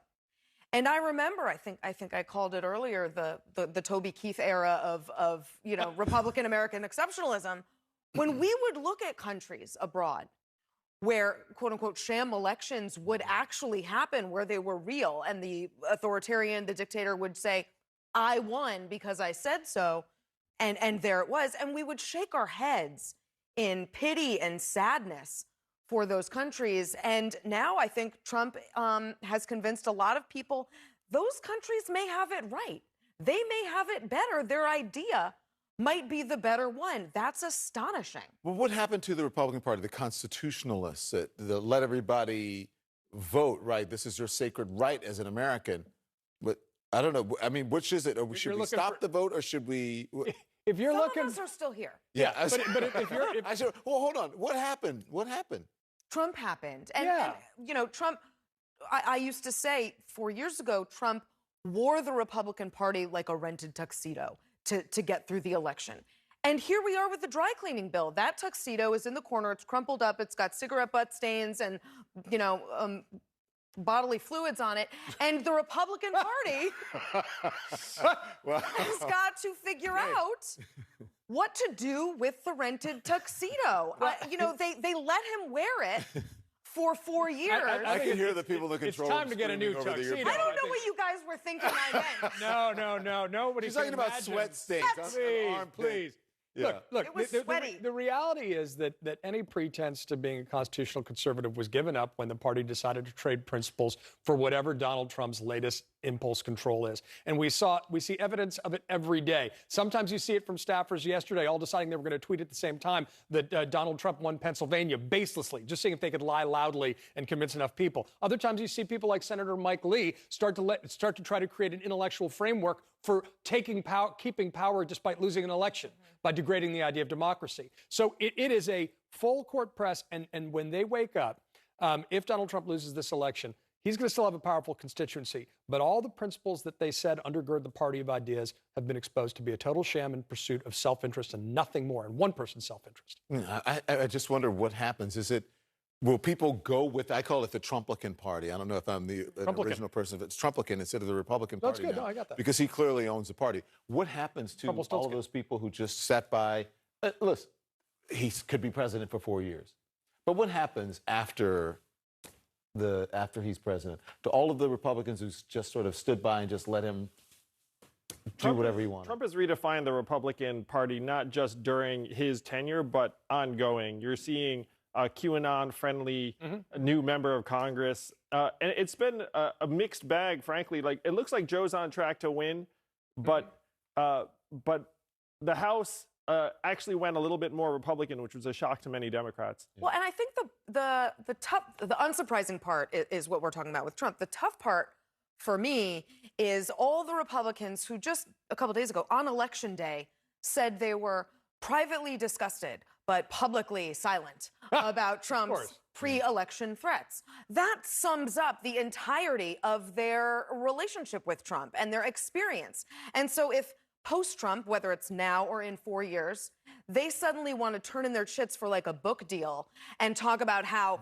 much they were ashamed of Trump at the time. I don't think they're going to have a lot of buyers. Concerned. They were very concerned at the they time. were disturbed. You can't pretend you're part of the resistance the whole time. The reality is, though, that Donald Trump, look, we're seeing the counting go forward. We should counter vote. But don't ignore the fact that Donald Trump is trying to get his supporters to ignore the results. Right. And that's why all these votes matter, and we should pay close attention to the margins and the way things are going. But still, the President of the United States is still trying to spread disinformation to try to hold on to power. And remember, the reason we want everyone at home to remember the reason we're talking about this is because every single vote should count. You should be able to get out there, exercise your right under the Constitution, and vote and have that vote count. No one should be saying, stop the vote, stop the count. Every single vote in America should count. We're counting them for you as they're coming in, and we're going to update you on the other side of the break. Don't go anywhere.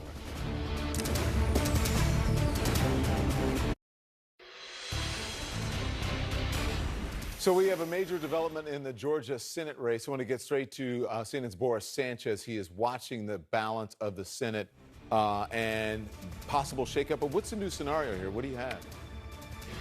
Yeah, so overall, this has been a disappointing election in terms of Democrats trying to nab control of the U.S. Senate from Republicans. From their perspective, they had a very advantageous map. They couldn't capitalize on it, but there is still one path they can take to take control of the U.S. Senate. In terms of raw numbers, when we look at the balance of power, they're essentially at a stalemate. Democrats with one pickup in the state of Colorado have 47 seats, including those 2 independents and Angus King and Bernie Sanders that caucus with them. On the Republican side, one pickup in Alabama, 47 seats. 6 seats remain undecided. We can take a closer look at all the races, but here are the 2 keys. You mentioned that election in Georgia. Take a look at where David Perdue stands right now in this key race alert. He has 50% of the vote. He leads Jon Ossoff, the former journalist, by 117,000 votes. But we are still getting votes. There are still tens of thousands of votes outstanding in the Peach State, 95% of the vote in. If he dips to 49.9%, that means there will be a runoff election come January 5th. And there's already going to be a runoff election because of that special Senate election in Georgia, the one where the Reverend Raphael Warnock is leading incumbent Kelly Loeffler. He's up 317,000 votes, 94% of the vote. And as you can see, nobody there really close to crossing that 50% margin. So potentially, as we take a look at the leading the vote number, right now there's only one Democrat leading in a race where a Republican holds a Senate seat. That's in Arizona, where Mark Kelly is leading Martha McSally. The magic number for Democrats is 4 for them to take control of the U.S. Senate, but that number could change if Joe Biden is elected. If he's elected and these 2 Georgia races go off to a runoff, there will be an unprecedented amount of spending and attention on these races because they will lead Democrats to potentially controlling the Senate, Don. And Boris Sanchez watching it. If David Perdue falls below 50%, an automatic runoff in Georgia. Thank you very much. We'll check back in with you. Appreciate it, Boris. All eyes are on the ongoing counts that are happening now in the presidential race, and we've got our eyes on it. We're going to bring you the very latest on the other side of this break. Don't go anywhere.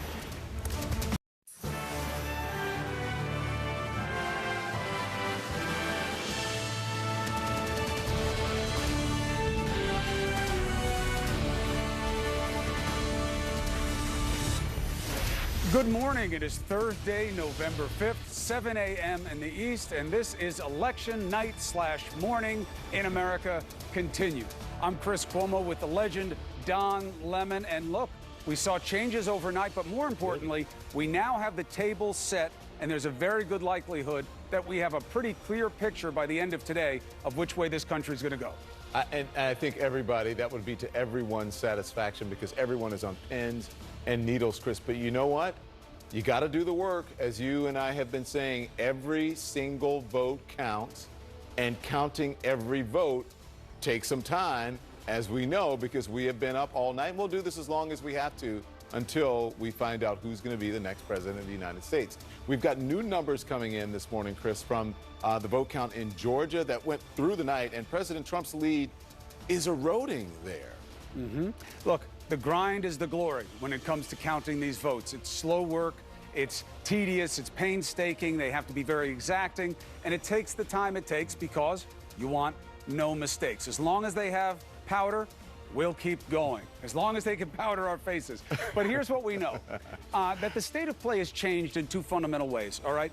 Don just mentioned Arizona, okay? Biden's lead there is shrinking. The president is overperforming. Is there enough vote in the state's largest county, Maricopa, for him to meet or beat Biden? This calls for a key race alert. All right, we'll get to Arizona. We'll start with Georgia. 16 electoral votes, 96% of the estimated vote in, and those estimates are just that. They are a close guess, but very often inaccurate. But more important than just how much is out, it's where it's out. We've watched the president's lead slip overnight from somewhere over 30,000 to now 18,540. This state very much in recount territory, if necessary, based on the outcome of the election. But the tale of the tape here is, where is the outstanding vote and what is the ratio of how that batch of votes is coming in? That's where we see Joe Biden having an opportunity to meet or beat the president. Will he? Maybe, maybe not. We'll take you through it at the wall in a second. Pennsylvania, this is the Megillah. 20 electoral votes. About 90% of the vote is in. But again, the big question, where is the outstanding vote? And that really gives a suggestion of potential strength for Biden. This is the biggest lead that we're dealing with. This is the state that the president used for a presumption of finality early on in this race. Look how far I am ahead in Pennsylvania. And then things just stopped. One of the most gross lies we've heard from this current president. Why? He knew damn well that Pennsylvania counts day of votes first. They never even looked at the mail-in votes until they finished with that. So, of course, we had a skewed sample. And to his credit, the president did very, very well on day of voting. But now comes the mail-in vote. And as big as that lead is, it started at 600,000 plus. Now it's at 164. Every time they bring in more vote, it goes down. The question is there enough of an outstanding vote for Joe Biden to meet or beat the president in Pennsylvania? If there is, this race is over. Onward. Arizona, as we were saying, 11 electoral votes, 86% of the vote is. This is the opposite story here. Biden's lead has been going down. Why? Trump is strong. He won Arizona last time. This was the potential flip state for Biden. Maricopa County, you win Maricopa, you win Arizona, but by how much? And with what kind of vote? Here we see the president overperforming in the late-breaking vote there in batches. Are there enough votes there for him to meet or beat Biden? If there are, changes the state of this race. We'll take you through the details in a moment. Leaves us with Nevada. 6 electoral votes. Easy tell because there's nothing to tell. We were informed by the Secretary of State whenever we started this coverage after the election that he would come out later today around noon, 9 o'clock or so our time in the morning with, that doesn't make any sense, probably noon their time. They'll come out with more information about what's happening there in the all-important Clark County. That's where Las Vegas is.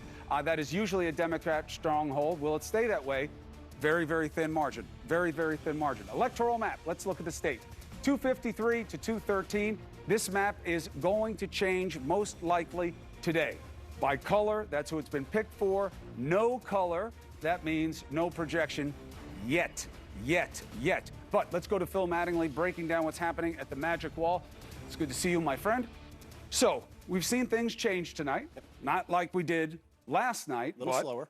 Less vote you have, the more slowly it goes. And we've seen people really going through their paces to get us the vote. Paths. What are the paths that we're watching now? Yeah, so you see the map right now. I kind of want to play things out first before we actually dig into what we saw over the course of the night. Let's start races that have been called up to this point. Every state that you see filled in is a race that CNN has called. If it's red, it went to President Trump. If it's blue, it went to Joe Biden. If it's gray, that means we have not called the race yet. There's still vote outstanding, and they are still counting. So you want to try and map out how do you get to 270 electoral votes if you're President Trump or if you are Joe Biden. Right now, as it currently stands, Joe Biden, 253 electoral votes. President Trump, 213 electoral votes. And let's just say, for the sake of doing this, of gaming this out, that President Trump hangs on to the state of North Carolina. He's had a pretty consistent lead there. Chris just told you about it. And ends up hanging on to Alaska, which is expected to some degree. That leaves Pennsylvania, Georgia, Arizona, and Nevada. So let's talk about pathways. Where is Joe Biden leading right now? Joe Biden is leading in the state of Arizona. Joe Biden is leading in the state of Nevada. If Joe Biden wins the state of Arizona and the state of Nevada, Joe Biden is at 270 electoral votes. That is one pathway for Joe Biden. Here's the question, though. You mentioned, as you went through the results, that Arizona has tightened. It has tightened significantly over the course of the last 24 hours. It went from about 220,000 votes to about 60,000 votes where it stands right now. What happens if President Trump stays on that track? What happens if in the next couple of batches coming out of Maricopa County, President Trump is able to flip Arizona? Biden's team doesn't think that's possible. Trump's team says it is. We'll give it to Trump just to kind of play this out, game this out a little bit. We talked about Clark County, what we're waiting for in Nevada. What if the 7,000 vote lead that Joe Biden has in Nevada disappears when that new batch comes in? We don't know yet, don't know the composition yet. Give that to President Trump as well. What if Georgia, razor thin margin, under 20,000 votes right now, but what if President Trump is able to hang on to Georgia? Where does that put things? 264, 253. Here's the point that I'm trying to make as I game all this out. The outstanding closest states right now, President Trump can win all of those states, including 2 states where he's behind, 2 states where it is very, very close. If Joe Biden wins the state of Pennsylvania, this race is over. Period. End of story. And why is that important? I want to dig in real quick if we got time to do so, because I think this is probably the most important thing you're going to watch throughout the course of the day. Obviously, we've got Georgia. Obviously, we have Arizona. And we're very, very keen on what comes out of Nevada, 12 o'clock Eastern time, 9 o'clock out in Las Vegas. Let's go into Pennsylvania and take a look. Why, when President Trump is 164,000 votes ahead, 89% in, 89% reporting, the biggest margin by far. A lot of races are projected with a much smaller percentage of vote. I'm going to flash you back to Wisconsin and to Michigan. You laid it out perfectly. It was the early day vote that was counted first. It's a very, very similar construct in terms of how these two states count, or how these three states count. In Wisconsin and in Michigan, it started out very, very red as they counted the election day vote. Why? President Trump had a great turnout operation. They've turned out across the country at record levels for Republicans, and they came out on election day. What were Democrats doing? They were voting by mail. They were voting by mail in enormous margins. Pennsylvania is very similar. It has been very red. We talked about it. 600,000, 700,000 vote lead for President Trump over the course of the last 24 hours. It has now been whittled down to 164,000 as you count the mail-in ballots. The mail-in ballots are not just heavily Democratic. They are skewing very Joe Biden, and there are a ton of them that are still outstanding, somewhere between 400, 500,000. And why does that matter? Well, the biggest outstanding county right now, Philadelphia County, largest county in the state, 12% of the voting population, still 30% outstanding. If you want to get some context here about why this is important, how much vote is still out there right now, take a look at this margin, 79.4% to 19.7%. But more importantly, take a look at the top line vote. There has been record turnout throughout the country. There has been record turnout in a lot of Pennsylvania counties that we've seen up to this point. Joe Biden at 457,000 right now. Back in 2016, Hillary Clinton was at 584,000. The expectation is Joe Biden will be at or go higher than that based on precedent, based on what we're seeing. The expectation is Joe Biden's margin will be at least what Hillary Clinton's margin is. We've seen that across the board as counties have fully reported. That means there is a lot of vote outstanding in just this one county if you go through the map right now, if you go through what we're looking at.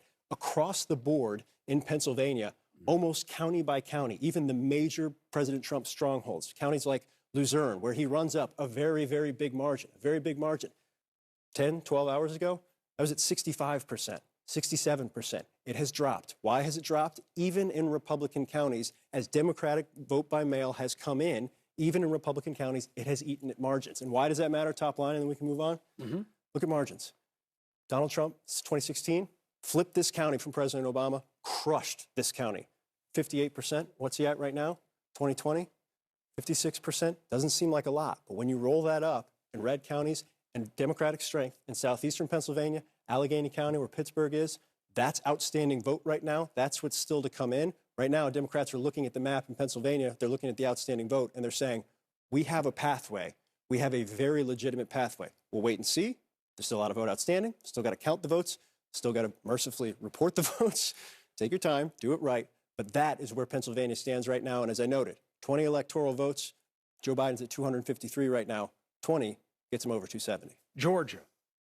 Let's tick down to Georgia, because this has been the one place where we have seen results throughout the course of the night. And throughout the course of the night, this has gone from 31,000 to 29,000 to 26,000 to 18,540. So the question in the state of Georgia, as this has continued to narrow, is with 96% reporting, does Joe Biden have 18,540 votes out there? Not total, in net, after factoring in President Trump as well. And the short answer is he has a path. There's enough vote outstanding. Why is there enough vote outstanding? I want to go down to the Democratic stronghold. That's the Atlanta metro area. You've got Clayton County. You look at the margin here, 87,000 to 14,000, 84% to 14%. Still about 16% waiting to come in Clayton County. Pull out a little bit more. Let's flip down over into where Savannah's located in Chatham County, 87% reporting. That means there's vote here. That vote is right now splitting towards Biden. It's vote by mail as well, which is largely splitting towards Biden. What I'm telling you is even though there's 94, 95, 96% reporting in the state right now, there is outstanding vote in Georgia that could go towards Joe Biden. If you want one really good example, Nick Valencia, who's been amazing on the ground for us throughout the course of the night, has been talking about Fulton County. We've seen batches of Fulton County vote come in. There's still some outstanding right now based on Nick's last report. When it's coming in 2, 3, 4, 5, 6,000 at a time, it is breaking 80-20 to Joe Biden. That is even higher than the current margin that we've seen. What does that mean? Vote by mail, not just going Joe Biden in Joe Biden counties, it's going at a higher level. In order to win Georgia, Joe Biden needs to win the rest of the outstanding vote, somewhere between 62 and 64%. 80-20 is higher than 62 to 64%. Bottom line, there is a pathway. There's a pathway. We're still waiting to see how much outstanding vote is left, whether or not he can actually meet that pathway. But the bottom line with Georgia is there's an opportunity for Joe Biden to close it, but it's tight, and it's going to stay tight no matter which way it goes. Absolutely. I mean, every one of these races, even Pennsylvania, even though the current disposition has it at 164,000, that is promising to be tight also. Now, there is a point of instruction here that we can make as we go to Nick Valencia, who is in that all-important Atlanta seat county there that we've been watching him throughout the night. There was a reference made that people are finding votes for Biden all over the place, okay? That is a misstatement of fact, and it is a very malignant characterization. Nobody is finding anything. They've had the votes. They voted, they counted first the people who came in on the day of the election. They had these ballots. They're postmarked before or as of the day of the election. They are legal and legitimate. Okay, nobody's finding them. They're just counting them. Okay, and I want to take you to Nick Valencia so you can see what counting them really is. Now he's standing there. He's almost alone. People are trickling back in. We watched volunteers with Nick. Let's go to Nick, where they came and they stayed all night long since midnight. And Phil and I would watch as Nick was presenting the information he had there and doing his interviews. And they were just going like crazy all through the night. They are citizens. They are volunteers. They're doing the job because they believe in this country. They're what we call Americans. And it was so big there in Fulton County as you were going through it. And now as we get into these early morning hours, what is the state of play there? They're basically done with their job, right? What are you hearing? Just really quick on those poll workers, some of them have second jobs. So as you saw them leave the door here, they were on their way to their morning job, wrapping up their more than 12-hour marathon shift. Next to me here, this Rick Barron, Fulton County Elections Director here, and things are close here, and they're only getting closer. Donald Trump had about a 30,000 vote lead at around midnight. That's almost been cut in half, Rick. A lot of it having to do with the votes coming out of this county. Tell us, give us a state of play here this morning. What's going on? Well, we've scanned 134 ballots so far. We've adjudicated 132,272. And we've set the vote review panel to come back at 10 a.m. So is that when we'll start to see these tallies here? Votes adjudicated here? Yeah, so once that review panel meets at 10, hopefully we'll be done. We have 9 trays left to open. That's about 3,600 ballots. There's a few in process that are going to be scanned before that. And so just 3,600 ballots left. You started the night around 20,000 ballots. Is that right? Yes, and so we're close. So tell me a little bit more here, because you had an update on your website a short time ago, about an hour ago. 8,300 ballots were uploaded there. Yes. How many more are expected to be added? Where are those ballots coming from? And when's the next batch that we could expect to see on the Fulton County website? It should be once the vote review panel meets at 10. Hopefully that'll be it. Okay. And so we should expect to see something up by 11 a.m. And the 8,300 votes are coming from those 20,000 absentee that you started the night with? Yes. And then the remaining probably 10,000 will be at that next vote review panel. So just to be clear, what we're waiting for is about 10,000 to 11,000 votes to show up on the Fulton County website. After they're processed here, they're going to be adjudicated. So another 10,000, 11,000 votes we're waiting for. Yeah. That includes the 3,500 that you're still waiting to go through here. Go through, yes. Okay, great. So you got a lot of work here on your hands. Yeah. I hate to ask you, but it's so close. Half a percentage point means it's an automatic recount. Are you thinking about that at all? I haven't yet. We've still got provisional ballots to do on Friday, Uocava military. Once we get through that, then we'll have to look forward.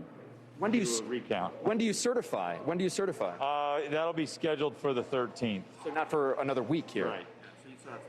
Yeah. Even though a lot of attention's on you right now, Rick. We'll let you get back to it. Rick is actually jumping in and working himself. We took him away from that process. I want to let you get back to that, Rick. Thank you so much. But it's still razor thin here. We're in the final countdown. You heard it here, just about 3,500 votes left to be tabulated here in Fulton County, a Democratic stronghold. Joe Biden trying to become the first Democratic presidential nominee to win the state of Georgia since 1992 and hand President Trump a devastating blow to his reelection bid. Chris? And you grabbed us a headline there, Nick. 11 o'clock this morning, we expect to have another bunch of information from the all-important Fulton County there in Georgia. Thank you very much, Nick. Keep your energy up. Best to the team. We'll check on you in a second. All right, let's take a break right now. Chris. Things are going to change today. The shape of the race is going to change. The votes are being counted. It is a beautiful demonstration of our democracy in action. Stay with CNN.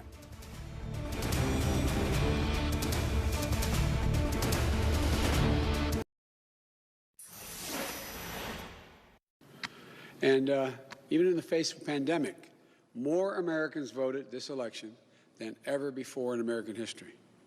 Over 150 million people cast their votes. I think that's just extraordinary. And if we had any doubts, we shouldn't have any longer about a government of, by, and for the people. It's very much alive in America. Here, the people rule. Power can't be taken or asserted. It flows from the people.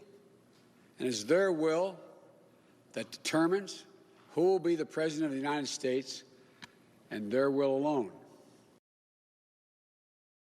Well, Joe Biden's right about that. You know what we're showing you right now? This is the Chase Center in Wilmington, Delaware. This is where the Biden campaign has prepared, days ago for a victory celebration or a potential one, and it still lies in wait because we don't know what's going on. And for all the unanswered questions we haven't answered one big, arguably one of the most important questions. This country can still bring it. The level of participation is outstanding, especially during a pandemic, at a time that disillusionment and people's desperation is at an all-time high. They still stepped up and voted in a way that I haven't seen in my lifetime. And that is good news for us. And that's why we shouldn't let anybody cheapen the process and say that if something's happening that's wrong, it's not legit, it's not as much as it seems. None of that has a basis.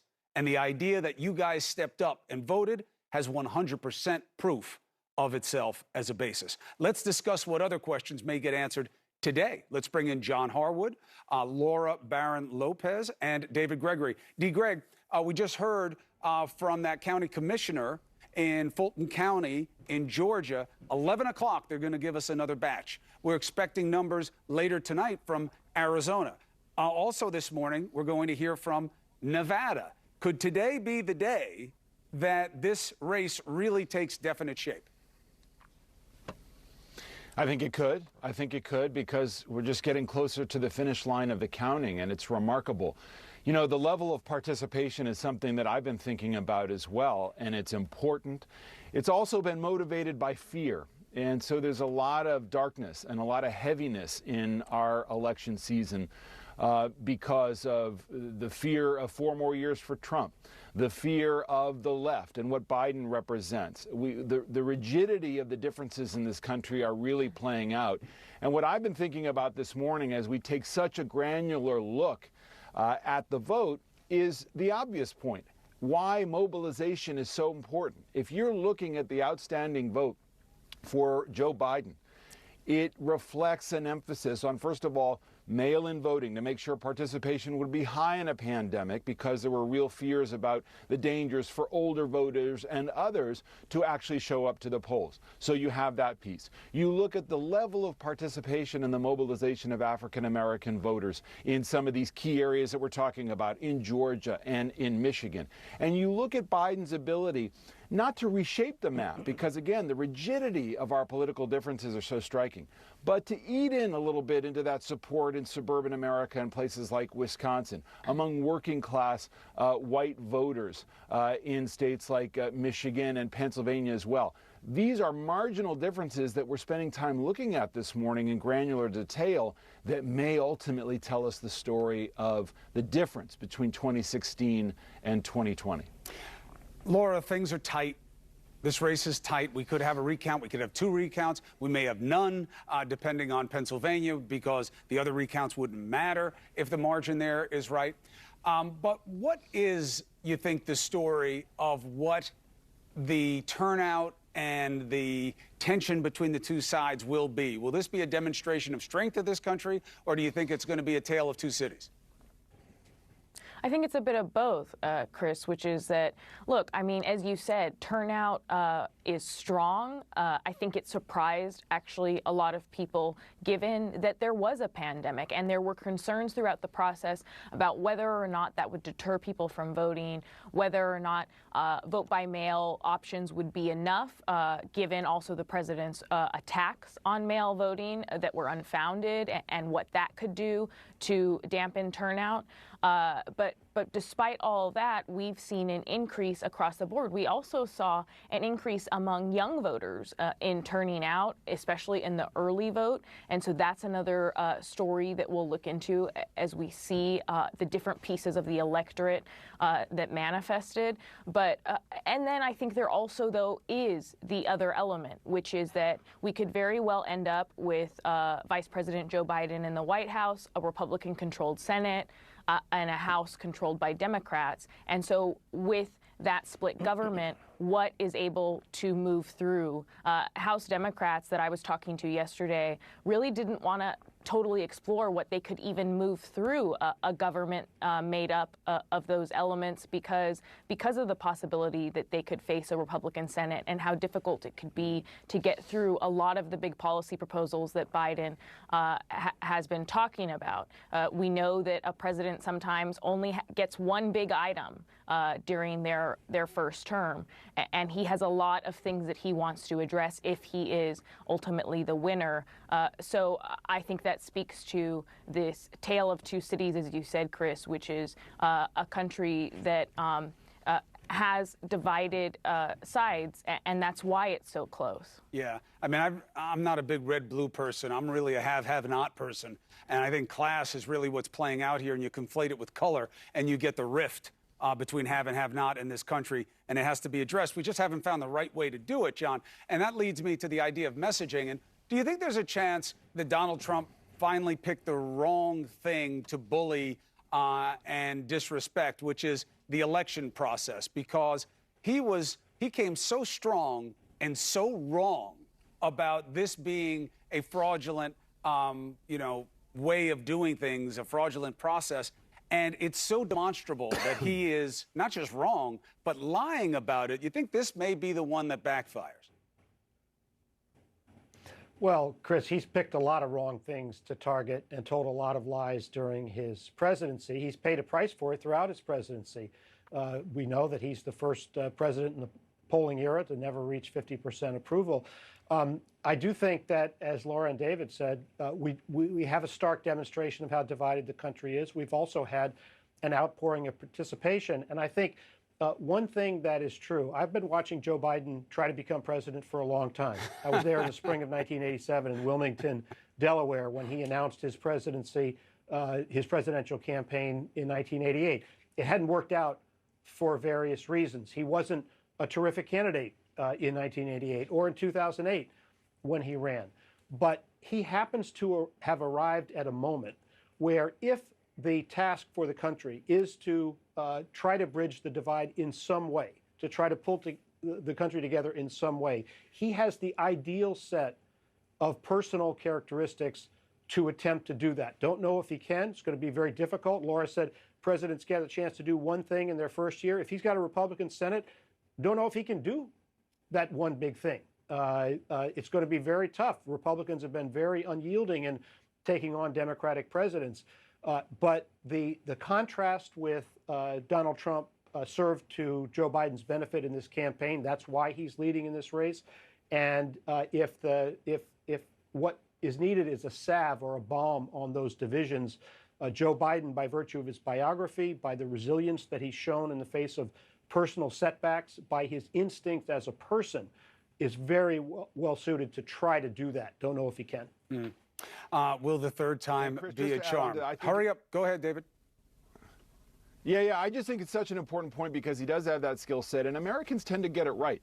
If we end up with divided government like that, it's a real test of whether we can get back to some kind of politics of the possible, or whether the rigidity of our differences are what prevail because people just want to win the argument. But the prospect of a divided Congress is very interesting because Biden has the ability to bridge it. That'll be the test. David Gregory, thank you very much. Laura and John, let's stand by for a second, take a break. President Trump, Joe Biden waking up this morning. No idea which one of them will lead this nation after January 20th. But we might all know the answer, and not just know it, but know it in the next few hours. That's why we're here for you and with you. So stay with CNN.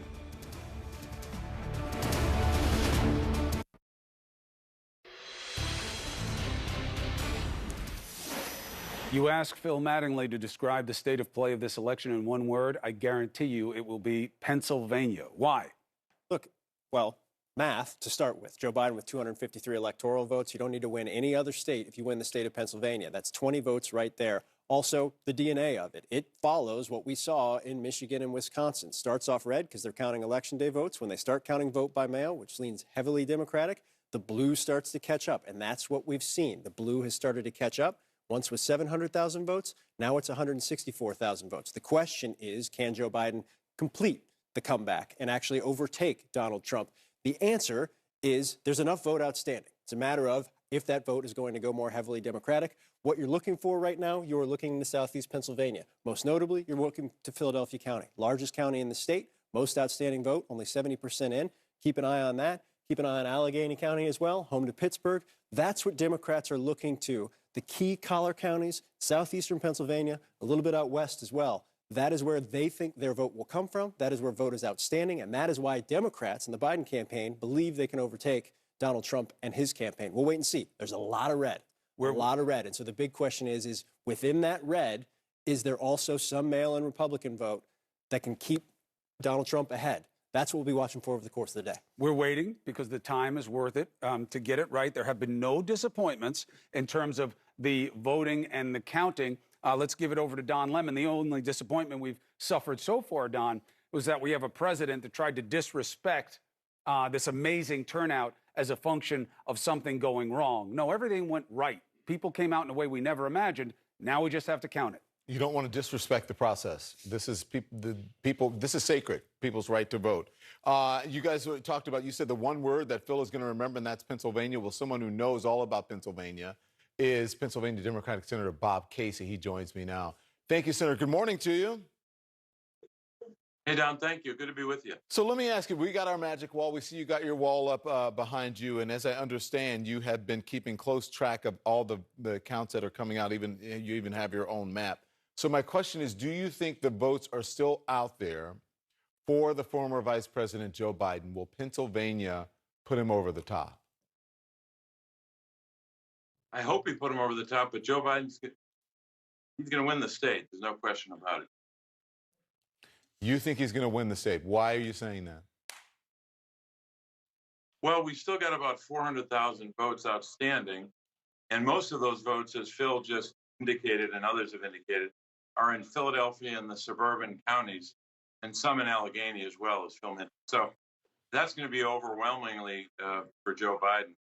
Some places 75, 25, and other places 80 or 85. So he'll be able to overtake him, especially when we get a much higher Philadelphia number. We've only seen with Philadelphia about maybe 70 or so % of the vote counted. A lot's going to come in this morning. And when that comes in, that in alone, just Philadelphia might be enough to have the margin go in Joe Biden's direction. Now, forgive me, Senator, I don't want to make any assumptions. This could just be your decor, your decoration behind you. But I see the map behind you, and I see you've got numbers on it. And for what reason? What is that? What are the numbers up there? Well, Don, this is low-tech John King, okay? There's one. Or Phil Mattingly. We got to get them both in, but go on. Phil Mattingly, yeah. Philly was plus 71 for Barack Obama, plus 67 for Hillary Clinton. That was the percentage margin. I think Joe Biden is going to be either in the middle, or he might even meet the Obama number, and that would be significant. President Obama almost won Philadelphia by 500,000. Because the turnout is so much higher, Joe Biden might get to that, but he doesn't necessarily have to.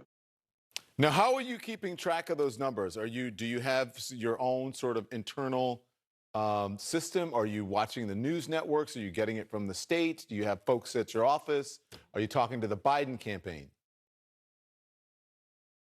It's all memory, Don. No, it's a combination of looking at past results, but also relying upon very smart people who do this for a living. In Pennsylvania, Kevin Mack and the Voter Project have been crunching these numbers, team of people for weeks preparing, and they've been crunching them ever since after the vote. So they've indicated, and others have indicated, they think that Joe Biden can win the state by 100,000 or more. The last part of my question there was: have you spoken to spoken to the former vice president or anyone at his campaign? Have they reached out to you?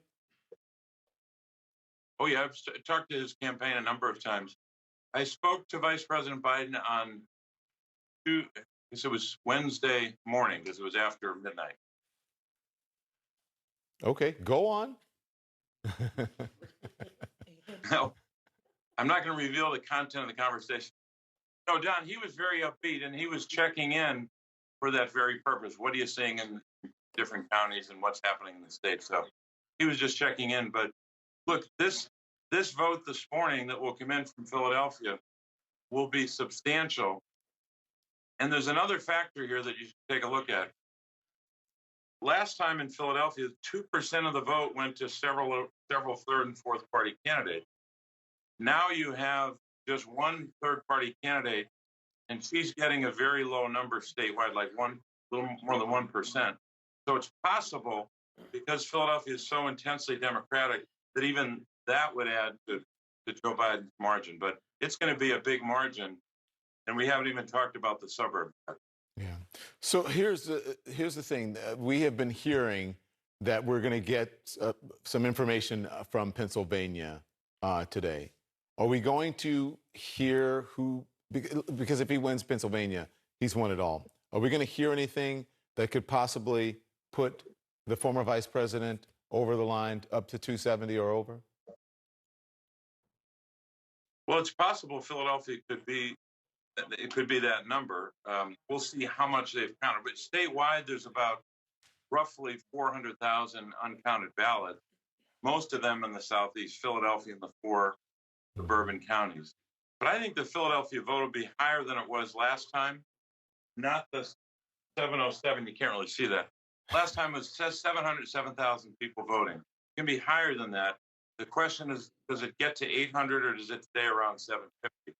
So this will be a big vote. And I think Joe Biden could get about 85% at least of that, say, 750 or whatever the number is. So you know nothing about timelines and when they may release some tranche of, votes and oh, we do. No, we know that there'll be something, I think, by noontime. I don't know the exact hour, but I think there's going to be a lot of Philadelphia votes. I don't know if that will mean that Philadelphia will be at 95% of the vote in. But today, as of the New York Times, they're only at about 70% of the vote. A lot of Philadelphia vote still to come in. Okay, so you mentioned Philadelphia. Let's talk about some of the areas. We see what your magic wall has, right? But on our magic wall, what should we be looking at? Philadelphia, Allegheny, Montgomery, and you mentioned Chester, Bucks. You mentioned some of the suburbs. Where do you think we should be looking? Yeah, Montgomery is mostly in. and I'm sorry, I'm getting my voice repeated in me here, so it's hard to concentrate. But Montgomery, Hillary Clinton won by 21 points, a big win, 90,000 votes, I think it was. Joe Biden, as of last night, was at 26% in Montgomery. So it'll be a bigger margin. It'll be well over 100,000 just for Montgomery County. Then you go to Bucks County, which I'm still waiting to see the update on that. But Joe Biden will win Bucks County.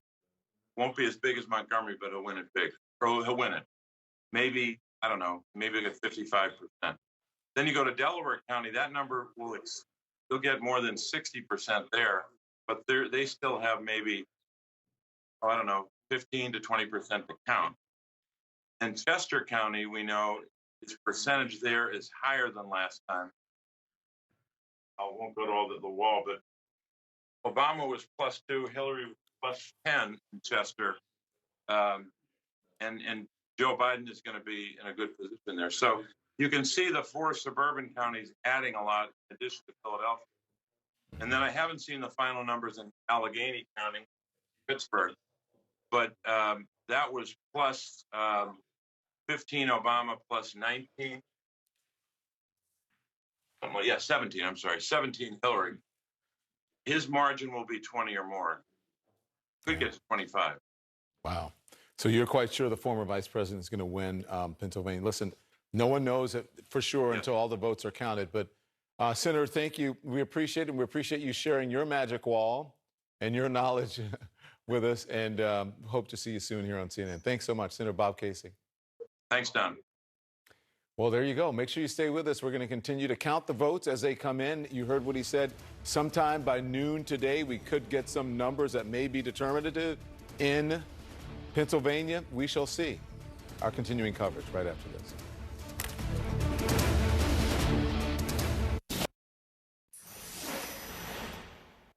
So we had a busy night here. We watched President Trump's lead in Georgia erode, and we're waiting to see what happens as more Pennsylvania votes continue to come in. Therefore, we need a key race alert. Pennsylvania, 20 electoral votes. If Joe Biden wins this state, he wins the election. Big if. Why? Donald Trump in the lead by 164,414 votes. About 10% of the vote remaining outstanding. However, the good news for Joe Biden is that there are enough outstanding votes in areas that he could dominate to meet and beat the president. We just had Senator Casey on. He says we will hear later this morning about the vote in Pennsylvania. Will it be enough information? We'll see. Georgia, 16 electoral votes, also very much in play. This is the state where Donald Trump's spread keeps getting lower and lower. We now really understand why he wanted voting stopped before it really got started. So 96% of the vote is in, about 5% there. It's very close, certainly in recount territory, if that becomes necessary, Don, because we've got to see how all the different pieces fall here. If Joe Biden wins and it doesn't matter about Georgia's count, then the recount becomes perfunctory. There's no reason to have it. But we've got a long way to go. However, today seems, by all indications, to be a very informative day for the American people. Yeah, it is. And listen, I think we should talk about this because we've been paying attention to it hour after hour after hour here on television. It's our jobs to do it. But people have gone to bed and they're up now. And we're still here. And we're still here. Yep.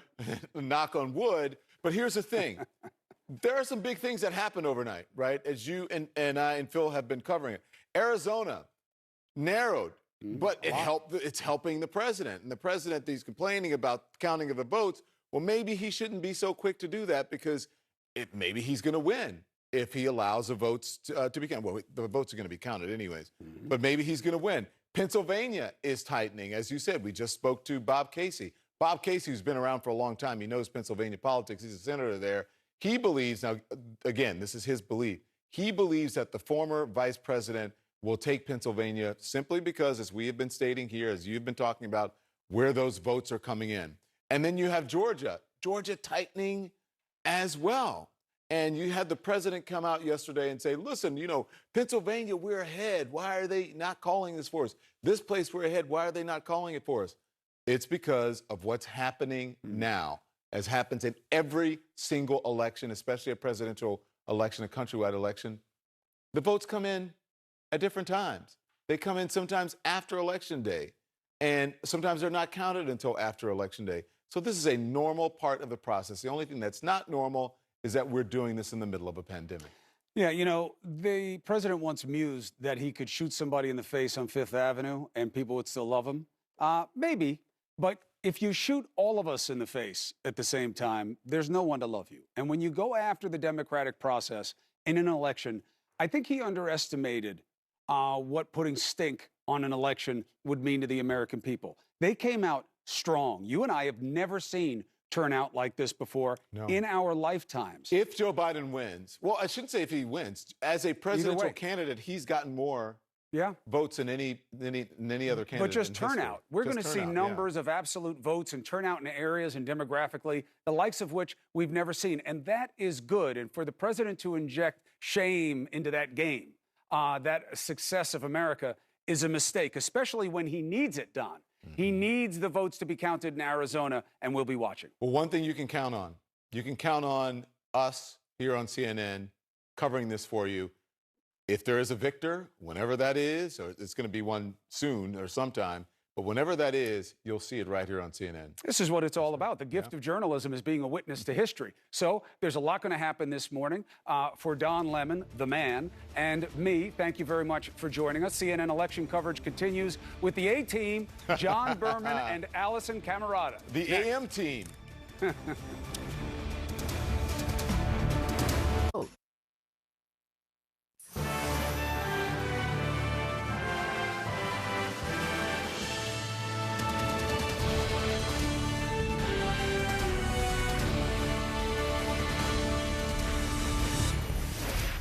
John Berman here. I want to welcome our viewers in the United States and all around the world. This is CNN's special live coverage of an American presidential election that is still undecided at this hour.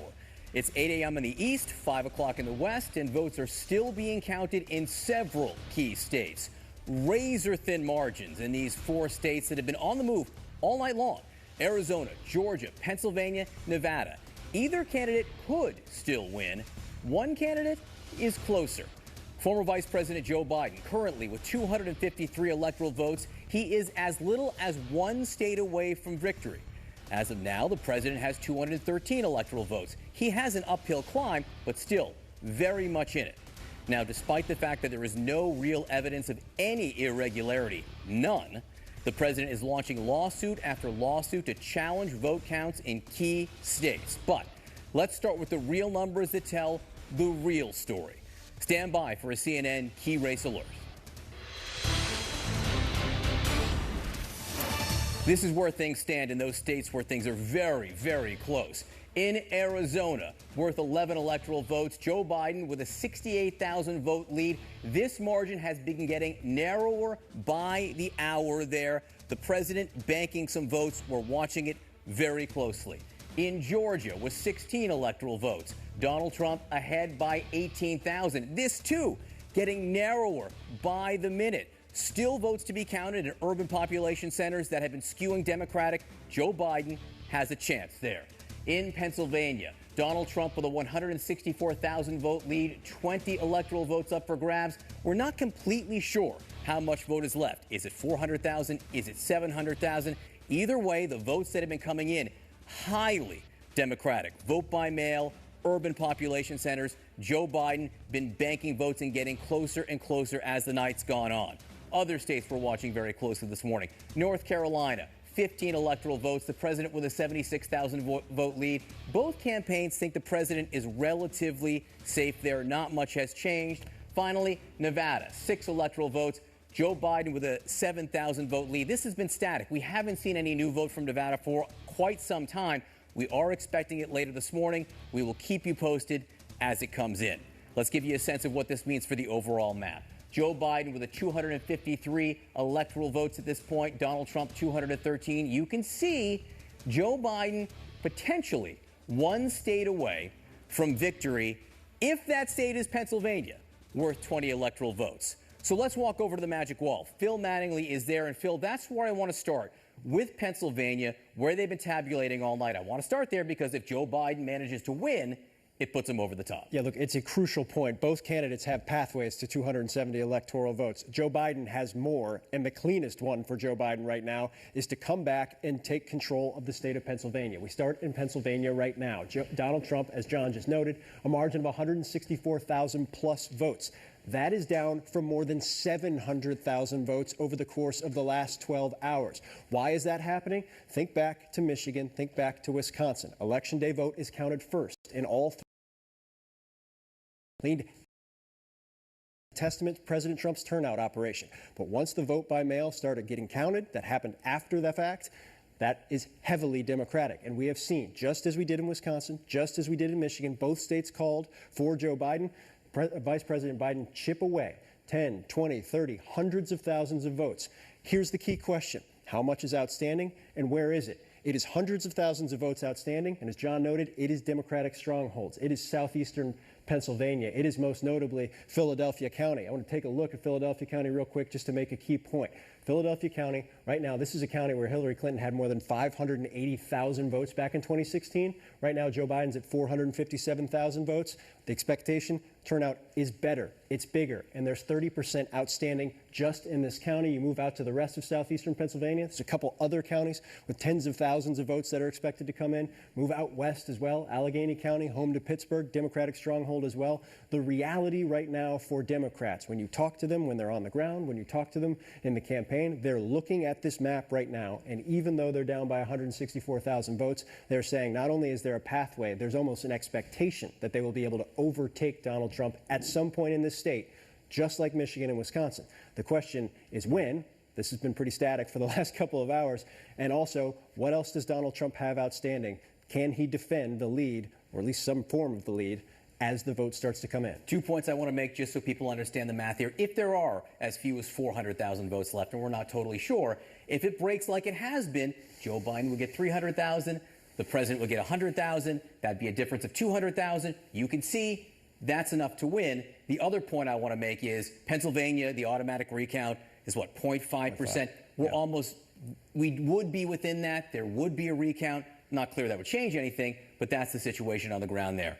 Let's talk about Georgia, Phil, because Georgia, look at the margins in Georgia right now. This 18,000 votes. Yeah, this has been the live ball throughout the course of the night. Over the course of the night, repeatedly, batches of 8, 10, 15,000 votes have rolled in. That was 31,000 votes for Donald Trump in the lead about 6 hours ago. Now it's down to 18,500. And this is a crucial point I want to make. You made clear the outstanding vote for the most part right now is coming from population centers that are Democratic strongholds, parts of metro Atlanta, parts of Savannah over here, a little bit of vote coming out over here as well. The best example of what's going on in Georgia right now has been what we've watched happen in Fulton County. Now, there's not a ton of vote left outstanding in Fulton. There's some in the other counties surrounding it. But as Fulton County has come in over the course of the night, you have seen 8, 10, 15,000 vote batches come in. Those batches have been breaking towards Vice President Biden 80 to 20.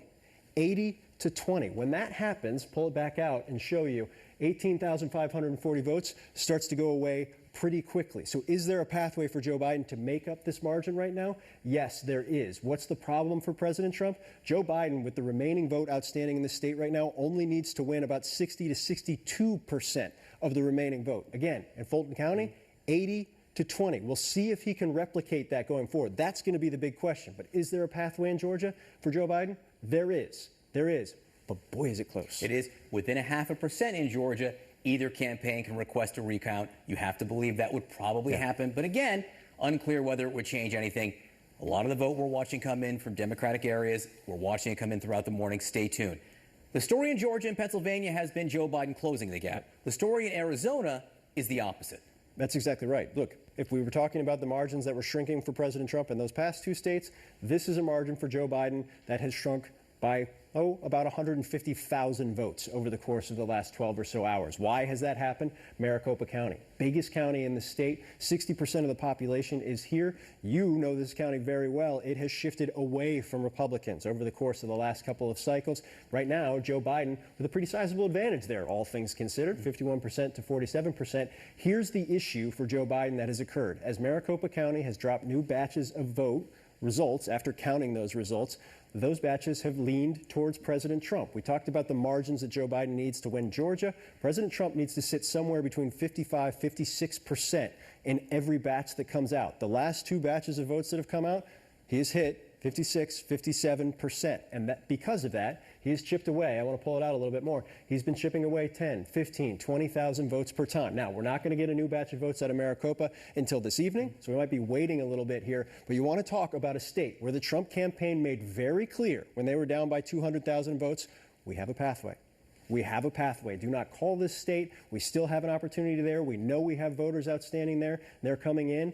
They have come in up to this point in what has been reported. The big question is, with what's outstanding in Maricopa County, we believe it's around 400,000 votes right now, is will those voters do what President Trump has got in the last couple batches, or will they revert to somewhere a little bit more even, at which point Joe Biden still holds an advantage. If it sticks anywhere around there, maybe a little bit less, Joe Biden can win Arizona. But Donald Trump right now has a pathway. He's been hitting the margins he needs to hit.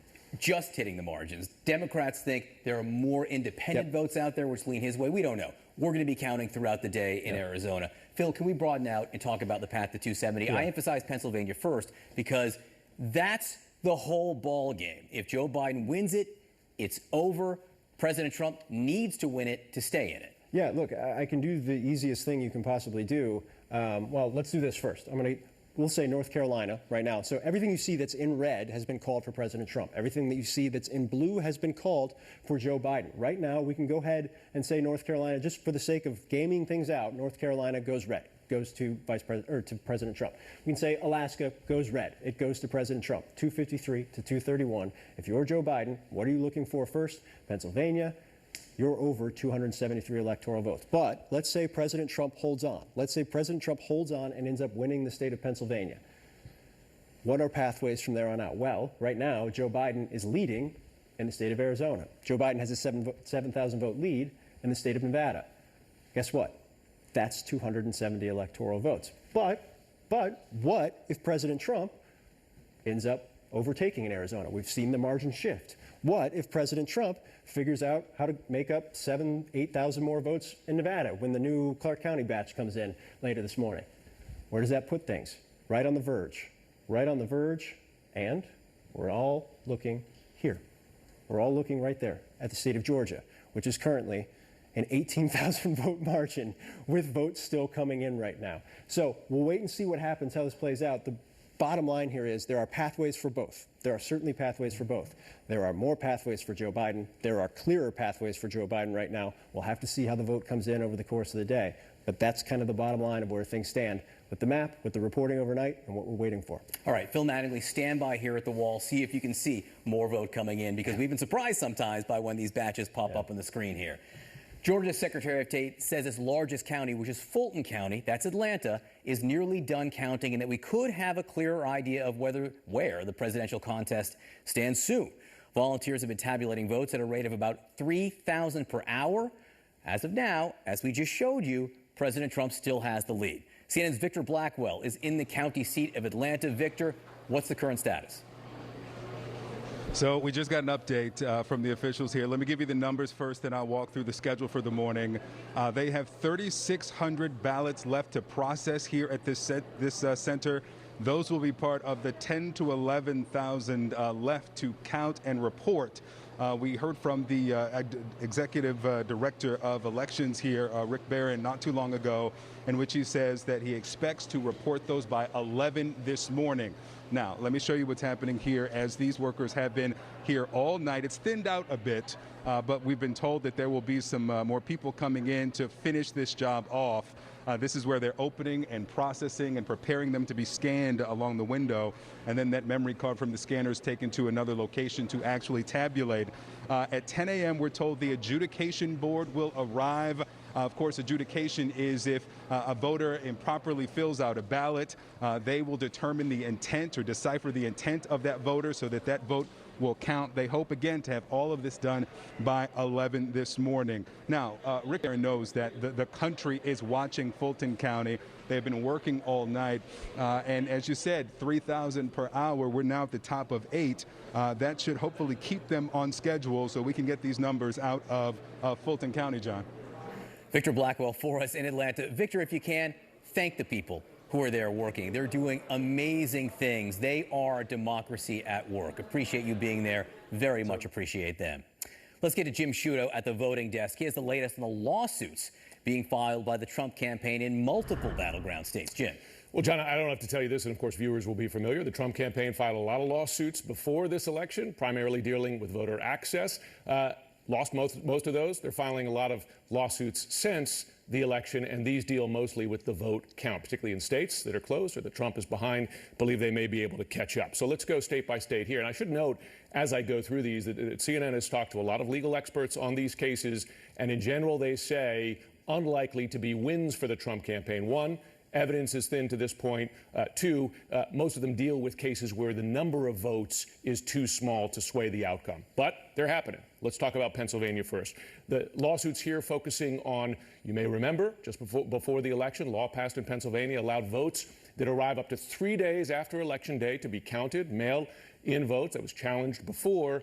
Supreme Court let that law stand, but conservative justices left the door open to, well, the possibility of perhaps some of those, quote-unquote, late-arriving ballots are enough to turn the election. Could there be some questions here? A possibility. So big question in Pennsylvania on that is, what is the margin? What is the number of those that arrive after Election Day? That's the lawsuit in Pennsylvania right now. Let's look at Michigan.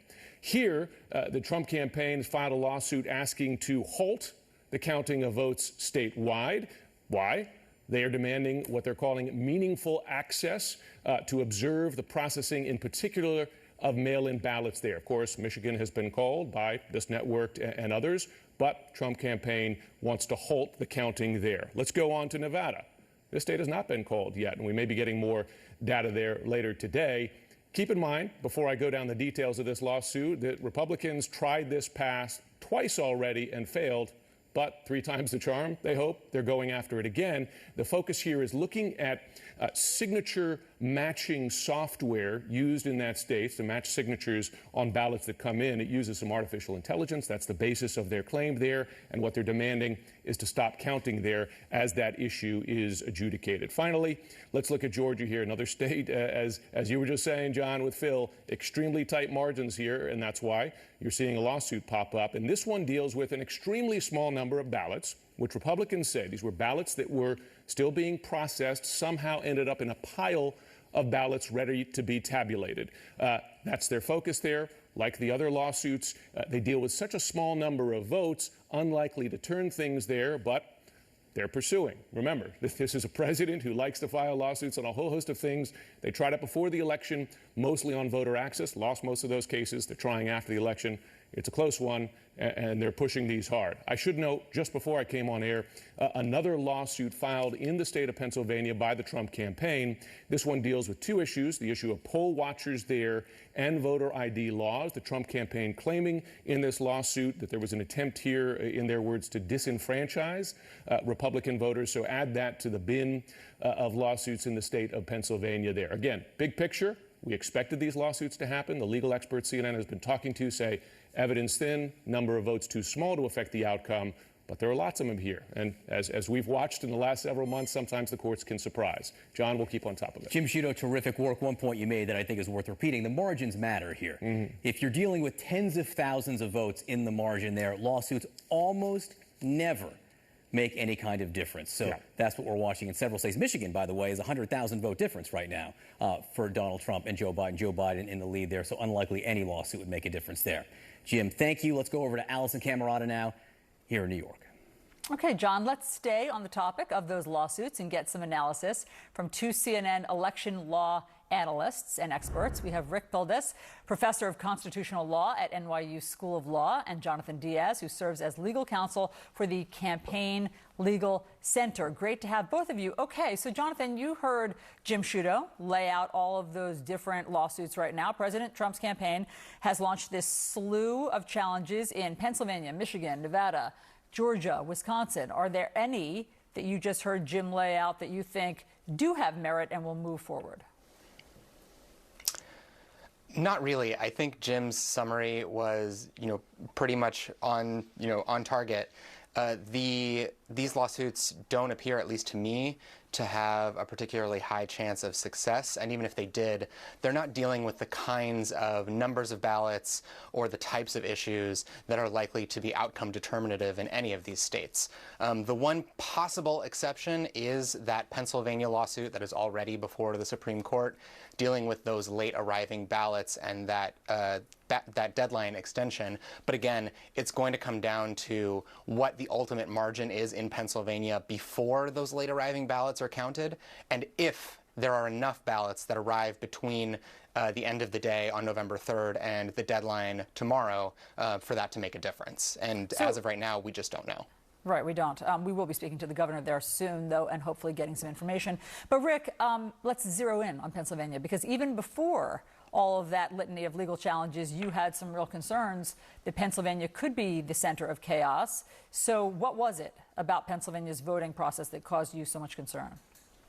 Well, there are a bunch of things that come together here. I have said that Pennsylvania is sort of the worst combination of a potentially decisive state with not such great election law policies. Number one, the fact that they couldn't start processing these ballots until Election Day. Number two, not clear enough guidance provided in advance about certain key issues, which should have been done. We knew if it came down to Pennsylvania, there would be kind of messy issues here. I do agree, though, that the litigation so far, it does not seem likely to, A, affect enough ballots, and B, be all that likely to succeed. The suit against Pennsylvania is the most serious one legally, the one about this 3-day window. But I expect the number of ballots that actually come in that last 3 days is going to be a lot smaller than many people might think. People got their votes in early. Yeah, I mean, it looks like it, but we will see, and we'll try to get those exact numbers. But, Jonathan, whether or not you think that these have merit, do they slow down the counting, and do they tie up somehow the results? They can. You know, if election officials have to be the ones to respond to these lawsuits and to give the facts to, you know, state or county attorneys who have to reply to these complaints and these briefs, they shouldn't stop or slow down the counting absent some court order. And so far, we haven't seen anything like that. But they do put additional strain on election officials who are working very hard, as we've seen already this morning, to finish these counts so that we can get closer to a final resolution. Rick, how about recounts? Are those automatically triggered because the margins are so narrow in some places? So that varies from state to state. In Wisconsin, the candidate can request a recount if the margin is under 1%, and the president's team has done that already. In other states, there are automatic recounts that are triggered if the margin is within, for example, 0.5%. It's possible we're going to have automatic recounts in a couple of these states. Recounts rarely change votes by anything other than a very kind of tiny margin, a few hundred votes here and there.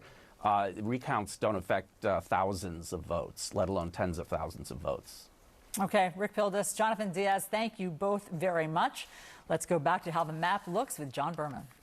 All right, thanks so much, Allison. We're waiting and expecting more votes to come in from Pennsylvania and Georgia. The margins in Georgia razor thin at this moment. We're also talking about the lawsuits. We're talking about the disruptions around the country. The governor of Michigan joins me next. Stay tuned.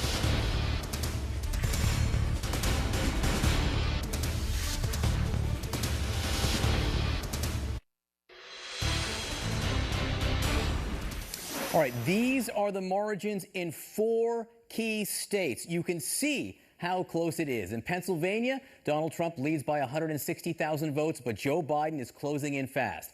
Arizona, Joe Biden leads by 68,000 votes, but President Trump has been closing that gap. In Georgia, just 18,000 votes separates the two candidates, and Joe Biden has been making big gains overnight. Nevada's 7,000 vote margin, that hasn't changed in a long time. We're waiting on Nevada to report some new votes. That could come very shortly. Now, one state not on that list, which is interesting, is Michigan. Michigan is a microcosm of the entire election this morning. When the votes started coming in Tuesday night, they were election day votes. They slanted pretty heavily toward President Donald Trump. But once they started counting the mail-in vote, once that was tabulated, it was clear Joe Biden had a clear edge. And now, as of this morning, He's ahead by more than 134,000 votes. We have called the state of Michigan for Joe Biden. Joining us now is the Democratic governor of Michigan, Gretchen Whitmer. She's also the national co-chair of the Biden campaign. Good morning, Governor. In 2016, Donald Trump won Michigan by 10,000 votes. Joe Biden leads there by about 13 times that margin this morning. Reflect on where things stand. Well, that's right. And, I was really so pleased to see how well our election was executed. It was a pretty drama-free day. Certainly there were some hiccups along the way, but we were able to get these votes counted, 5.1 million votes. And with Joe Biden ending the day with about 13 times the margin that Donald Trump had just 4 years ago, it feels a lot more decisive than what we're seeing play out in other states potentially. And so I'm really pleased that Michigan was able to do this. And I give incredible credit to our Secretary of State, Jocelyn Benson, and all the clerks and the 30,000 volunteers who worked this election all across the state. There have been protests, particularly in Detroit, which will show some video right now. People chanting, "Stop the count," outside of a ballot counting center. What's your message to the protesters? What's your message to these people who are upset? And what message do you think should be coming from the top right now? Well, I think every one of us with a platform should be encouraging and educating the public that we count our votes. Votes that are cast before the close of the polls get counted. And we don't just stop because it's inconvenient or because one person has an agenda. We get the votes counted. The most important thing in an American election is that we decide our differences at the polls, and then we have a peaceful transfer of power, and it is the will of the people that decides the outcome of our elections, not a candidate, not a political party, and not protests. And we've had a full and free and pretty drama-free election, and I think that's an important thing in this moment. There's a lot of heated political rhetoric, and one of the things is I talked to Joe Biden yesterday. He called me. He is focused on how do we heal this nation? How do we bring people together? How do we build bridges and start the common ground that has been so severely lacking these last few years? He, of course, has not won yet. He recognizes that. He's a humble person, but he's optimistic, and as am I. And I think I'm hopeful that we can start that next chapter in this country because it's so sorely needed.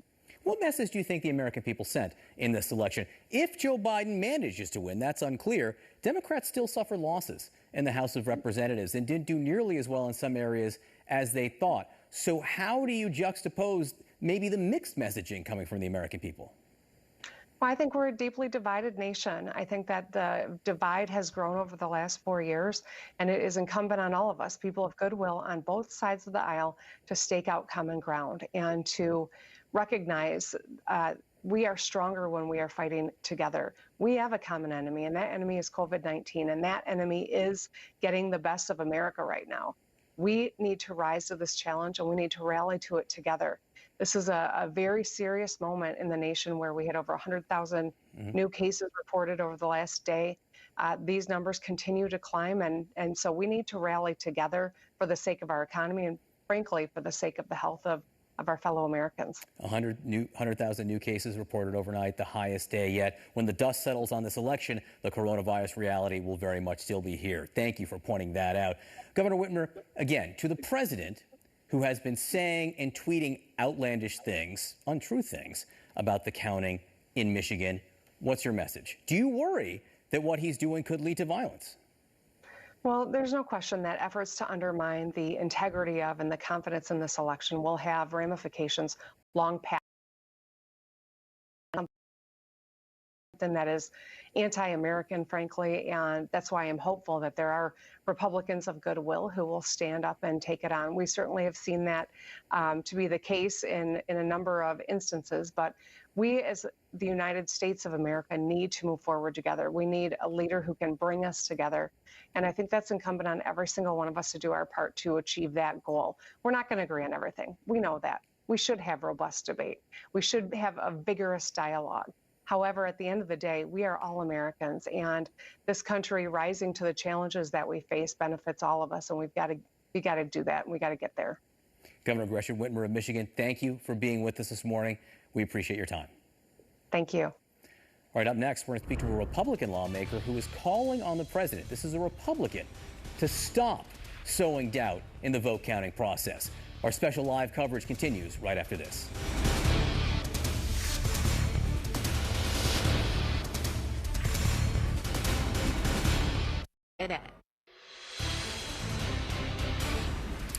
John Berman here. This is CNN's special live coverage of the U.S. election in the state of Arizona. Just 68,000 votes separate Joe Biden and Donald Trump. Joe Biden is leading, but that number is about half of what it was yesterday. Donald Trump has been closing the gap. How? As votes have been counted, largely in Maricopa County, which is the bulk of the votes in that state, he has been able to put some votes in the bank. Some of the people who voted late there, even late early vote, skewed toward the president. The question is, of the 200,000+ votes that remain, where do they stand? Democrats think there are more independent voters left in that vote pool. They have tended to vote more for Joe Biden, but we'll see. We just don't know. Arizona very much hangs in the balance at this hour with its 11 electoral votes. As we wait for that to be counted, and we do expect an update from Arizona over the course of the day, let's go over to Allison Camerata. Okay, John, thank you very much. Yes, as we wait for more votes to be counted, President Trump attempted to claim victory in key undecided states. He tweeted in unusually formal language saying, "We have claimed for electoral vote purposes the Commonwealth of Pennsylvania, which won't allow legal observers, the state of Georgia, and the state of North Carolina. Additionally, we hereby claim the state of Michigan, if in fact there was a large number of secretly dumped ballots, as has been widely reported." Fact check, there is no evidence of any secretly dumped ballots there or elsewhere. Joining us now to talk about this and more, we have Republican Congressman from Illinois, Adam Kinzinger, and he has just won re-election for his congressional seat. Congressman, congratulations. Thank you very much. Let's just talk about that tweet for a second. We hereby claim the state of Michigan. Does using 17th century language make something true? No, not necessarily. And, look, I think with that tweet, I guess it's one thing for a president to kind of declare that he thinks he's going to win or even declare victory. That's a bit much. Shouldn't do it. Where I have a real problem with what's going on is when a president starts alleging voter fraud without evidence of that. Look, if there is voter fraud, trust me, it's going to be discovered because you're going to have people that, quote unquote, voted that didn't. And they're like, I never voted. And there's a place for that, which is the court system. The problem with throwing out unsubstantiated charges is it undermines faith in democracy. And then when you lose, or maybe even when you win, people aren't going to believe it. And I'll tell you what, I looked at Facebook last night before I went to bed, which was a mistake, just to look at it. And every one of the stories on my wall were somebody that believed that either 100,000 votes were dumped with only Biden's votes, or that Wisconsin had more voters than people registered to vote. None of it is true, but people believe this. And this is how this stuff gets spread. And Congressman, don't you feel like you're yelling at the ocean with this sort of stuff? I mean, I read your tweet. So you tweeted on last night, just after midnight, which again tells me you're checking Twitter in the wee hours of the morning. And you were tweeting because President Trump was trying to suggest that Democrats were somehow stealing the election. And you said, stop, full stop. The votes will be counted and you will either win or lose, and America will accept that. Patience is a virtue.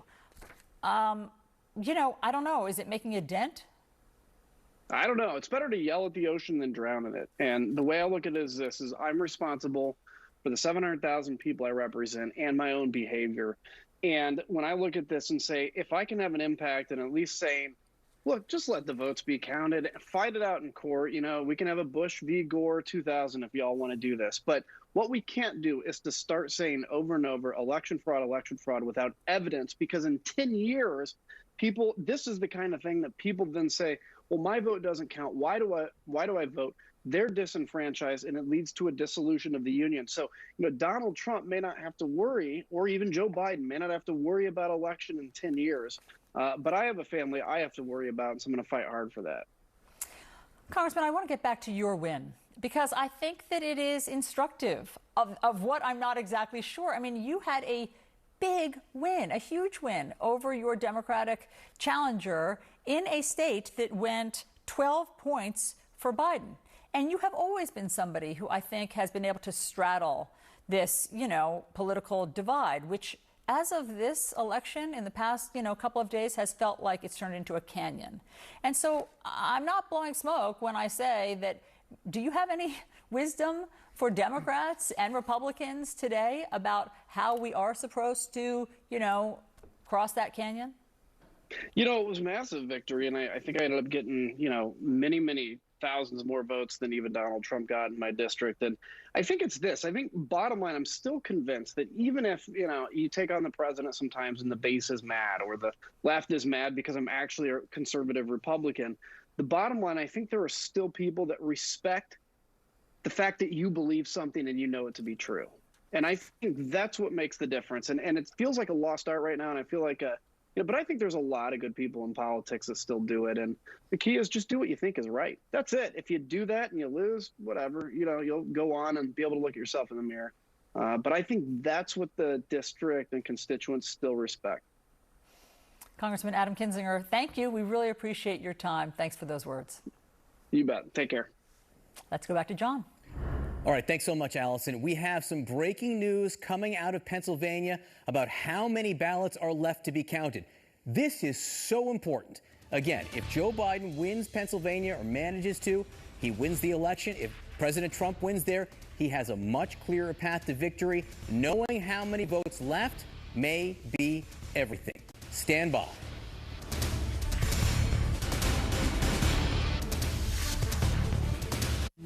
Imagine right now, it's all on us. Everything's building to this moment. Believe me, it's extraordinary.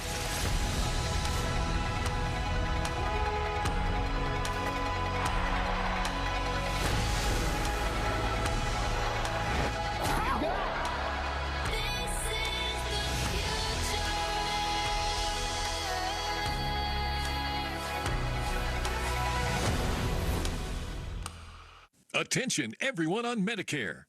I have Medicare. I have Medicare, too. The Medicare Advantage and Prescription Drug Plan annual enrollment period is now open.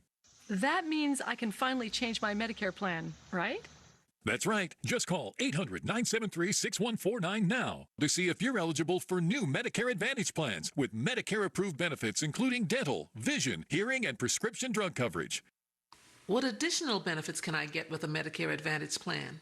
New Medicare Advantage plans may include free eyeglasses, free hearing aids, free meal delivery, free prescription drug delivery, and much more. You may also qualify for a plan with $0 premiums, $0 deductibles, and no copays. You don't get these benefits automatically. Just call the toll-free number on your screen now to see if you qualify. There is no obligation to enroll. The call and Medicare benefits review are absolutely free. Did you know you may now be eligible for new Medicare Advantage plans with Medicare-approved benefits, including dental, vision, hearing, and prescription drug coverage? Just call 800-973-6149 now to see if you qualify. New Medicare Advantage plans may include free eyeglasses, free hearing aids, free prescription drug delivery, free rides to medical appointments, and much more. You may also qualify for a plan with $0 premiums, $0 deductibles, and no copays.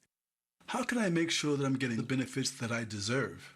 All it takes is one fast and easy phone call. Just call the toll-free number on your screen now to see if you qualify for new Medicare Advantage plans that may include free eyeglasses, free hearing aids, free meal delivery, free prescription drug delivery, expanded at-home telehealth visits, and much more. Don't miss out on these new Medicare Advantage plans. Make sure you're getting the benefits you deserve today. I want these new benefits. I'm calling right now. There is no obligation to enroll. The call and Medicare benefits review are absolutely free. Just call 800-973-6149 now. That's 800-973-6149. From deep dives to daily briefs, CNN Politics podcasts have you covered. The Axe Files, Politically Sound, CNN Political Briefing, and more. Listen on cnn.com/podcasts. Enjoy big savings during Mancini Sleep World's largest mattress sale. I'm Randy Mancini, and now is the perfect time to purchase a Sealy 50th anniversary mattress, as you'll save $1,000, now only $699. Plus, receive free white glove delivery to your doorstep or bedroom. We'll set up your new mattress and take away your old one. Purchase online, by phone with a sleep consultant, or just come into one of our 33 safe and clean showrooms so you can try it before you buy it. Visit us at sleepworld.com. We don't make ERP or database software like Oracle and SAP. What we do is support and manage that software. In fact, over the past 15 years, we've helped more than 3,000 clients, saving them billions of US dollars. That's because we're built for support, built to help you avoid costly fees and ERP upgrades so you can innovate and fuel growth. Other companies do software, we do support. Rimini Street. I'm Kyung Law in Arizona, and this is CNN.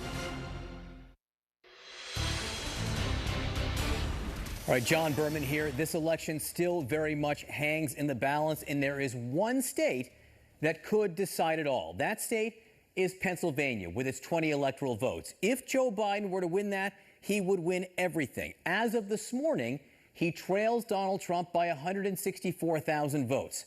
That seems like a lot. It is a lot. But yesterday morning at this time, it was more than 600,000 votes. Joe Biden has been closing the margin and closing the margin fast. The key question when you look at this is how much vote is outstanding and where is that vote left? That could tell us everything in Pennsylvania. Pennsylvania could tell us everything about this election. Let's go to Kate Baldwin now, who is live in Philadelphia. Kate, I understand you have an update on these crucial questions of how much vote and where.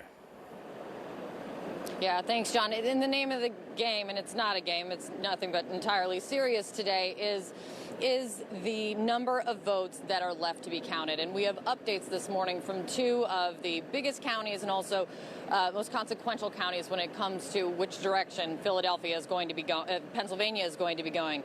Here in Philadelphia, the largest county in Pennsylvania, we've learned this morning that they believe they now have 140,000 votes still to be counted. And we've gotten some clarity on what type of ballot we're talking about here. That number includes the mail-in ballots that we've been tracking so closely, but it also includes in-person election day votes from 38 precincts in Philadelphia that have yet to report their total numbers. But make no mistake, the bulk of that number, the vast majority, the bulk of that number, John, has to do with the mail-in ballots that are being processed in the convention center facility behind me. We are also getting some new information from Bucks County, which is the most competitive county, suburban county. They call them the collar counties that are right outside of Philadelphia. Bucks County this morning reporting that they still have 28,000 votes to be counted. Those are mail-in ballots that they have left to count, and that they are confident that they will wrap it up, that they will finish that count today. Importantly, another important point, John, is what we're seeing out of Bucks County is a trend that we have heard about and seen throughout Pennsylvania, which is that the mail-in ballots are trending heavily in Joe Biden's favor. Bucks County reporting this morning that 77% of the votes in Bucks, the mail-in ballots that have come in, those votes in Bucks County have gone to Joe Biden. There's a sense that while it might not be completely wrapped up in terms of all of the votes and ballots being counted, that today might be the day, John, where there is some real clarity coming out of Pennsylvania in which direction we're talking about this state going. Kate Baldwin, I have to say, you are pushing to get us the key answers in the key state that may decide this election. Thank you so much for your work. Keep us posted as these developments come in. We're also getting some breaking news out of Georgia. This is a state right now where there is also a razor-thin margin where Joe Biden has been closing the gap overnight. The answer here involves how many votes are left to be counted. This, too, could be key. Stand by for that.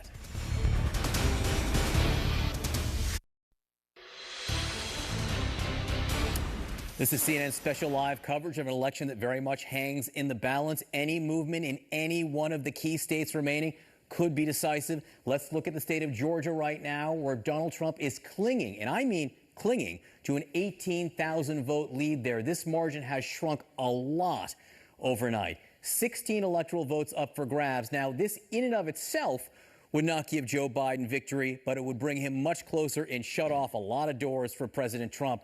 One of the key questions is how many votes are left to count. We have breaking news on that. Let's go right to the ground. CNN's Victor Blackwell is there. Victor, what have you learned? The number is 50,000, John. 50,000 votes left to count. We just got that in from the Secretary of State's office. 10 to 11,000 of those, we know from the Director of Elections here in Fulton County, are here. And the workers here at State Farm Arena are working now to process the last 9 trays of ballots. That's about 3,600. They've been working on those for the last hour and a half or so. The last check-in and update that we have is that this is now a new shift of people have just come in to try to process, open those, and they will be scanned in and then sent over to a location to be counted. We should get those numbers, according to Rick Barron, who leads the process here, by 11 this morning. There is a vote review panel that's coming in at 10. If anything has to be adjudicated, which simply means determine the intent of the voter through the ballot. Instead of filling in a bubble, maybe they drew an X or a circle. There's a panel to determine the intent, so those votes will be counted. But the last 10 to 11,000 here, part of the 50,000 that we're told by the Secretary of State that still must be counted here in Georgia. John? Victor Blackwell in Atlanta, that is crucial news. 50,000 votes left to count in the state of Georgia. By my math, if Joe Biden were to win 70% of that, not impossible, he could take the lead. We're going to dive into these numbers because they could be decisive. We're heading to the magic wall right after this quick break.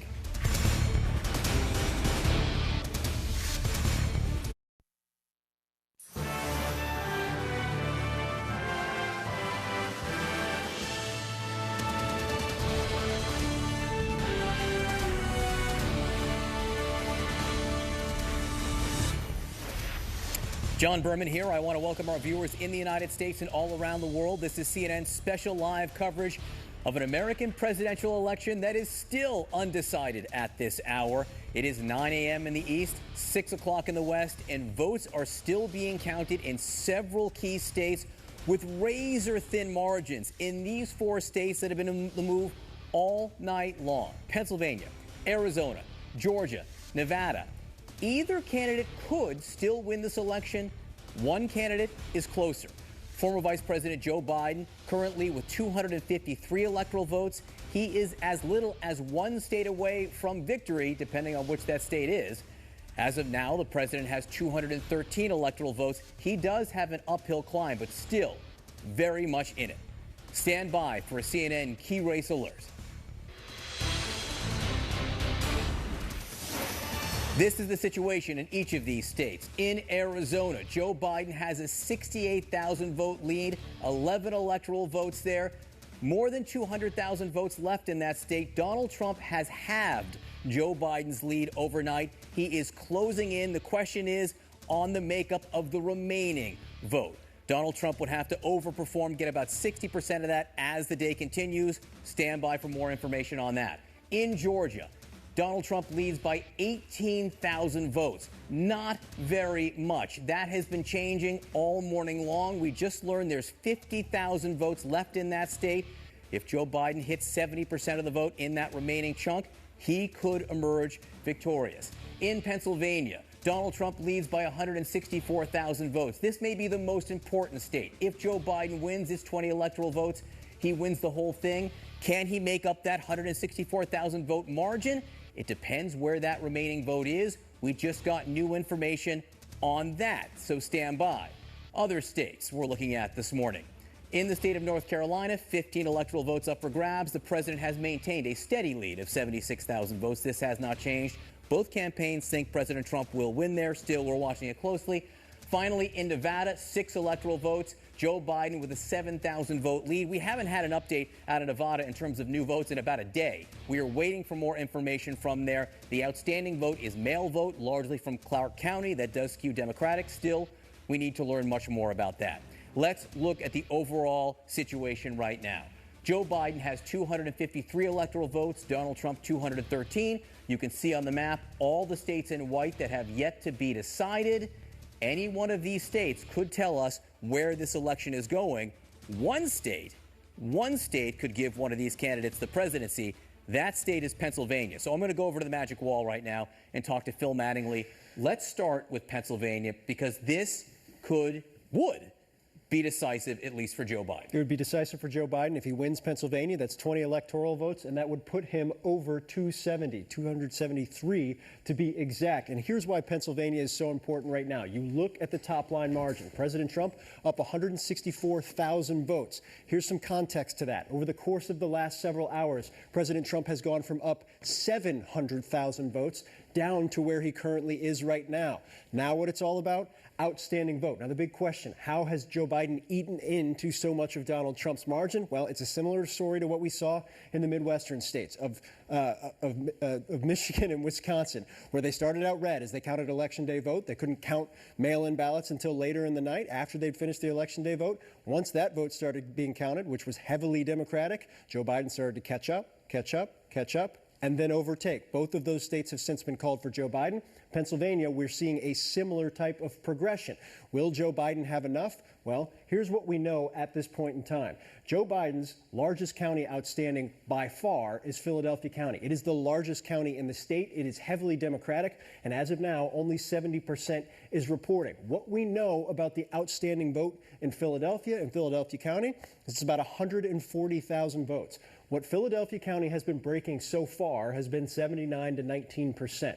The expectation from Democrats on the ground is that the outstanding vote here, the vote by mail, will skew potentially even more Democratic. So say that outstanding vote in Philadelphia County ends up being about 140,000 votes and it breaks about 80-20. That's 112,000 votes for Joe Biden right here in this county to start adding up. Now, netting out would be a little bit less than that, but that's potentially six figures in one county. You've got Bucks County over here. This is about to flip blue. We've gotten some information about where this is ending up. Right now, there's about 29,000 votes outstanding here. But once the wall updates, we're still waiting to get all of this data in real time, Joe Biden will have pulled ahead by about 6,000 votes in this county as well. Add that to the tally. What you're seeing throughout the course of this day is in southeastern Pennsylvania, Democratic stronghold. Joe Biden has vote outstanding. Joe Biden is picking up vote. Joe Biden is expected to pick up more vote. What you're also seeing, Allegheny County, home of Pittsburgh, there is vote outstanding. It is leaning heavily Democratic, and it's leaning even more Democratic because it's primarily vote by mail. The other issue, where there is outstanding vote in red counties, over the course of the night, even in President Trump's strongest strongholds in this state, as the mail-in vote has been counted, as the mail-in vote has been reported, the mail-in vote, even in strongholds, these red counties you're seeing, particularly out west, has leaned Democratic. So even where there's outstanding vote in red counties, much of that vote is coming in Democratic as well. So the big question now, how much is left? We know it's hundreds of thousands of votes. Can Joe Biden make up this margin? Something just changed, by the way. When I was standing up before that, it was at 163,000 vote margin. Now it's 146,000 vote margin. Right? Yep. So Joe Biden has closed the gap by 18,000 votes in the last 2.5 minutes. So you can see the results as the votes come in. And just one more point I want to make here, Phil, because people are going to look at this and say 146,000 votes is still the biggest gap. This is the state with the largest gap that we're still looking at right now, but it's also the state where Democrats are most confident. Both those things can be true because of what you just said. Senator Bob Casey of Pennsylvania, a pretty well-known Pennsylvania family, said earlier today, Democratic senator from the state of Pennsylvania, Joe Biden will win Pennsylvania. He predicted Joe Biden would win Pennsylvania by 100,000 votes. Now, here's the caveat. He's Joe Biden's supporter. Mm-hmm. He obviously believes in Joe Biden, wants Joe Biden to win the state of Pennsylvania, but it just underscores your point. Democrats are feeling increasingly confident because of what's outstanding, because it's vote by mail, and because it's almost primarily in their strongholds throughout the state. All right, let's go to Georgia, because the math here is fascinating. Victor Blackwell just reported there's 50,000 votes left to count. You can see Donald Trump ahead by 18,500. Yep, 50,000 votes left to count. And the big thing we've seen throughout the course of the night, as this dropped from 30,000 to 28,000 to 26,000, now to 18,000, is the majority of the vote that has been coming in. It has been vote by mail, and it's come from Democratic areas. It has come primarily from the Atlanta metro area. It's come from Fulton County. We've seen a lot of Fulton County in. We saw Victor report that about 10,000 is left outstanding in Fulton County. Fulton County, over the course of the last several hours, as I've watched this vote come in, has broken almost consistently 80-20 to Joe Biden. So if you factor that in, if that trend sets, the next 10,000 votes that come in, that'll be another 8,000 votes for Joe Biden. So we will see how that comes in. The big question again here, out of that 50,000 votes, how much does Joe Biden have to win? You've done the math on this. I did the math, so trust you don't on have this. to. If he wins 70% of the remaining 50,000 votes, that would give him a 20,000 vote margin. So can he win 70%? Well, in Fulton, he's been winning 80. So the big question is, what's outstanding here? Take a look, take this down a little bit. You see a couple red counties here. The big thing Democrats are looking at right now is you go to Chatham County, home of Savannah, still 13% outstanding. Not a huge margin, but that's a comfortable margin. So and we'll remember, see how we're that talking comes about in. the mail-in vote. So even if the overall margin isn't 70-30, the mail-in vote margin in these counties might be. Has been trending Democratic in an even higher level than what we've seen in these counties. You bring up Richmond County as well, home of Augusta, 67.9% to 30%, healthier margin there with about 14% of the vote outstanding. That's going to come in. Likely lean Democratic, likely coming vote by mail. So again, we don't know the exact composition of this vote. We don't know exactly how it's going to break down. We do know what's happened over the course of the last several hours, not just in Georgia, but other states as well, to provide some context. And that context shows that Joe Biden has a chance in these 50,000 votes that are outstanding right now of hitting that 70% mark that it looks like, based on John Berman's math, I trust it, you should as well, that he can hit that 70% mark on what's outstanding and potentially pull ahead in Georgia. We'll see. All right. We'll see, but it's tight. We're going to talk about tight. Arizona a little bit later in the broadcast. Donald Trump has been closing the gap there. Joe Biden still clinging to a lead. But let's talk about the overall path to 270 now, Phil. Yeah, I think one of the things that I've tried to convey, and we've talked about a bunch since I came in here, is just the importance of Pennsylvania because of the trends where it's going. And it's pretty simple here. What you're looking at is this map where it's filled in red. Those are states that CNN has called for Donald Trump. Where it's filled in blue, those are states CNN has called for Vice President Biden. We'll go ahead, for the sake of gaming this out, Donald Trump has a fairly comfortable lead in North Carolina. Both parties say that right now. It has not been called. It's about 78,000 votes. Let's go ahead and give Donald Trump North Carolina. Let's go ahead and give Donald Trump Alaska, because they're going to be counting for weeks in Alaska right now. What does that leave? That leaves Pennsylvania, it leaves Georgia, it leaves Arizona, it leaves Nevada. What happens if Joe Biden wins the state of Pennsylvania? He's the Joe next president of the Biden is the United next States. president of the United States. It's the clearest path. It's a pathway that Democrats on the ground say is within reach right now. They say it's the most likely path. It is I the think most we have to be likely clear. It's path. the state they're most confident about. They could be wrong, but people need to know it's the state the Democrats feel the best about right now. And there's no question about it. You talk to any Democrat right now, you talk to campaigns, this is where they feel the most immediate pathway is. So, for the Trump campaign, the reality is this. They need to find a way to keep this red. Don't necessarily know if it's going to happen. Doesn't appear right now like it's going to happen, but there's still vote outstanding, a lot of vote outstanding, and Donald Trump is leading still by about 140,000 votes. So the big question is, if Donald Trump can hold on to the state of Pennsylvania, well, right now he's trailing in Arizona, but the margin has narrowed. The margin has narrowed. What happens if the next batch of big Maricopa County vote comes in and Donald Trump wins there? What happens then? Georgia, Nevada. We're still waiting to see what happens in Nevada. Georgia is extremely tight. Donald Trump wins Georgia. Donald Trump is over 270 electoral votes. Here is the bigger problem for the Trump campaign. It's not just Pennsylvania. They also are currently trailing in Arizona. They also are currently trailing in Nevada. They also are staring at a reality that Georgia is tightening extraordinarily quickly. That is also a distinct possibility without Pennsylvania. Add Pennsylvania to it, and there is a pathway right now for Joe Biden to get to 306 electoral votes. You could make the argument Joe Biden has a clearer pathway to 306 than Donald Trump does to 270 right now. One thing we want to make completely clear, they are still counting. They are still counting in all of these states, and all of these states are very close. Both candidates have pathways. I would argue Donald Trump has pathway. Joe Biden has multiple, and the clearest one by far, is Pennsylvania, where Democrats are feeling very confident as things currently stand. All right, Phil, thank you so much. Please keep looking at these votes as they come in, because sometimes we get unexpected updates that just pop up. All right, keep us posted. The Trump campaign has already filed lawsuits in 4 of these states and is calling for a recount in Wisconsin. Joe Biden leads there by 20,000 votes. Let's go to Jim Sciutto at the voting desk for the details on the legal battle. Jim.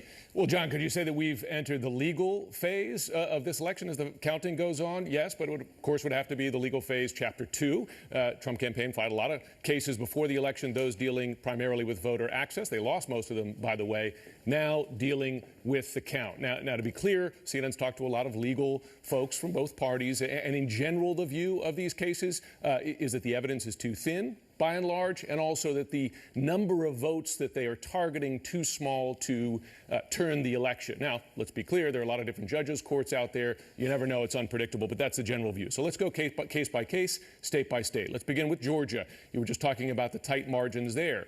So you got a tight margin in that state, so tiny numbers of votes could make a difference. And Republicans here focusing on a small number of ballots that as they were going through the counting process, this pile of ballots being processed somehow ended up in a pile of ballots ready to be tabulated, says the Trump campaign. They are challenging that and, of course, could be the basis for the campaign to challenge the state's results more broadly if it goes blue and the margin is tight.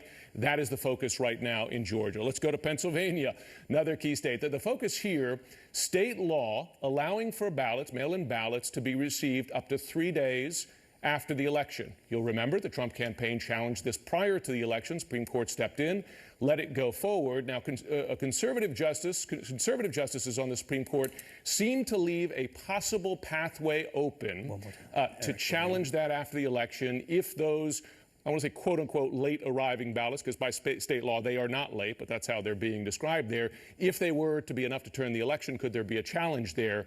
The state officials there, Democrats, taking it seriously enough that they have arranged to segregate those late, and again in quotes, arriving ballots from ones that came earlier so that you wouldn't mix the pot in effect. You can keep some segregated that might be challenged. I should also note that even conservative justices have allowed some deference to what voters believed when they cast their vote, that if this was the law then and they thought, hey, this is what you told me was okay when I cast my vote, that they wouldn't or might have hesitation to challenge that. Again, we don't know how they decide in the end, but that's the basis of the lawsuit there in Pennsylvania. Let's go to Michigan. Of course, state already been called by this network and others, but Republicans there have filed a lawsuit to halt the counting statewide. Why? Their claim is that they want meaningful access to observe the processing, in particular, of mail-in ballots there. That's in Michigan. State already called, but a challenge underway.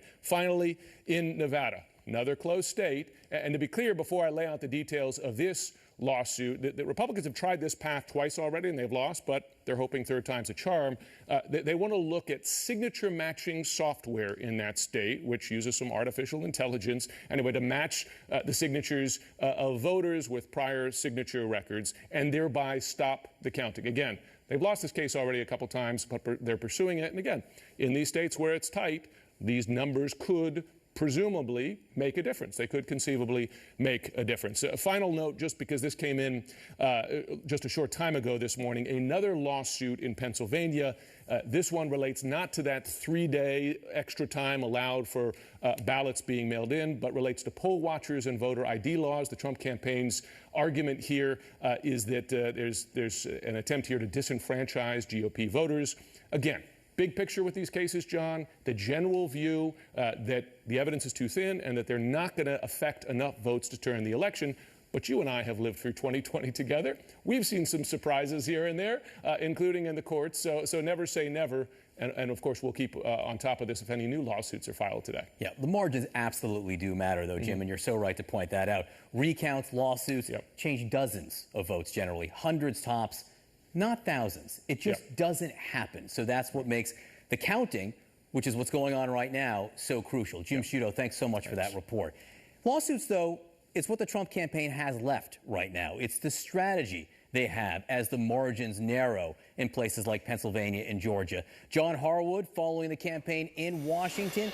John, what are you hearing from inside Trump world this morning? Well, we just got a tweet from the President of the United States saying stop the count. And the president, of course, has tried through the legal processes that Jim Sciutto outlined a few minutes ago, tried to interfere with the counts, depending on whether more counting would help them or less counting would help them. But we didn't see the president in person yesterday after that 2:30, 3 o'clock a.m. rant where he said we've won the election. He was plainly sitting back and tweeting and watching the results like the rest of us. Don't know if we'll see him today. Nothing's on his public schedule. But one of the things you have to wonder is how much his heart is going to be in a broad legal fight if he's got multiple states to contest. If it doesn't just come down to one state, but if Senator Casey is right and Joe Biden wins Pennsylvania, if his leads hold up in Nevada and Arizona, then there's some margin. And how many fights does Donald Trump have the stomach for? We don't know. He sent one tweet yesterday where he said, well, the damage has already been done to the presidential election system. Sounded like a hint of resignation there. So we don't know how much fight's left in him over this situation as the counts get worse for him. Have to watch what develops during the day. Yeah, we don't know where the count will go ultimately. What we do know is when the president says stop the count, he's talking about not counting votes that were legally cast and legally arrived by Tuesday night. That is undemocratic, unconstitutional, not going to happen. John Harwood at the White House, thank you very much for that. Former Vice President Joe Biden, he has been clear with his message. He says, let the system work, let every vote be counted. But obviously, the margins are tight in Nevada and Arizona. His lead has been shrinking. So are there concerns this morning? CNN's Jessica Dean in Wilmington, Delaware with the Biden campaign. What's the word from Biden world? Well, good morning to you, John. The Biden campaign remains incredibly confident this morning. They say they feel very good, and they are assured that when all of these votes are counted, that Joe Biden will be the next president of the United States. They really are confident in that position.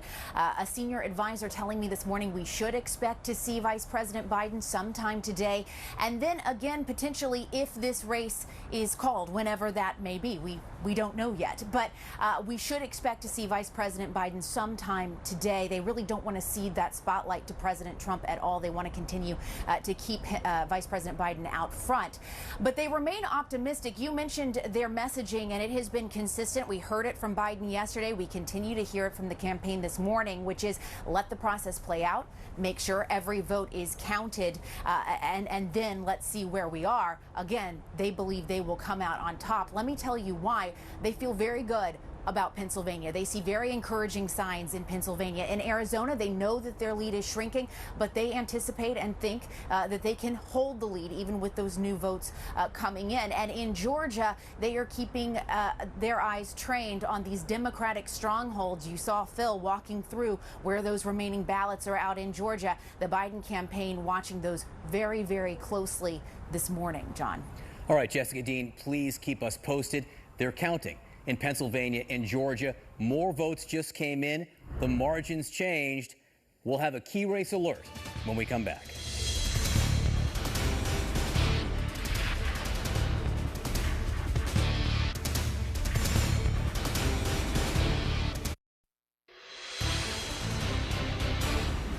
John Burbett here, back with CNN's special live coverage. The margins just changed in Pennsylvania. Donald Trump, his lead shrinking again, now by about 142,000 votes. He leads Joe Biden. It was 146,000 about 5 minutes ago. You can see Joe Biden inching closer.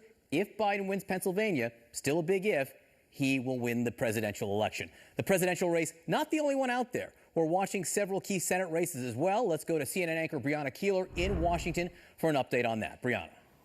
And, John, of course, the Senate is going to be hugely important to whoever wins the presidential election in order to get their agenda taken care of. So let's look at the balance of power here. Democrats looking to flip the Senate. They need 51 seats. 47-47 right now, Democrats to Republicans. There are 6 seats that remain unprojected. And keep in mind, when you're looking at the magic number for how many seats Democrats need in order to change the balance of power, it's 4 right now. And that's actually where they started this whole thing before the election. So they haven't moved much. And what that means is that with the results of so many Senate seats coming in, they really have a narrow pathway to get there. So let's look at some of the outstanding races that we're keeping our eye on right now. In North North Carolina, Tom Tillis is leading right now over Cal Cunningham, his Democratic challenger.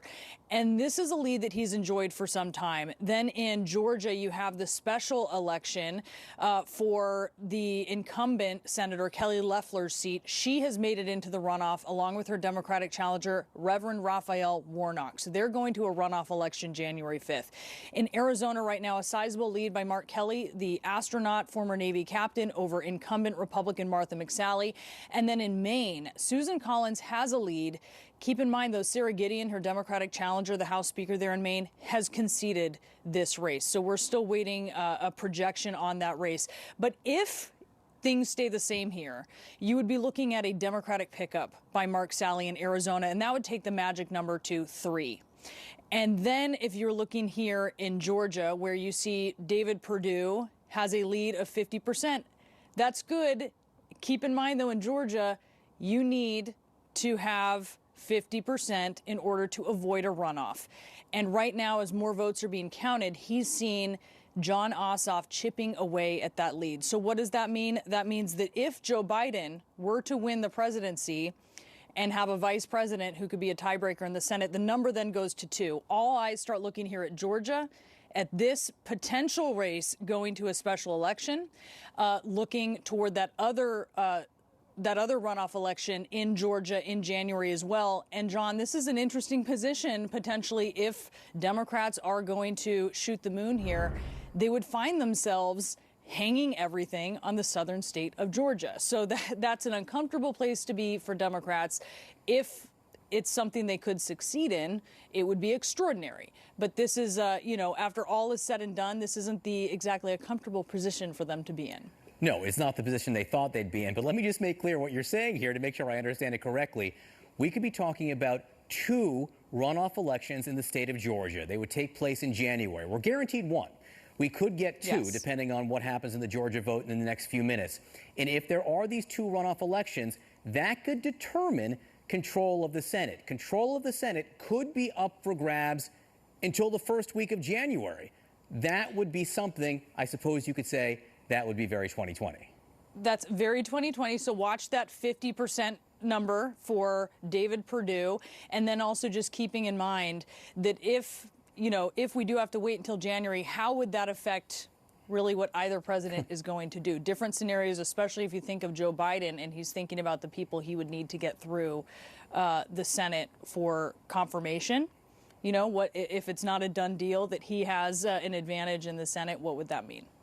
I will say, Joe Biden and Mitch McConnell have a history of working together on many things over a long time. It isn't clear what their relationship would be if Biden wins, if McConnell is the leader, but it is something to watch very closely. I'm still wrapping my head around the idea of this overtime 2020 lasting into 2021. We'll be covering that every day for the next 2 months. Breonna Taylor, great to see you. Thanks so much. Good to see you, John. Now over to Allison Camerata. Allison? Hashtag 2020. I hear you. All right, meanwhile, as Breonna just explained, if Joe Biden wins the White House, he is most likely will be facing a Republican majority Senate. So with us to discuss this and more, we have CNN political analyst David Gergen and CNN special correspondent Jamie Gangale. Great to see both of you.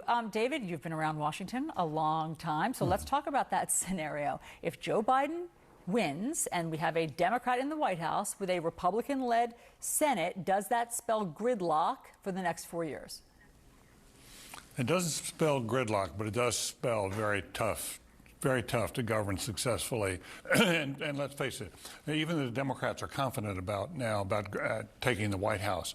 The reality is dawning it may be a Pyrrhic victory. Because if you have Mitch McConnell, I know John just said he does have a record of working with Joe Biden. But nonetheless, Mitch McConnell is going to be, and the Republicans in the Senate will be a blocking force. At the same time, the Supreme Court is taken, and then Joe Biden's going to have all this pressure from his left with AOC, the Squad, and others. He's going to be under a lot of cross pressure to deliver on the progressive agenda, the very thing that Mitch McConnell is going to try to block. So you can see that's difficult. And then on top of that, Brianna, something we haven't had in a long, long time, is a president who is leaving office who may be a continuing force in American politics.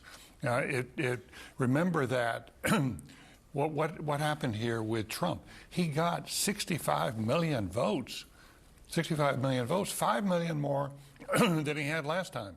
So, and he has, every indication has been he wants to be a continuing force. People come down to Mar-a-Lago to kiss his ring and that sort of thing. It could be, this will be tough. Joe Biden is the right person to be negotiating this, to navigate this, but it will be tough. I mean, if Democrats thought that Donald Trump was going away, even if he were to lose, they probably have another thing coming. And so, Jamie, what about that question that John Berman just posed and David picked up on? Do we know how Mitch McConnell and Joe Biden get along? Because we all remember 2008 when Mitch McConnell famously said that his single most important objective was to block Obama's agenda and make him a one-term president. Does that same sentiment extend to Joe Biden? So they do get along. Let's say, put it this way, they have gotten along in the past.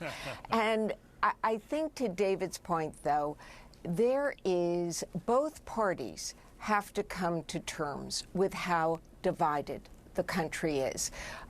Democrats have to come to terms with that huge number of votes that Donald Trump just got, despite the fact that I would say he mishandled coronavirus, despite the fact he has a tenuous relationship with norms and the truth. And Republicans are going to have to come to terms with exactly what David just said, and that is, I don't think Donald Trump is going anyplace. And do they want to try to wrestle the party back from him? Can they do it?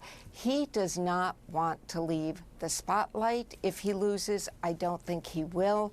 I talked to two people who've worked very closely with him, and they both said to me, don't be surprised if he says or teases that he might run again in 2024 if he loses. So the Republican Party is going to have to deal with that, as well as Joe Biden if he wins. Really interesting reporting, Jamie. David, I want to pick up on what you just said about how Joe Biden is going to have to negotiate the left side of his party, the progressive wing. But this race was so much tighter than pundits predicted, than polls predicted. And so doesn't that send the message to Joe Biden that he has to lead from the middle? Yes, I believe that the pressure, I think he's going to be under cross pressure. I think he does need to lead more from the middle and have cabinet members that reflect more from the middle. But after all, the progressive wing of the party, supported him through this campaign. They kept their mouths shut. It wasn't the Bernie Sanders 4 years ago that Hillary thought it may have cost him the presidency. In fact, Bernie Sanders was out there campaigning for him. Elizabeth Warren has been campaigning for him. AOC's been campaigning for him. They brought out a lot of young voters. This avalanche of people who voted early, a lot of them were young, inspired by these progressives. So if you're sitting there in the White House, you have to pay serious attention to it. They are the future of the party, no doubt. So I think he has to navigate between. How he does that, I'm not sure. He needs probably to build up his own relationship with the American people so that he comes into any negotiation with a lot of stature and a lot of people pulling for him. In other words, if he can restore trust in the White House, that people think we finally have a leader that we enjoy working with, that could give him some additional leverage because he's going to need it. Allison, could I just have one quick word? Coronavirus. If he wins, this is not a usual year he's going into, and I think some of the pressure, political pressure, will be lessened by the fact that there's going to be one objective, and that's, getting control of COVID. Really interesting, and first we have to count all the votes. So, Jamie, thank you very much. David Gergen, thank you very much. Let's go back to John Berman. All right, thanks so much, Allison. We are starting to see demonstrations in Philadelphia. The one you see behind me is people encouraging the counting of the vote, which is happening because that's democracy. We'll take you to the ground and give you an update on where that vote stands next.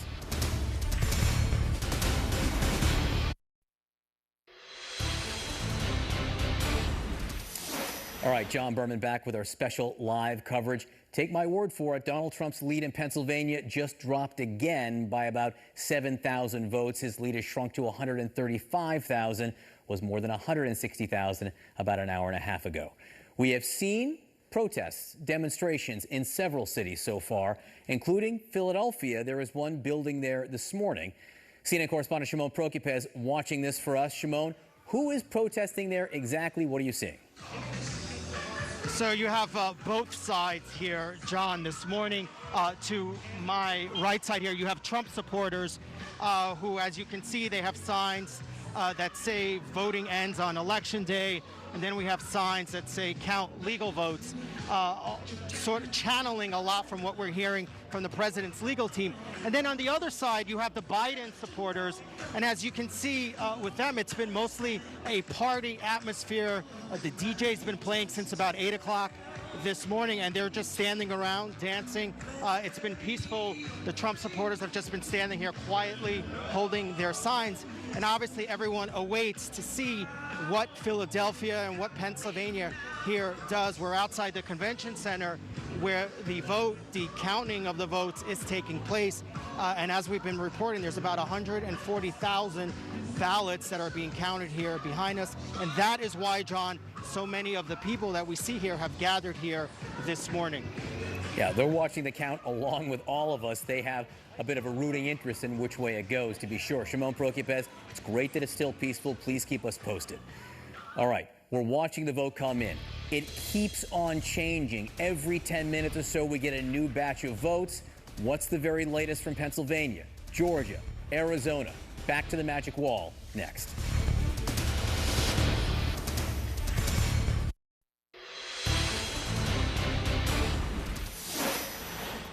The counting is on in several key states. We are seeing the numbers change.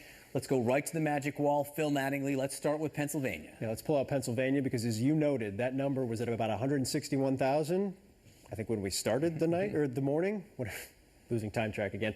Right now, it's at 135,000. Why is that happening? Exactly how we laid out this was going to occur. It's starting to occur. First, we had vote come in Philadelphia County, biggest county in the state. 12% of the population comes from right here. Now at 81%, that number is going up. That number is starting to go up. What we are planning, what we expect to see based on what we've heard on the ground and based on how things have been going, not just in Philadelphia County, but around, that's going to tick up to about 80, maybe 81%. And that top line number could go up as high as 575, 600,000. We'll wait and see. We know what's outstanding. We'll wait and see. What else came in? You remember, Bucks County, swingiest of the swing counties. That was red last time around. It is now blue. Joe Biden has taken the lead, 177,000 votes to 173,000 votes for Donald Trump. And we know there's now 29,000 votes outstanding in Bucks County. All vote by mail going heavily towards Joe Biden. Expectation is this will tick up a little bit as well. The numbers matter most here, but that's a thematic change that's very important to the Democrats this morning also, the idea that Bucks County flipped blue. Yes, because if you go back, look, Bucks County, again, quintessential swing district, Republican represents it in the House right now, but 2016, Hillary Clinton narrowly won it. Right now, Joe Biden, narrowly leading, and it's going to stretch a little bit more. And what it shows you, like it's shown throughout the course of the state, Joe Biden's margin is going to be a little bit better in his strongholds than Hillary Clinton is, and it's going to keep Donald Trump down where Donald Trump traditionally leads. Let's look, if we can, at how things have changed. Again, because I think people see 135,000 and they say that's still a large margin, but it's so much smaller than it was yesterday morning. Yeah, and it's really important to point out why this is happening, how this is happening. We've talked about it a couple of times, but look, I'll take you back. We'll take you back to midnight on November 4th. Midnight, clock struck midnight after election night. Donald Trump, look at the margins, 56% to 41%, 548,000 votes ahead. Why? Because what Pennsylvania was counting first was Election Day vote. What Donald Trump and his team did on Election Day was blow turnout out of the water and run up a big number. Now watch as this starts to move around. What happened at 2 a.m.? Donald Trump up 709,000 votes. People were looking at Pennsylvania who didn't understand what was going on and thinking, this is over. This may be over. We don't even know. 56.5% to 42%. Now watch. 10 a.m., November 4th, 10 a.m. yesterday, 589,000 votes. 3 p.m., 435,000 votes. 6 p.m., 276,000 votes. 9 p.m., 195,000 votes. Where are we right now? 135,000 votes. The vote by mail is being counted. It is moving heavily Democratic, as it did in Michigan and Wisconsin. Joe Biden is catching up. Does he have enough outstanding vote to catch up and overtake? The answer is yes. Will it happen? We'll have to wait and see how the vote comes in. People need to also take a step back and think about how they perceive a state depending on how it counts. What if all the early vote had been counted first? We'd be talking about a large Joe Biden lead that's shrinking this morning. It changes your perception when they count. It's changing the margins. We're watching it very closely. We're going to talk about Arizona, where the reverse is happening. Donald Trump is closing the gap there. We're going to talk about whether or not he has the votes to close it and maybe overtake Joe Biden next.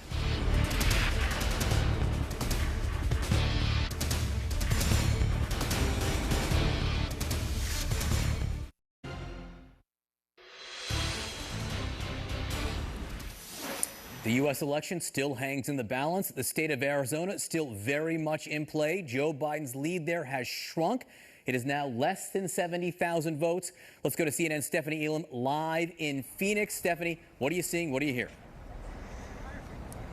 Yeah, just because people wanted it to be tighter, just so more nails could be bitten here. If you take a look at this, John, what we are seeing after we got those two tranches of ballots that were counted last night here in Maricopa, and why it matters what Maricopa County does is because this is the most populous county in the state. So that is why people are paying attention to this fact that Biden's lead over Donald Trump here now shrinking down by 10,000 votes in that last group of numbers that we saw here. So taking a look at the state as a whole, the state is saying that they have some 450,000 votes that still need to be counted. And then here in Maricopa County, there's about 300,000 of those votes that still need to be tabulated. These are ones that were probably dropped off on Election Day that had been filled out. So that is going to take some more time. So we expect to see more of these numbers this evening. But still, for a lot of people watching what's happening here for these 11 electoral votes, it's still getting tighter, not wider. And that is why a lot of people are very much keeping their eyes right here, John. Stephanie Elam in Phoenix for us. 4 years to grow back those fingernails. We can start in a day or two. Thanks so much for being with us, Stephanie. Moments from now, election officials in Georgia, they hold a news conference. 18,000 votes separate the two candidates, getting more narrow by the minute. Stand by for more information.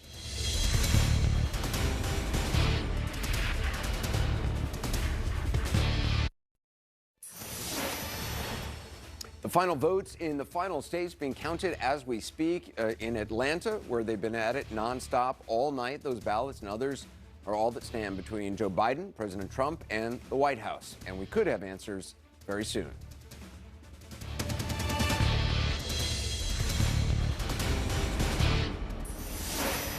And hello again. Thanks for joining us. Get ready. The biggest county in what the Biden campaign is hoping will be the biggest and most unexpected prize for them is wrapping up its count. We're talking about Fulton County, Georgia. That's the Atlanta area. We are expecting to hear from officials very shortly. We'll obviously bring that to you live. Erin Burnett is also with me as well today. Erin? All right, Anderson, and everybody was waiting, and now maybe Fulton County some answers. Nevada assumes some more information.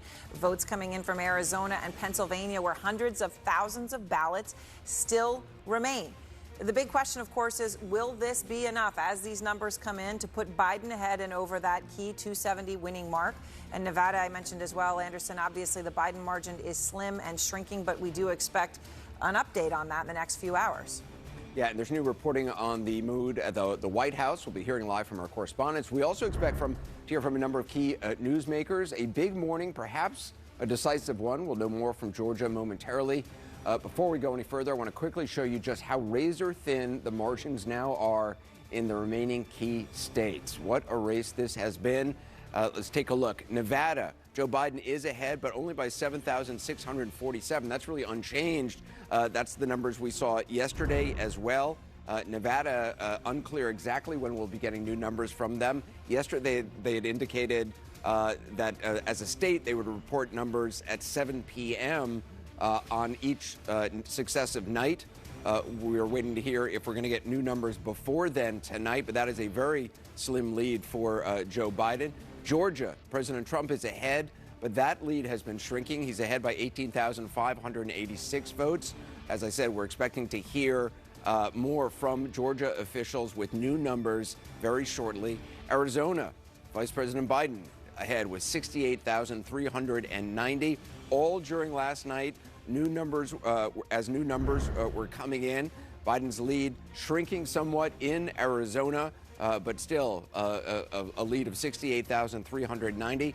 North Carolina, President Trump ahead, 76,737 votes. And Pennsylvania, this is just a fascinating race to watch. In Pennsylvania, President Trump is still ahead with 135,702 votes, but a lot of votes still to be counted, a lot of votes still to be processed, and his lead has been shrinking. Even today, throughout the morning, we've been seeing the president's lead come down little by little. 5,000 votes here, 6,000 votes there.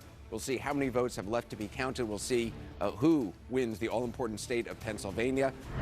If Vice President Biden wins Pennsylvania, that could be it. That is the shape of the battlefield right now. Remember, it is changing by the moment. John King is here to walk us through all of it. So, John, the race tightening in these three crucial states, Georgia, Pennsylvania, Arizona. Take us through it. And let's walk through it, Anderson, with, just as you just noted, today could be the decisive day. Joe Biden at 253 electoral college votes. He needs to get to 270 to win the presidency. That's why I'm going to start in Pennsylvania, because Pennsylvania alone would do it if Joe Biden can overtake the president. The president had a much bigger lead if we rewind the tape. Go back to midnight Tuesday night, it was giant. Go back to yesterday, it was still significant. Now, is that big enough is the question. 135,702 votes lead the President of the United States in the Commonwealth of Pennsylvania. But Joe Biden has been gaining as these blue counties, Allegheny in the west, Philadelphia and the suburbs around it in the east, have been counting their votes. So let's just take a peek. Philadelphia is the largest. The city of Philadelphia now up to 81%. That tells you a lot of votes still out in a place that is voting overwhelmingly for Joe Biden. These are the mail-in ballots. Democrats, we know, disproportionately voted by mail. Joe Biden has been winning percentages like that, above 70% in all of these counties in southeastern Pennsylvania. And so the math is still possible. And that's why you look at it there. This is Philadelphia. I just want to move over to Montgomery County. They're up to 95%. You come up to Bucks County. Look at this, 49.9 to 48.9. That's the most conservative of the Philadelphia suburbs, a very competitive battle there. They're up to 89%. Just want to dip down here and look at Chester County as well, up to 95%. So what we're waiting for most is right here, the city of Philadelphia. Joe Biden's getting just about 80% of the vote, and they still have votes to count. So a big basket of votes potential for Joe Biden. And again, if you're at 253, Pennsylvania's 20 would put you over the top. So we'll watch that one as the count continues there. If Joe Biden can't get Pennsylvania, he would need two. And one of them we're watching is Georgia. Again, late on election night, Tuesday night, Donald Trump was pulling out to what we thought was an impressive lead there. But as they count these mail-in ballots especially, you see a lot of red. The president runs it up in rural Georgia, as he does in many states across America. But where you see cities and growing suburbs in the Atlanta metro up to 95%, this has been part of Joe Biden's narrowing of the lead. As they count the votes in Fulton County, as you noted, Anderson, more votes to come from here. They could come any minute. You see 72.5% in Fulton County. That is what Joe Biden is doing. He's winning 7 in 10, sometimes 8 in 10, depending on the county of these mail-in ballots. And so the president's lead, which was once looked insurmountable, has been shrinking as we go. Another place to look, you move over here to DeKalb County. This county here, look at Joe Biden getting 83% of the vote, has been a big driver as they count these mail-in ballots of Joe Biden narrowing in the gap. And so the question is, when you look at it now, 49.6 to 49.2, 18,586 votes. Can Joe Biden make that up? Hey, John, do we know how many votes are outstanding in Georgia?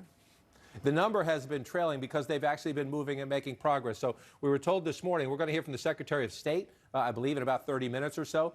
He has a count, and then we're going to hear from Fulton County a little bit after that. I think by the end of this hour, Anderson, we will get that cleared up, because you hear 50,000 here, then you hear 20. So different counties are giving you different numbers, but they are moving along in Georgia, which is why I think today could very well be a decisive day. And again, we'll hear it pretty soon. And so then you move west, right? Again, Pennsylvania would put Joe Biden over the top. If he didn't get that, but he could somehow come back in Georgia, then you move out here to Arizona, where Biden is leading. It's the flip side of the same dynamic there. Donald Trump had a big lead in Pennsylvania. It has been shrinking. The president had a big lead in Georgia. It has been shrinking. Joe Biden had a significant lead here in Arizona, and it's the flip side here. It has been shrinking. As Maricopa County, hey, John, Phoenix I'm and sorry. The suburbs. John, sorry. Kate Baldwin apparently has some new information about voting in Philadelphia. Let's just go to her. Kate, what have you learned? Hey, Anderson, more of an update. We're getting a sense of really how many ballots are outstanding, and that's the name of the game at this point, really. Here in Philadelphia, they updated some more numbers. So last time I came out this morning, they were at about 140,000 outstanding votes, ballots that had not been counted. They're now back at 120,000 votes that have not been counted. Are you talking statewide or just for or just for Philadelphia? Philadelphia. I am so sorry. This is in Philadelphia. No, that would be wonderful. If it was statewide, we'd be really crunching those numbers down. But outstanding, we're talking about, that's Philadelphia right now. So that's a lot of votes. It's a combination of mail-in ballots and some in-person voting on Election Day. Some precincts still haven't actually reported them to the county. That's in Philadelphia. It seems unlikely that they are going to be able to finish it up today, just as I have been watching this process play out for days. It's a long, arduous process. It's labor intensive. I've been inside the cavernous space where they're going through and scanning these ballots. It takes a long time, and they have it broken down into specific tasks, so there is no margin. So there is no margin for error. That's Philadelphia. We're also getting a sense, Anderson, from Bucks County, that very important, and John can talk about it as well. He has been very competitive suburban county outside of Philadelphia. They're reporting this morning they still have 28,000 mail-in ballots to go through, but they are very confident that they're going to be able to wrap it up today. So there is a sense, while there are definitely outstanding ballots for sure, that there are counties throughout the Commonwealth that either wrapped up their counts late last night into this morning or are confident they will be able to wrap it up. Philadelphia is the biggest county. It's taking time, that's for sure. But they're getting a sense that there are other counties throughout the Commonwealth that they're going to be wrapping it up. So there could be some clarity, if not finality. And I don't even want to prognosticate that they would be able to do that, but some clarity on what direction this is all headed today. Hey, Kate, so it's 150,000 votes still outstanding in Philadelphia. Do we know, in terms of statewide in the Commonwealth of Pennsylvania, how many votes are still outstanding? I just looked. So the number of mail-ins that are still outstanding throughout the state, it has now gone under 1 million. That was kind of a marker that we were all waiting for, because we had learned from the Secretary of State that they have had such a huge turnout in terms of mail-in voting this time. They were looking at 2.5 million mail-in ballots returned, which was just a huge number. It's 10 times as many as they've had in previous elections. And overnight, they have gone down. I believe at the moment it's in the 700,000 wow, that range is still so many, though. Ballots, that's incredible. Absentees. It's still so many. Yeah, it's still so many. That is true. I've been pushing and asking what's going on in the process that takes time. They're not reporting problems, Anderson. There's not hiccups that they're concerned about at all. It's the volume, for one.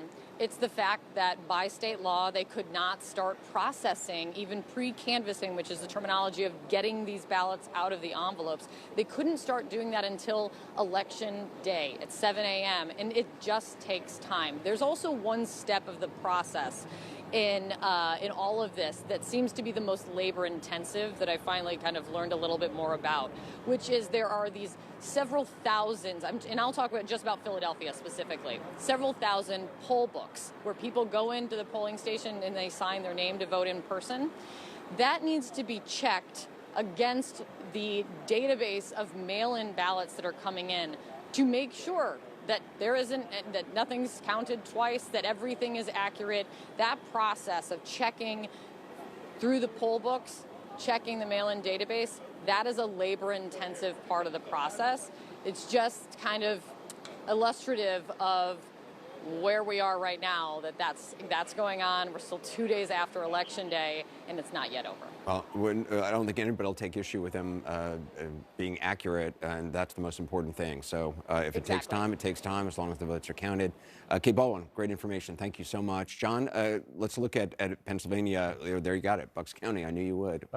Yeah. So just think about what Kate just said. So Bucks County, she said 20,000 ballots, I think, still outstanding, somewhere in that ballpark. The candidates are splitting the ballots in the overall count in Bucks County. We do know that as Pennsylvania, not just Philadelphia, has counted these mail-in ballots, Joe Biden has been winning disproportionately so in the statewide count. But let's assume even they just split the ballots here, right? The evidence is that Joe Biden's coming out on top on these mail-in ballots, but they're splitting the overall vote here. But then think about the significance of what Kate just said about Philadelphia. Right, she said 120,000 mail-in ballots just to be counted. We know Joe Biden is getting 80% of the vote in Philadelphia right now. So imagine that, 120,000 ballots, right? That's more than 90,000 votes for Joe Biden if these ratios keep up, right? It's higher than that. But just think ballpark, 90,000 plus votes for Joe Biden net, right? Trump gets his share. Joe Biden's getting at least a net of 90,000. He gets 90,000 votes out of there, and you add that into that, right? 135,000 ahead. So Joe Biden could cut significantly into the president's lead just with what we're going to get later out of Philadelphia. Now, how quickly are we going to get it? That's the question Kate keeps asking every 15 minutes or so.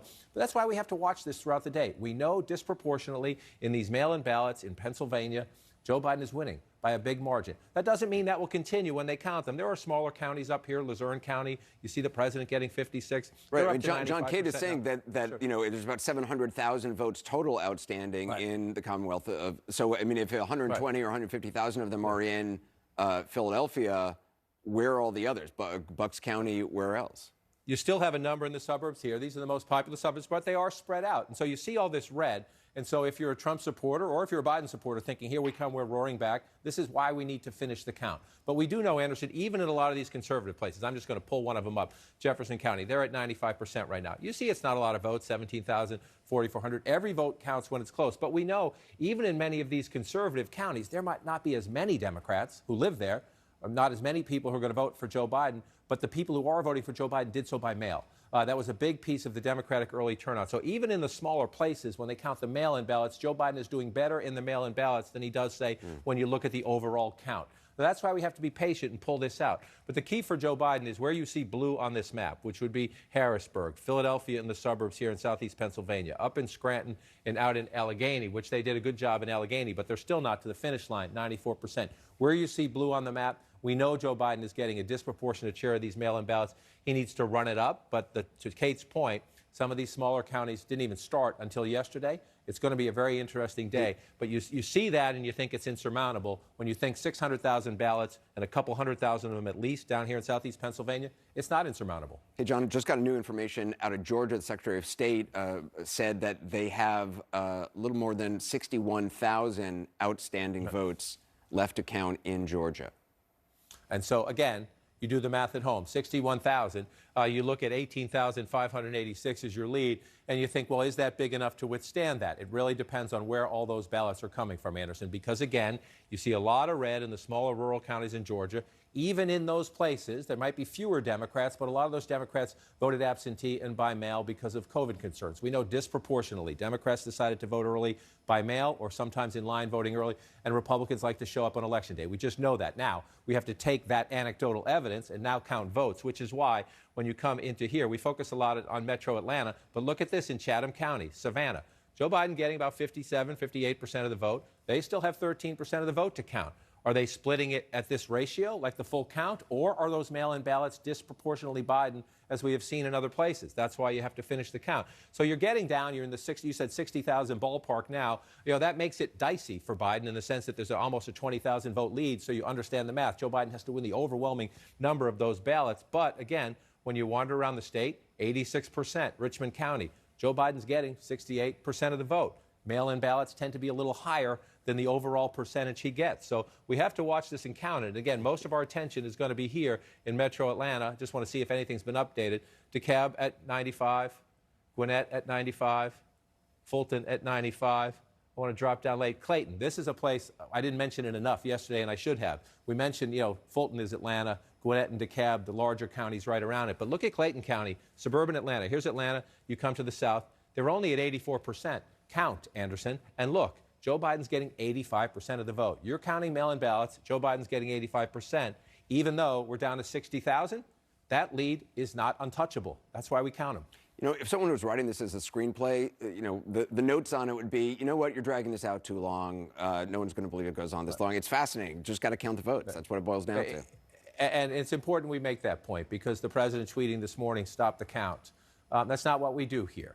And we're in the middle of a pandemic. And look, close elections always take time. This is my 9th presidential cycle. I've covered all the governor's races and midterm elections in between. Some elections take time. This one is extraordinary because of the triple voting patterns, if you will. Some people by mail, some people in person early, some people on election day. The people doing this counting, the Secretary of State in Georgia, I believe, is a Republican, right? Some of these county officials are Democrats. Who cares? Right now, they're Americans and they're counting votes. Let's let them finish. Also, we should just point out, these are not new votes, as some have been saying. Right. These are votes that have been cast. They just have to be counted, and that's called an election. John, Absolutely. We're going to check back in with you because obviously there's still a lot going on in Nevada, Arizona that we're watching very closely. So we'll come in, we'll get the update from you on that. But we're getting an update on the status of votes in Nevada. Waiting to hear from officials in Georgia as well. All that next.